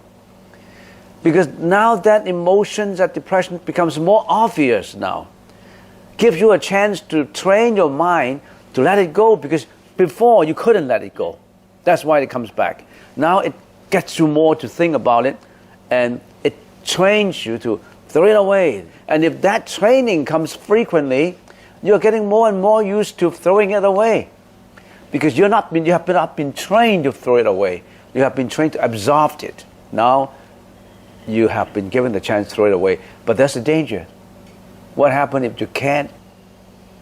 If you just let it overwhelm you? That's a big test. You subject yourself to a test. You never could. That's a hurdle.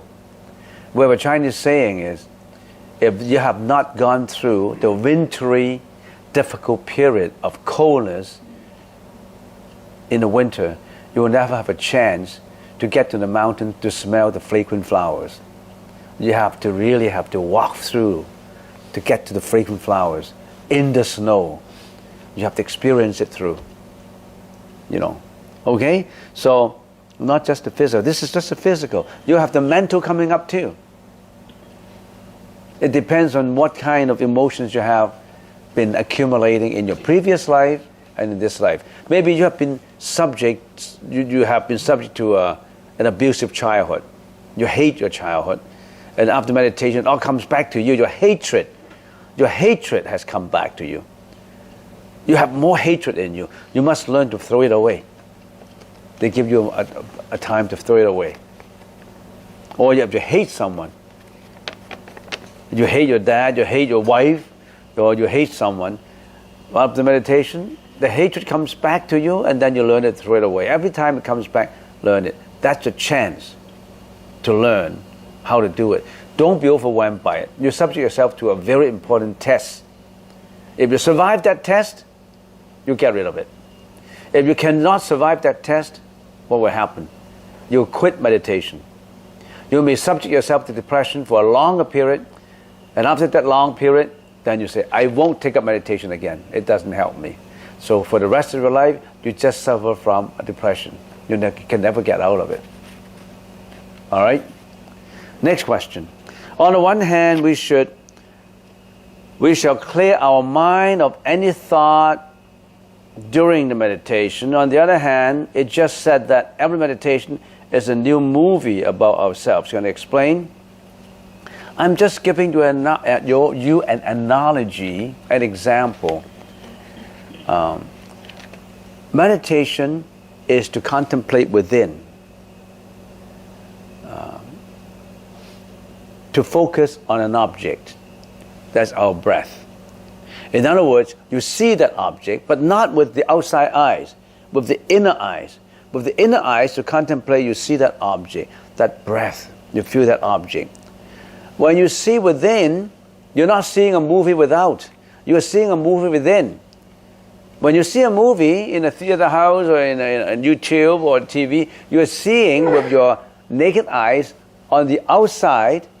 And when you see the outside, there's a lot of objects that attract you. Objects that will arouse your sexuality, an object that would arouse your greediness, your hatred, your anger, your disappointment. All these would attract you.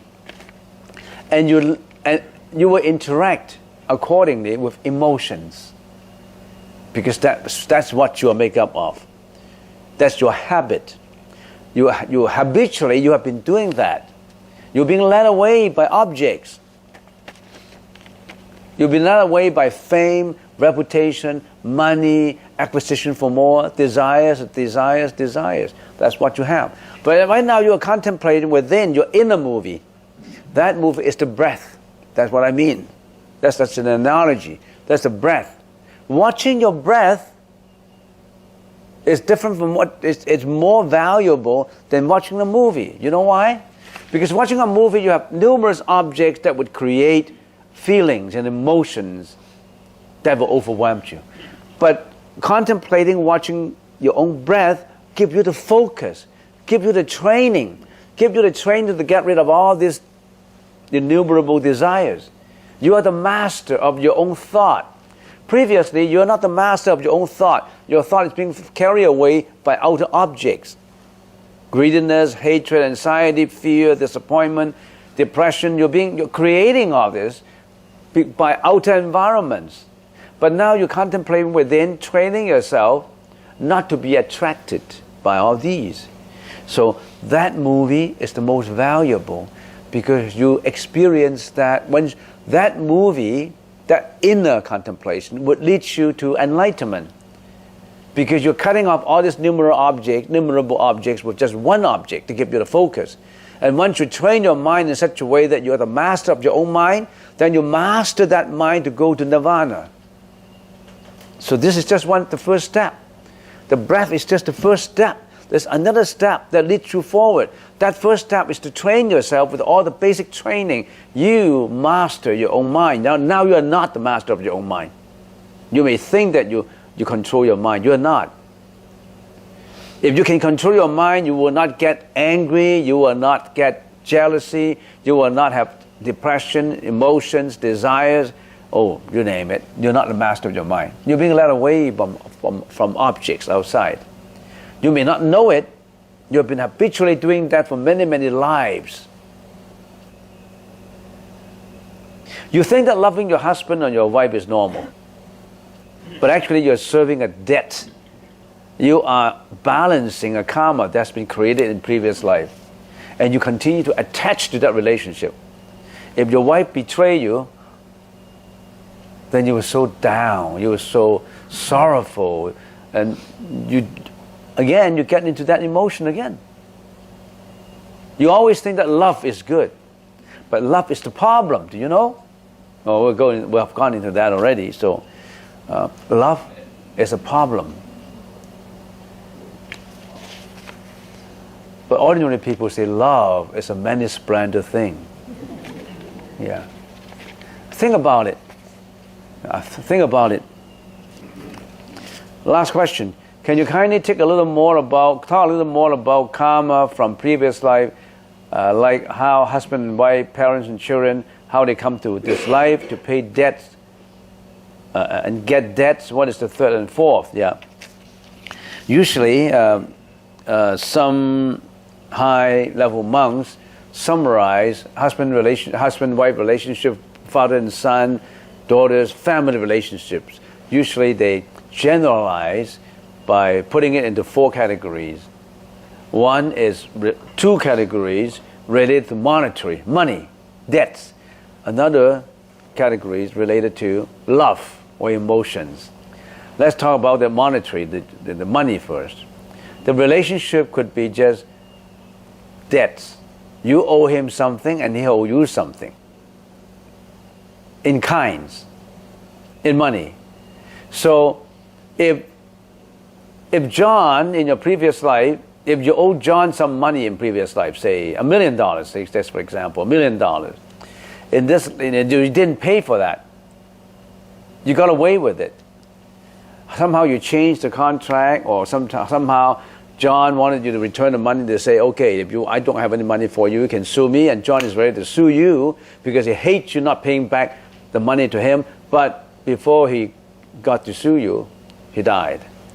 And he died with that thinking in your mind, this guy is unfair to me. He owed $1 million. He hasn't paid me. He hasn't paid me.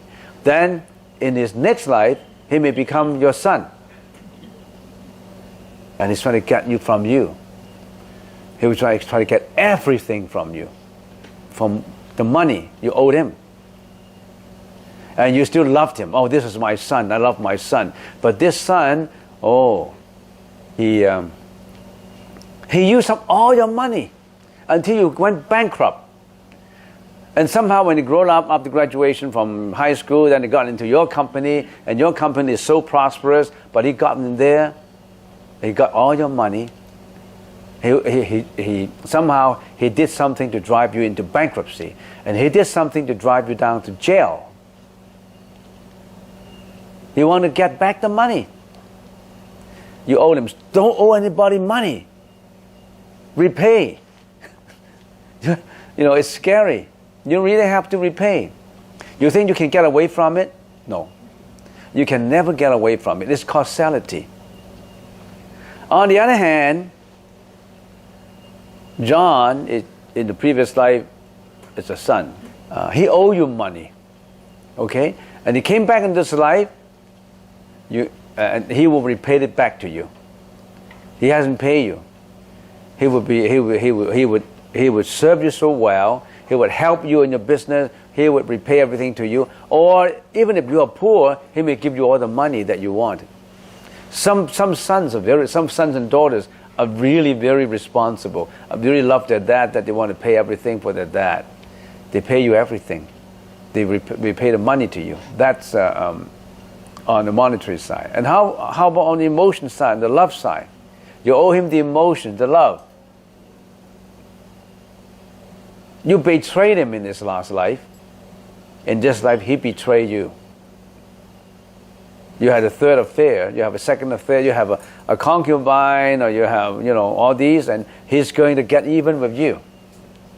So it's all either emotional or physical. That it's just like if you're an accountant, you should know what I mean. It's just balancing your general ledger. It's either debit or credit. You have to balance out the debit or credit. So how come your son treats you so well? Because he comes back to repay you. How come your son treats you so horribly? How come your wife betrayed you? How come your husband betrayed you? He came back to get it from you because you did the same thing to him before. Okay? So, any more questions? I answer all the questions in brief, yes? You mentioned that Kundalini meditation, it could be dangerous. Yeah. Why could it be dangerous and what are the dangers? Oh, Kundalini is a method that they concentrate on the chakras, and it's dangerous in such a way that the force that comes back is not gradual. So in other words, there are some practice in anything. There's either gradual or sudden. Gradual, it comes gradually. So when you're learning something, you're learning from lesson 1, 2, 3, 4, gradually you're taking the pace.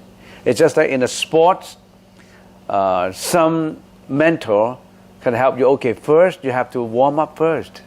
And then you do this exercise. First you have to run a mile, and then 2 miles, 3 miles, 4 miles.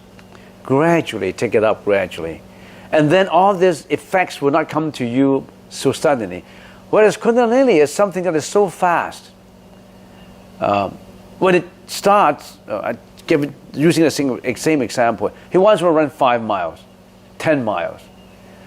It's more effective. If you can stand it, you'll be you get it, you learn it faster. But then, if you're not used to it, it may drive you crazy. There is so much tension in it. And it depends on your previous life experience too. If your previous life experience has not been learning meditation, if you take up Kundalini in this life, that means you haven't got that experience before and you've been driven to run 5 miles. You go crazy. You may kill yourself because you don't have that experience before. Whereas, if you're learning this gradually, it does not matter what they've experienced before. You're taking it up gradually, then you learn it bit by bit. So which one is better? Do I mean that Kundalini is no good? No, it depends on what you did in your previous life. It could be good for you if you were an experienced meditator in your previous life. This is just a catalyst for putting you up to that destination. Whereas if you don't have the experiences for you, it may hurt you. It may hurt you so much that I don't know the consequence. Some people suffer long-term mental disability from it even. Or long-term depression. Or schizophrenia. Or mental disorder. It could be terrible for you. Which one is better? I don't want to say because I don't know your previous life experience. It could be good for you. So I don't want to say Kundalini is no good because it's this and that. No. It depends on your experiences. And it also depends on whether you have a good guru. Your guru may have so much experiences that when your problems come up, he may be able to say, okay, do this and do that and change that. But do you have a good guru? We don't know. So we don't want to comment on which one is better. But we can only say, without bias, I think this is more gradual and this is more sudden. I don't know which one is good for you.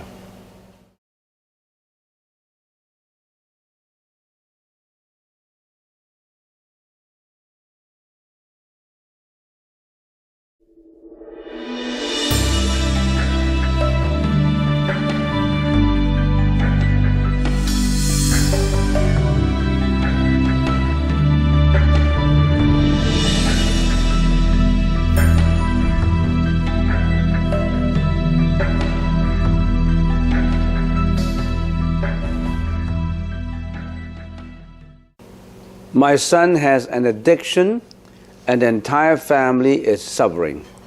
We want to help him, but it is very difficult to know what to do. Just accept karma? What would the Buddha do? Well, why did your son become your son? Usually, according to the sutras, there are 4 reasons. And if we can classify the nature of these 4 questions, 2 questions belongs to the monetary side, money, the debt, and 2 categories belong to the emotion side. Now let's get to the monetary side. It says that if your son or your daughter become your son and your daughter, they come because you owe them money. They come to get money from you. He may not love you, he just wants to spend your money because you owe them money. And now take this scenario as the first scenario and then let's explain it. If you owe people money in your previous lifetime and you can get away from it, legality cannot do anything on you because, say for example, that person has died already. You owe him, say, $500,000, for example, and he wanted to sue you because you didn't pay, and somehow he died. And you think that's it? No more debt? The karmic energy still exists because you didn't repay, and you promised to repay, but you didn't. That's why it's the reason why he wanted to sue you. You promised to repay $500,000 that you borrow from them to do something. Let's say, for example, to do your business. You fail, and you think that, oh, I fail. I borrow money from you. Yes, I fail. If I fail, I'm bankrupt. How can I repay you? You think your liability is off. But you really owe that person money. It does not matter whether your business is successful or not. You actually borrow money from them. And then you think you can get away from it. You can get away from it in this life, legally even. But you cannot get away from it karmically. Because in that person's mind, you cheated him. $500,000. And if his mind is so strong that you have done something wrong to him, he will come back to get you. If not this life, maybe the next life. He will come back to get you. How did he come back to get you? He could come back as your son, as a daughter, as your husband, or as a friend. Somehow he wants to get the money back from you. And somehow you have to repay, because the karma is created that you have to repay it. It's not balanced. So you got $500,000 and you promised to repay, and you haven't repaid. In your general ledger of life, you still have that liability in your general ledger that you have to pay. And then in his general ledger, life general ledger, he has an asset that he should have got that you haven't repaid him. That's karma. That's causality. You can't get away with it. Nature says that whenever there is a cause, it would carry into an effect. For example, if you plant a tree, you don't care about the fertilizers, you don't care about the soil, you just plant it in anywhere. You have a careless cause. You plant that tree. Everything is not right. No water, nothing, and no fertilizers. You think that tree will live? No, that tree naturally would. That's nature. Nature says a tree needs water. A tree needs soil. A tree needs somehow tender loving care from nature, and that doesn't come. So that tree would fail. That tree would get rotten. It will not grow. So that means the logistics of nature is that there's a cause and there's an effect. If you're a student and you want to pass examinations with good flying color or an A, but you're so lazy that you don't want to study. You don't attend lectures, you don't listen, you don't even buy the textbook, and you just wait till the exam comes, and then you just put in a few words. You think you'll get an A? Nobody can. Because the causality, the natural logistics of nature says that if there's a cause, there's an effect. On the other hand, you want to get an A, but you are so enthusiastic about it. You want to study well. You listen, to go to all the lectures. You get all the notes. You write a good exam. You're going to get an A. There's no free lunch. So it's a natural logic of nature that you cannot contradict. And now you owe, I'm just giving you an example. You owe your son $500,000 in the previous life. You think he's going to get away with it? He comes back to get you. You have to spend $500,000. And I know a friend, a lady, a well-to-do lady. I met her in Toronto, and she had a daughter. She spent so much time in nurturing her daughter, getting mentors from grade 1, pianos and teaching and all kinds of mentors for helping her in her studies. And she spent a lot of time with her daughter. All the time as a housewife, she spent all the time. And then the daughter became very successful in studies and got into Harvard Law School. It's very difficult to get into Harvard Law School. She got into law, she graduated, and she became later, 1 or 2 years later, she became the first judge, a Chinese judge, in the history, in American history, the first Chinese judge. And the mom loved her so much, of course. She died immediately, 1 month after she got the appointment. And the mother was so grief-stricken that the mother died 1 month later. You know, she was coming to get all this attention, all this back. So, money, he wanted to come to get the money back. On the other hand, if your son owed you the money, he borrowed $500,000 from you before, he came back to repay you. He will repay you. Somehow, one way or another. There are sons with so much filial piety in their son's heart that he loves his mom. Not loving, not talking about love. He wants to give the mom everything, all material wants.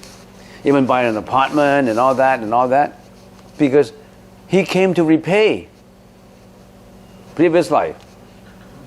That's talking about just money or kind. How about emotions?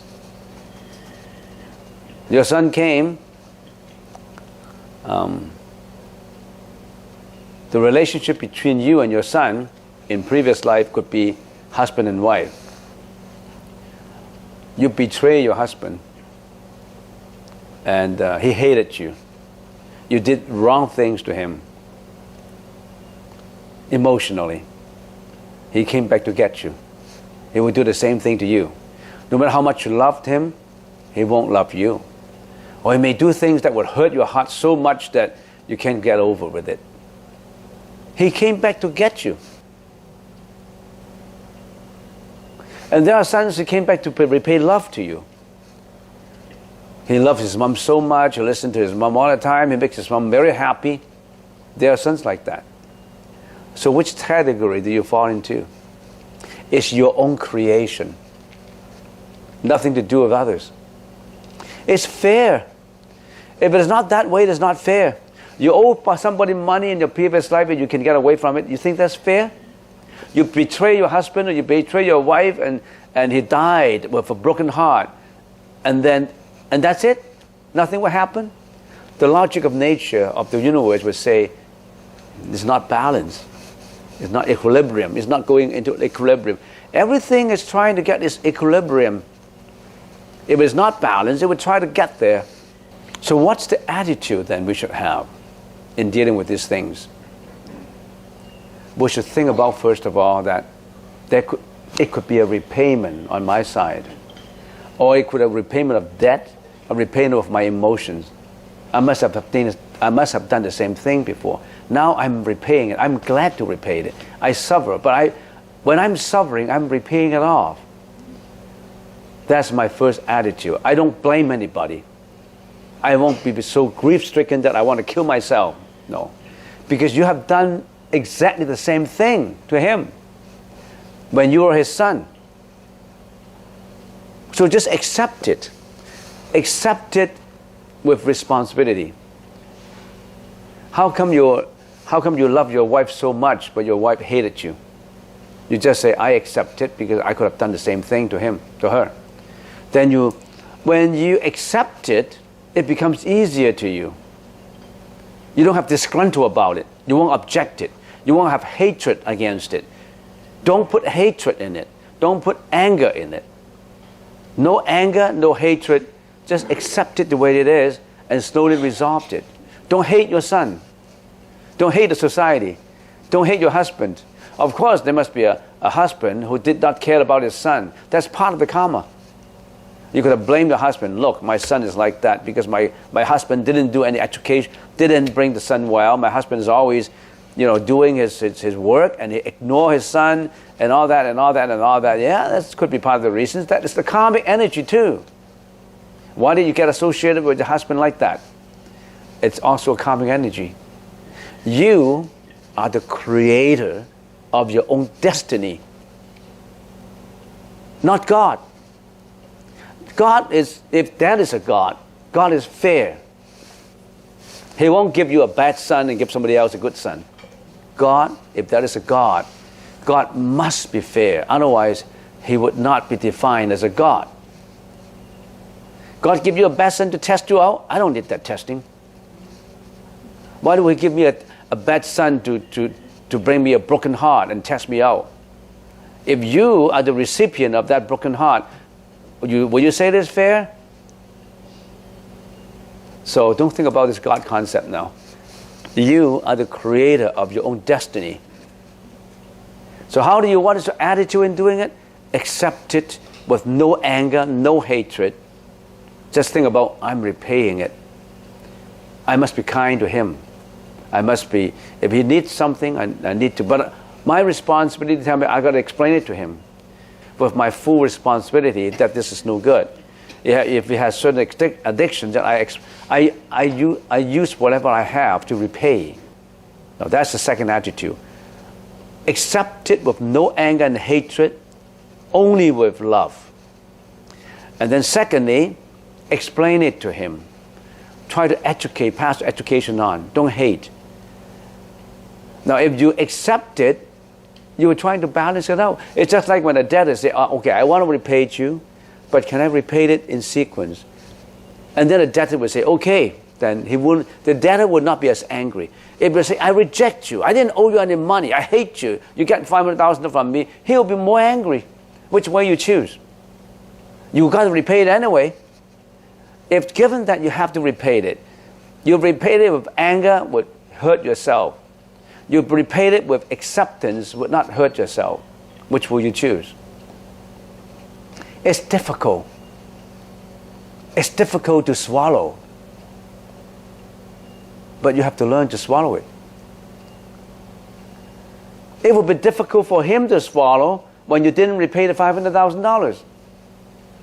Have you ever thought of other people suffering when you did something wrong? You only think about your suffering when that person inflict pain on you.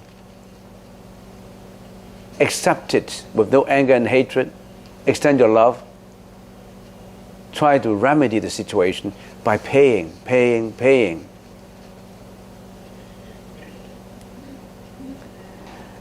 the reason why we call Buddha the well-honored one is the Buddha said there are ways that this could be resolved faster. How do we do that? Say, for example, if you're a philanthropist and you always give money out, you have the karmic energy of giving out. On the other hand, you owe your son $500,000 and your son comes back to get you. Because of you giving out all the time, the karmic energy of giving out is so strong that it would wash away, somehow lessens the impact of that debt to you. Because it's all karmic energy working. So that the more you are in reforming yourself spiritually, in giving out and not being stingy, the more you are cushioning the effect of that impact. Well, I think I already have answered, well, quite a bit of that. I hope you know what I mean. Nobody can help you. Don't put the pain into you. Don't create the anger and hatred. Accept it with love. Accept it with the sensibility of repayment. And swallow it slowly. It's difficult to swallow. But nobody would swallow it for you. Nobody can help you. You have to help yourself because you created that karma. If the karma you created can be helped by somebody else, then you wouldn't have the karma because Buddha would have helped you already. Buddha can only show you how to lessen the impact. He cannot wash away. Buddha cannot wash away the karma. It's only logical. If Buddha, somebody called Buddha a God, if God can wash away your sin, there wouldn't be any sin around. God will not wait after you suffer to wash away your sin. There's no God. There's no God. So, per se, there's no God. It's you. Only you. You could be the God in you. You could be the devil in you. If you want to look for that God, it's in you. The devil is only in you. And any more question? No more? The person who asked that question, are you satisfied with the answer? Or is too embarrassed to raise a hand? Okay? Accept it with love. And you can swallow it slowly and get into the spiritual side. Get your son to come into a temple and listen more to lectures. So in his heart, he may say, maybe I should forgive. I should forgive. Now, if this forgiveness is always there, then this may become easier to swallow. You know why? Because he did not want to forgive. That's the reason why he becomes so rebellious. He is addicted to make you pain. But if he knows how, because you render him in return, not with the money, but with the love and tenderness, with the care to enhance him spiritually, that somehow would wash away some of the, would cushion some of the impact on you. It depends on you how you do it. The more you benefit him, the better will be the impact. The cushioning would come. So it depends on you how to work it out. It's difficult. But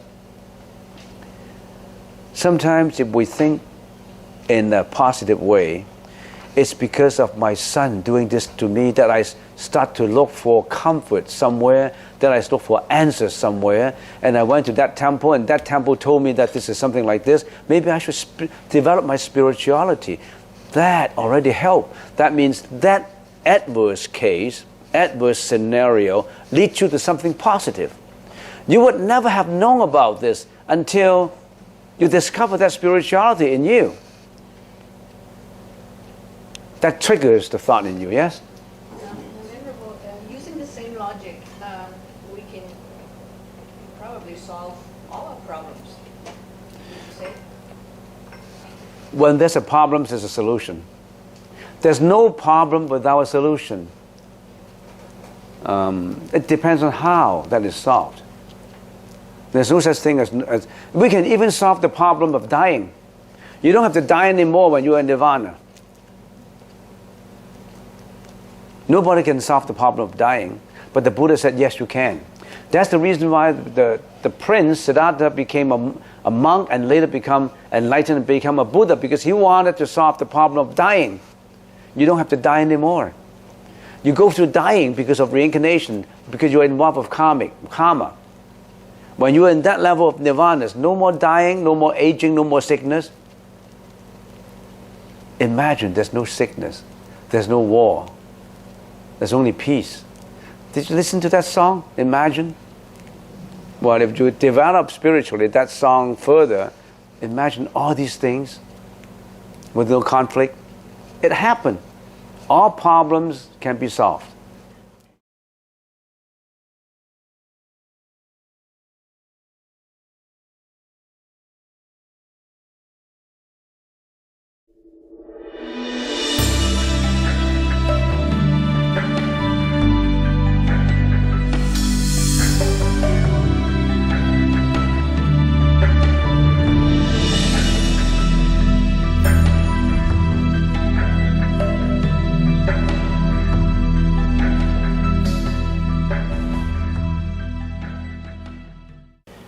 Venerable, can you please tell us what the statue on the white peacock in the gracious hall represents? The statue on the white peacock represents the previous transformed body of Sakyamuni Buddha. The Sakyamuni Buddha was a peacock king. In other words, he was the king of peacocks. Peacocks. You know peacocks? The king of peacocks, and ruling the peacock kingdom, all the peacocks, the birds. And of course, that's in the animal realm, of course. He was the king of the peacock realm. And then he always chanted the peacock mantra, which is Om Mayura Kirande Swaha. Very simple, peacock, the mantra. And whenever he chanted this, he always regularly chanted this mantra, and he was able to be free from many, many troubles, sufferings. And one day, he was out in the wood playing with his concubines and girlfriends and all these peacocks, ladies, courtesans and saints and so on. And he was so playful, everybody was so playful and so overwhelmed by joy that on that particular day, the peacock king forgot to chant the mantra. And somehow, later in the day, he was caught by a net of the hunters. He was fell into the net. And he was all tied up with the net. And immediately he felt so remorseful because he forgot to chant the mantra. He was really sorry about that. He forgot about his mantra. So he started it over again. It's the Om Mayura Granti Swa, Om Mayura Granti Swa, Om Mayura Granti Swa. He chanted so fervently, so enthusiastically that somehow he was able to get off from the net. He was able to get away. So that was one life. He was able to get away from the net after chanting the mantra.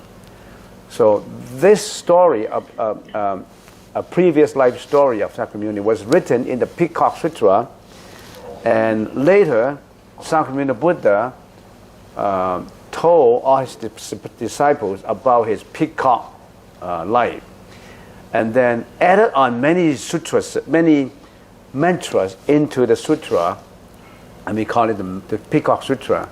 And in that sutra, he contains sutras of invoking the gods and semi-gods and ghosts and controllers of earth and tree gods and river gods, forest gods, into chanting mantra. So that's called a peacock mantra. And it was written in a mantra that, and it had been tried out by many followers since 2000 a few years ago, 2000 years ago, that frequently chanting this mantra would prevent the country from earthquake, from tsunami, from catastrophes, from many natural disasters. By chanting this mantra, the country would be able to be effective in getting rid of the earthquakes and tsunami. And it was practiced in esoteric Buddhism because that meant the Peacock Sutra contains 39 mantras. Some of them are quite long. And it was practiced in the Tang Dynasty in China. And somehow it was forgotten because of the Chinese wars. Because since the Tang Dynasties, there have been so many wars internally, plus the World War, plus many, many wars, that nobody practiced it anymore. But in the Tang Dynasty, a monk from Japan was sent by the king to come over to China in the Tang Dynasty, which is about 1,200 years ago. A monk sent by the Japanese king at that time to study this mantra in China. And after he studied it, he brought the sutra back to Japan and became the founder in that school of thought in chanting the peacock mantra in esoteric Buddhism. And the chanting of this was always carried out in the palace of Japan.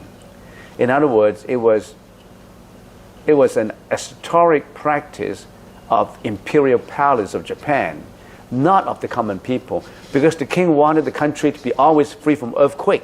Japan is quite, we all know, well known that Japan is subject to earthquake and tsunami. So the king already knew about that, so he sent that monk to learn all that, brought back that sutra particularly, and they have been practicing it since 2,000 years ago. 3 months ago, I went to visit 88 temples. I will visit 44 temples out of the 88. And most of these temples were practicing this Peacock Sutra because the king instructed that monk to build 88 temples teaching his subjects to chant that mantra. So there were 88 temples along the coastline, completion of construction in 3 years in the Tang Dynasty around that time. And we visited 44. We visited 44 of these. And so it is still believed that the Peacock mantra plus other 39 mantras in the sutra are very effective. They were immediately effective. So we practiced it 2 times in there. Our intention is to prevent British Columbia from earthquake. I've been always thinking about what's the best way to prevent earthquake other than what we can do, or the preventive techniques, tools, precautions that we have, like storing up a lot of water, making sure that when you get trapped, you have bread, you have food, you have all that, all preparation, all precautions. Other than that, what spiritual method we can use to prevent earthquake? And when I knew about this, I immediately brought it to this temple. So we practiced that 2 times already for 1 day. It takes 1 full day to chant the mantra.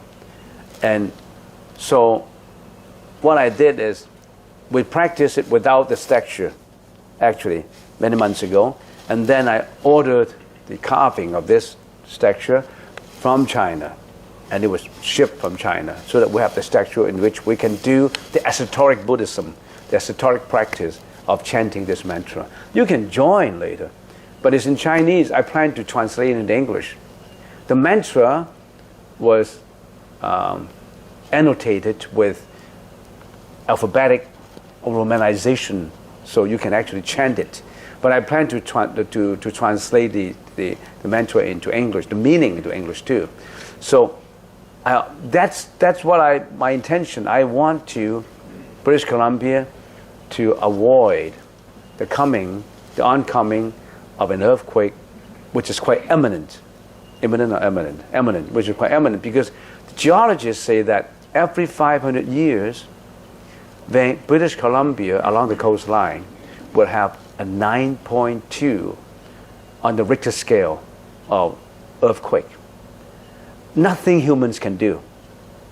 That's natural. That's Mother Nature.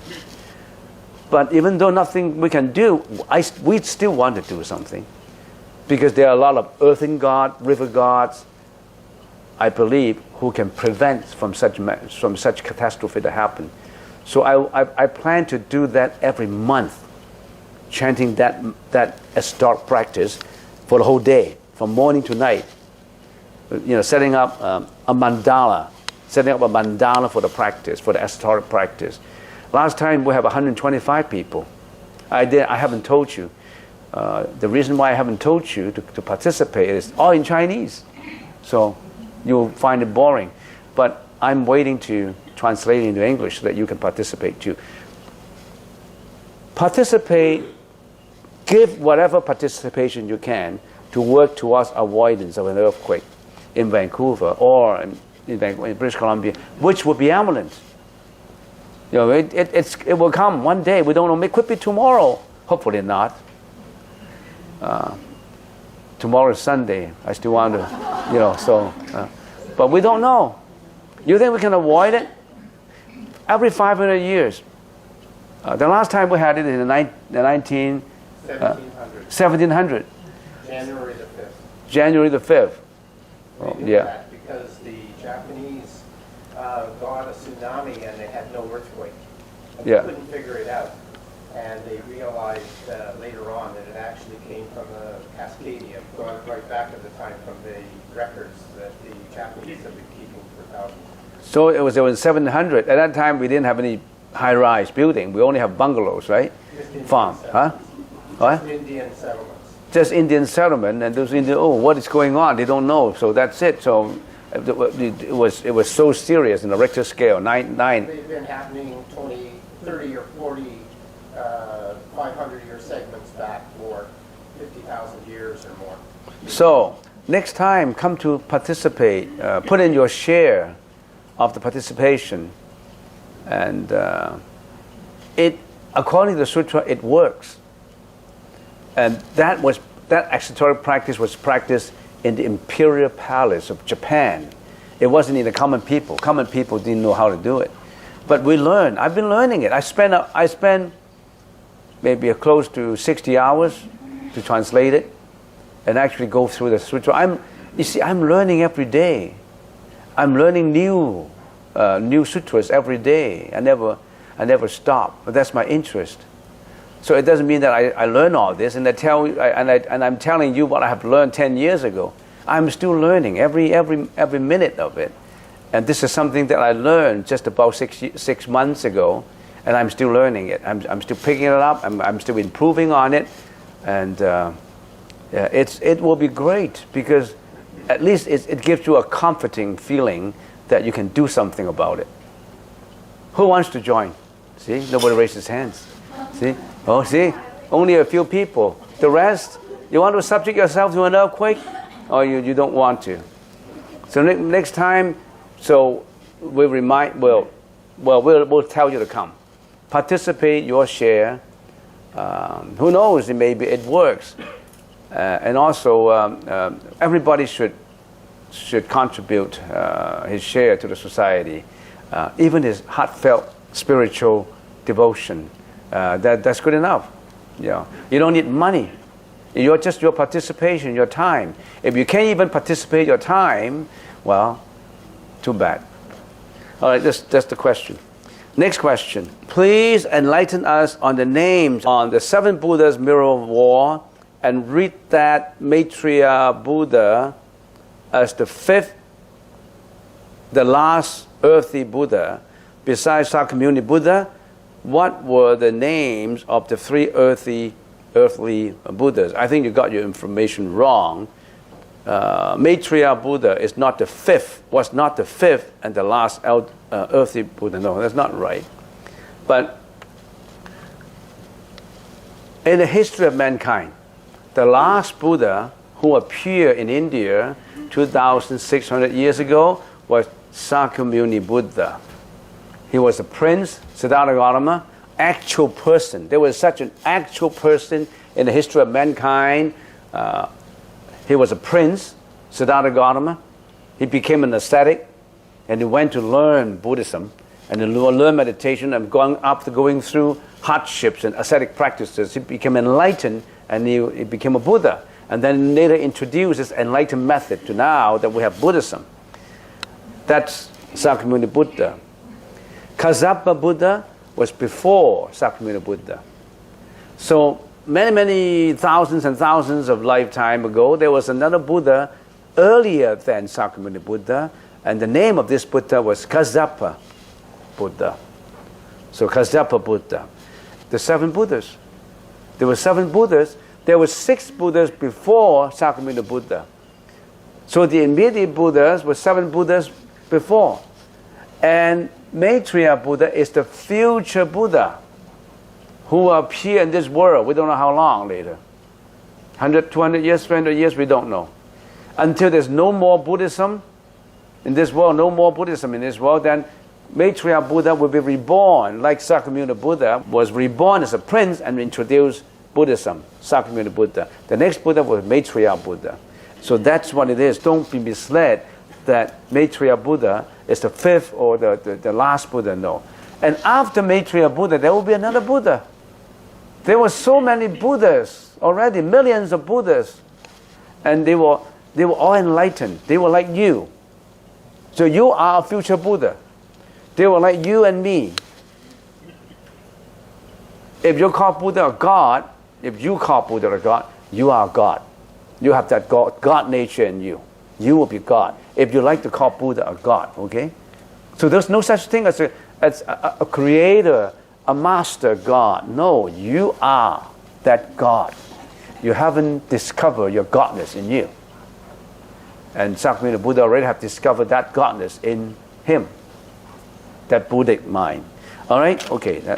Another question. Could you please talk about the top 3 things a layperson should keep in mind when practicing yogacara? The top 3 things? Why not the top 1 thing? Or 2 things, 3. Top 3 things, I don't think there's any top 3 things, but if you really want me to name the top 3 things, studying the yogacara, practicing yogacara, well, watch your senses, number 1. Watch your eyes, or don't say watch. Watch means visual. Be mindful of how your eyes attach, your ears, your sense organs. Be mindful of your sense organs attaching to environs, attaching to objects. Be mindful of it. That's number 1. Top thing. Be mindful. Because you're not mindful. If you are mindful, you control yourself. You're not mindful. Sometimes when someone said something that could be, that you think it's discriminative, or that you think that is insulting, you will get mad immediately. Watch that. Don't get mad. Okay? So watch or be mindful of your sense organs. Second thing, in case you couldn't do it in the first thought, or that guy scolded at me, why did he do that? That's a first thought. So, oh no, I shouldn't be mad. If you create that first thought, the second important thing is don't let that first thought linger on. Stop it. Throw it away. That garbage thought has come up. The second thing is throw it away. That's the second thing. The third thing,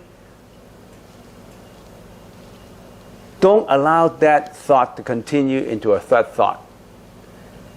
If you wanted to name 1, 2, 3, first of all, identify that.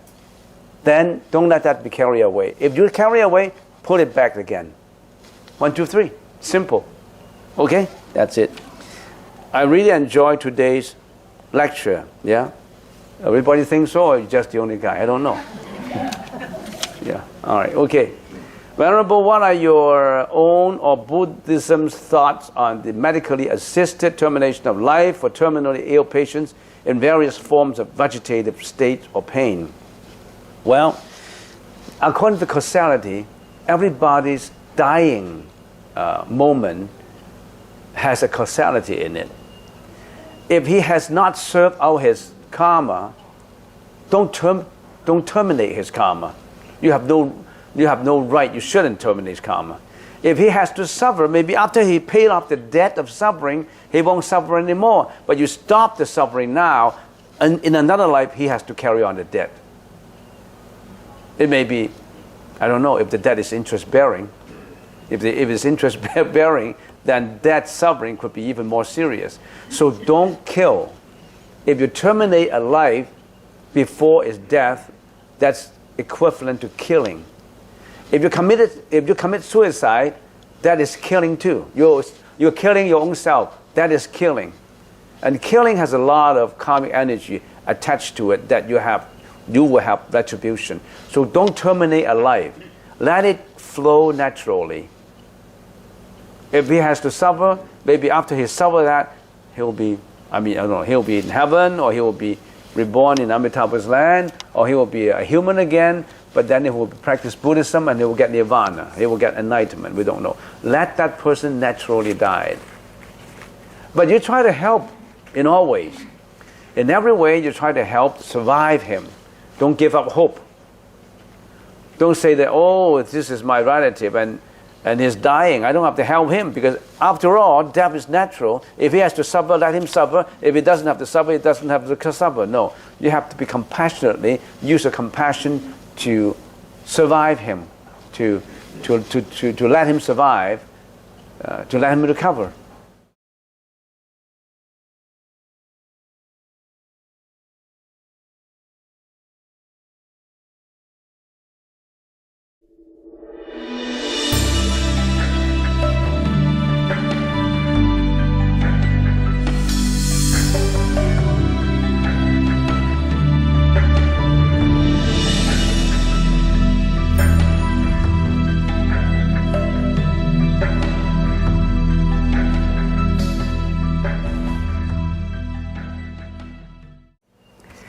Are our instincts a connection to pure consciousness? Should we live by instinct? Well, first of all, you have to define what is instinct. When you say instinct, I'm thinking of a definition is a feeling by intuition. I think that's what instinct is all about. In other words, you intuitively think about something. And give an example, if you come across a person and that person is so ferocious in the face, if that person is so, he's a bad guy. He always wants to harm, he always wants to harass people. And you have an instinct that you don't want to walk close to him because this guy is not that friendly. So that's your instinct. Your instinct could be wrong though. Your instinct could be wrong, your instinct could be right, your instinct could be neutral. But assuming though your instinct is right, so you have intuitively a thinking that that guy is bad. So that's what we call by an instinct. Now how is that instinct connected to pure consciousness? What do you mean by pure consciousness? Consciousness is never pure, but a definition of purity. When your consciousness is absolutely pure, you already have transformed your consciousness into nirvana, into the highest form of wisdom. So our consciousness has always not been pure. So how is an instant connected to consciousness? Where does your instinct come from? Where does your intuition come from? Your instinct, your intuition all come from the mind. If you don't have a mind, do you have instinct?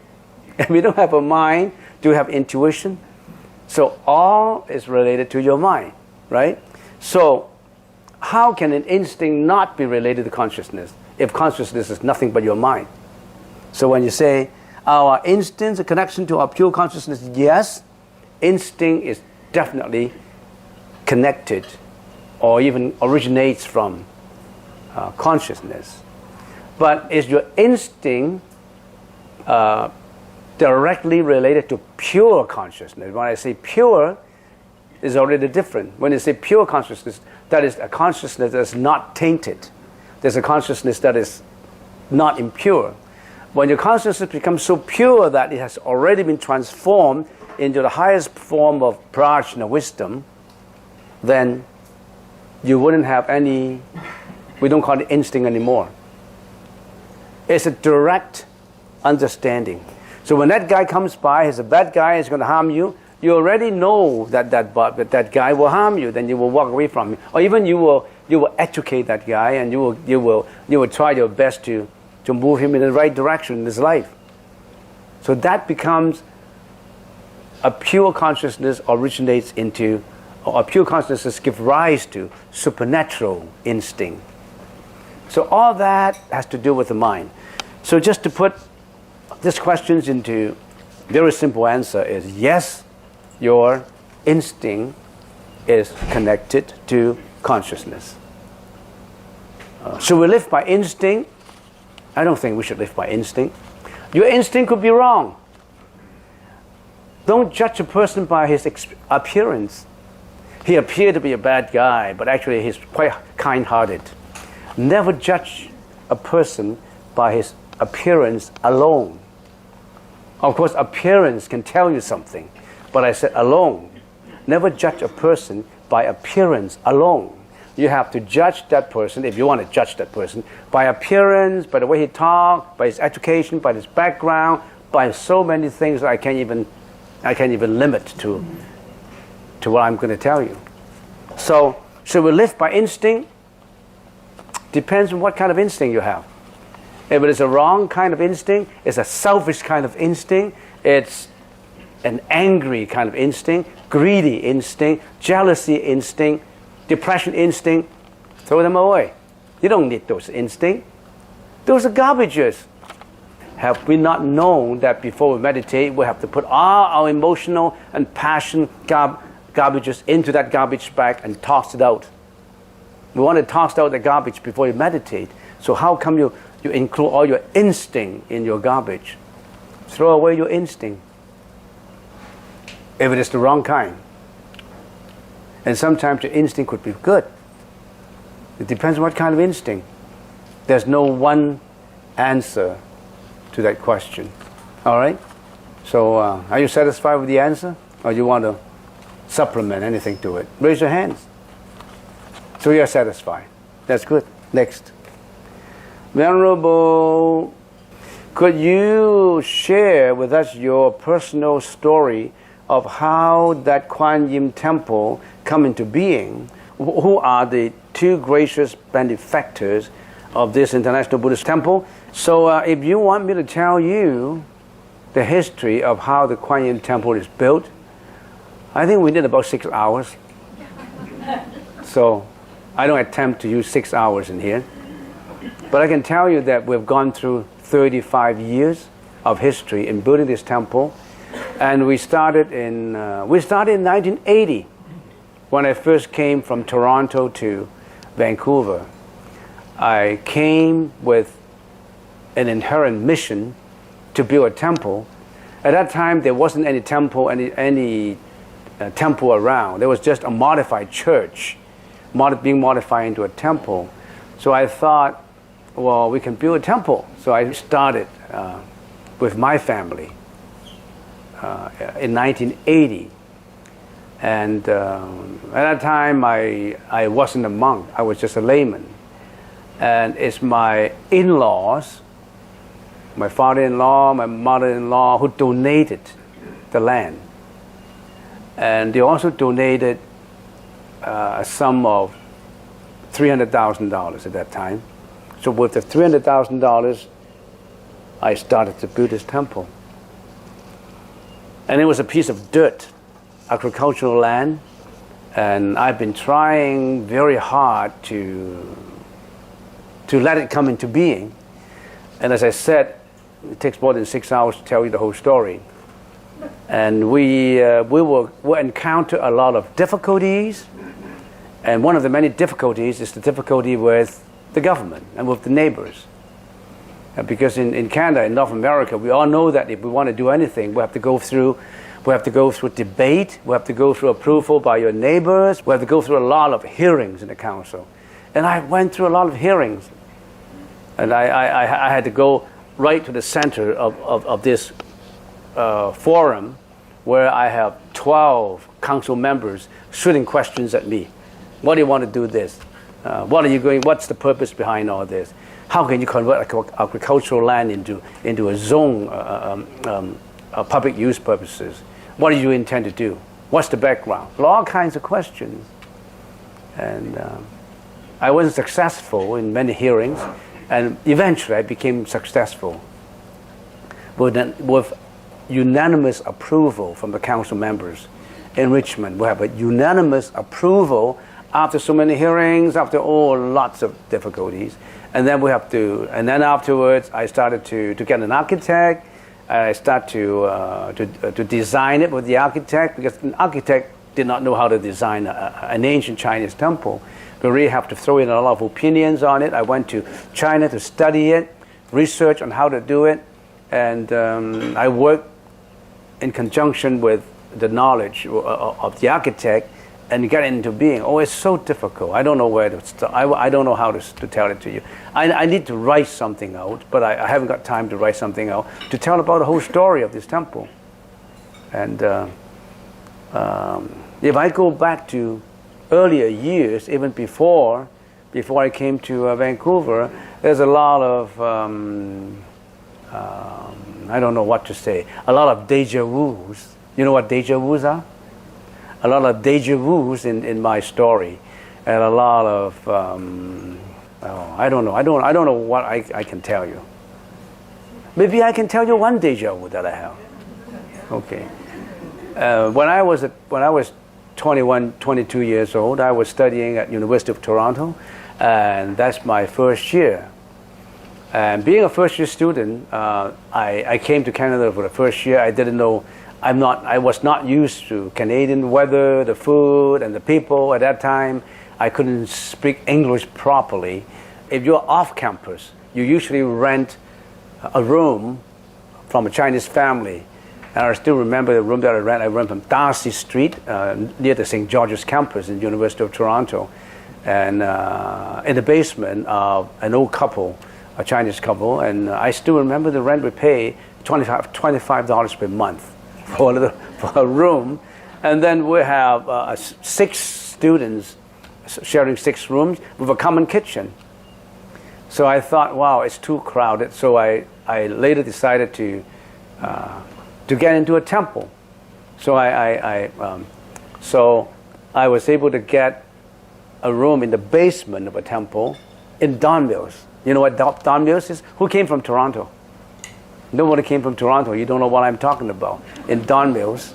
So I got a room in there. Well, I've lived there. Huh? I've lived there, so I know where it is. You know where it is. Lawrence and Don Mills. You know Don Mills? Yeah. And so I was staying in the basement, and the 2 monks staying up on the ground floor. So I learned all the chanting from them. I stayed with them for 1 year, and they taught me all the ancient chanting, the Chinese chanting. So I learned when I was 22 years old. I already learned a lot from them. And then my mind was so quiet staying in the temple that I want to make the story very short. That one night I had a dream when I was staying in the basement. I was dreaming that I was climbing up a huge architectural building with the metal stairs in the middle. With the metal stairs, I was climbing up, coming down, coming down up the stairs. And that's a very, very tall building. And I didn't know why. I was climbing up a building, coming down, coming down again. And unexpectedly, quite inconceivably, I had the same dream for 7 nights. How would anybody have the same dreams in 7 nights? Usually I had a dream and you finished with that dream and go into another dream, right? But I had the same kind of dream every night that I was climbing up the stair and going down the stair, climbing up and going down. Oh, what kind of dream is that? But I just forgot about that dream later. And then, okay. And then after so many years, after about, say, 10 years later, I make the story short, I came to Vancouver and started to build this temple. And building the temple, the most complicated part of the construction is you really have to build the roof tiles. You see the porcelain roof tiles? All these roof tiles were from Beijing, porcelain tiles. So I first ordered I didn't know the Beijing tiles roof tiles would be more suitable than anywhere else because Beijing was subject to cold weather and sandstorm. So I ordered roof tiles from Taiwan. And Taiwan have 2 installers coming over, and we install, and I work on the roof with them for a month and a half. Work on the roof. So actually, I became a roof tile layers. I worked with them. We started at 6 o'clock in the morning and finished until 9 in the summertime. And then after we finish certain sections of the roof tiles, we have to come down and see, is it straight? Is it in line? Is it uniform? And when we were laying the roof tiles, we put stairs in the middle of the building. And then I went up the stair, go up the stair, and then I started to see, is it in alignment? And suddenly I remember, 10 years ago, I had the same dream of climbing up the stair, climbing down the stairs. So that means 10 years ago, if I was smart. I should have known that I would be building a temple going up and downstairs. But who knows 10 years ago? Would you know what you were going to do 10 years later? You don't know. But I didn't know until after 10 years, then I recollect on my past dream that I was supposed to be doing this. Okay, so I don't know what else I can tell you. As I said, I need 6 hours. So that's it. A lot of difficulties.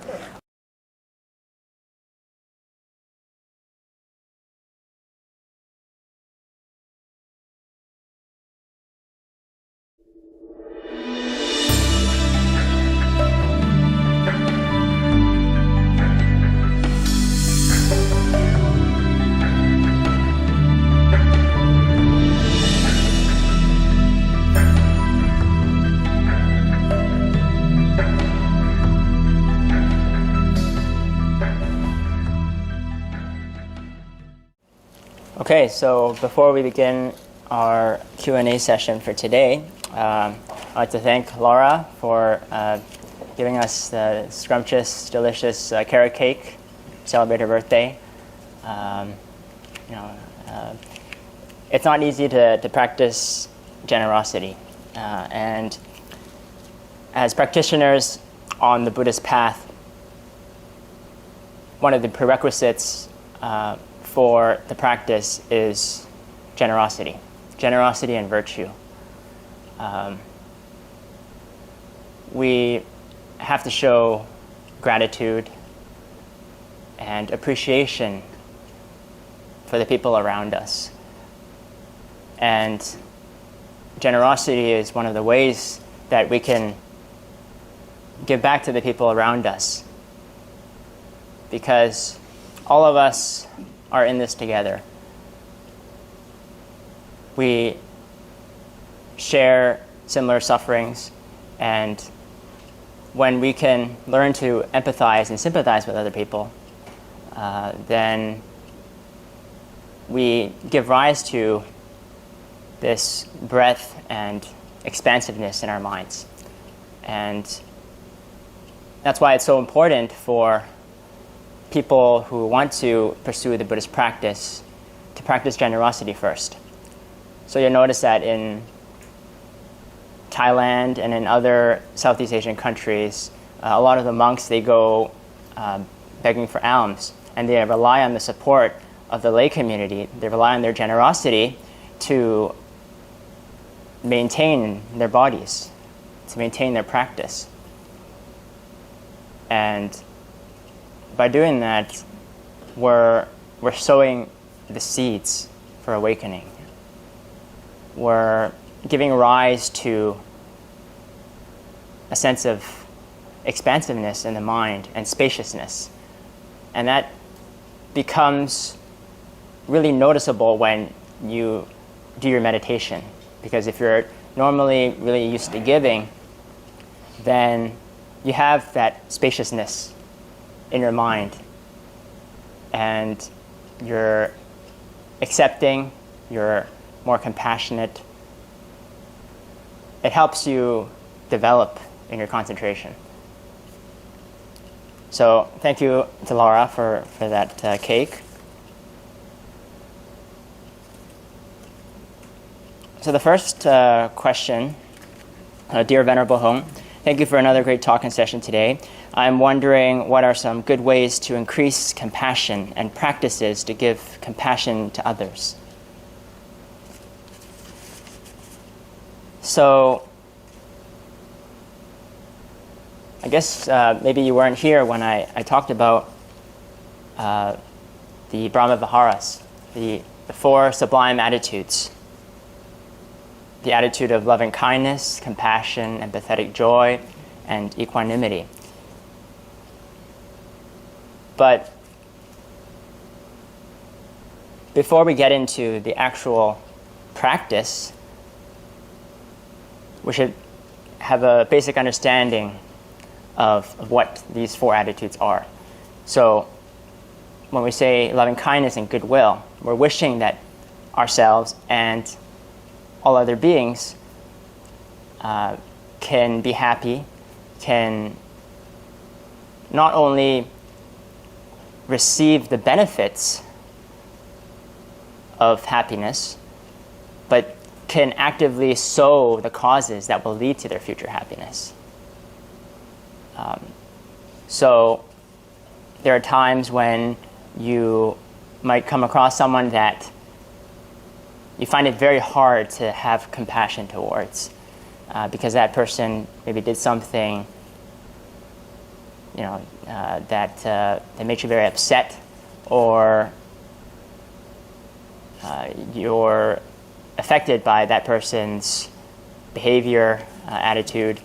So in times like that, it can be very difficult to wish that person happiness. But when you understand that loving kindness is not just happiness, but more about wishing that the person sows the causes for happiness, then it becomes a lot easier to do. Because that person could be doing a lot of things that are harming other people now. But you want that person to understand that the nature of his or her actions leads to unhappiness. So you want that person to start sowing the right causes. So when you come to think of it from that perspective, it becomes a lot easier to feel loving kindness towards another person. Now, compassion is very much related to loving kindness. Compassion is an extension of it. So when you see other people experiencing suffering, you want to find a way to put an end to their suffering. Empathetic joy is when you see someone else experiencing the fruits of their good causes and wholesome actions. They experience happiness, and you want them to continue to feel that happiness. So instead of giving rise to feelings of jealousy or envy for that person's happiness, you want it to continue. You genuinely want that person to experience continued happiness. And finally, there's equanimity. Equanimity is, you can think of it as a check on the other three, because there are times when you want to feel compassion and loving kindness towards that person, and you actively try really hard to do it, but because the karma is just so strong, there's nothing you can do right now to change it. So in times like that, you have to learn how to be at peace, how to be equanimous with your experience. So taken together, these are the 4 sublime attitudes, and this sets the basis for the practice of loving kindness, compassion, sympathetic joy, and equanimity. And we go about practicing this through meditation on the theme of these 4 attitudes. So there's different kinds of meditation practices that we can use. What I've found to be effective for myself is I first examine what is the problem I'm experiencing. Do I feel a lack of self-compassion for myself? Am I really hard on myself all the time? Do I always beat myself up for not doing well enough? If that's the case, then you have to learn how to develop self-compassion for yourself. And for many people, this is the case. It's not as difficult to show compassion and loving kindness to someone around them than it is to show it to themselves. And so when we first start off this practice, you can close your eyes and imagine yourself in a situation where someone needs your attention, someone needs your care and your support. And everyone is going to be a bit different. So you try to find that story. You create a new storyline for yourself where you try to exude compassion to that person. So, say for example, if you have a particular soft spot for kids and babies, then you can imagine yourself cuddling a baby in your arms, showing that baby warmth and compassion. And you use that as a way to start to kindle those warm feelings of compassion within you. Because you have to do this in sequence, step by step. You start with the things that it's easy for you to feel compassionate about. So it's easy for you to feel compassionate for your child, or maybe it could be children living in poor communities, living in Africa, suffering from hunger and starvation. You can create that image, that story in your mind, and start to feel a sense of compassion and love for that object. And then as you give rise to this feeling, then you can spread it to people that you're close with. Say your family members, your friends, other people who you find it easy to feel good about, to feel compassionate for. And so you can think of it as the compassion, it's spreading out. So it's starting from a smaller circle, and then it's moving out to a larger and larger circle, encompassing all sentient beings. So if your problem is you're not feeling enough love for yourself, then you can save that as the last person that you show compassion for. Because it can be very difficult to do that if you're always so hard on yourself. So you create that image of yourself empathizing with your own experience, empathizing with the suffering that you experience. Just like how your mother or someone that you love would feel compassionate for you when they see you suffering. So in a sense, you're kind of stepping out of yourself and looking at your situation objectively from the eyes of someone who really cares about you. And then so you picture that in your mind, and you start recollecting about things that you're proud about. You start recollecting about your virtue, your generosity, things that can brighten your mind, give rise to this feeling of warmness and compassion in the heart. So that's the practice of metta meditation, and it's a really important part of the practice, developing compassion. We have to both develop our mindfulness and develop our compassion at the same time. We can't have one without the other. Because the practice is not just about ourselves. It's about using our practice as a gift to other people. It's about using the virtues and the positive qualities that we develop to spread it to those around us so that they can receive the benefits of the practice. So that, I believe, answers the first question. And this connects to the second question. The second question is, who are the bodhisattvas? So, bodhisattva, the bodhi means awakened. Sattva means being. So a bodhisattva is a sentient being who is on the path towards awakening, towards enlightenment.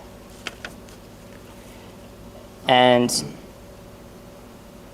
central to the practice of a bodhisattva is making the bodhisattva vow. So in our daily prayers that monks and nuns do, we have a section where we recite the 4 vows of a Bodhisattva. So the 4 vows are, we must liberate all sentient beings. Sentient beings are limitless, but we vow to liberate them, to help them. That's the first vow. The second vow is mental afflictions are boundless, but we vow to end them. And then the third is the Dharma and the skillful teachings are innumerable, but we vow to learn them. And the fourth is the Buddhist path leading to enlightenment is insurpassable, yet we vow to achieve it. So we recite these 4 vows every day to reinforce that aspiration that we have in ourselves. We want to purify our minds. We want to stay away from committing evil, to practice everything that is wholesome, and to liberate all sentient beings. That's the central tenet of being a Bodhisattva. And Bodhisattvas, they come in different stages. So there's 10 stages in total. But even before you reach the first stage, where you've essentially put an end to all of the fetters that bind you to samsara, so you don't have any doubt about the teachings, about the Dharma anymore. You've eliminated this view of a self-identity, and you're not attaching to your habits and your practices in an unwholesome way. When you've eliminated a lot of these fetters, then that's when you've reached a higher stage on the Bodhisattva path. But even before you reach that first stage, when you make this vow, that's when you begin to walk the Bodhisattva path. That's when you can call yourself an aspiring Bodhisattva. So anyone who's taken the Bodhisattva precepts, we have the 5 precepts, and then beyond that we have what we call the Bodhisattva precepts. And there's different versions of it, but there could be 4 additional major precepts and 41 or 43 minor precepts. So we abide by these training rules so that we can continue to purify our minds to a much more refined level. That's why we take these precepts. We take more precepts not to limit our freedoms. We take more precepts to liberate ourselves from our mental afflictions. Because a lot of times it's by committing and violating these precepts that we end up giving ourselves a lot of trouble. So when you take the Bodhisattva precepts, then you're on your way towards becoming a Bodhisattva. And one of the essential points of being a Bodhisattva is you're walking on this path not for your own benefit. You're walking on this path for the benefit of yourself and all sentient beings. So that's why many Bodhisattvas have made the vow that they won't attain enlightenment until all sentient beings have attained enlightenment. So it's a very noble vow. And all Bodhisattvas possess and embody this vow. So when we go upstairs to circumambulate, we have a few Bodhisattva statues. We have the Avalokiteshvara Bodhisattva, the Bodhisattva of compassion. We have the Siddhagarbha Bodhisattva on the left-hand side, who is well recognized for the strength of his vow. his vow is not to attain enlightenment until all sentient beings in hell have attained enlightenment. So it's a very noble vow. And there's also Samantabhadra Bodhisattva, Mandrasuri Bodhisattva. There's countless millions of Bodhisattvas. In fact, there could be Bodhisattvas among us here today that we're not aware of. We're all trying to walk this path, and there's different stages that we progress along as we're walking this path. So, I hope that answers your question.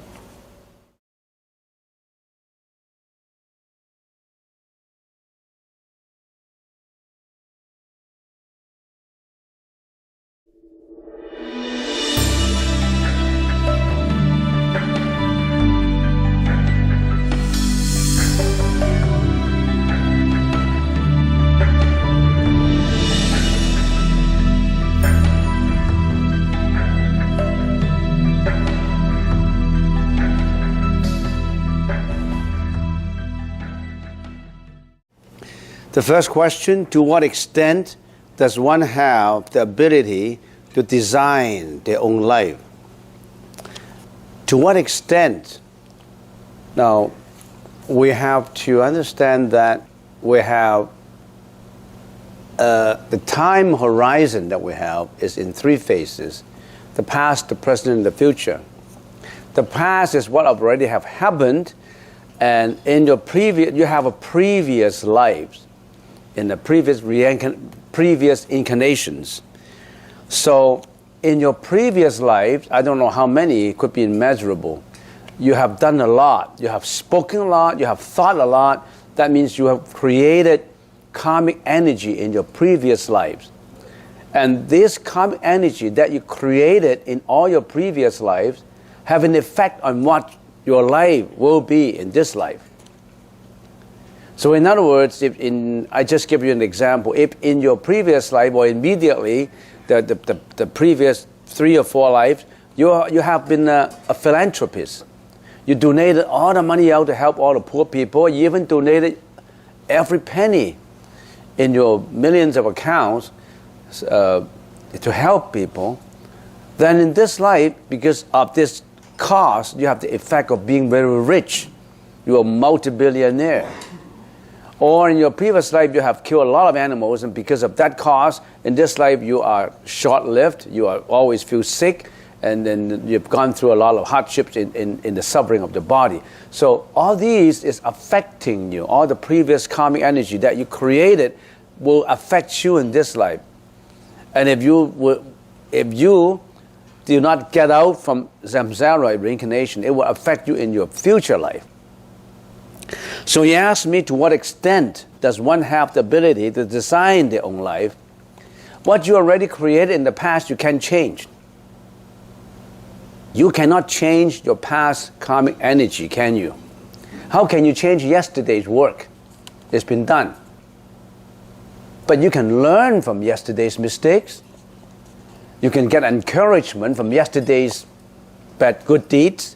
You learn, you experience, you can learn from your past, but you cannot change the past. You can only learn with a view to change for the better in your future life. So in what extent does one have the ability to design their own life? You live at the present moment. Now you can design in whatever way you want.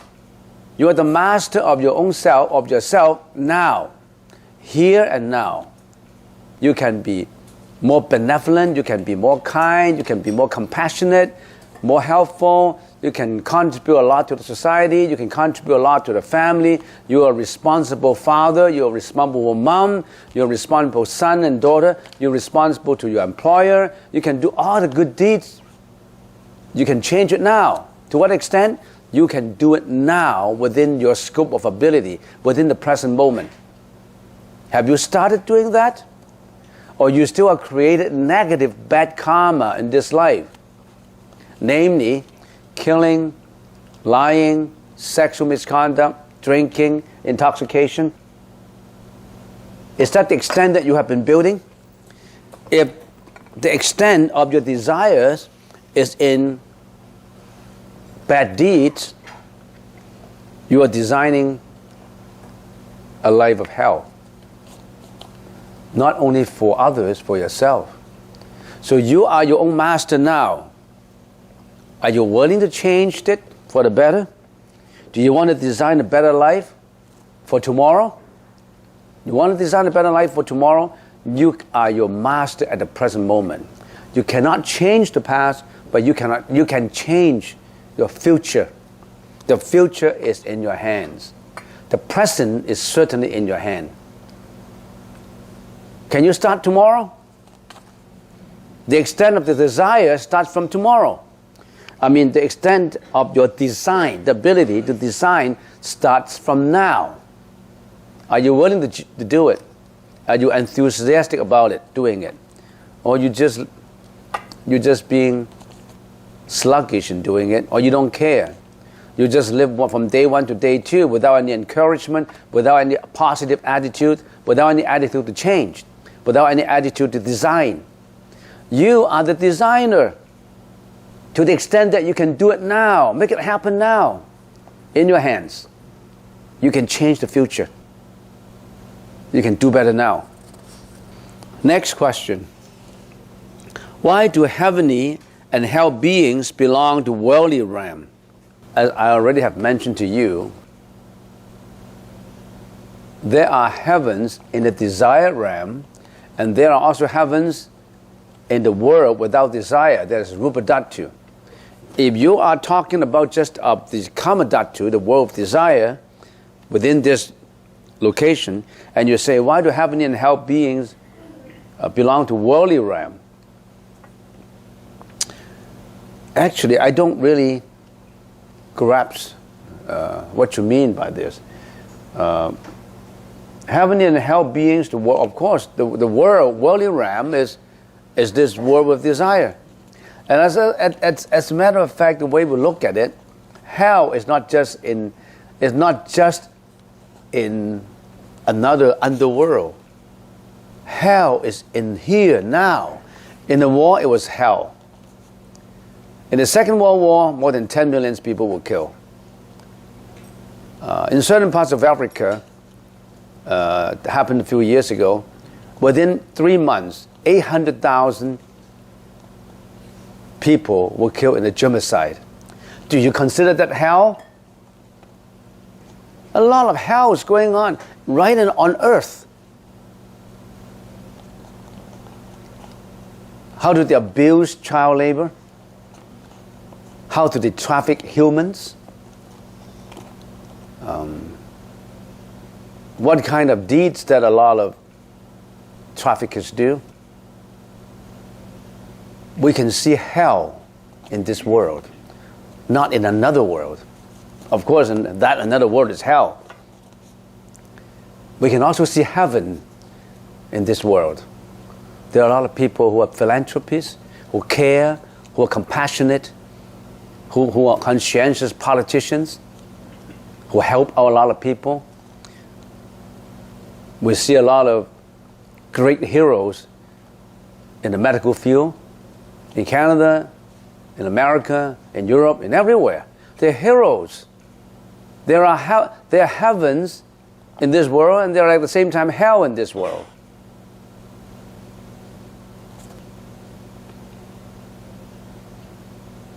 Well, you ask me, why do heavenly and hell beings belong to worldly realm? Hell and heavens are in front of us if you analyze them. In some situations, it's hell for some people. People who are in jail, who are innocent and who are locked in jail, it's hell for them. In the modern century, there were still slaves. I shouldn't be too conspicuous. I shouldn't be too outspoken in saying this. You know they're hell, and you know they're heavens right here. You don't have to look for it down in the underworld. Any counter arguments of this question? They're heavens too. And if we come to think of it, hell and heaven is a thought also. When you're enjoying a musical, you are in heaven. When you suffer from depression, you are in hell. Heaven and hell is in your thought too, in an instant of thought. When you are being bullied, you are in hell. You are in samsara. When you know that you could be liberated from suffering, you have a feeling of heaven. Very immediately after meditation, if you are thoughtless, if you are in peace, then you have that peacefulness of heaven. It's in your thought. And that thought can extend to actual materialistic heaven or hell. Okay, next question. If there is no sex desire, there is no people in this world, and there is no chance to get enlightenment. Well, it's logical. It's logical, right? So let's do an example. If we have 3 kinds of prisons, the lowest kind of prison is prison of the dungeon, where you have starvation, where you're living in a dungeon that is wet, in a dungeon that have torturing. And that is the second level, more comfortable. You have food, you have no torturing, but you are still in prison. And then on the third level, you have the luxury prison, where you can enjoy the TV, a soft bed, where you have a cafeteria for you to go at lunchtime. And then there is a guy who will go in to preach and you say, get out from the dungeon, it's no good for you, you're suffering.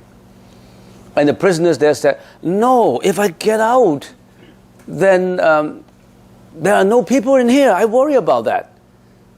You'll never get out, because you want to stay in there. And you say, I want to stay in there, because by staying in here, I have hope to get out. But you never learn to get out. You're opinionated in saying that you want to stay in there. Why do you care about enlightenment when you are out from prison, when you are out from that world where you suffer, is already a little bit enlightenment, you realize already. Enlightenment is not just one sudden flash of enlightenment. It's a gradual enlightenment. Enlightenment is a climb from the dungeon to the next cell, to a more comfortable cell, until you get to heaven. So don't worry about there's no people living in this world, and there's no chance to get enlightenment. Because if no people living in this world, that means all these people already in a higher level of enlightenment. They're already above you. Congratulations. Because you are the only guy that stays. Because you worry. You worry too much. You worry that there will be no guy in this prison, so you want to stay. You want to be a volunteer who want to stay there all the time. And all these guys upstairs smiling at you. Hey, guy, suffer your lot. And we're in there already.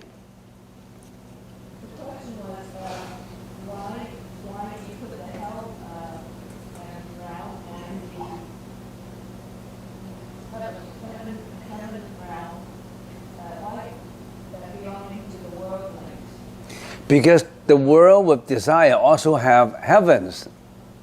Heaven is not in the world, because those heavenly beings, they still have desire. They still have that sexual desire.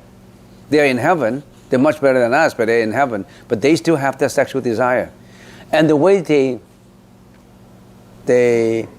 what do you call that, materialize that sexual desire is not in the same way as humans do.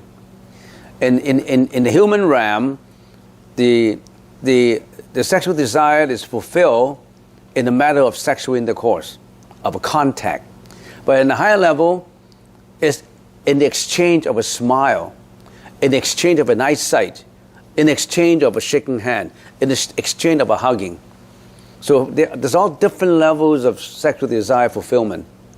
The lowest level is by contact. So the higher level, by hugging, by touching hands, by exchanging a smile. and eyesight. You understand? The contact is the lowest level. Yeah. Any more questions? Yes? I work in mental health and addictions. You work in where? I work in mental health and addictions. Yeah. I'm wondering if this can be taught to those with schizophrenia or such. I can't really hear He's that. saying, Huh? he's wondering whether or not your teachings, the Buddhist teachings, could apply to people with schizophrenia. Oh, schizophrenia. Of course, it applies to schizophrenia, yes. It would be helpful to people with schizophrenia, because people with schizophrenia, sometimes they don't understand, why do I have that? And if you explain it to them that that doesn't happen only of this life, in the previous life too. And have you read that book, Many Lives, Many Masters, by Brian Weiss? B-R-I-A-N, Brian Weiss, W-E-I-S-S. And he is a medical doctor who is also a hypnotist. He have undergone a test, and he actually clinically treated more than 500 patients, and he hypnotized them to get back a regression, to get back to a previous life. And some of these patients have problems like headache, schizophrenia, or many mental and physical sickness. And after he helped them to identify the previous life, they immediately realized that it's from previous life, and they got healed immediately. Read that book, Many Lives, Many Masters, by Brian Weiss. Has a very good detailed explanation of what you're talking about. Oh, okay. Any question? All right, last question. I can't understand this question well.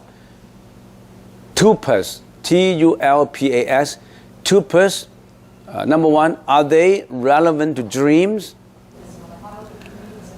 Now, I see your questions. How do dreams get into your mind? Why do you dream? Basically, there are two reasons why you dream. The first reason is because of the present life, when your eyes, your ears, your nose, when all your senses interact with the outside world. When they interact, your sixth consciousness. Now, if you understand sense organs, if we all understand sense organs, they're like the front door salesman. They're interacting with outside, the ears, the nose, the eyes, and the tongue. And then there is a manager, the sixth consciousness. The five senses are the front end, the eyes, the nose, the ears, the tongue, the taste, and the body of touch. And all these are five salesmen. And there is this sixth consciousness who is the manager. And this manager controls all these. When the eyes see something, your eyes only reflect that image, but your eyes themselves do not have the ability to recollect and to memorize. That manager would pick up from the archive files and say, this is what you see, this is your past memory. The manager controls all the previous files, the past files. They're only concerned about the present.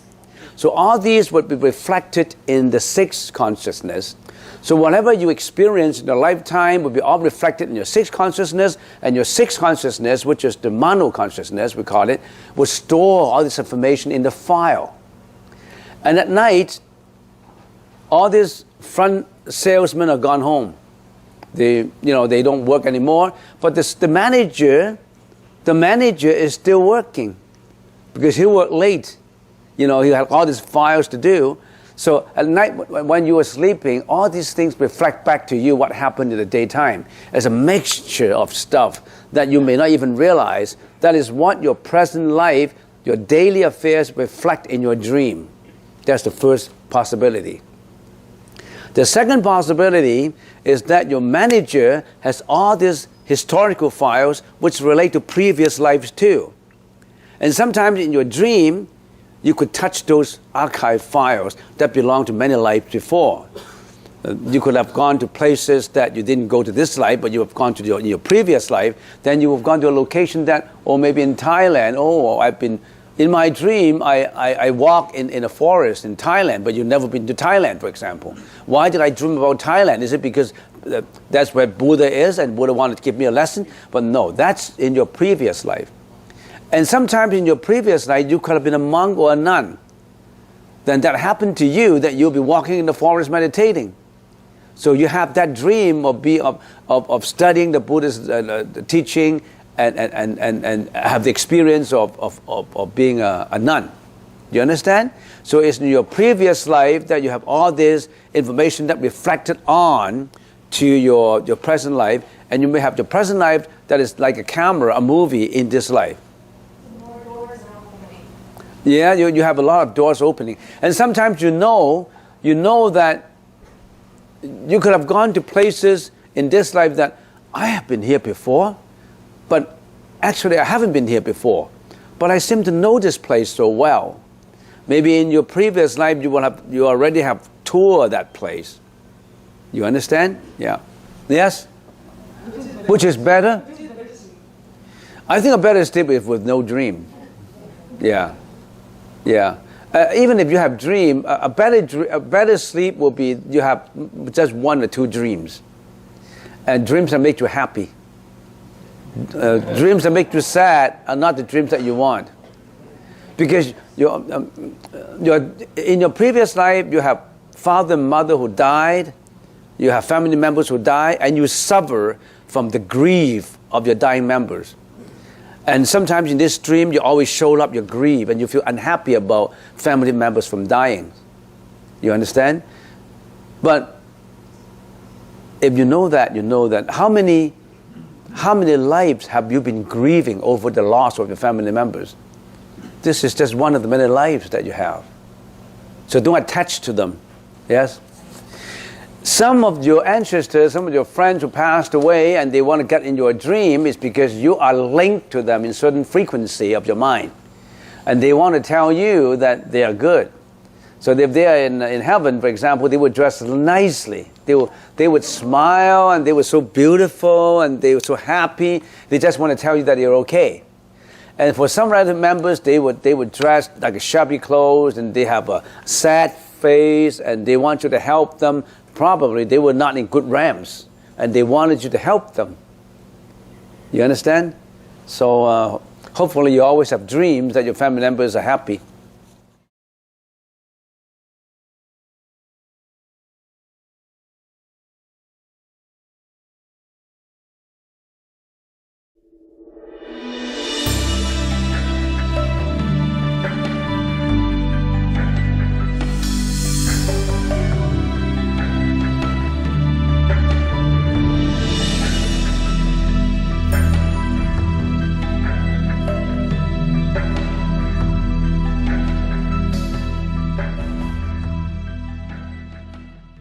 Yeah, I have a few questions in here. The first question, can practicing lying in a posture of sleeping lion, lying on right side with hand under the chin and closing right nostril, help me when leaving my body for nirvana? Should this be practiced often? Going to nirvana has nothing to do with your posture. Going to nirvana is about your mentality, your mind. If you've been doing all kinds of unwholesome karma, and then if you lie in that position, you go to nirvana. So that means it's really that position that helps you, and not your thinking, and not your karma. Don't look for it outside. The posture itself has nothing to do with nirvana. It's your own karma produced out of thought, action, speech that bring you down to hell, or bring you up to heaven. Nothing to do with how you lie down. Look at the spirituality of things. Look at behind certain things. Don't just look at the outer surface. And you look at a monk with shaved head and with a robe, and you think he's already a good monk. He could be a fake monk. So don't trust the clothes. Don't trust the appearance. Your boyfriend is tall and handsome and rich, but inside he's so corrupted. He's so filled with bad karma. To you, he's handsome, but his mind is not handsome at all. You understand? Don't look at the appearance alone. Don't judge anything by appearance. It's not the appearance that counts. Nothing to do with the posture. To help you when leaving my body for nirvana. And then how do you know that you're leaving for nirvana? Is that easy to live for nirvana? You mean when you are at the verge of dying, when you are at the verge of dying, where you should be going is already determined by your causality, not by your intention can change some of it. Say if your karmic energy is so unwholesome that it pulls you down to hell, for example, you can say, I don't want to go to hell.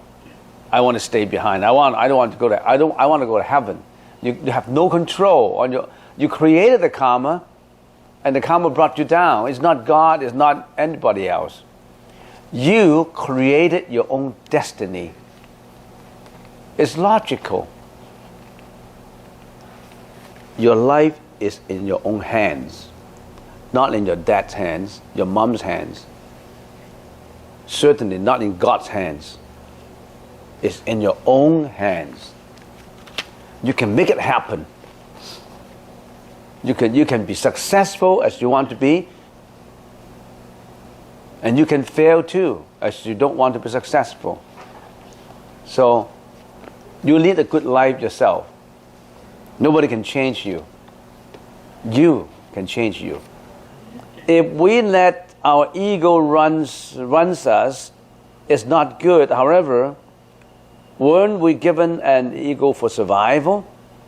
Is it a matter of keeping the ego in balance that's important?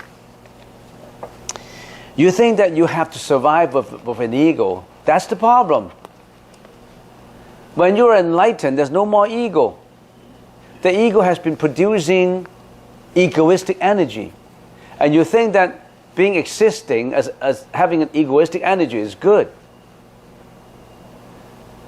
So you are on a loop. You still think that I need to live in this world. I need an ego. And then you also think about, oh, this ego is not bad for me, but I need it. You don't need the ego.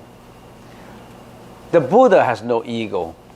Oh, the Buddha, it's a pity that the Buddha does not have an ego. Then the Buddha is not an ego. Then he's not as happy as me having an ego. You look things just the opposite as what the Buddha looked. You think you need that ego. The frog in the well thinks that he needs that place to live. He doesn't know that there are other frogs outside the well that lives free anywhere he goes. He thought that little well is where his habitat is.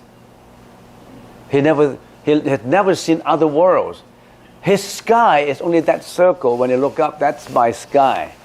And he doesn't know that the whole sky is unlimited. But when you talk to that little frog in the well, he does not believe in you. No, that's the only sky. I don't believe it because I've never seen it. And then the other free frogs say, come out. There's much wider place in here. He doesn't believe it. He has no chance to get out. All right, next question.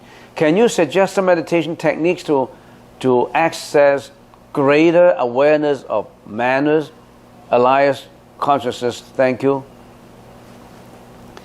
Are you still looking for other techniques? You haven't brushed up on these techniques. This is the technique that you're learning is enough to get you to a very high level.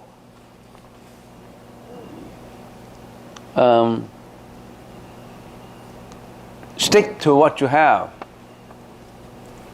A rolling stone gathers no moss. You flip from one place to another, you will never get to any moss.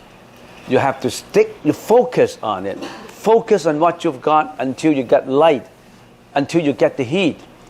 If you use a magnifying glass under the sun, you want to get heat, you put it in here, oh, there's no light.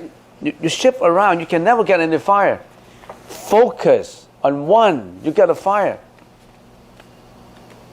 If you're living in Alberta in an oil company, working for an oil company for that drill, the drilling machine, if you drill here and there and there and there, and you drill up about 10 feet and you stop, you'll never get oil.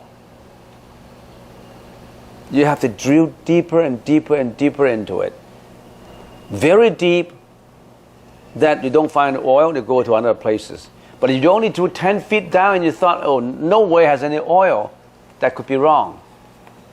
You have to go deeper and deeper and deeper until you tap out the mineral, the gold, the copper, the zinc. Focus.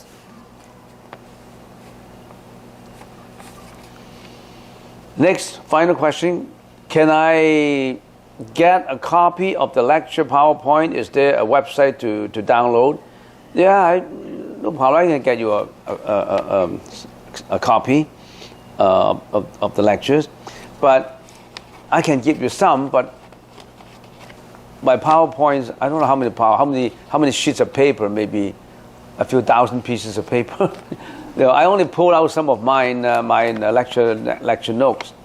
When I open up my computer, right now I can't even sometimes find my own stuff, because I need a librarian to be working beside me and organize my stuff. Over all these years, maybe I get more than 10,000 pages of PowerPoint. Sometimes it's difficult for me to find my own PowerPoint. And so I can give you some copies of the lectures that I have.